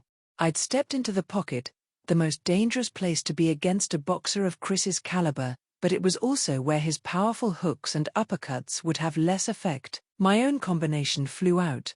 2 quick body shots followed by a hook that caught him just as he was loading up his uppercut. For a moment, I thought I'd finally caught him clean, but Chris hadn't been champion for nothing. Even as my hook connected, he was already rolling with the punch, minimizing the impact and setting up a counterattack that I never saw coming. TCH. I clicked my tongue as I took in the impact. Damn, that fucking hurts. Chris's next attack was a jab, shooting out like a piston, his left arm extending in a perfect straight line, knuckles rotating at the last second for maximum impact. I could feel the displacement of air against my cheek as I weaved my head just inches to the right, my muscles burning with the precise movement required to dodge without overextending. Chris's weight shifted seamlessly, his back heel grinding against the snow as he pivoted, transferring power from his legs through his core and into a strong right cross. His shoulder rolled forward like a wave, the punch traveling in a laser-straight line toward my chin. I caught the blow on my forearms, and even through my block, I could feel the shockwave travel up my arms. Good block, he growled, already following through with his combination. You're really not holding back this time, huh? I growled back, masking the pain. Fine by me. His next left hook came whipping around like a cracking whip, his entire body coiling and uncoiling to generate force. The punch curved through the air in a vicious arc, aimed at the side of my head. I ducked underneath, feeling the whoosh of air over my hair, snow crunching under my feet as I adjusted my stance. I saw my opening and took it. Launching forward, I threw a feint with my left hand, a quick, shallow jab that wasn't meant to land. Chris's guard twitched up reflexively, exactly what I wanted. My right hand was already in motion, shooting straight toward his solar plexus in a textbook body shot. My knuckles rotated at the last second, hips twisting to put my entire body weight behind the punch. But Chris read the feint. His elbow dropped just in time, catching my body shot on his arm. Before I could pull back, his counter was already coming. It was a short, savage uppercut that started from his hip, his entire body compressing and exploding upward like a spring releasing. The punch sliced through the space where my head had been a split second before, as I desperately leaned back, feeling the wind from the near miss on my face. I tried to create distance, pushing off my back foot, but Chris pressed forward relentlessly. His footwork was just a masterclass in itself, each step precise and purposeful, cutting off my angles of escape. His lead foot pivoted in the snow, opening his hips for another hook. This one started low, his fist traveling in a tight upward arc, like a shovel digging up from the ground. The power was transferred precisely from his legs to his fist. I managed to slip the punch by a hair's breadth, countering with my own combination. A quick 1-2 followed by a left hook. The jab snapped out like a rubber band, my shoulder and arm extending in synchronization. The straight right followed immediately after, my back foot pushing against the ground, driving power up through my legs and core. The hook came last, my entire body rotating like a corkscrew, fist traveling in a tight arc toward Chris's head. He blocked the first 2 punches with practiced ease, his hands moving on pure instinct, but the hook caught him slightly off guard, slightly brushing the side of his face, not enough to hurt him, but enough to make his eyes narrow with renewed focus. "Now that's more like it," he exclaimed, resetting his stance. I nodded, also settling back into my stance, feeling the familiar burn in my muscles and the cool winter air in my lungs. Chris shot forward again with another blistering combination. This time, a triple jab that flickered out like a striking snake, each punch slightly different in timing and angle. I blocked the first 2, but the third clipped my shoulder as I tried to slip away. The impact sent a jolt through my entire body. "Getting sloppy again," he called out, following up with a right cross that cut through the air like a cannon shot. "Show me that teaching you all these years wasn't a waste." At this rate, I was bound to lose without even landing a single clean hit. With that in mind, I decided to go all in on this last move. "TCH, fine. You've asked for it." With rapt focus, I watched another one of his punches approach. Instead of backing away or blocking, I did something Chris had never seen from me before. As his cross came in, I dropped low, lower than any conventional boxing stance would allow. My right hand touched the snow-covered ground, and I could feel Chris's punch passing over my head.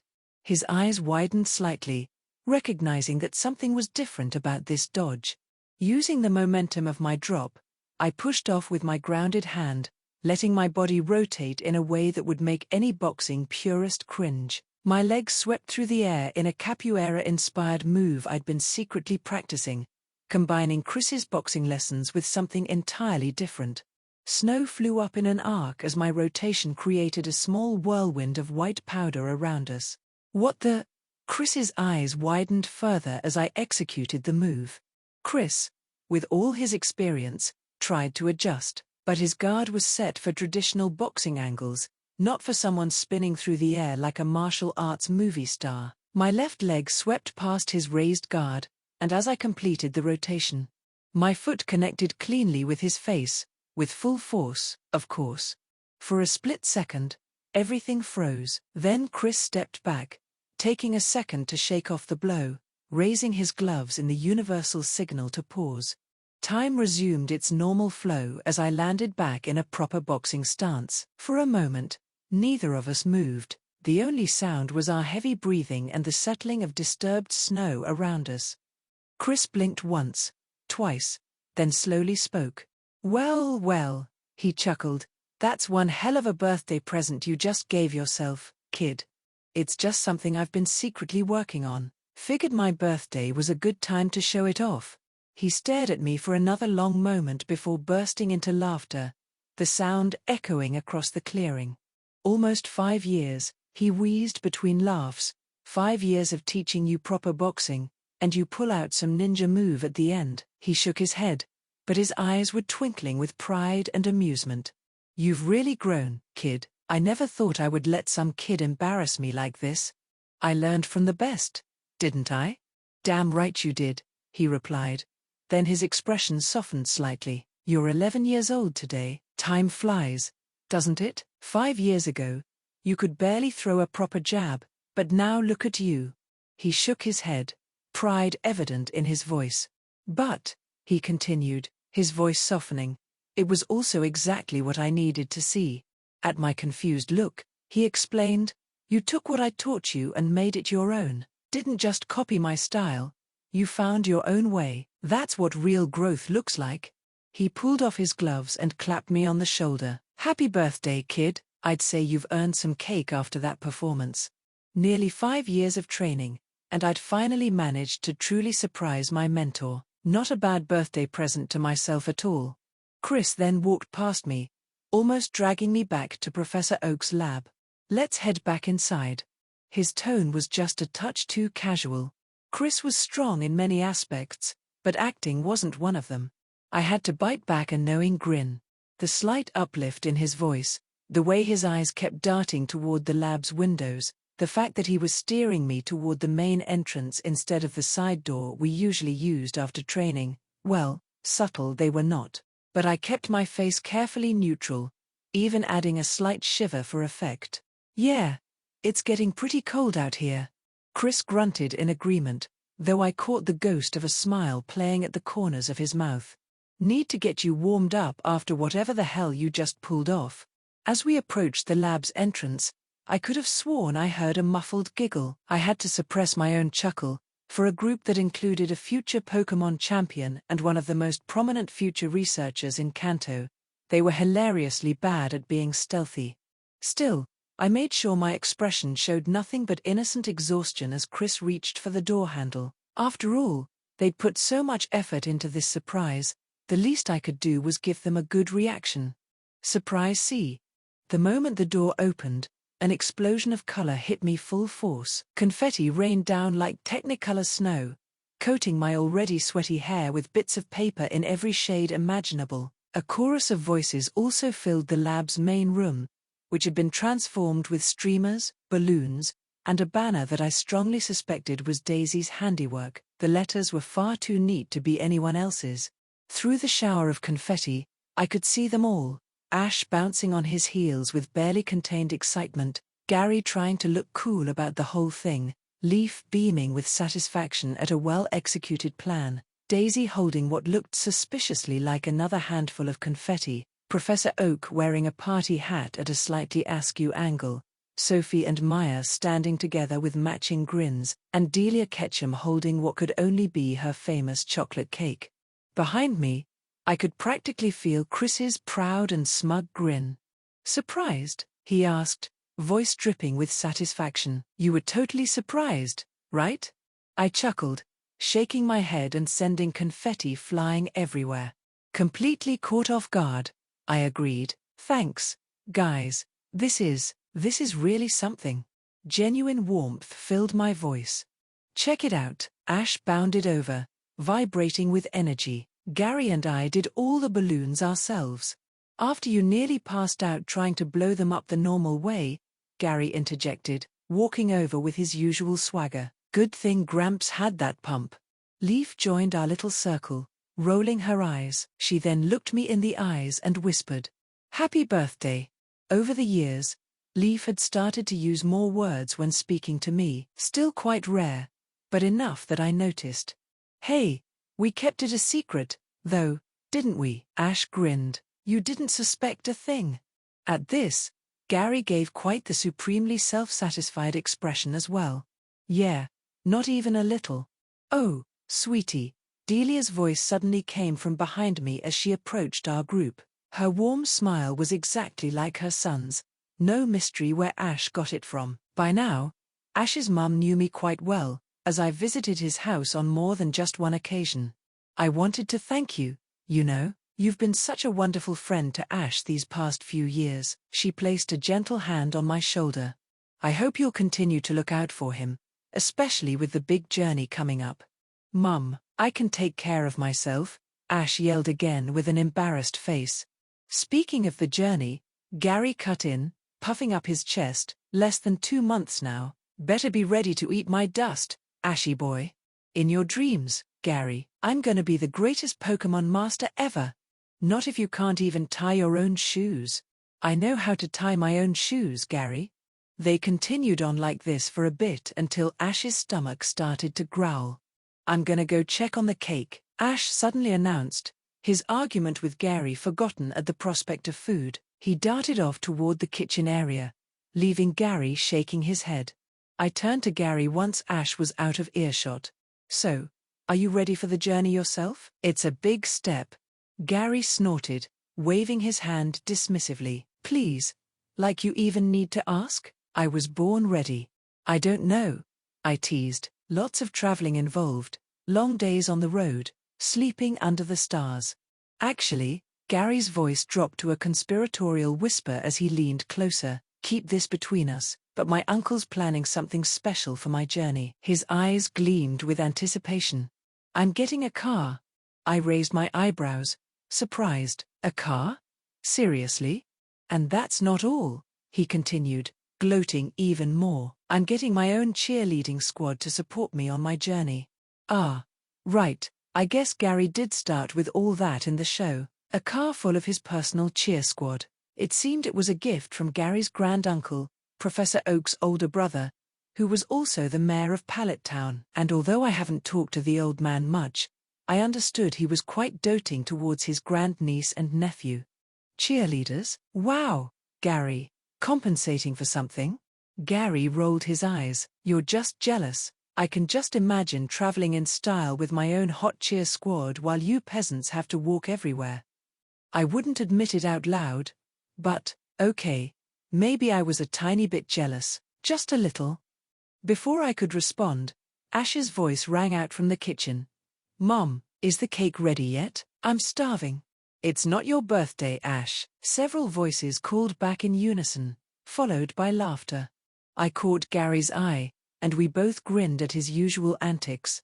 Then, a familiar weight suddenly appeared on top of my head, followed by a cheerful Roltz rah. I didn't even flinch. After close to 5 years, Roltz's tendency to use my head as her favorite perch was as natural as breathing. Hey there, I said casually, reaching up to pat her head. Then, clear as a bell, a sweet, childish voice echoed in my mind. Cake. I couldn't help but smile. It had taken years of practice, but Roltz had finally entered the realm of telepathic communication, even if it was still mostly limited to 1 or 2 words. All right, everyone, Sophie called out, clapping her hands. Cake time.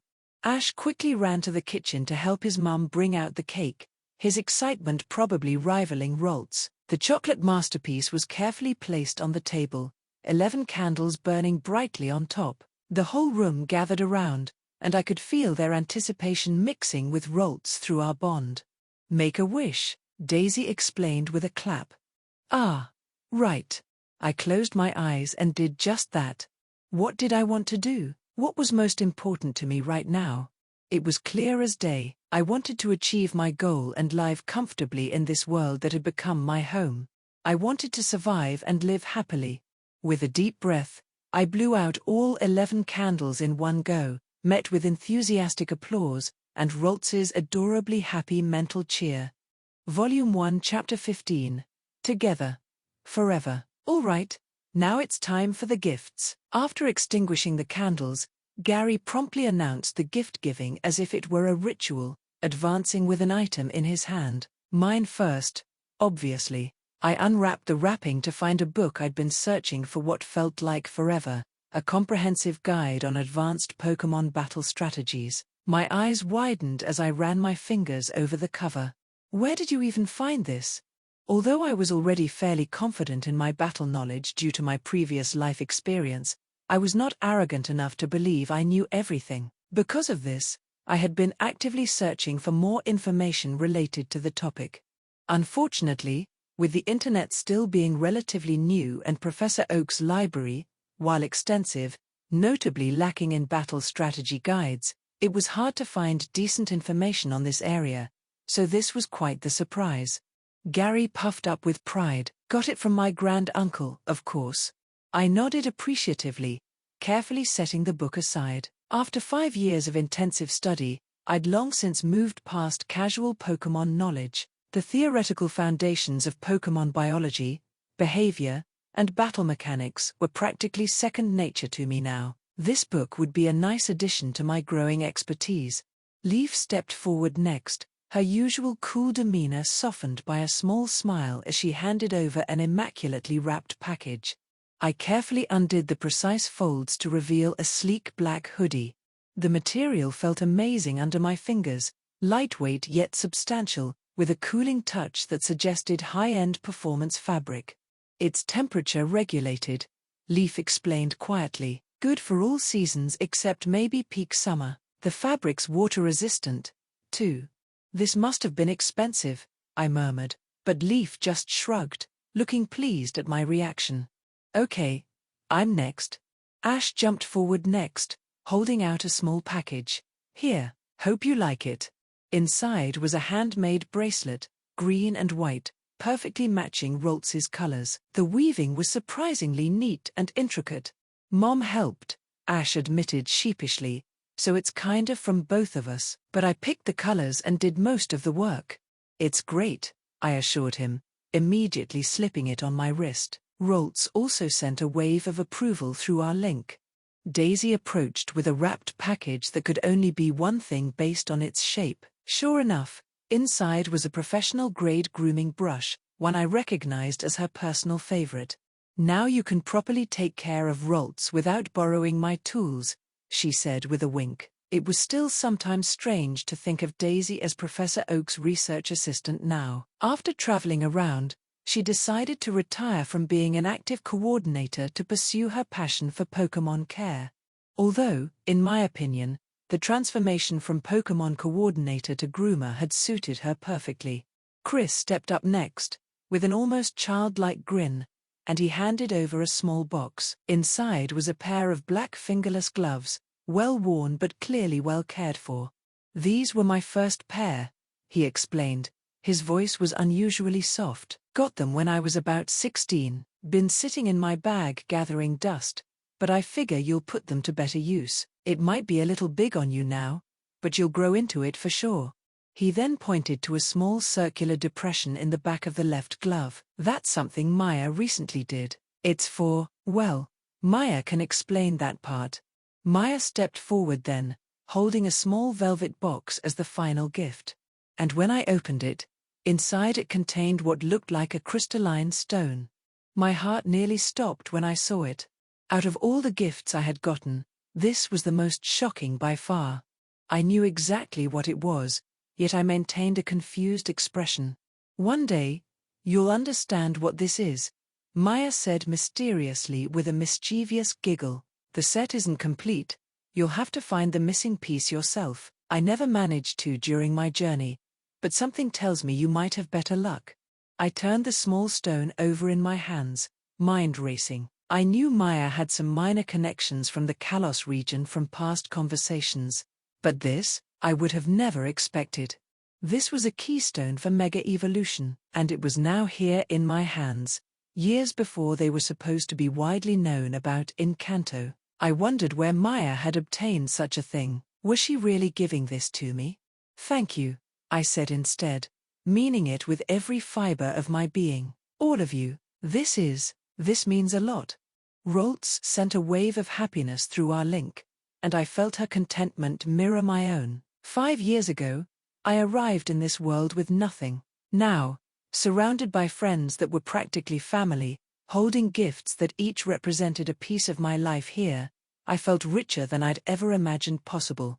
Enough of that, Ash declared. Can we eat the cake now? The room erupted in laughter, and I carefully tucked away the keystone. As the party wound down and people started gathering their things to leave, Chris and Maya pulled me aside, their expressions a mix of happiness and something else I couldn't quite read. Kid, Chris started, then paused, scratching his head. We've got something to tell you. Maya stepped in, placing a gentle hand on Chris's arm. We're leaving Pallet Town tomorrow. We're heading to Unova, thinking of settling down there. The news hit me like one of Chris's hooks, unexpected but somehow not entirely surprising. Tomorrow, I managed, looking between them. That's sudden. Maya's lips curved into a knowing smile. Actually, we were planning to leave a while ago, but someone, she nudged Chris with her elbow, kept finding reasons to delay. Just one more training session, he'd say. Need to make sure the kid's form is perfect. She lowered her voice conspiratorially, leaning in closer to me but also making sure Chris heard her. He was in tears just last night. I was not. Chris quickly cleared his throat awkwardly. I just needed to make sure my dear protégé was properly prepared before I left. That's all, professional responsibility and whatnot. I felt a twinge in my chest, but I still smiled anyway. Well, did I pass the final evaluation? Chris's expression softened at my question. With flying colors, kid, with flying colors. .xxxxx. .xxxxx. Later that night, I found myself in front of Professor Oak's office door, the party decorations and celebration nowhere to be seen. The professor had called me in specifically to discuss something important, although, before even coming in, I already had an idea of what he wanted to talk about. "Hey, Professor, is there something you need?" Professor Oak simply nodded with a serious face. "I need to report to the league soon about how many starter Pokémon we'll need for this year's new trainers. I need to know if you'll be requiring one." Of course, this was the topic I was expecting yet also half dreading. It was, after all, the same conversation I had with him last year. "How many new trainers are there this year?" I asked, curious. "4," Oak replied. "5, if you decide to take a starter." 4 trainers. The number was the same in the anime, but the characters may or may not have been replaced. "Professor," I ventured, "about Damien, are you really planning to give him a starter?" Oak's expression grew slightly more serious. Yes, I suppose you remember last year's incident?" He reclined in his chair, his gaze distant with recollection. Naturally, he had declined to provide Damien with a starter Pokémon due to his troubling conduct towards Pokémon. His father was incensed, both with the professor and with Damien for failing to meet his expectations. "Of course, so what will you do this time?" "Well," the subtle enigma in his tone made me uneasy. "I don't think I told you this yet, but last month, during that terrible snowstorm that hit our town, I found Damien outside the lab, freezing to the bone. He begged me for another chance, and he also gave me a proposal. If he could prove he'd changed his attitude toward Pokémon, I would give him another opportunity this year." Professor Oak made an uncertain face and let out a heavy sigh. "Did you change your mind about him?" "Well, over the past year, Damien seemed to have proven to me that he has changed." "Ah, I see." I kept my face carefully still, pushing down the knowledge of what would eventually happen to Damien's Charmander that he would certainly get from Oak. That abandoned Pokémon would eventually find its way to Ash, becoming one of his most powerful and loyal companions. As much as I wanted to stop Damien from becoming a Pokémon trainer and how much I disagreed with Professor Oak, some things needed to play out as they were meant to. Yet as I resigned myself to that thought, Professor Oak suddenly smiled slightly as if finding something funny. "You already seemed convinced I agreed to his proposal." I blinked in confusion. "Wait, did you not? Then who's the 4th trainer you're sponsoring then?" He chuckled at my expression. "How low do you think of me, child? I'm an old soul who has seen a lot in this world. If I couldn't judge a person's character, or if I were one to whimsically change my mind based on surface-level actions, I would never have become this region's professor." Of course, that night, I still refused his offer. If someone like that child was sponsored by me, my image would plummet, so I made the not-so-hard decision of sponsoring another child from my school instead. His words, heavy with amusement, slightly stunned me. Then a small smile of my own broke through. "I'm sorry for doubting you, Professor. Sometimes, it wasn't hard to overlook this man's level of competence." At first glance, the professor appeared to be just an old, somewhat quirky and eccentric man, who genuinely sought to recognize the potential in the younger generation. A man who took great delight in assisting both Pokémon and their future trainers, always viewing the younger generation with such optimism that it almost felt like blind kindness. However, he was no fool when it came to the well-being of Pokémon. Although I was relieved, it still begged the question of how exactly Damien would receive that Charmander. Perhaps his father, who had been a trainer, got one for him after realizing that Professor Oak would not change his mind. At this point, however, I no longer cared. "Now, enough of that boy. As for your own starter," Oak continued, bringing me back to the main topic, "what are your thoughts?" Professor Oak's question made me silent as I hesitated to give him a proper answer. Did I really want him to request a starter Pokémon for me from the league? Technically, I could have started my journey last year. My 10th birthday had fallen before April 1st, making me eligible for one of Professor Oak's starter Pokémon. I'd told myself it was because I wanted to wait for Ash so that we could start our journeys together. But that was just a convenient excuse, and I knew it. The real reason was a particular Ralts. 5 years. 5 years of intense training sessions, of shared meals, of her using my stomach as her favorite napping spot. 5 years of growing together, learning together, becoming inseparable. The thought of starting my journey with any other Pokémon felt wrong. But I wasn't blind to reality. Ralts had trauma, deep-seated fears about being captured by humans. That incident with Damien years ago had only reinforced those fears. Still, I couldn't shake this stubborn, selfish attachment. Every time I tried to imagine standing in Professor Oak's lab, choosing between Bulbasaur, Charmander, and Squirtle, all I could see was Ralts's face. It was stupid, I knew that. I had goals to accomplish, a path I needed to follow to survive in this world. I couldn't keep stalling forever. Maybe even if Ralts didn't want to be my starter, she could still travel with me? The thought felt hollow even as it crossed my mind. Professor, I started, my voice heavy with resignation, about that starter. And when those words left my mouth, a soft sound interrupted me. It was something rolling across the floor. I looked down to see a Pokeball coming to a stop at my feet. Ralts stood behind it. What the? I whispered, hardly daring to believe what I was seeing. I could only look at her in pure astonishment. Before you make this decision, Professor Oak interjected gently, as if he expected something like this to happen, you should know that if you choose Ralts as your starter, I won't be able to provide you with another one. League regulations are quite strict about this. I looked at the Pokeball, then at Ralts, feeling the waves of certainty flowing through our psychic link. After all this time, after all her fears and trauma, she was choosing this, choosing me. Without hesitation, I picked up the Pokeball. Don't worry, Professor. I don't need another starter, I said firmly. I already have a partner. The Pokeball felt just right in my hand as I enlarged it. Ralts looked up at me, and through our connection, I felt not fear, not resignation, but readiness. 5 years of friendship, of growing her trust, it seemed it was all worth it.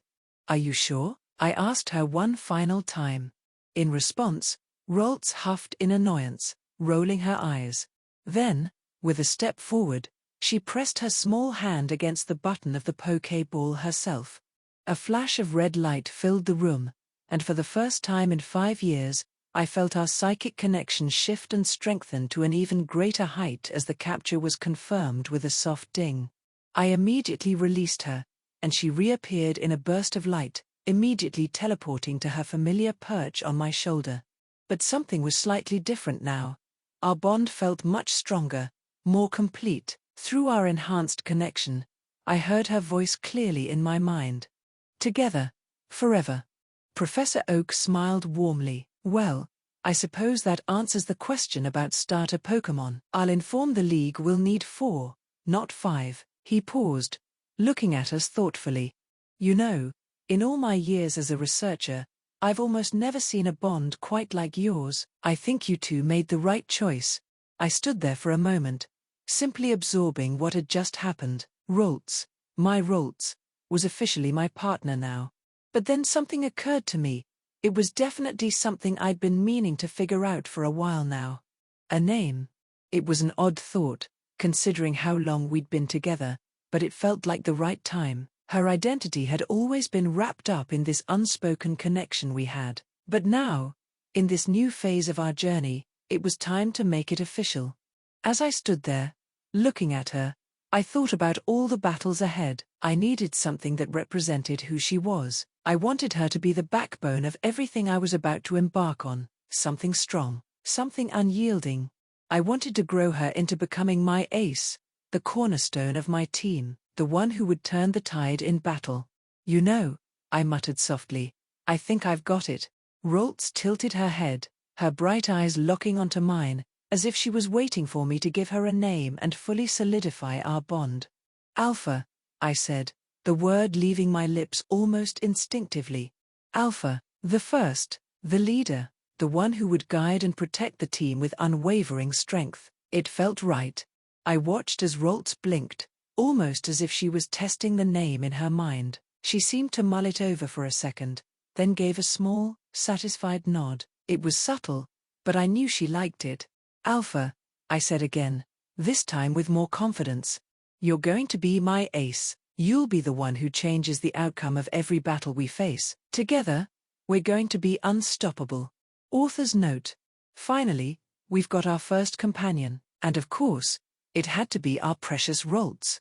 Volume 1, Chapter 16, Break In.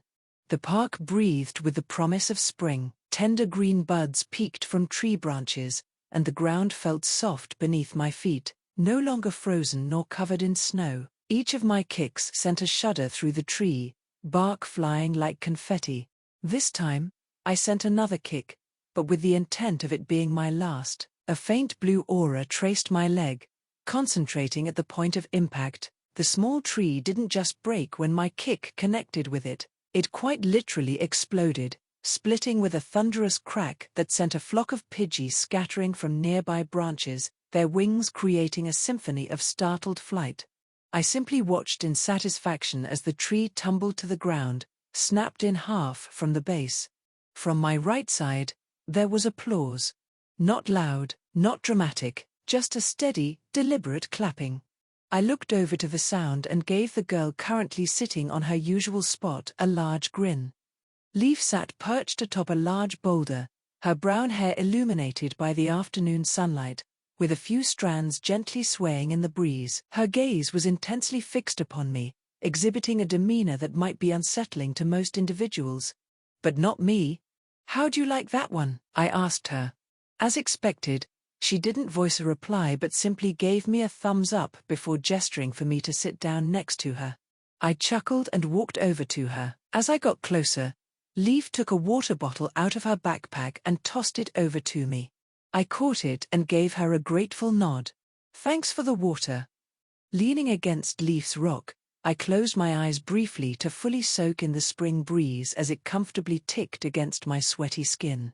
Slowly opening my eyes and turning, I watched Alpha practicing her psychic abilities with an intensity that belied her small size. The air around her shimmered with psychic energy, tiny green-blue tendrils of power dancing like ethereal fireflies. Leaves, small stones, and twigs levitated around her, rotating in complex geometric patterns that defied natural physics. I'd watched her abilities grow over the past 5 years. What started as subtle emotional impressions had transformed into something remarkable. Each day, her control grew more precise, more powerful. "Alpha," I called out, "it's time to go home."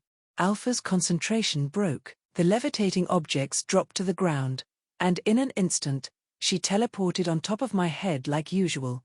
Making sure Alpha was comfortably on my head, I raised my body and started walking toward Professor Oak's lab. "See you tomorrow, Leaf." I figured she was heading home. It seemed like the perfect time for everyone to head back, since we'd been hanging around and training all afternoon. However, a playful burst of mental laughter echoed in my mind when I said this, and through our mental connection, I could feel Alpha's anticipation despite her trying her best to hide it. "What's so funny?" I asked her mentally, but she only continued to giggle mischievously. Leaf jumped from her rock only to fall into step slightly behind me. "Wait, where are you going?" I asked, raising an eyebrow. Leaf didn't answer at first. I glanced at her, a little confused. Usually, she'd head the opposite way, towards her house, but here she was, following after me like we were going the same way. Alpha's mental giggle grew more pronounced. The little Roltz definitely knew something I wasn't getting. After several minutes, I couldn't take it anymore. I stopped. Leaf stopped. I turned around and tilted my head, trying to figure out what her deal was. Was she trying to play some sort of prank on me? To my complete surprise, she mimicked me exactly, tilting her head at just the same angle and putting on an equally confused face that mirrored my own. Then she actually cracked a smile. She was definitely making fun of me. "Okay," I said slowly, "what's going on?" Leaf's voice was unique, not soft like most girls her age, not hard, but carrying a precise clarity that cut through unnecessary noise. "I'm sleeping over at your place," she stated, as if this were the most natural thing in the world. "She's what? You mean, you want to sleep over at Professor Oak's lab? Why?" Leaf shrugged. Well, since we're both going on our journeys soon, I won't get to see Alpha much. I want to hang out with her as much as possible before we leave, so we're having a sleepover. Alpha's mental laughter at this point had reached its crescendo. Waves of amusement and mischief radiated through our psychic bond. Then why don't you just come along with us, if you want to hang out with Alpha more?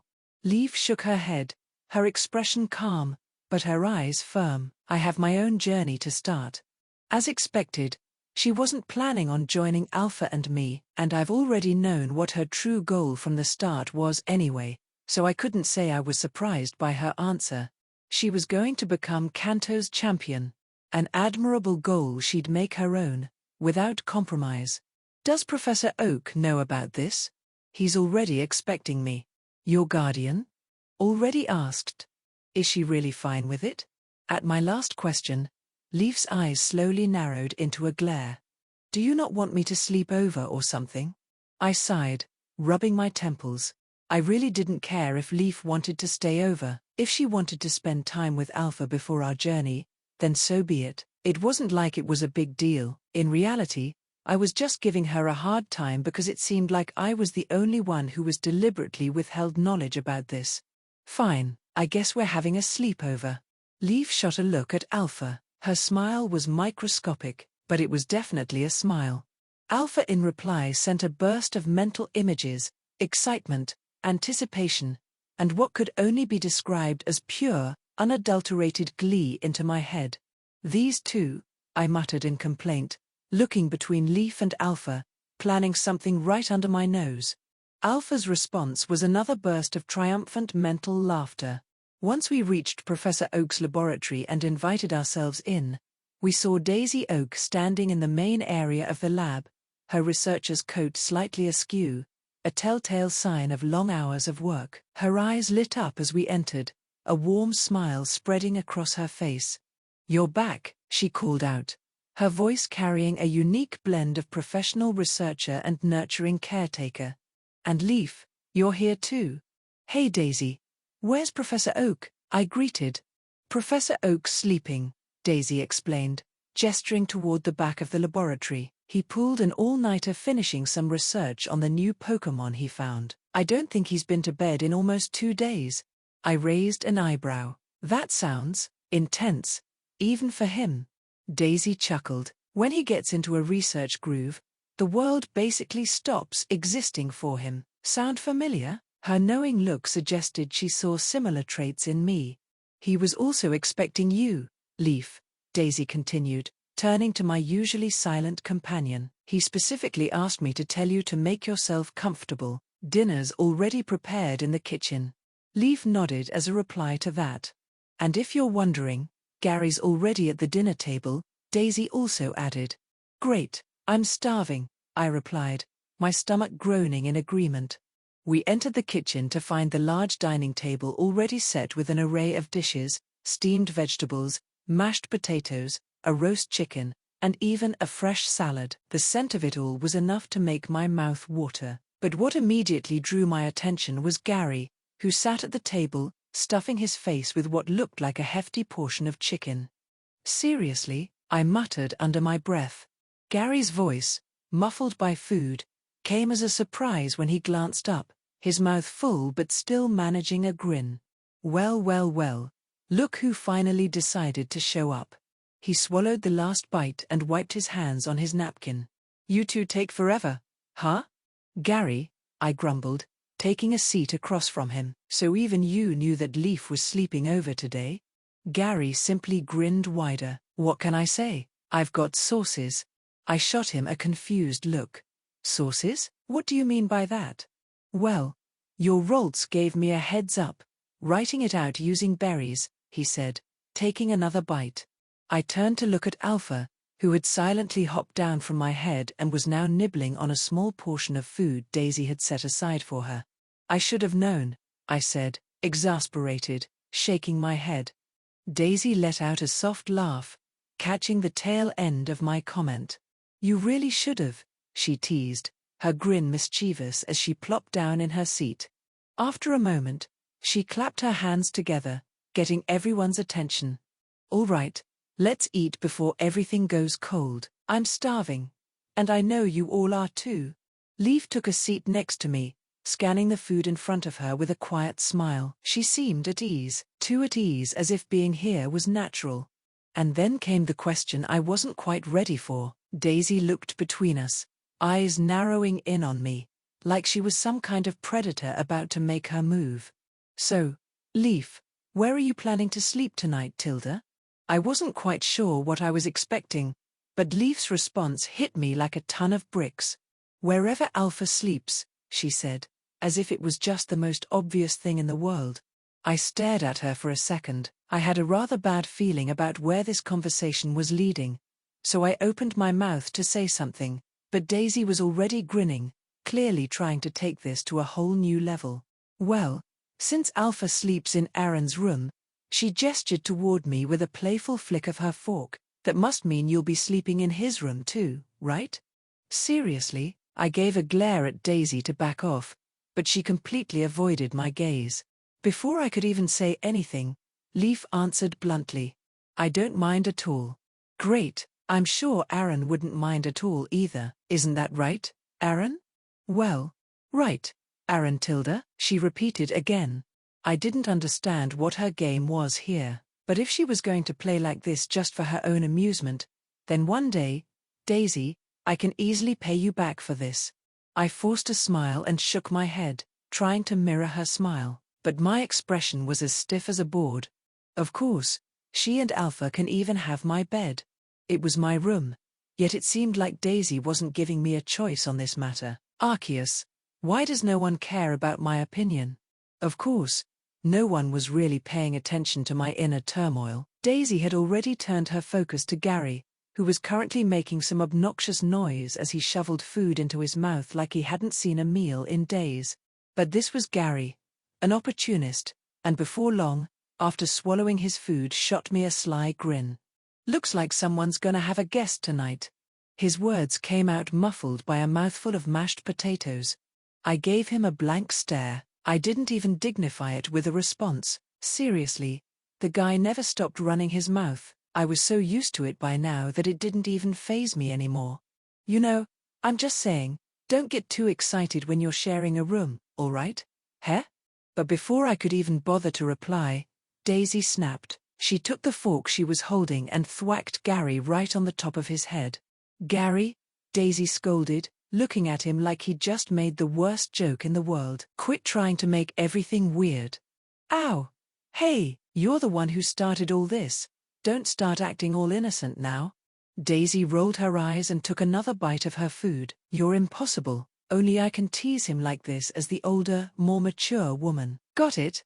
Gary was about to retort, but before he could get the words out, Daisy reached across the table, swiped his plate of chicken, and piled even more onto her own. Hey, those were mine. Meanwhile, I kept my focus on my food, as if this entire conversation wasn't even happening. Mentally, I was probably in my early to mid-20s by now if I also counted the years I spent here. I wasn't some kid who needed to get all worked up over something like this. Honestly, you're like a toddler sometimes, Daisy muttered to Gary, shaking her head as she tried to avoid looking too entertained by his antics. She always had fun teasing her younger brother. And for some reason, me as well, but I really wished she didn't so much. Gary scoffed, but then he shrugged.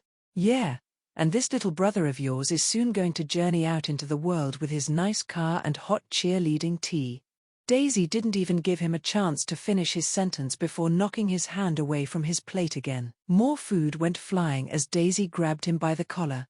What the hell did you just say? Where in Arceus's name did you get cheerleaders, huh? How old are they? Do I know them? Gary, as if realizing his mistake, paled and looked at me for help. Like a good friend, I grinned before mouthing to him, good luck getting out of this one. As Gary continued to get chewed out by Daisy, I refocused on my food, chewing slowly, feeling the warm taste of roast chicken hit my tongue. XXXXXX. XXXXX. The lab was quiet, almost too quiet, with only the occasional rustle of a sheet or the soft sound of breathing in the room. It was well into the night, and everything was settled. I lay on the floor, using a thin blanket as a makeshift mattress, watching the moonlight seep through the windows. It wasn't too uncomfortable, but I'd definitely rather be in the bed. Of course, that wasn't the case tonight. Leaf had claimed the bed with Alpha, so I was stuck on the floor like the gentleman I was. I rolled onto my back and stared at the ceiling. My thoughts drifted, as they often did, to something that Daisy had said earlier, about Professor Oak and his recent fixation on a new Pokémon. I thought back to when Professor Oak had come back into the lab, his face lit with that usual excitement he always got when he found something new, but there was something different about him that day, something a little too eager. I'd caught a glimpse of the Pokeball in his hand before he tucked it away out of sight. I remember wondering what kind of Pokémon was inside it, but I didn't ask. I should have sooner.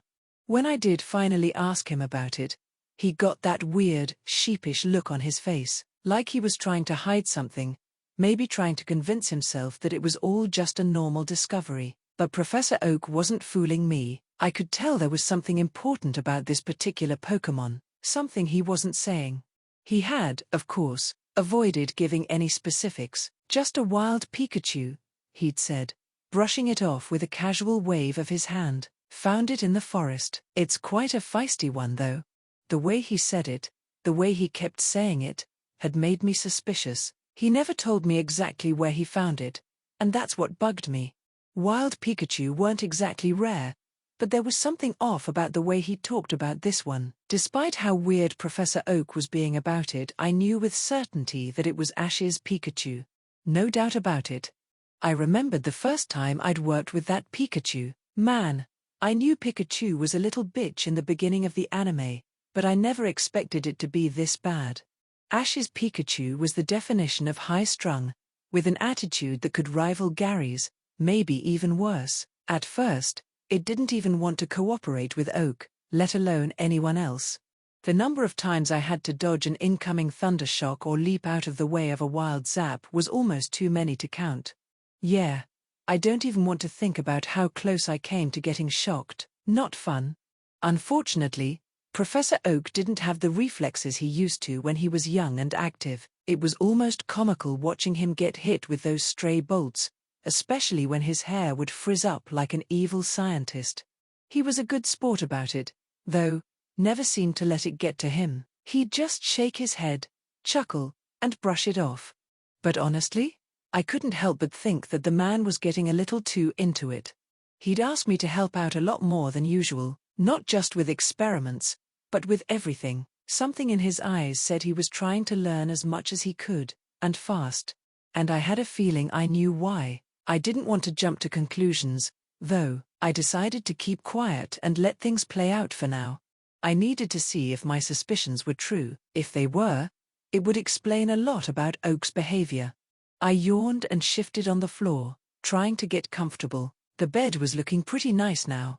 The soft night air filtered through the cracked window, and I had almost started to drift off, the steady rhythm of breathing from the others lulling me towards sleep. But then, a small, almost crashing sound broke the stillness.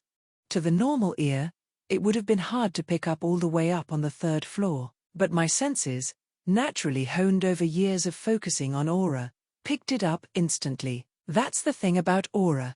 It doesn't lie. You can feel the tiniest tremor in the air, every shift in weight, every movement. Hell, I could even tell if someone was sneaking around on tiptoe. And right now, I could feel something.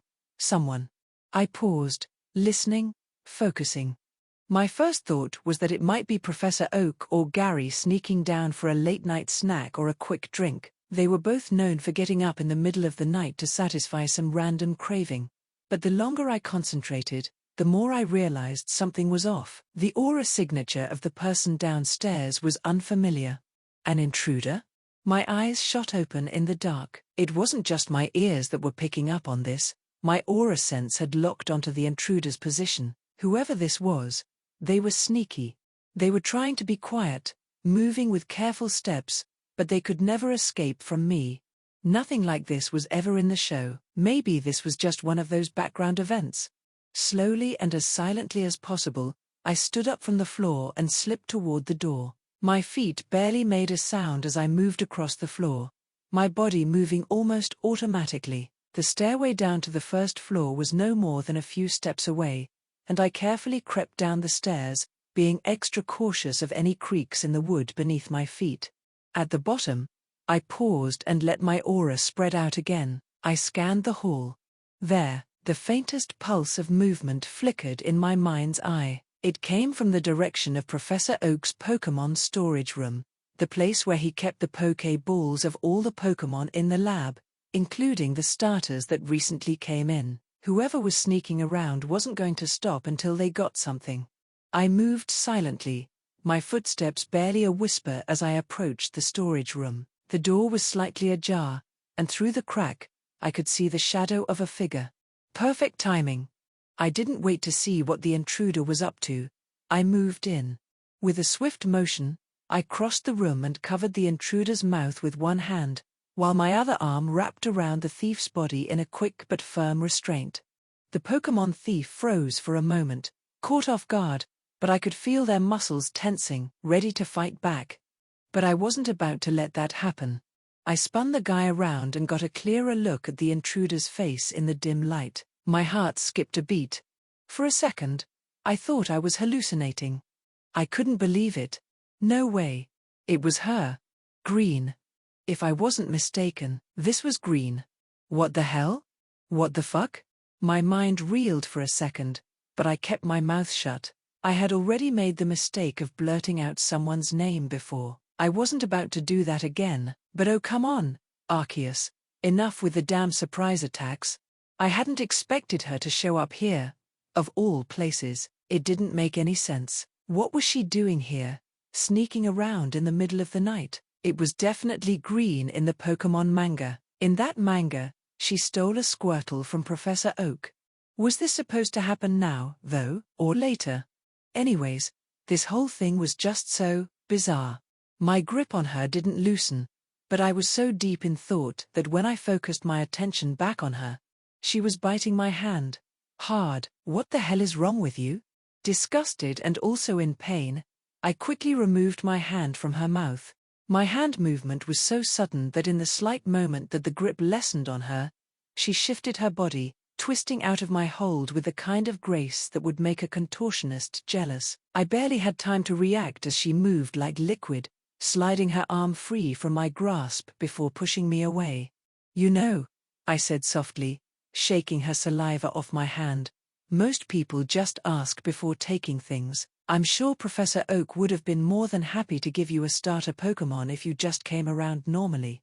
She didn't even flinch. Instead, she turned with a smile that was equal in parts charm and danger. Ask? Her voice dripped with mock innocence. Where's the fun in that? In an instant, she was in motion, grabbing multiple random Pokéballs and immediately releasing the Pokémon inside them. Confused and frightened, the Pokémon immediately began wreaking havoc.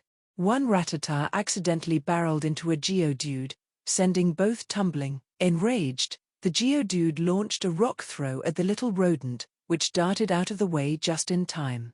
The rock smashed through a nearby window, sending shards scattering across the floor. Other Pokémon dashed around, knocking over tables, papers, and lab equipment, turning the once orderly lab into a chaotic whirlwind of fur, stone, and panic. Although in the midst of the chaos, there was one Pokéball I noticed she didn't throw. Hey, that Pokémon isn't yours. Not yet, she winked, slipping the Pokéball into her dress. But it could be. Green then laughed, a sound both melodic and mischievous. I'll catch you later. Before I could react, she made another quick dart toward the shattered window, body coiled like a spring ready to launch. By now, there were nearly a dozen confused Pokémon scrambling around the room, crashing into things and knocking things over as they jumped around. She probably expected me to have trouble getting around the chaos. No, you're not getting away this time. I had too many doubts to just let her go like this. I focused, narrowing my senses. With a burst of aura-enhanced speed, I moved in a blur, wrapping my arm in another coat of aura as my hand shot out, catching her just as she was outside of the window. She gasped, surprised, before quickly composing herself. "Ha ha, impressive," she said, looking back at me as she dangled from my grip. She didn't sound that worried at first, though, if anything, she sounded amused. "You're not going anywhere," I stated. She batted her eyelashes. "Oh, come on. I was just going on my midnight exploration." "Midnight exploration that involves stealing a Pokémon?" "Borrowing," she corrected with a playful tone. "I was going to return it. Probably." I raised an eyebrow. "Probably? Definitely maybe," she grinned. The sound of footsteps approached. Doors began to open. The laboratory was waking up. Green, still suspended in my aura-enhanced grip, finally started to panic a little, or maybe it was just another start of her performance. "This is totally unfair. I was just stealing," I finished. Her response was a look that was half glare, half frustration. "You're no fun." That's when I realized we'd made quite the racket. The sound of the broken window and her startled gasp was enough to wake the whole damn house. Before I knew it, I could hear footsteps rushing down the hallway and voices calling out from upstairs. Green, in all her slyness, had fully realized she was now stuck. "Shoot," she muttered under her breath, her face twisting in annoyance as she realized the situation. "You're really not going to let me go, are you?" My response was tightening my grip on her. "You're staying right here until I figure out what the hell you're doing here." Green let out an exaggerated sigh, rolling her eyes. Then she started to flail her arms wildly like a child in a tantrum. "Come on, I was just going to leave a little surprise for the old man to wake up to, but now you've ruined it all." She pouted, but there was that glint in her eye that made it clear she was still thinking about a way out. I still couldn't quite remember if this was the right time for this event, but I knew something wasn't lining up. This definitely wasn't canon to the anime, right? Even so, I never expected elements from other Pokémon manga to be this prominent in this world. On top of that, Leaf was in this world too. Wasn't it already too much to have both Leaf and Green here? Green, on the other hand, seemed completely out of her element. She was giving me a glare that could have burned a hole through a wall. I looked at her again, still processing everything, before letting out a sigh. Screw it, Ash will still get Pikachu, and this really wasn't the best time to interrogate her anyway. On top of that, if I wanted events to flow toward what happens in the manga, letting her go here was necessary. "You know what? Sure, I'll let you go, but you better not come back here again." Her eyes widened, clearly not expecting me to let her off the hook. "What?" she asked, disbelief dripping from her voice. "You're just letting me go?" "Yeah," I nodded, stepping back. "Consider this your lucky night, but next time, you won't be so lucky." Green was silent for a moment, blinking in confusion. Then, after a beat, her lips curled into a mischievous grin again. "You're a strange one," she said, brushing herself off as she straightened. "Well, whatever, thanks, pal, you're a real bro, I'll see you never." With that, she flashed me one last look, a smile that was almost too devious, and disappeared into the night, leaving me standing there, still trying to figure out just what had happened.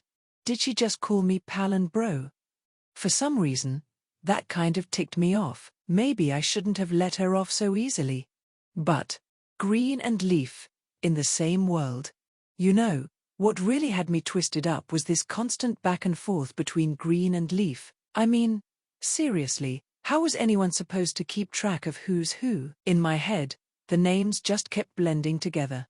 Green, Leaf, it was like trying to tell apart two versions of the same damn thing. One was from the manga, the other from the games, but the more I thought about it, the more it all felt like an endless swirl of confusion.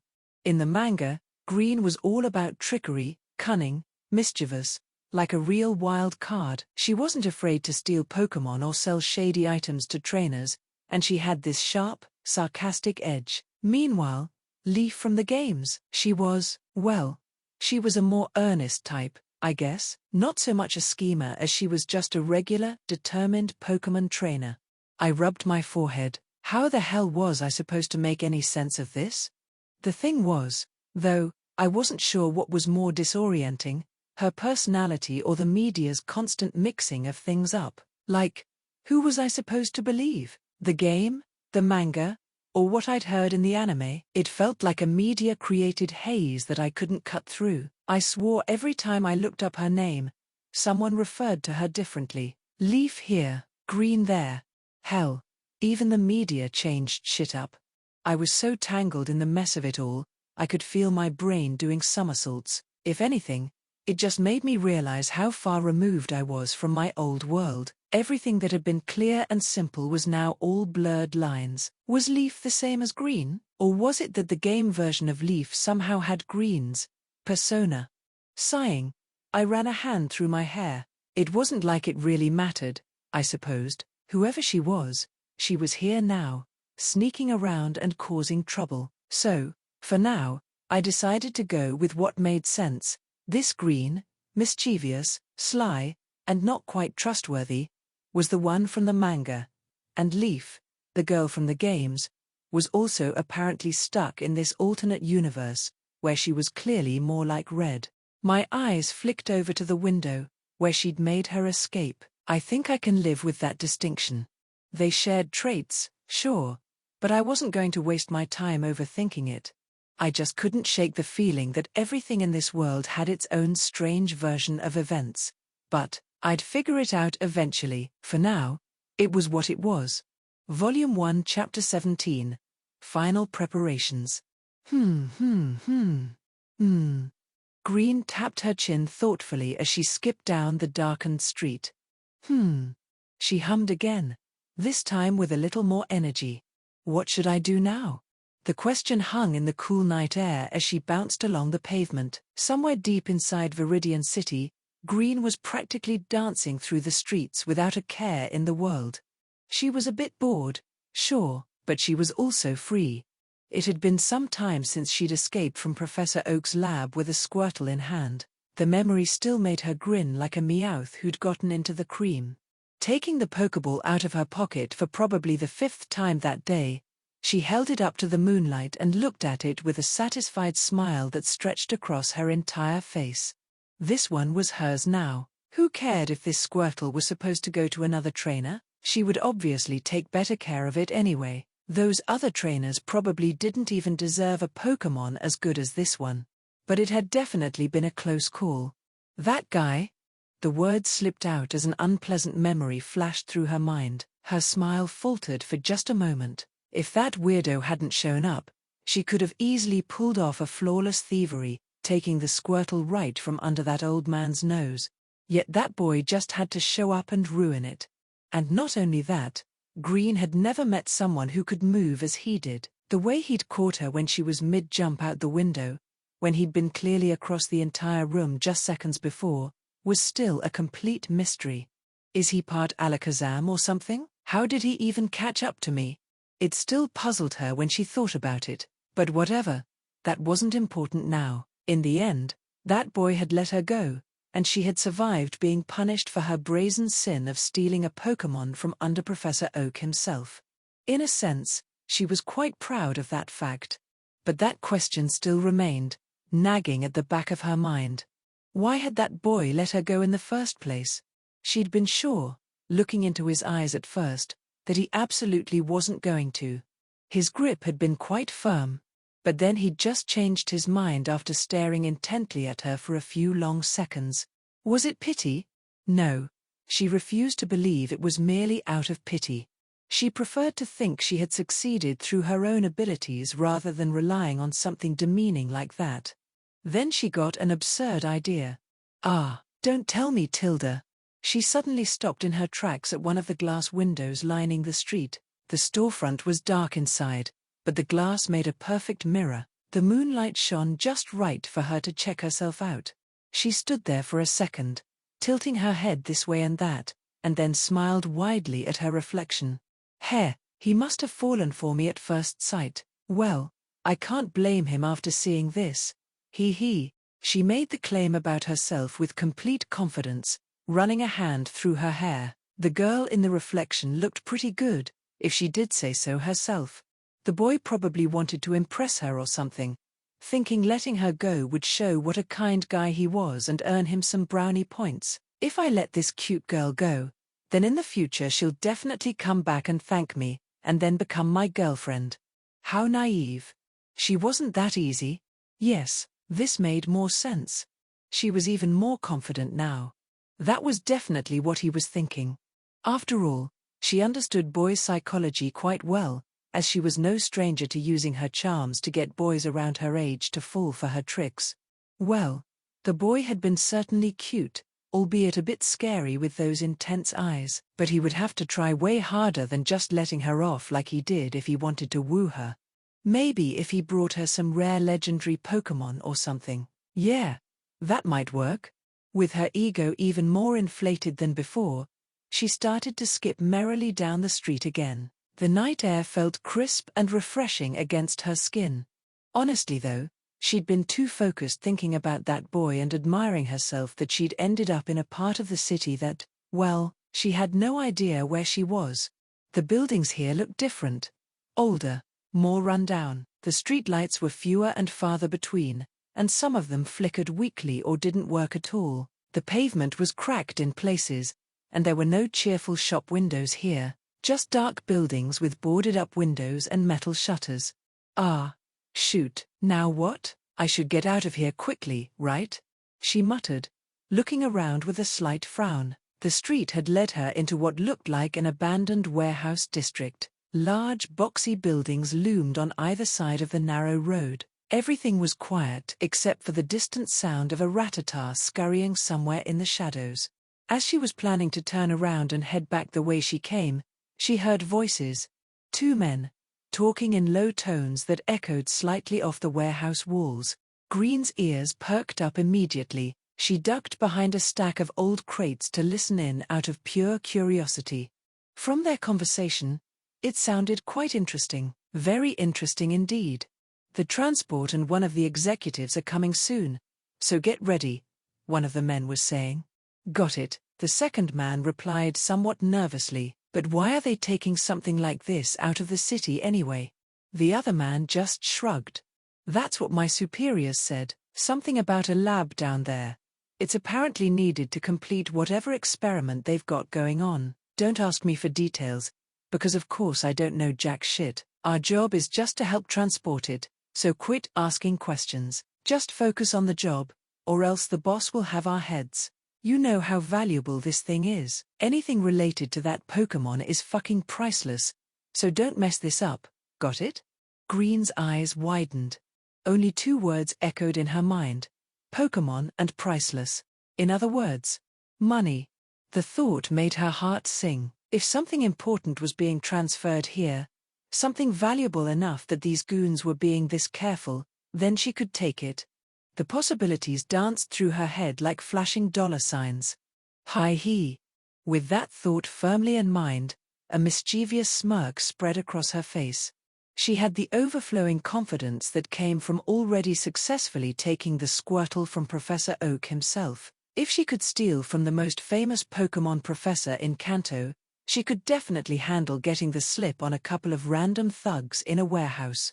Quietly, carefully, she reached for another Pokeball in her dress. She released Ditto with barely a whisper of sound, the pink blob materializing in her hands. It looked up at her with its simple, dot-like eyes. Time to work, she whispered to it, her smirk growing wider.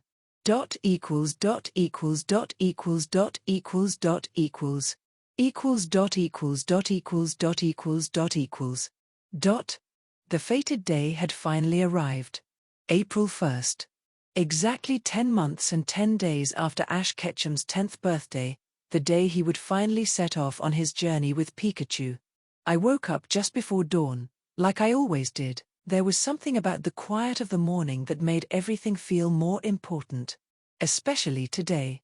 I stepped out of the shower and glanced at the mirror. Physically, I looked good for a kid my age. I had grown taller, broader, stronger. I had muscle, but nothing too bulky, just lean muscle from working out and Chris's training. But my skin, damn, my skin. No matter how much time I spent in the sun, I wouldn't tan. It stayed pale, and my hair, still white as snow. No matter how many years passed, it was always the same. My eyes were still that piercing blue, clear like the sky. Guess I'm stuck looking like a pretty boy forever, I muttered, rubbing my face. I turned to the towel rack where my clothes were already laid out. Everything was ready. I grabbed a white t-shirt and pulled it on. Then I grabbed the hoodie Leaf's gift to me on my 11th birthday. It felt soft and comfortable, cool to the touch, the perfect amount of warmth for a day like today, and, importantly, it was big enough to cover my hair if I needed it to. Perfect. Next, I slipped on dark grey pants. They were like cargos but lighter, more comfortable for traveling. In other words, they were more practical and easier to move in. Then came on the black training gloves Chris gave me and Maya's keystone. But instead of placing the stone into the depression on my left glove, I tucked it safely into a tightly sealed pocket. It was true that not many people would even recognize something like this for what it was, but it was still better than flaunting it openly on my glove. I clearly didn't yet have the means to use it, nor the strength to properly protect it if someone who did know its value decided to steal it. Finally, I grabbed my crimson scarf and wrapped it snugly around my neck. It popped against the rest of my outfit. More than that, it felt like a part of me.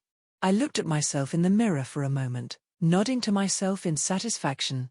After double-checking everything, I came out of the bathroom before grabbing my travel bag. I then glanced at Alpha, sitting calmly on the bed, her bright pinkish-red eyes focused on me. Let's head downstairs. Alpha, are you excited? Today is the day. Without missing a beat, Alpha teleported from the bed and landed lightly on my head. Her soft voice echoed in my mind as she chirped Rolts Rolts. I chuckled, hearing the words that came through my connection with her. Go, go, go. Patting her on the head, I smiled, and together, we made our way downstairs, my heart pounding a little faster with each step. Just as I reached the bottom of the stairs, I was suddenly enveloped in a tight hug. You're really going, huh? Daisy said through her tears, her voice trembling a little. I'm gonna miss you so much. I gently pulled away, placing a hand on her shoulder. Hey, it's not goodbye, I'll visit, I promise. She wiped her eyes and gave a small, teary smile, though it was clear she was struggling to keep it together. At that moment, Gary and Professor Oak appeared in the doorway. Gary rolled his eyes when he saw her older sister in tears next to me. Daisy, seriously, stop acting like such a baby. He'll be fine. He's not dying, you know. Daisy shot him a glare, her emotions still running high. You're one to talk, Gary. You'd cry too if you weren't such an asswipe. Daisy, language, Professor Oak reprimanded sternly, yet even so, there was still a smile on his face. Gary scoffed, but before things could escalate further, Professor Oak raised his hand for attention. All right, everyone, let's head to the room. It's time to get your starters. We followed him down the hall and into the main part of the lab, where a pillar stood in the center of the room. It was surrounded by technology and gleaming tiled floors, and at the top of the pillar was a single Pokeball inside a glass dome. Two other spots on the base of the pillar were empty, forming a triangle. I raised an eyebrow, noticing the absence of two of the balls. Professor, where's the other Pokeballs? Professor Oak sighed, rubbing the back of his neck. Well, one of them already came early this morning and grabbed Charmander. He was in a rush, so he was already gone with his friends. Wow, they were early. Gary stood with his arms crossed, a cocky grin plastered on his face. Doesn't matter, he said, his voice full of self-assurance. I'm still first. Watch this. He threw his Pokeball into the air with a flourish. The light flashed, revealing Squirtle, the water-type Pokémon, looking up at its trainer with excitement. Squirtle, it called out cheerfully. See? First. With that said, Gary recalled his starter. Professor Oak nodded, his tone remaining even. Yes, Gary, but don't forget we still have one more Bulbasaur here. Professor Oak had originally started with 2 Squirtles, 1 Charmander, and 1 Bulbasaur, but with Green's intervention, stealing one of the Squirtles, there was now only one Squirtle, one Bulbasaur, and one Charmander left. Sophie walked into the room just then with a soft smile on her face. "Professor Oak, it's time for Leaf to pick up her starter. She just arrived." I looked over as Leaf stepped into the lab, her brown hair falling neatly around her shoulders, a few strands tucked behind her ear. Her bright brown eyes were sharp and determined, yet there was a hint of kindness beneath the surface. She wore her signature red and white bucket hat, the brim slightly tilted to the side, paired with a simple light blue sleeveless shirt and red skirt that seemed perfect for the kind of journey she was about to embark on. Her knee-high socks and red and white sneakers were worn but sturdy, clearly built for travel. Black wristbands hugged her wrists, and a yellow satchel hung at her side, ready to carry whatever she needed. Her whole appearance gave off a vibe of someone always prepared, always on the move, ready to face whatever the world threw her way. She gave me a brief nod in acknowledgement, her expression unreadable, but I could see the excitement behind her calm demeanor. Professor Oak smiled as he greeted Leaf. "Ah, welcome, Leaf. Ready for your first Pokémon?" Leaf nodded, her gaze shifting to the available Pokeball. After a brief moment of consideration, she picked up the last Pokeball and released the Pokémon inside. "Bulbasaur," it chirped happily. Professor Oak patted her on the back with a smile. "I hope you and Bulbasaur have a great adventure ahead of you." "Congratulations, Leaf," Daisy chirped. Looking satisfied, Professor Oak then reached into his pocket, procuring 2 silver-plated cards. "Now that you both have your partners, here's your trainer licenses. They just arrived last night." After handing one to Leaf, Professor Oak also gave me one. As soon as it was in my hand, I examined the credit card-sized item curiously. Trainer name: Aaron Skyfall. Home residence: Pallet Town. Date of birth: the 14th of February 1986. Issue date: the 15th of March 1997. Expiration date: the 15th of March 1998. Sex: M. Age: 11. Height: 4 feet 10 inches. Hair: white. Eyes: light blue. Weight: 37.5 kilograms. License rank: novice. The details were all there, basic information, just like a driver's license or any form of ID for minors and adults alike. But what caught my attention, of course, was the rank: novice. It was a little odd seeing it for the first time. After all, neither the show, games, nor manga ever mentioned anything like this. It seemed to be just another small detail in the background, one that was never explicitly shown on screen, but was necessary for an international organization like the Pokémon League to function properly. Trainer licenses weren't just another use for identification. They were also a vital part of the league system to monitor a trainer's progress and strength. The more I thought about it, the more I understood how they worked. They were similar to any standard ID, except that the license required yearly renewal, along with a free annual health exam, and, of course, there was the all-important rank. A trainer's rank was primarily determined by the overall strength of their main Pokémon team. There were plenty of ways for the league to measure that strength. One common method, of course, was collecting gym badges. All of this information could be updated at any Pokémon Center across the regions. To put it simply, Professor Oak had once explained to me that you could become a low-tier trainer after earning 2 badges, a mid-tier trainer with 4 badges, and a high-tier trainer with 6 badges. Then, there were the ace-level trainers, those who could conquer all 8 gyms in a region. And finally, there were the real legends, the elite-level and champion-level trainers, the best of the best. Professor Oak even told me once that these trainers were so rare that if he had to guess, fewer than 100 of them existed in the entire world. In essence, all of the Elite Four members in each region were elite-level trainers, and all the regional champions were, of course, champion-level. Other trainers of the same rank should theoretically be able to rival them in strength.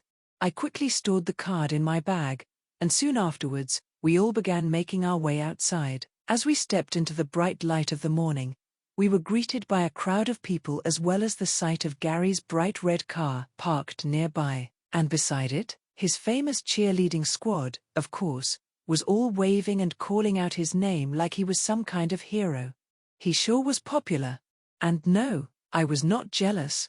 They were a lively group in the anime, all with exuberant personalities and an air of luxury that followed them wherever they went. They seemed to exist in their own world of beauty and support for Gary, always hyping him up and making him feel like he could take on the world. Their rhyming slogans and non-stop pep talks always kept Gary's ego inflated, something that often rubbed Ash the wrong way, as I remembered. The cheerleaders then spotted Daisy and seemed to immediately recognize her. "Daisy, oh my Arceus, is that you?" a cheerleader called out, rushing over and giving her a big hug. "You look amazing as always." Yeah, it's me," Daisy chuckled, pushing a few stray locks of hair behind her ear. "I didn't expect to see you guys here though. I thought you all left Pallet Town after primary school." "I know, right?" another cheerleader said with excitement. "But then we just got this awesome offer from your granduncle. I mean, of course, we would want to get a free trip to tour all of Kanto and cheer on your adorable little brother." "Oh, please, you're acting like traveling with my brother is going to be pleasant, but please take care of him for me, all right?" "Hey, I don't need someone to take care of me. I'm perfectly great on my own." Gary rolled his eyes, earning another smack from Daisy. As their conversation continued, Leaf and I stood on the sideline. Beforehand, I already knew that Daisy knew Gary's cheerleaders. They seemed to be in the same grade after all, and had at one point lived in Pallet Town. "Do you want a cheer squad of your own?" Leaf suddenly asked me, and I scoffed. "No way, I'm fine traveling normally." Leaf gave me a look as if saying I wasn't being honest with myself. "Liar," Alpha spoke with a giggle in my head. All the cheerleaders continued to converse while laughing. Each one of them shows their intention to support Gary. "Gary's the best. We know he's gonna win it all. Woo! Gary's got everything we need, no doubt. He's gonna be the hero of this story. Watch out. Gary's gonna show them all how it's done. No one else has the swagger or the brains." The cheerleaders were practically glowing with adoration for Gary. Their voices blended together in a symphony of praise, each one louder than the last. It was the kind of hype that could make anyone's ego inflate to godlike levels, and Gary, he was absolutely eating it up. Every word, every cheer seemed to fuel his already over-the-top confidence. "That's right.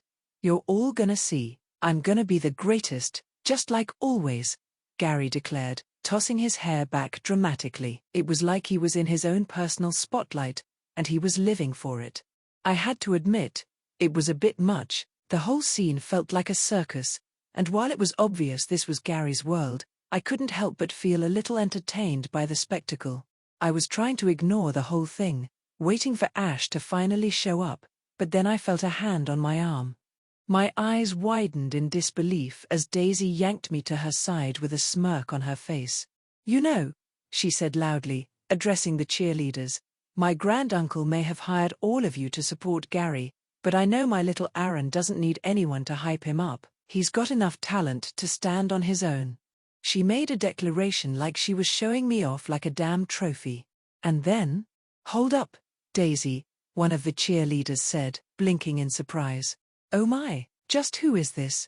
At that moment, the entire attention of the squad had turned toward me. Something in their eyes scared me. Were women always this scary? And the one responsible for throwing me into this situation was still holding on to me, her face lit up with pure mischief. "Daisy." In that moment, my resolve hardened much more for the future. As soon as this body of mine grows up, I swore I was going to pay her back for everything. Double, no, triple the amount. Volume 1, Chapter 18. The Journey Begins. "Oh my, Daisy," the voice came from the dark brown-haired, short tomboyish cheerleader, whose eyes were wide with sudden curiosity. "Where'd you even find this kid?" "I'm Tasha. Nice to meet you." Before I could respond, the girl with long purple hair and sunglasses flicked her hair back and flashed me a smile. Tasha, don't tell me you've got someone else besides Gary catching your attention now," she said with a wink, folding her arms. "You've got potential. My name's Gia." Next, A girl with short dark orange hair and purple pearl earrings adjusted her earrings and gave me an appraising look. "Well, well, aren't you interesting?" she said, her voice soft but dripping with intrigue. "Those blue eyes, they're something special, aren't they?" "My name's Emma." Another girl, who had straight, orange hair, bounced on her heels. "You've definitely got something that stands out. Not sure if I'm more impressed by your style or those eyes." "Call me Rebecca." She giggled a bit. The blue-haired girl spoke next. "I like your vibe," she said, looking me over with interest. "You might be more than just a pretty face." She smiled teasingly. "Oh, and I'm Megan." Finally, the reddish-brown with long wavy hair and yellow earrings raised an eyebrow. She looked like the confident and commanding type. "Looks like we've got ourselves another star. You can call me Scarlet." "Happy to meet you, Aaron." Daisy then gave a sly look at Gary, who was glaring in irritation as the cheerleaders shifted their attention. "Hey," he called out, crossing his arms. "Just what do you think you're doing, Daisy?" He immediately tried to assert his dominance in the situation. "Relax, Gary. They're just admiring the better view," Daisy said with a playful wink. "But, unlike you, Aaron doesn't need a bunch of people to cheer him on, and unlike some people here, he doesn't need a red car or a cheerleading squad to make an impression." Gary scowled, his face turning slightly red as the cheerleaders continued to look at me with a predatory gaze. Daisy was clearly enjoying herself, pulling me into the spotlight like this. Then she leaned in a little closer, her voice lowering as if sharing a secret with me. "And you know what, Aaron?" She winked again. "I'd support you anytime, anywhere. Not because I have to, but because I want to. Unlike my little brother, you don't need to hire cheerleaders. Any woman would do it for free." "Looks like Daisy's claiming a spot for herself then." "Huh?" Gia laughed. "But, careful, Daisy, if only he were a bit older." Hoo-hoo, I was only kidding, of course. As I listened to their banter, I felt a little stunned. Was this just how things worked in this world, or was I the odd one out for even questioning it? Even though the legal age of adulthood here was a bit lower than in my world, was it really okay to make jokes like this? Isn't this too much? The differences in social norms made my head spin. It didn't help that the cheerleaders were still watching, their eyes sparkling with interest as they kept glancing between Daisy and me. Meanwhile, Gary had gone from irritated to just plain annoyed, arms still crossed tightly. "Arceus, someone help me. I could deal with children just fine with a bit of a headache, but older women were a completely different battlefield." As if answering my silent prayer, Leaf, who had been standing off to the side, suddenly stepped forward. She didn't say a word, but her presence alone was enough to draw the attention of the entire group. Without a word, she pulled Daisy aside with a firm grip on her arm. The sudden action made me blink in surprise, but I was nevertheless grateful. Leaf gave the cheerleaders a single icy glare. One glance, and the temperature seemed to drop. Even I felt the chill of her stare, the tension thick in the air. It wasn't just a glare, it felt like a warning, like she was daring anyone to challenge her presence. The cheerleaders froze for a moment, their faces falling into stunned silence. The attention had finally shifted away from me, from just that one action from her. "Leaf, you're an angel, thank you." I could practically feel the wave of annoyance emanating from Leaf as she pulled Daisy back, standing between them and us. Her gaze didn't soften in the least. Daisy didn't resist, though her smirk only grew wider as she adjusted her position. All right, I guess it's time to stop," Daisy giggled. Leaf seemed satisfied with the outcome, her icy glare fading as she turned to look at me. Her expression didn't soften as I expected, however, as if she were silently saying, "You're welcome, you stupid troublemaker." But what did I do wrong? If anything, blame Daisy, not me, damn it. Feeling heavily wronged, that's when I noticed him. From a distance, I saw a figure sprinting towards us, head down, legs pumping with urgency. It was Ash Ketchum, late, as always. Ash ran at full speed, practically flying across the ground as he skidded to a stop just in front of the group. His eyes were wide, his breath coming in heavy, desperate pants. Clearly, he had been in a rush. Please, Squirtle, Charmander, Bulbasaur, any one of them will do, just save one for me. Ash gasped, still catching his breath as he stumbled forward. But before he could take another step, he accidentally bumped into Gary, who had been watching the whole scene unfold with an air of superiority. Maybe because he had finally gotten his chance to show his dominance again, Gary seemed happy to have a distraction from whatever the hell was going on with me. Watch where you're going, Ketchum, Gary snapped, his voice dripping with disdain. He crossed his arms, and his eyes narrowed. Late as usual, huh? Typical. Ash, still panting, straightened up, looking a little embarrassed. Oh, sorry, Gary, I didn't mean to. That's Mr. Gary to you. Show some respect, Gary said, interrupting Ash with a smirk as he puffed out his chest. His voice dripped with condescension. How are you gonna be a Pokémon master if you can't even show up on time when it matters? Ash rubbed the back of his neck, giving a sheepish grin. Whatever, Gary. I'm here now, aren't I? Well, you snooze, you lose, and you're way behind right from the start, Gary said, his grin turning a little cheeky. I've already got a Pokémon, and you don't. You already got a Pokémon? Ash replied in shock. Gary's voice took on a mocking tone as his smirk grew even wider. That's right, you loser, and it's right inside this Pokeball. As Gary spoke, the crowd seemed to go silent, then erupted in applause, their faces filled with awe as they looked at Gary with admiration. His little proclamation had them hanging on his every word. The cheerleaders, predictably, jumped into action. With a synchronized cheer, they started chanting, pom-poms raised high. Let's go, Gary, let's go, yeah, yeah.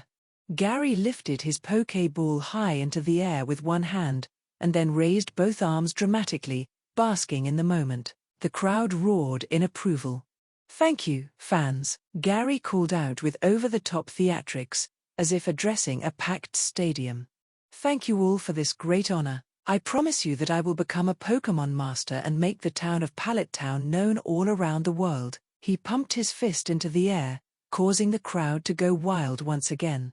I stood at the back, an entertained grin spreading across my face. Gary had a flair for the dramatic, that was for sure. Leaf let out an exasperated sigh, clearly not impressed, while Daisy merely chuckled at the spectacle unfolding before us. Say, how many times do you think he practiced that little speech? Daisy whispered to me. I saw him practicing in the mirror about 20 times last night, I answered her.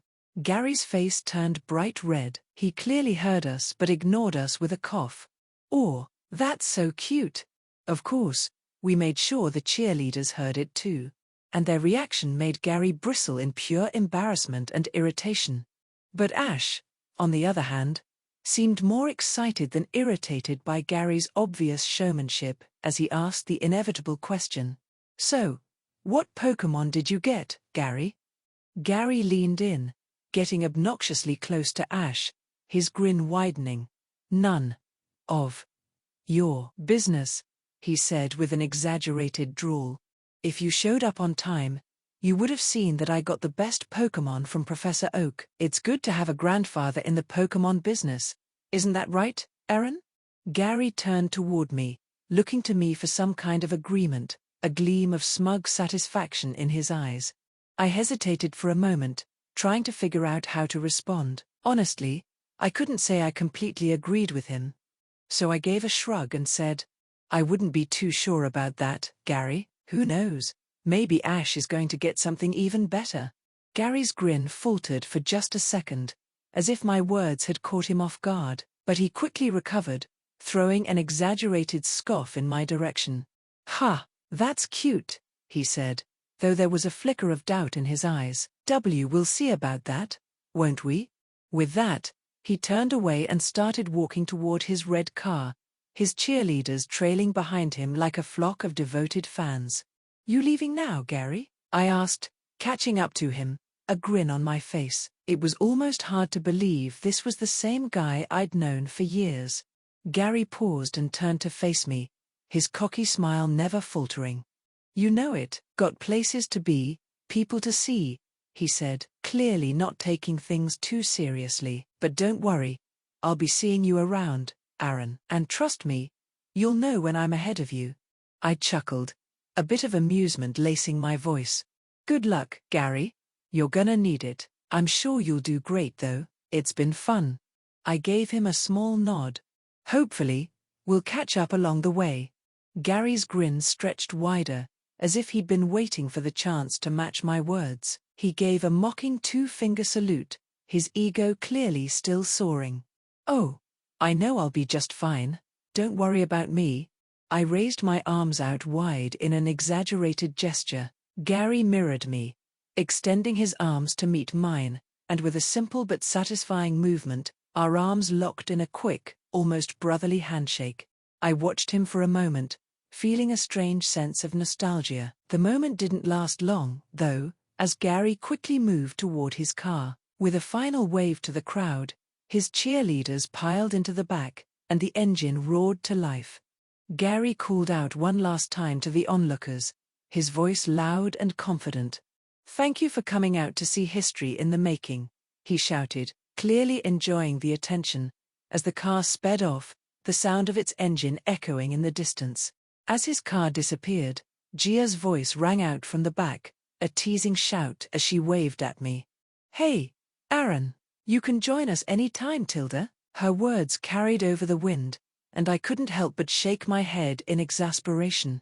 Just as I was turning back to look at the now empty street where Gary's car had disappeared, I felt a tap on my shoulder. I turned around to find Leaf standing there, a small, sad smile on her lips. Her expression said it all. "Are you planning to leave right now too?" I asked, raising an eyebrow. Leaf's smile widened slightly, and without a word, Alpha leapt from my head, practically diving into Leaf's arms. The little Pokémon gave her a tight, enthusiastic hug, nuzzling her face. Leaf chuckled softly, gently patting Alpha on the head. She turned back to me, still smiling that cool, calm smile of hers. "See you later." I gave her a short nod of acknowledgement, knowing that she wasn't one to stick around for long.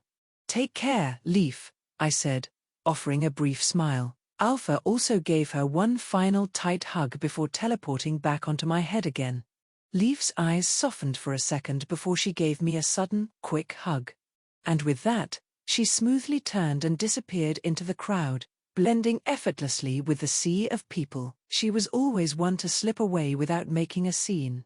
For a moment, I just stood there watching, feeling the subtle weight of her departure. Then I turned to Daisy, who had been standing quietly by my side. "Wait, where did Ash go?" I asked, suddenly noticing the lack of one very important person. Daisy giggled, covering her mouth slightly. Ash couldn't wait. He was in such a hurry to start getting his Pokémon that he already rushed inside with Professor Oak. I laughed, shaking my head. Typical, always in a rush to catch up. "Now," Daisy then said, putting her hands on her hips, "I've got something to do in town, so you should hurry along inside if you want to see Ash get his Pokémon." "I'll do that, thanks, Daisy." I gave her a final nod before heading inside once more. XXXXXX. XXXXX. The familiar lab greeted me with its sterile scent and the distant hum of technology. I made my way back to the room where everything had started. As I stepped inside, I found Ash still sitting in front of the 3 Pokeballs, a serious look on his face as he weighed his options. And of course, he was still wearing those green and yellow pajamas, looking as out of place as ever. "I thought about it a lot," Ash said dramatically, his eyes narrowing with determination as he lifted the first Pokeball. "It took me a long time, but I finally decided. I'm going with Squirtle." With excitement, he opened the Pokeball, and then, nothing. The Pokeball was empty. Ash blinked a few times. "Oh," he let out a disappointed sound, his shoulders slumping. "Already taken by someone who was on time," Professor Oak said. "Oh," Ash's expression dropped further, clearly disappointed, but he quickly regained his enthusiasm. No problem. I'll pick something else." He grabbed the second Pokeball, the same stubbornness back in his eyes. I'll go with Bulbasaur. He opened it, and again, nothing. Ash stared at the empty ball, utterly confused. What the heck? It's empty. Taken by a kid who wasn't late, Professor Oak said again, with his eyes closed this time. Ash groaned, rubbing his face. Why did I sleep in so much? He muttered under his breath before reaching for the third Pokeball. Well, I'm not giving up yet. This time, I'm going with... With that, he released the last ball. The early bird gets the worm, Professor Oak said, tapping his chin thoughtfully. Or, in this case, the Pokémon. Ash's gaze shot up. Professor, is there really no Pokémon left? Well, there is one left. Before Ash could react, I could see the hope in his eyes. Professor, I'll take it. His voice was full of renewed determination now. Professor Oak gave a small, knowing smile, as though he had been expecting this. With a press of a button, a circular hole appeared in the center of the lab, and out came a final Pokeball with a distinct lightning bolt design on it. Oak picked it up, his expression turning a bit more serious. I think I should warn you, Ash, there's a problem with this last one. Ash didn't care. His impatience was evident as he snatched the Pokeball from Oak's hands. I have to have a Pokémon. Professor Oak sighed, as though this was all just part of the routine. Well, in that case, he handed Ash the Pokeball, nodding as if to say, you asked for it. Ash opened the ball, and a brilliant flash of yellow light filled the room. It flickered and flashed, and out popped the most electrifying Pokémon of all, Pikachu. The little yellow mouse Pokémon blinked, disoriented for a second, before looking around the room with a curious expression. Pikachu, it said in its familiar, high-pitched voice. Professor Oak grinned. Its name is Pikachu. Ash's eyes lit up with joy as he crouched down in front of Pikachu. It's so cute. It's the best of all. Professor Oak raised an eyebrow. You'll see. Without waiting for any further warning, Ash scooped up Pikachu and hugged it close. Oh hi, Pikachu, he said with all the excitement of a kid on Christmas morning. I felt a twinge of dread. Oh boy, here it comes. Sure enough, as soon as Pikachu was held too tightly, its red cheeks sparked with an ominous glow. The tiny Pokemon's eyes narrowed in irritation, and a loud "Chuyuwayu" filled the room as an electric shock surged from Pikachu's body, hitting Ash, his hair frizzing up immediately from the electricity. Yeah, saw that one coming. XXXXXX. XXXXX. Ash had just left, starting his journey, but I was still in Professor Oak's lab, in the same room as where Ash had gotten his Pikachu just minutes before. Aaron, aren't you going to follow after Ash and start your journey as well? Oak questioned. I leaned against the lab's metallic counter, my eyes locked with Professor Oak's, a challenge and a story brewing in my mind. I will, Professor. But before that, shall I first tell you a story you may be familiar with? I began, my voice carrying a knowing edge. A story about a young trainer who gets sent to the future by Celebi, meeting a trainer named Ash, a rather interesting paradoxical moment that changed everything. Don't you think? Oak's eyebrows lifted, a mix of surprise and intrigue crossing his weathered face.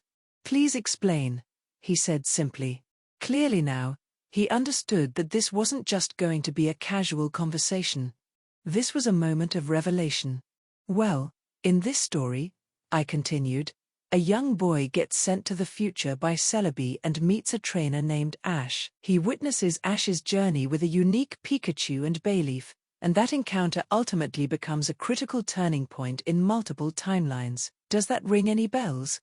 Oak's surprise was quickly replaced by a calculated look, but there was deep shock in his voice. And how do you know this? Some stories are more than just stories, I said with a slight smile. Sometimes, they're memories disguised as fiction.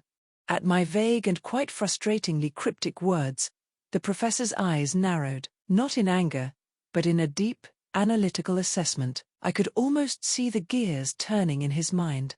The decades of scientific research under his belt that were helping him process this unexpected information weren't for nothing.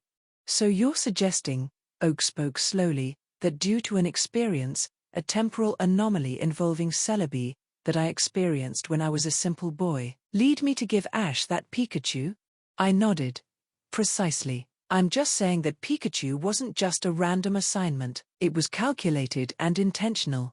A soft chuckle escaped Oak's lips. It wasn't dismissive, if anything, it was almost impressed. You're always full of surprises, Aaron. Yet as much as I'm curious about you, even if I asked you directly how you could possibly know so much, you'd never give me a straight answer. I've always had a feeling you were an anomaly. I could tell he had an abundance of questions. It was obvious, really. After all, I was just some kid who had casually mentioned something that only he should know about. Yet despite that, Professor Oak said nothing. Interestingly, he chose to let the matter rest. Let me ask you something, I pressed. Even if the Squirtle hadn't been stolen, you still would have ensured Ash got that specific Pikachu, right? Oak's smile was enigmatic. We all have our secrets, he deflected. So he was playing me at my own game here, so petty.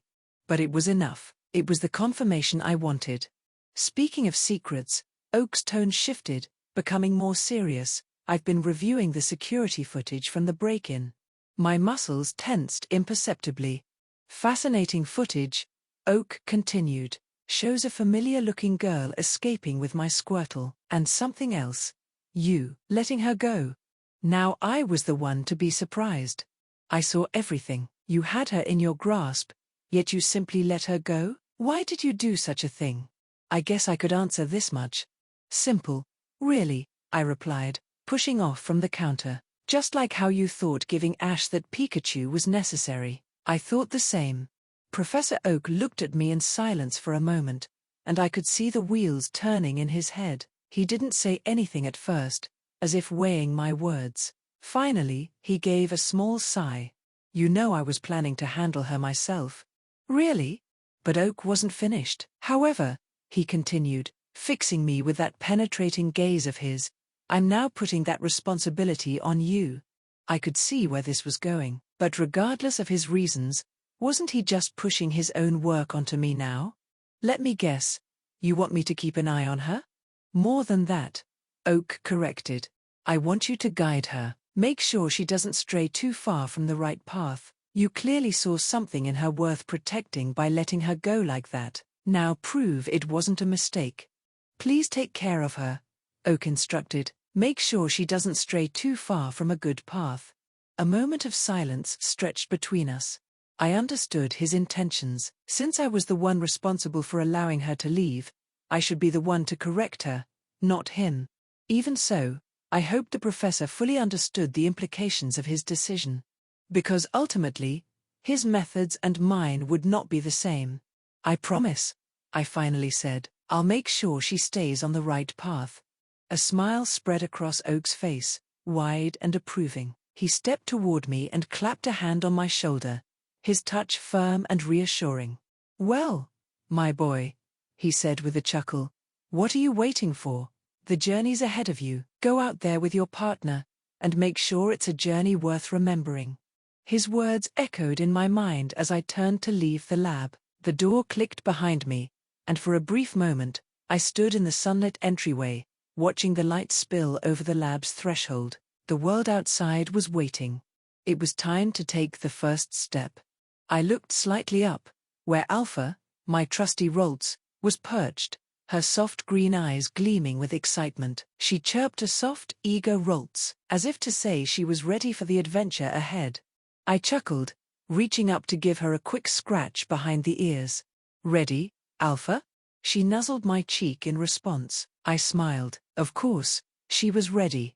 As I turned to face the road, the familiar sights of Pallet Town greeted me once more. I knew Ash was already slightly ahead. Taking a deep breath, I set off, my steps quickening as I left the safety of the lab behind. The world beyond was unknown, full of challenges and opportunities, but for the first time in a long while, I felt ready. The journey had begun, and this was only just the beginning. End of Volume 1. Author's notes. Well, there we have it. We have finally reached the end of Volume 1 of Pokémon Monarch. This is the first large project I have started in my life, maybe due to my first real obsession over it, but I hope to continue having the motivation to keep delivering this story to you. As we keep progressing, things will gradually be ramping up. Please continue to follow, comment, and share it around if you enjoy it. If you are impatient on waiting for Volume 2, you can check out this story on fanfiction.net, Archive of Our Own, Webnovel, or Spacebattles, where the next volume is currently in the works. In the meantime, enjoy the side stories of Volume 1 for the next chapter ahead. Volume 1 Side Stories. Professor Oak's Soliloquy. A Bond Across Time. I still remember that day with perfect clarity. I had saved the legendary Pokémon Celebi from a shady Pokémon hunter. Despite being injured, Celebi created a time portal sending me to the future. I was young then, perhaps no older than Ash is now. The temporal displacement was disorienting, and next thing I knew it, I found myself decades into the future. The forest had changed, yet remained somehow familiar. That's where I met him, Ash Ketchum, alongside his Pikachu. Even then, their bond was remarkable. We faced the iron-masked marauder together, witnessed Celebi's near-death and miraculous recovery. The sheer power of that little time-traveling Pokémon, it changed my understanding of what was possible in our world. When I returned to my own time, I couldn't simply continue as before. The experience haunted me, yet also drove me. I had seen the future, seen what Pokémon research could become. Charmeleon, who had been with me since the beginning, seemed to sense my newfound purpose. The day he evolved into Charizard, the sky itself seemed to acknowledge our growth with a storm of its own. The path to becoming a champion wasn't planned, it happened organically through our research. Understanding how Pokémon behaved in battle just went well with my studies, and each gym badge became another data point in my growing body of work. But the championship was never my true goal. I only used the platform it gave me to publish my research on Pokémon and humans. My greatest contribution was the Pokédex. Before I developed it, information on Pokémon was scattered, anecdotal at best, buried in old records and dusty scrolls. I created a system that could automatically catalog and categorize species data, turning Pokémon biology into a structured, global science. In my younger years, I was among the first researchers to move away from viewing Pokémon as mere tools or magical creatures. Instead, I saw them as partners. My early work focused on the bonds between humans and Pokémon, and over time, that perspective began to reshape how training itself was understood across the world. But something about this small town called to me. Perhaps it was Celebi's influence, guiding me to where I needed to be. I established my laboratory here, expanded the compound to include various habitat zones for Pokémon research. When Delia Ketchum moved to town, I felt an odd sense of nostalgia, though we'd never met. Then came the day her son was born.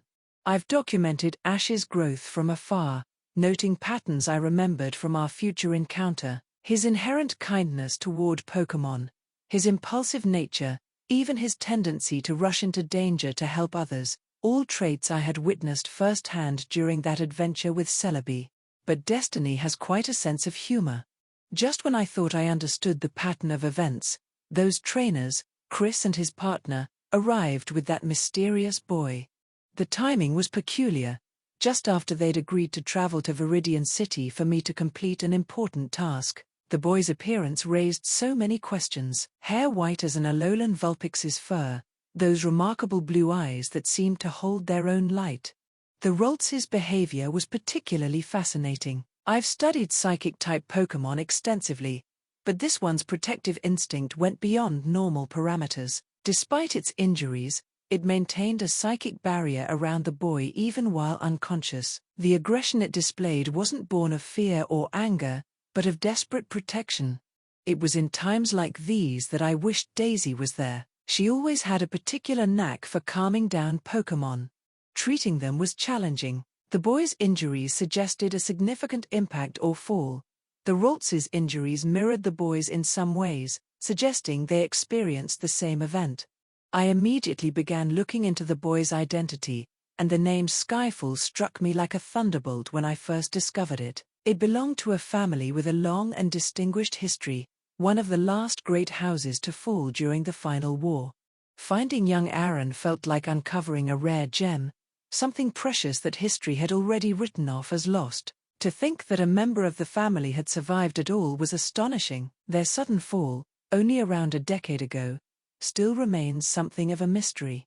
But as I dug deeper, I discovered the other side of his lineage. What I found there could very well explain the circumstances surrounding his situation, and it led me to a troubling conclusion. There were likely people who still might want him dead. Because of that, I decided it was best to tell him only the Skyfall family name, and keep the other one hidden. Perhaps one day I'd tell him the truth, but for now, it was better to hide it for as long as possible. When he finally regained consciousness, those eyes seemed to hold wisdom far beyond his years. His intelligence, when I came to fully realize it, it wasn't just impressive, they were almost impossible for someone his age. The way he spoke about Pokémon suggested years of experience he couldn't possibly have.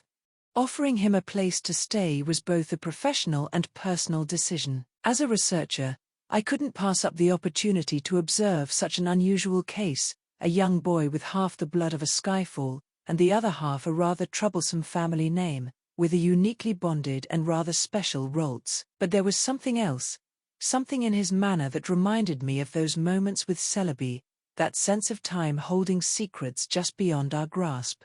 Then, the Pikachu. My morning walks have always been productive for research, but finding that particular Pikachu chewing on one of the lab's open wires when I got back felt different. It definitely matched my memories of Ash's partner from that future encounter. Some might call it mere intuition, but I've learned to trust it. Despite its challenging temperament, I knew it had to be Ash's first Pokémon. The hours I've spent studying it, trying to confirm my suspicions, my assistants probably think I've become obsessed. When the time comes to give him his first Pokémon, I know it is going to be that Pikachu. It was already strange that I had somehow ended up in the town Ash was born in.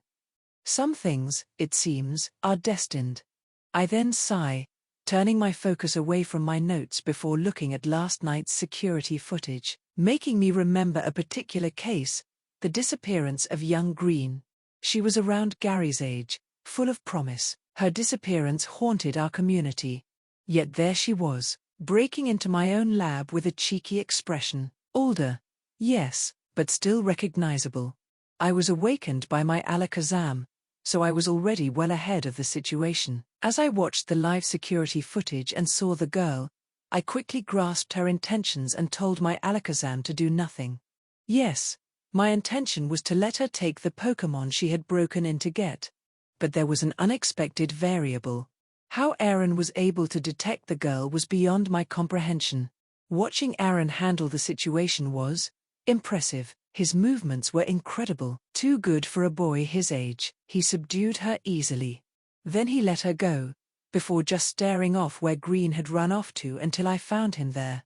The missing Squirtle concerns me, yes, but what troubles me more is the weight of secrets I see in Aaron's eyes. He's carrying something heavy, something that makes him train relentlessly with his Rolts, something that drives him to devour knowledge like a starving Snorlax. The way he handled tonight's intruder suggests he's preparing for something. Judging from historical records, the mix of his bloodlines should theoretically have given the boy an unusual affinity for psychic, fighting, and dark-type Pokémon, with their unprecedented success rates in forming bonds with rare and powerful species. I then closed the security footage and opened my research notes again. Tomorrow, I'll have to make a decision about how to handle this situation. The missing Squirtle still needs to be reported to the League, but Aaron's involvement, his protection of the intruder, there's more happening here than meets the eye. As a Pokémon professor, my duty is to guide and protect young trainers, but as someone who has witnessed the strange ways time and destiny can interweave, I feel compelled to trust in Aaron's judgment, at least for now. The boy has a lot of secrets. As much as I'm inclined to press him further, all of my previous attempts to dig deeper into his background have either been avoided or met with the amnesia card, leaving me with no way to verify whether he's telling the truth or deliberately using it to cover something up. In the end, I'm left with two options: wait for the boy to tell me on his own accord, or force a situation where he has to comply. There's no need for the latter, where I could potentially sour our relationship, so for now, I have to be satisfied with this. Perhaps some mysteries aren't meant to be solved too soon. Sometimes, like with Ash and that future encounter with Celebi, we must let events unfold at their own pace, but I'll continue to watch, observe, and be ready to help when the time comes. After all, isn't that what a Pokémon professor does? We study, we learn, and sometimes, we keep secrets that aren't ours to reveal. Finally, I made one final note in my journal before preparing to retire for the night. The Skyfall boy and Ash Ketchum, two boys I have no doubt will become extraordinary trainers, each carrying their own destinies. Something tells me together they will shake this world, and when they do, I just hope that my old self isn't dead before that to witness it. They will make history.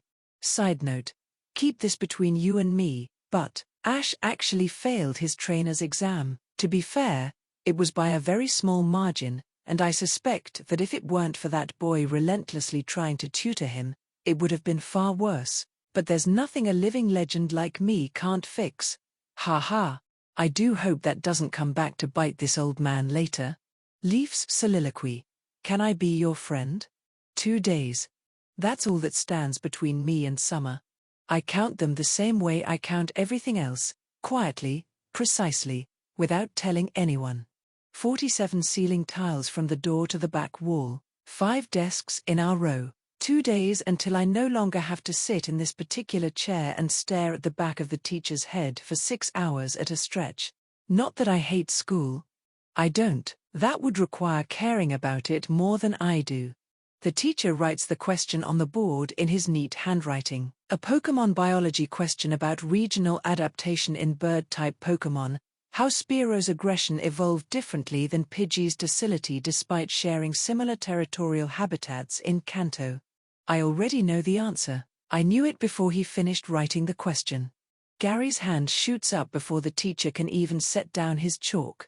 Regional isolation, Gary says, without waiting to be called on. His voice already carries that particular quality, the one that sounds like he's doing everyone a favor by sharing the air in the room.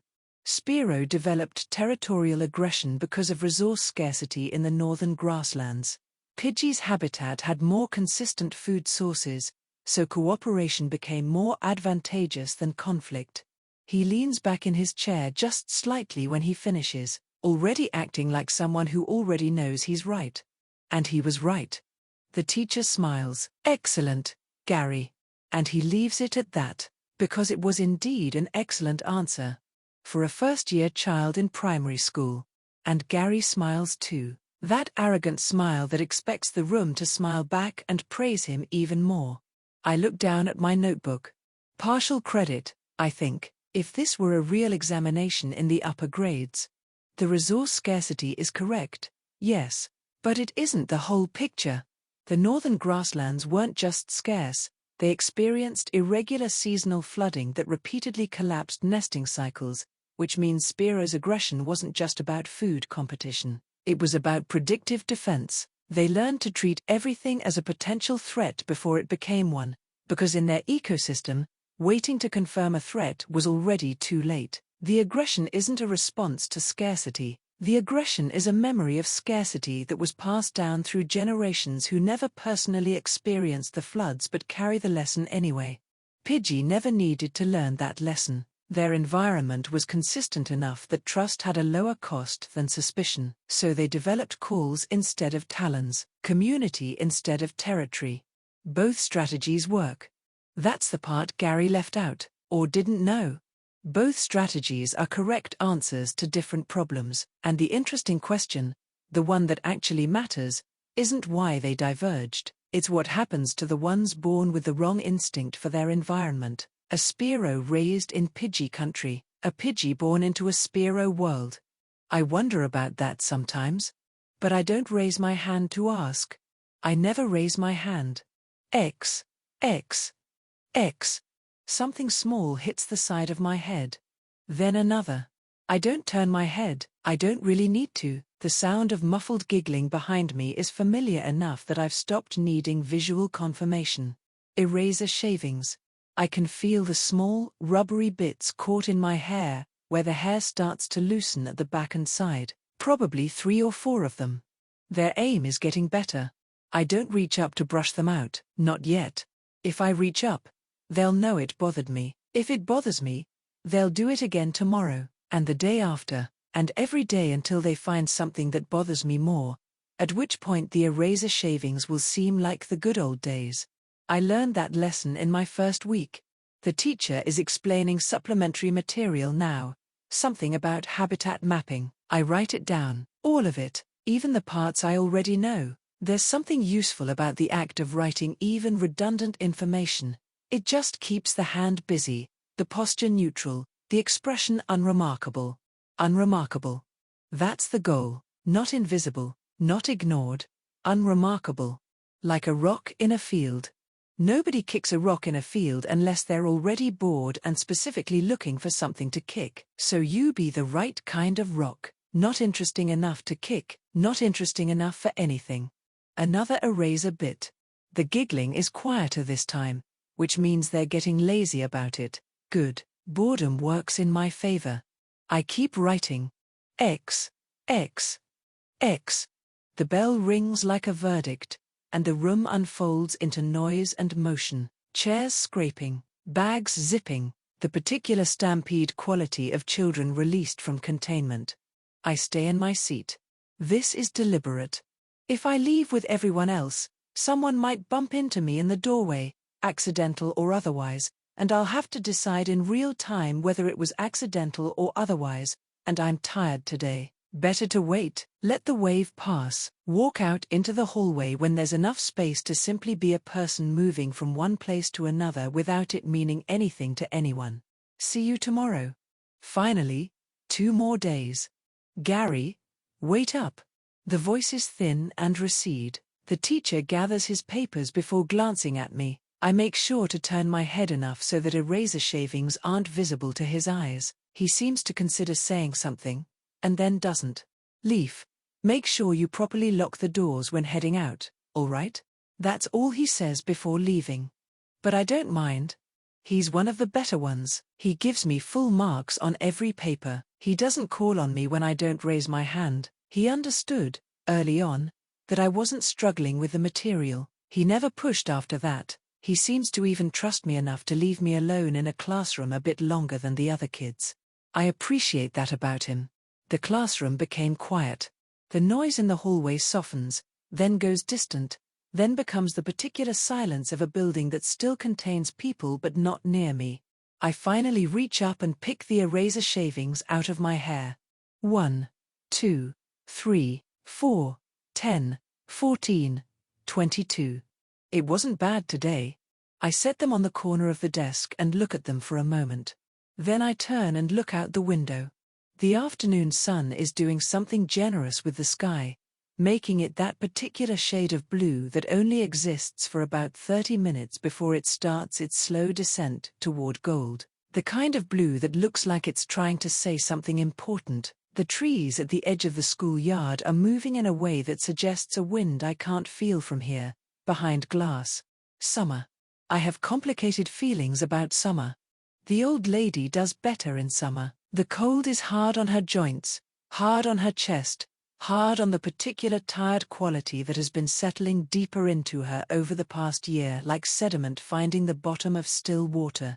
In summer, she sits in the garden, and I bring her tea, and she sometimes talks and sometimes doesn't, and both versions are fine. She was kind to take us in. She didn't have to. Nobody had to do anything, and yet she did, and I think about that more than I let on. She was already old when we came to her. That's the thing. She was already old when Professor Oak brought us to her door. That old man never explained where he had found my sister or me, nor how he even knew our names. Maybe he thought I was still too young to understand. Maybe he just didn't want to say. So there was only one conclusion I could come to. I was an orphan. I don't know who left us. I don't know why I'm even here.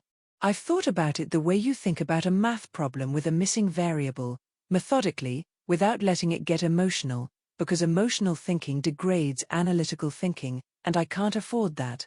Someone made a decision. The decision had a reason. I don't have enough data to reconstruct the reason, therefore, I could only set it aside. I'm good at setting things aside.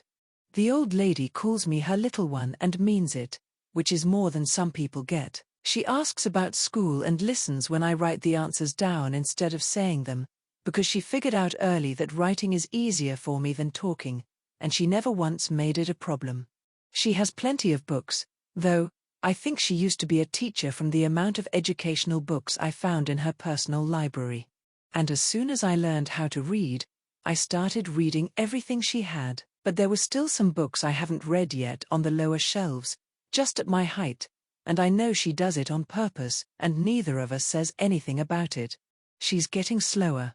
This past winter, I noticed her forget where she put her tea 3 times in one afternoon, and then forget she'd made it at all. She navigates the stairs now the way people navigate something they don't entirely trust. I do the shopping. I started doing it quietly, incrementally, first just going with her, then going ahead to carry things, then going alone while she rests. She hasn't commented on the shift. I think she's grateful for it and also embarrassed by it, and I understand both feelings, even if I don't share them. She's going to die. Not immediately, but sooner than later. Bodies make announcements about that, if you know how to read them, and I've read enough by now to understand what I'm looking at. After that, I don't finish the thought. There's no productive conclusion at the end of that sentence yet, so I leave it unfinished, a hanging variable, something to solve later.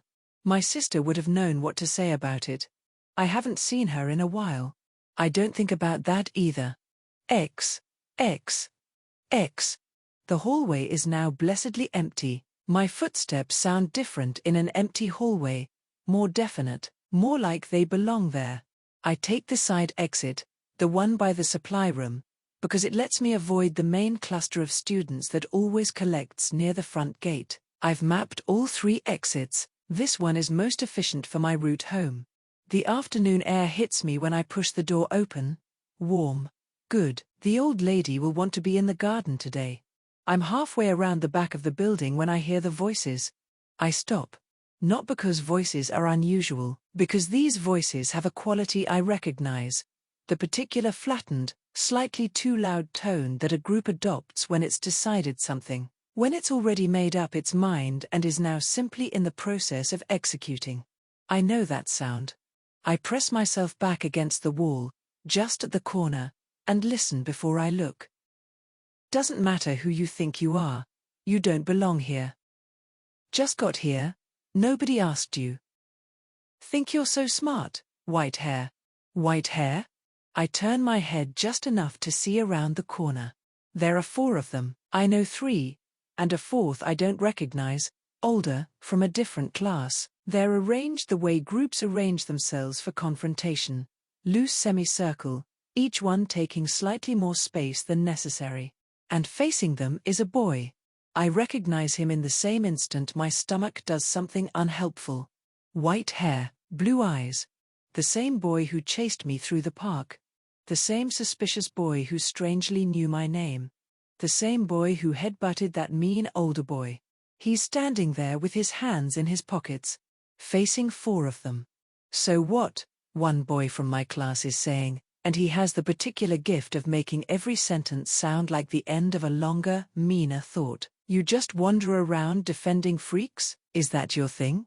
Not a thing, exactly, the white-haired boy says. His voice is calm, not forced calm, the way people get when they're scared and trying not to show it. Just calm, the way a light drizzle of rain is calm. More of a situational response, I guess? Situational. Another one of the boys makes a face. Listen to this kid, he thinks he's smart.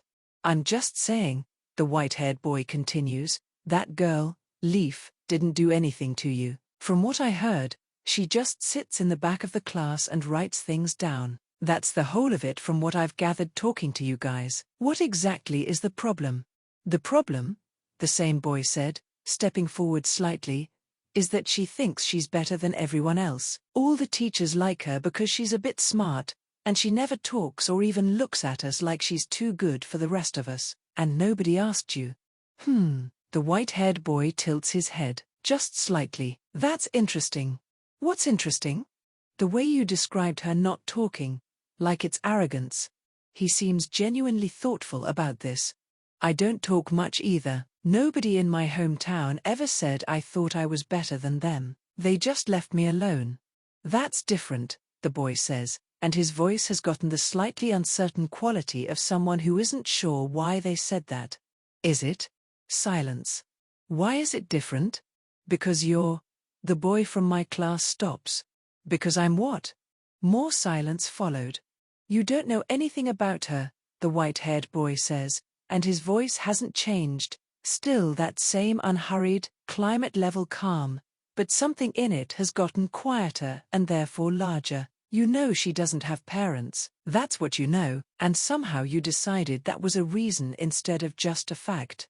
Oh, so you feel sorry for her? The boy's voice gets mean the way voices get mean when an argument is slipping. What? You're an orphan too? Is that it? Yeah, the boy says simply.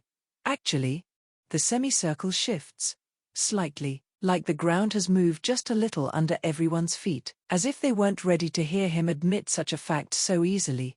So I'll ask you again, he continues, and I'd like an actual answer this time. What did she do to you? Specifically, what did Leaf, the girl who sits in the back of your class and reads books and doesn't bother anyone, what did she do? No one answers. Because there is no answer. I know there's no answer. There was never an answer. I've known that for years. What I did was exist differently, and that was the whole of the offense, and that offense was enough. But I've never heard anyone say it out loud like that before. Like it was strange, like it was the thing that needed explaining, not me. Thought so, the boy says, and his voice isn't triumphant, it's just tired. That's what gets me most, I think. Not the argument, not the logic, the tiredness, the way he sounds like someone who has experienced this before.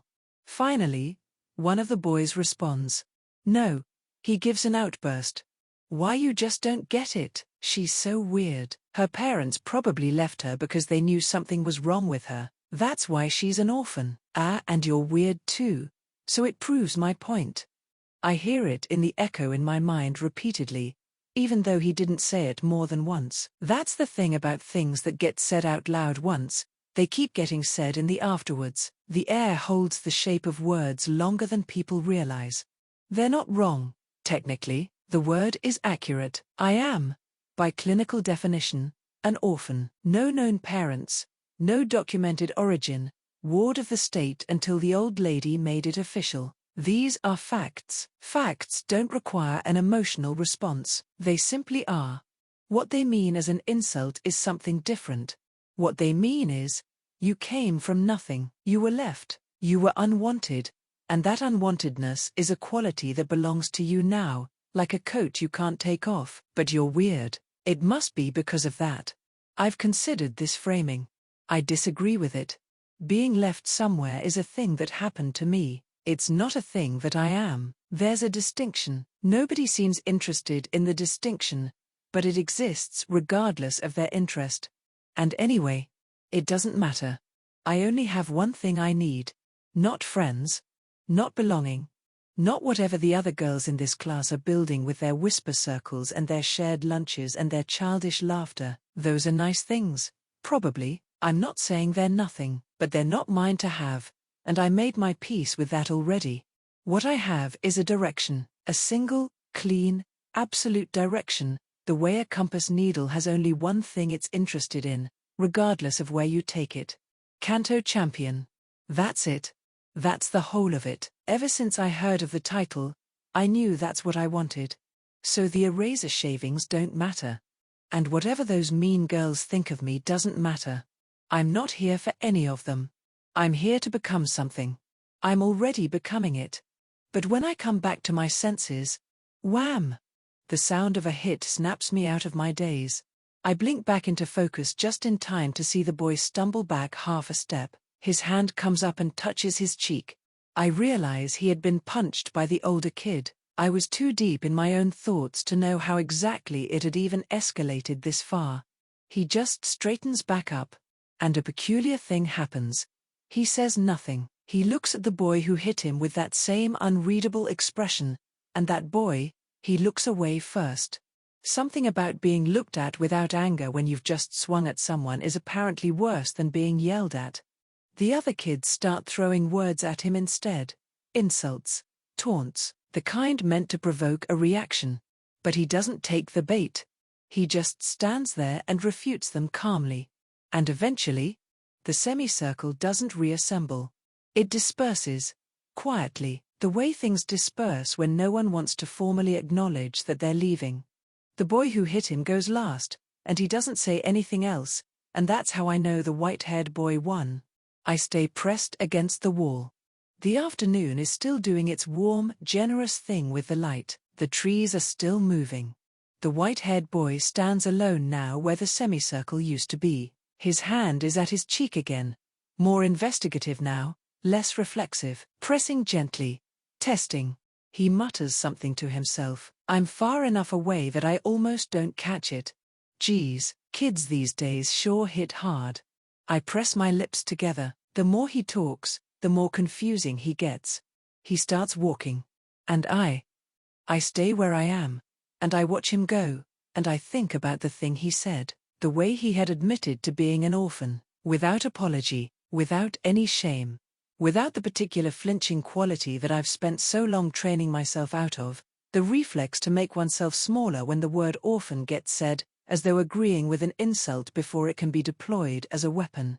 He just said it, like it was a coordinate, a location. Like he was showing them. I am here. This is where I am. And this is who I am. Nothing to apologize for in that. I think about what he said about silence being read as arrogance. I suddenly think back on the Spiro. About learned aggression, about inherited memories of environments that no longer exist. I think about the fact that he defended someone he barely knows, in a place he barely arrived in, for no reason that benefits him. I think about his face when the punch landed. The stillness of it. Not bravery, exactly, not performance, something more like, he'd already decided, before the conversation started, what kind of person he was going to be in it, and the punch didn't change the decision. The faces of those 3 kids in my class have always been a certain shape in my mind. Dark, flat, obstacles, things that happen to you in corridors, the way weather happens to you. You don't take it personally and you don't look directly at it. But standing here now, watching the white-haired boy's back. For the first time in as long as I can remember. I want to see his face more clearly. It's a strange feeling. I turn it over the way I turn over an unfamiliar word, carefully, from multiple angles, making sure I have it right before I file it anywhere. I don't know what to do with it. I've never had to know what to do with it before. It sits in my chest like a warm and slightly inconvenient stone. A friend, I think. The word sits there too, next to the stone.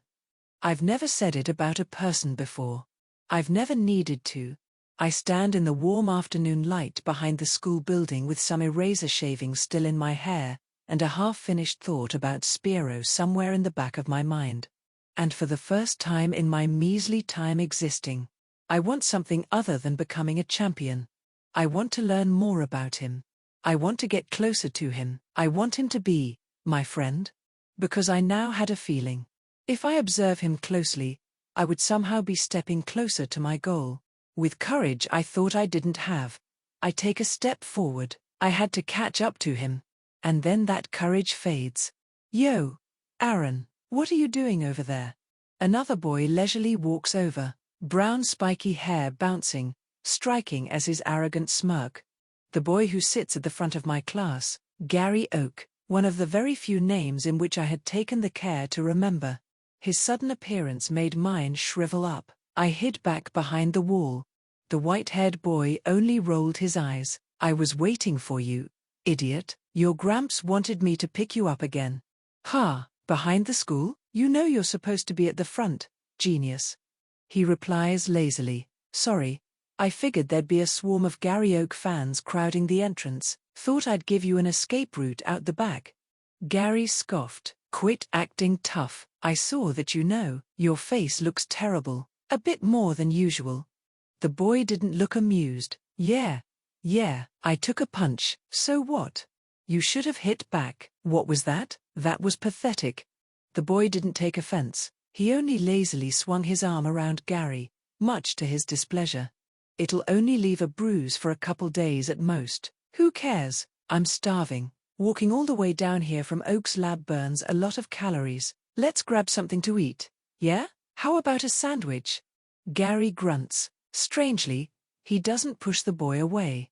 Whatever, I'm gonna be laughing at you the whole way, as long as that stupid bruise is on your cheek, he grumbles instead. The last thing I saw and heard as they walked away was the white-haired boy smiling with a carefree laugh. And then they disappeared. I was saddened, because I had just missed my chance. But with determination, I pumped myself up. Next time, for sure, I will become his friend. Definitely next time. Chris's soliloquy. The unseen connection.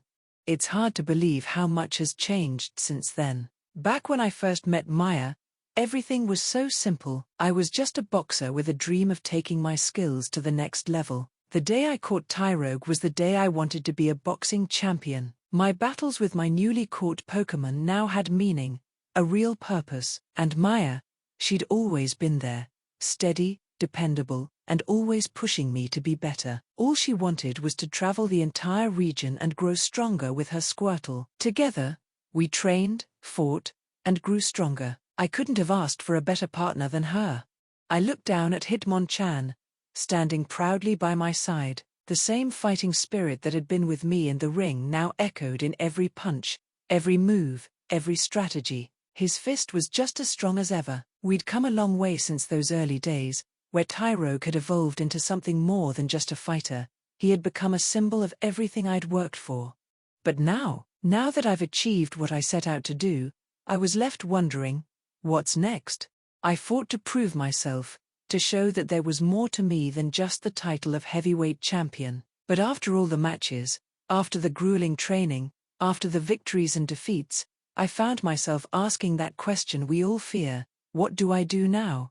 Maya and I didn't have an answer. We'd done it. We'd achieved our dreams. So, we came back to where it all began, Viridian City. It felt good to return here, to breathe in the familiar air, the scent of the trees, the sound of the Pokémon Center's doors opening and closing. It felt like home. But I knew we needed more. That's when we decided to visit Professor Oak in Pallet Town. He'd been with us from the start, after all. I remember when we first met him. Maya had gotten her Squirtle from him, and I already had Tyrogue.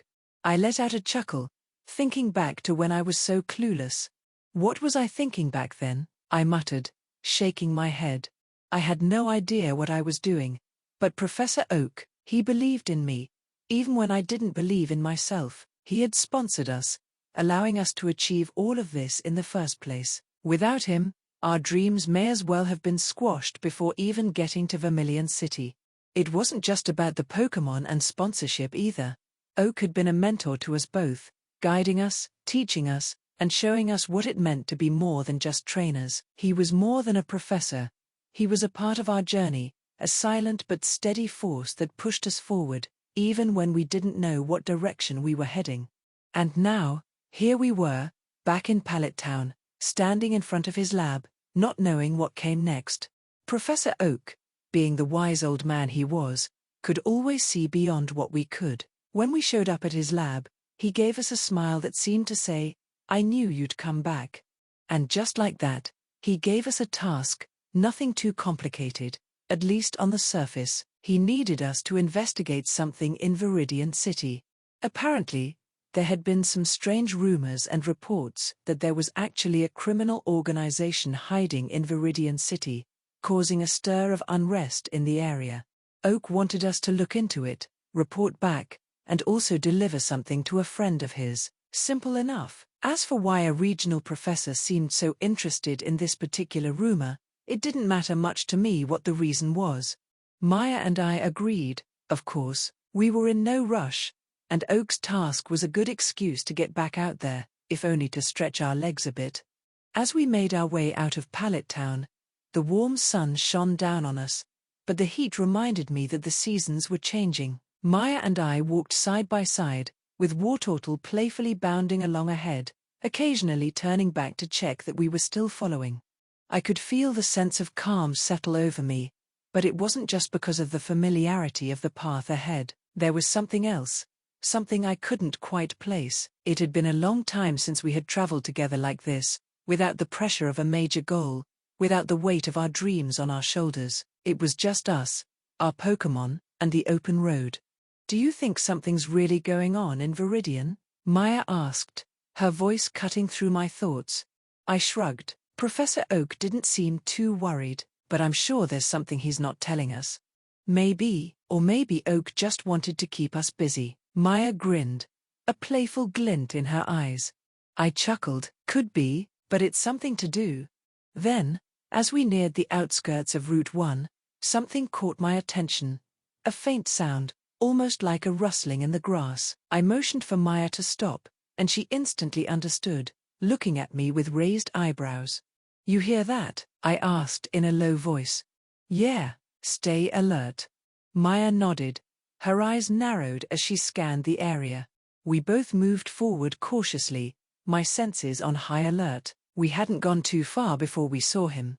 A boy, no older than 5 or 6, lying in the tall grass. He looked injured, unconscious, his face pale, his clothes torn. The boy was barely breathing, but his Pokémon, a small creature I'd never seen before, was standing nearby in a protective stance.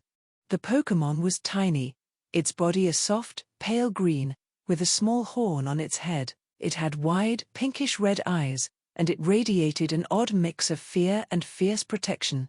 I didn't recognize it, but I could tell it had a strong will despite its size. It was standing in front of the boy like it was ready to fight us if we made a move toward him.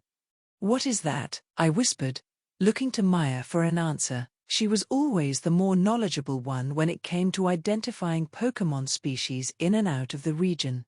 Maya took a step closer, her eyes studying the small Pokémon carefully. "I think that's a Ralts. It's a psychic type, not native around here at all, but I've heard of them. I heard they can bond quite closely with their trainers. I bet this one's been trying to protect the boy."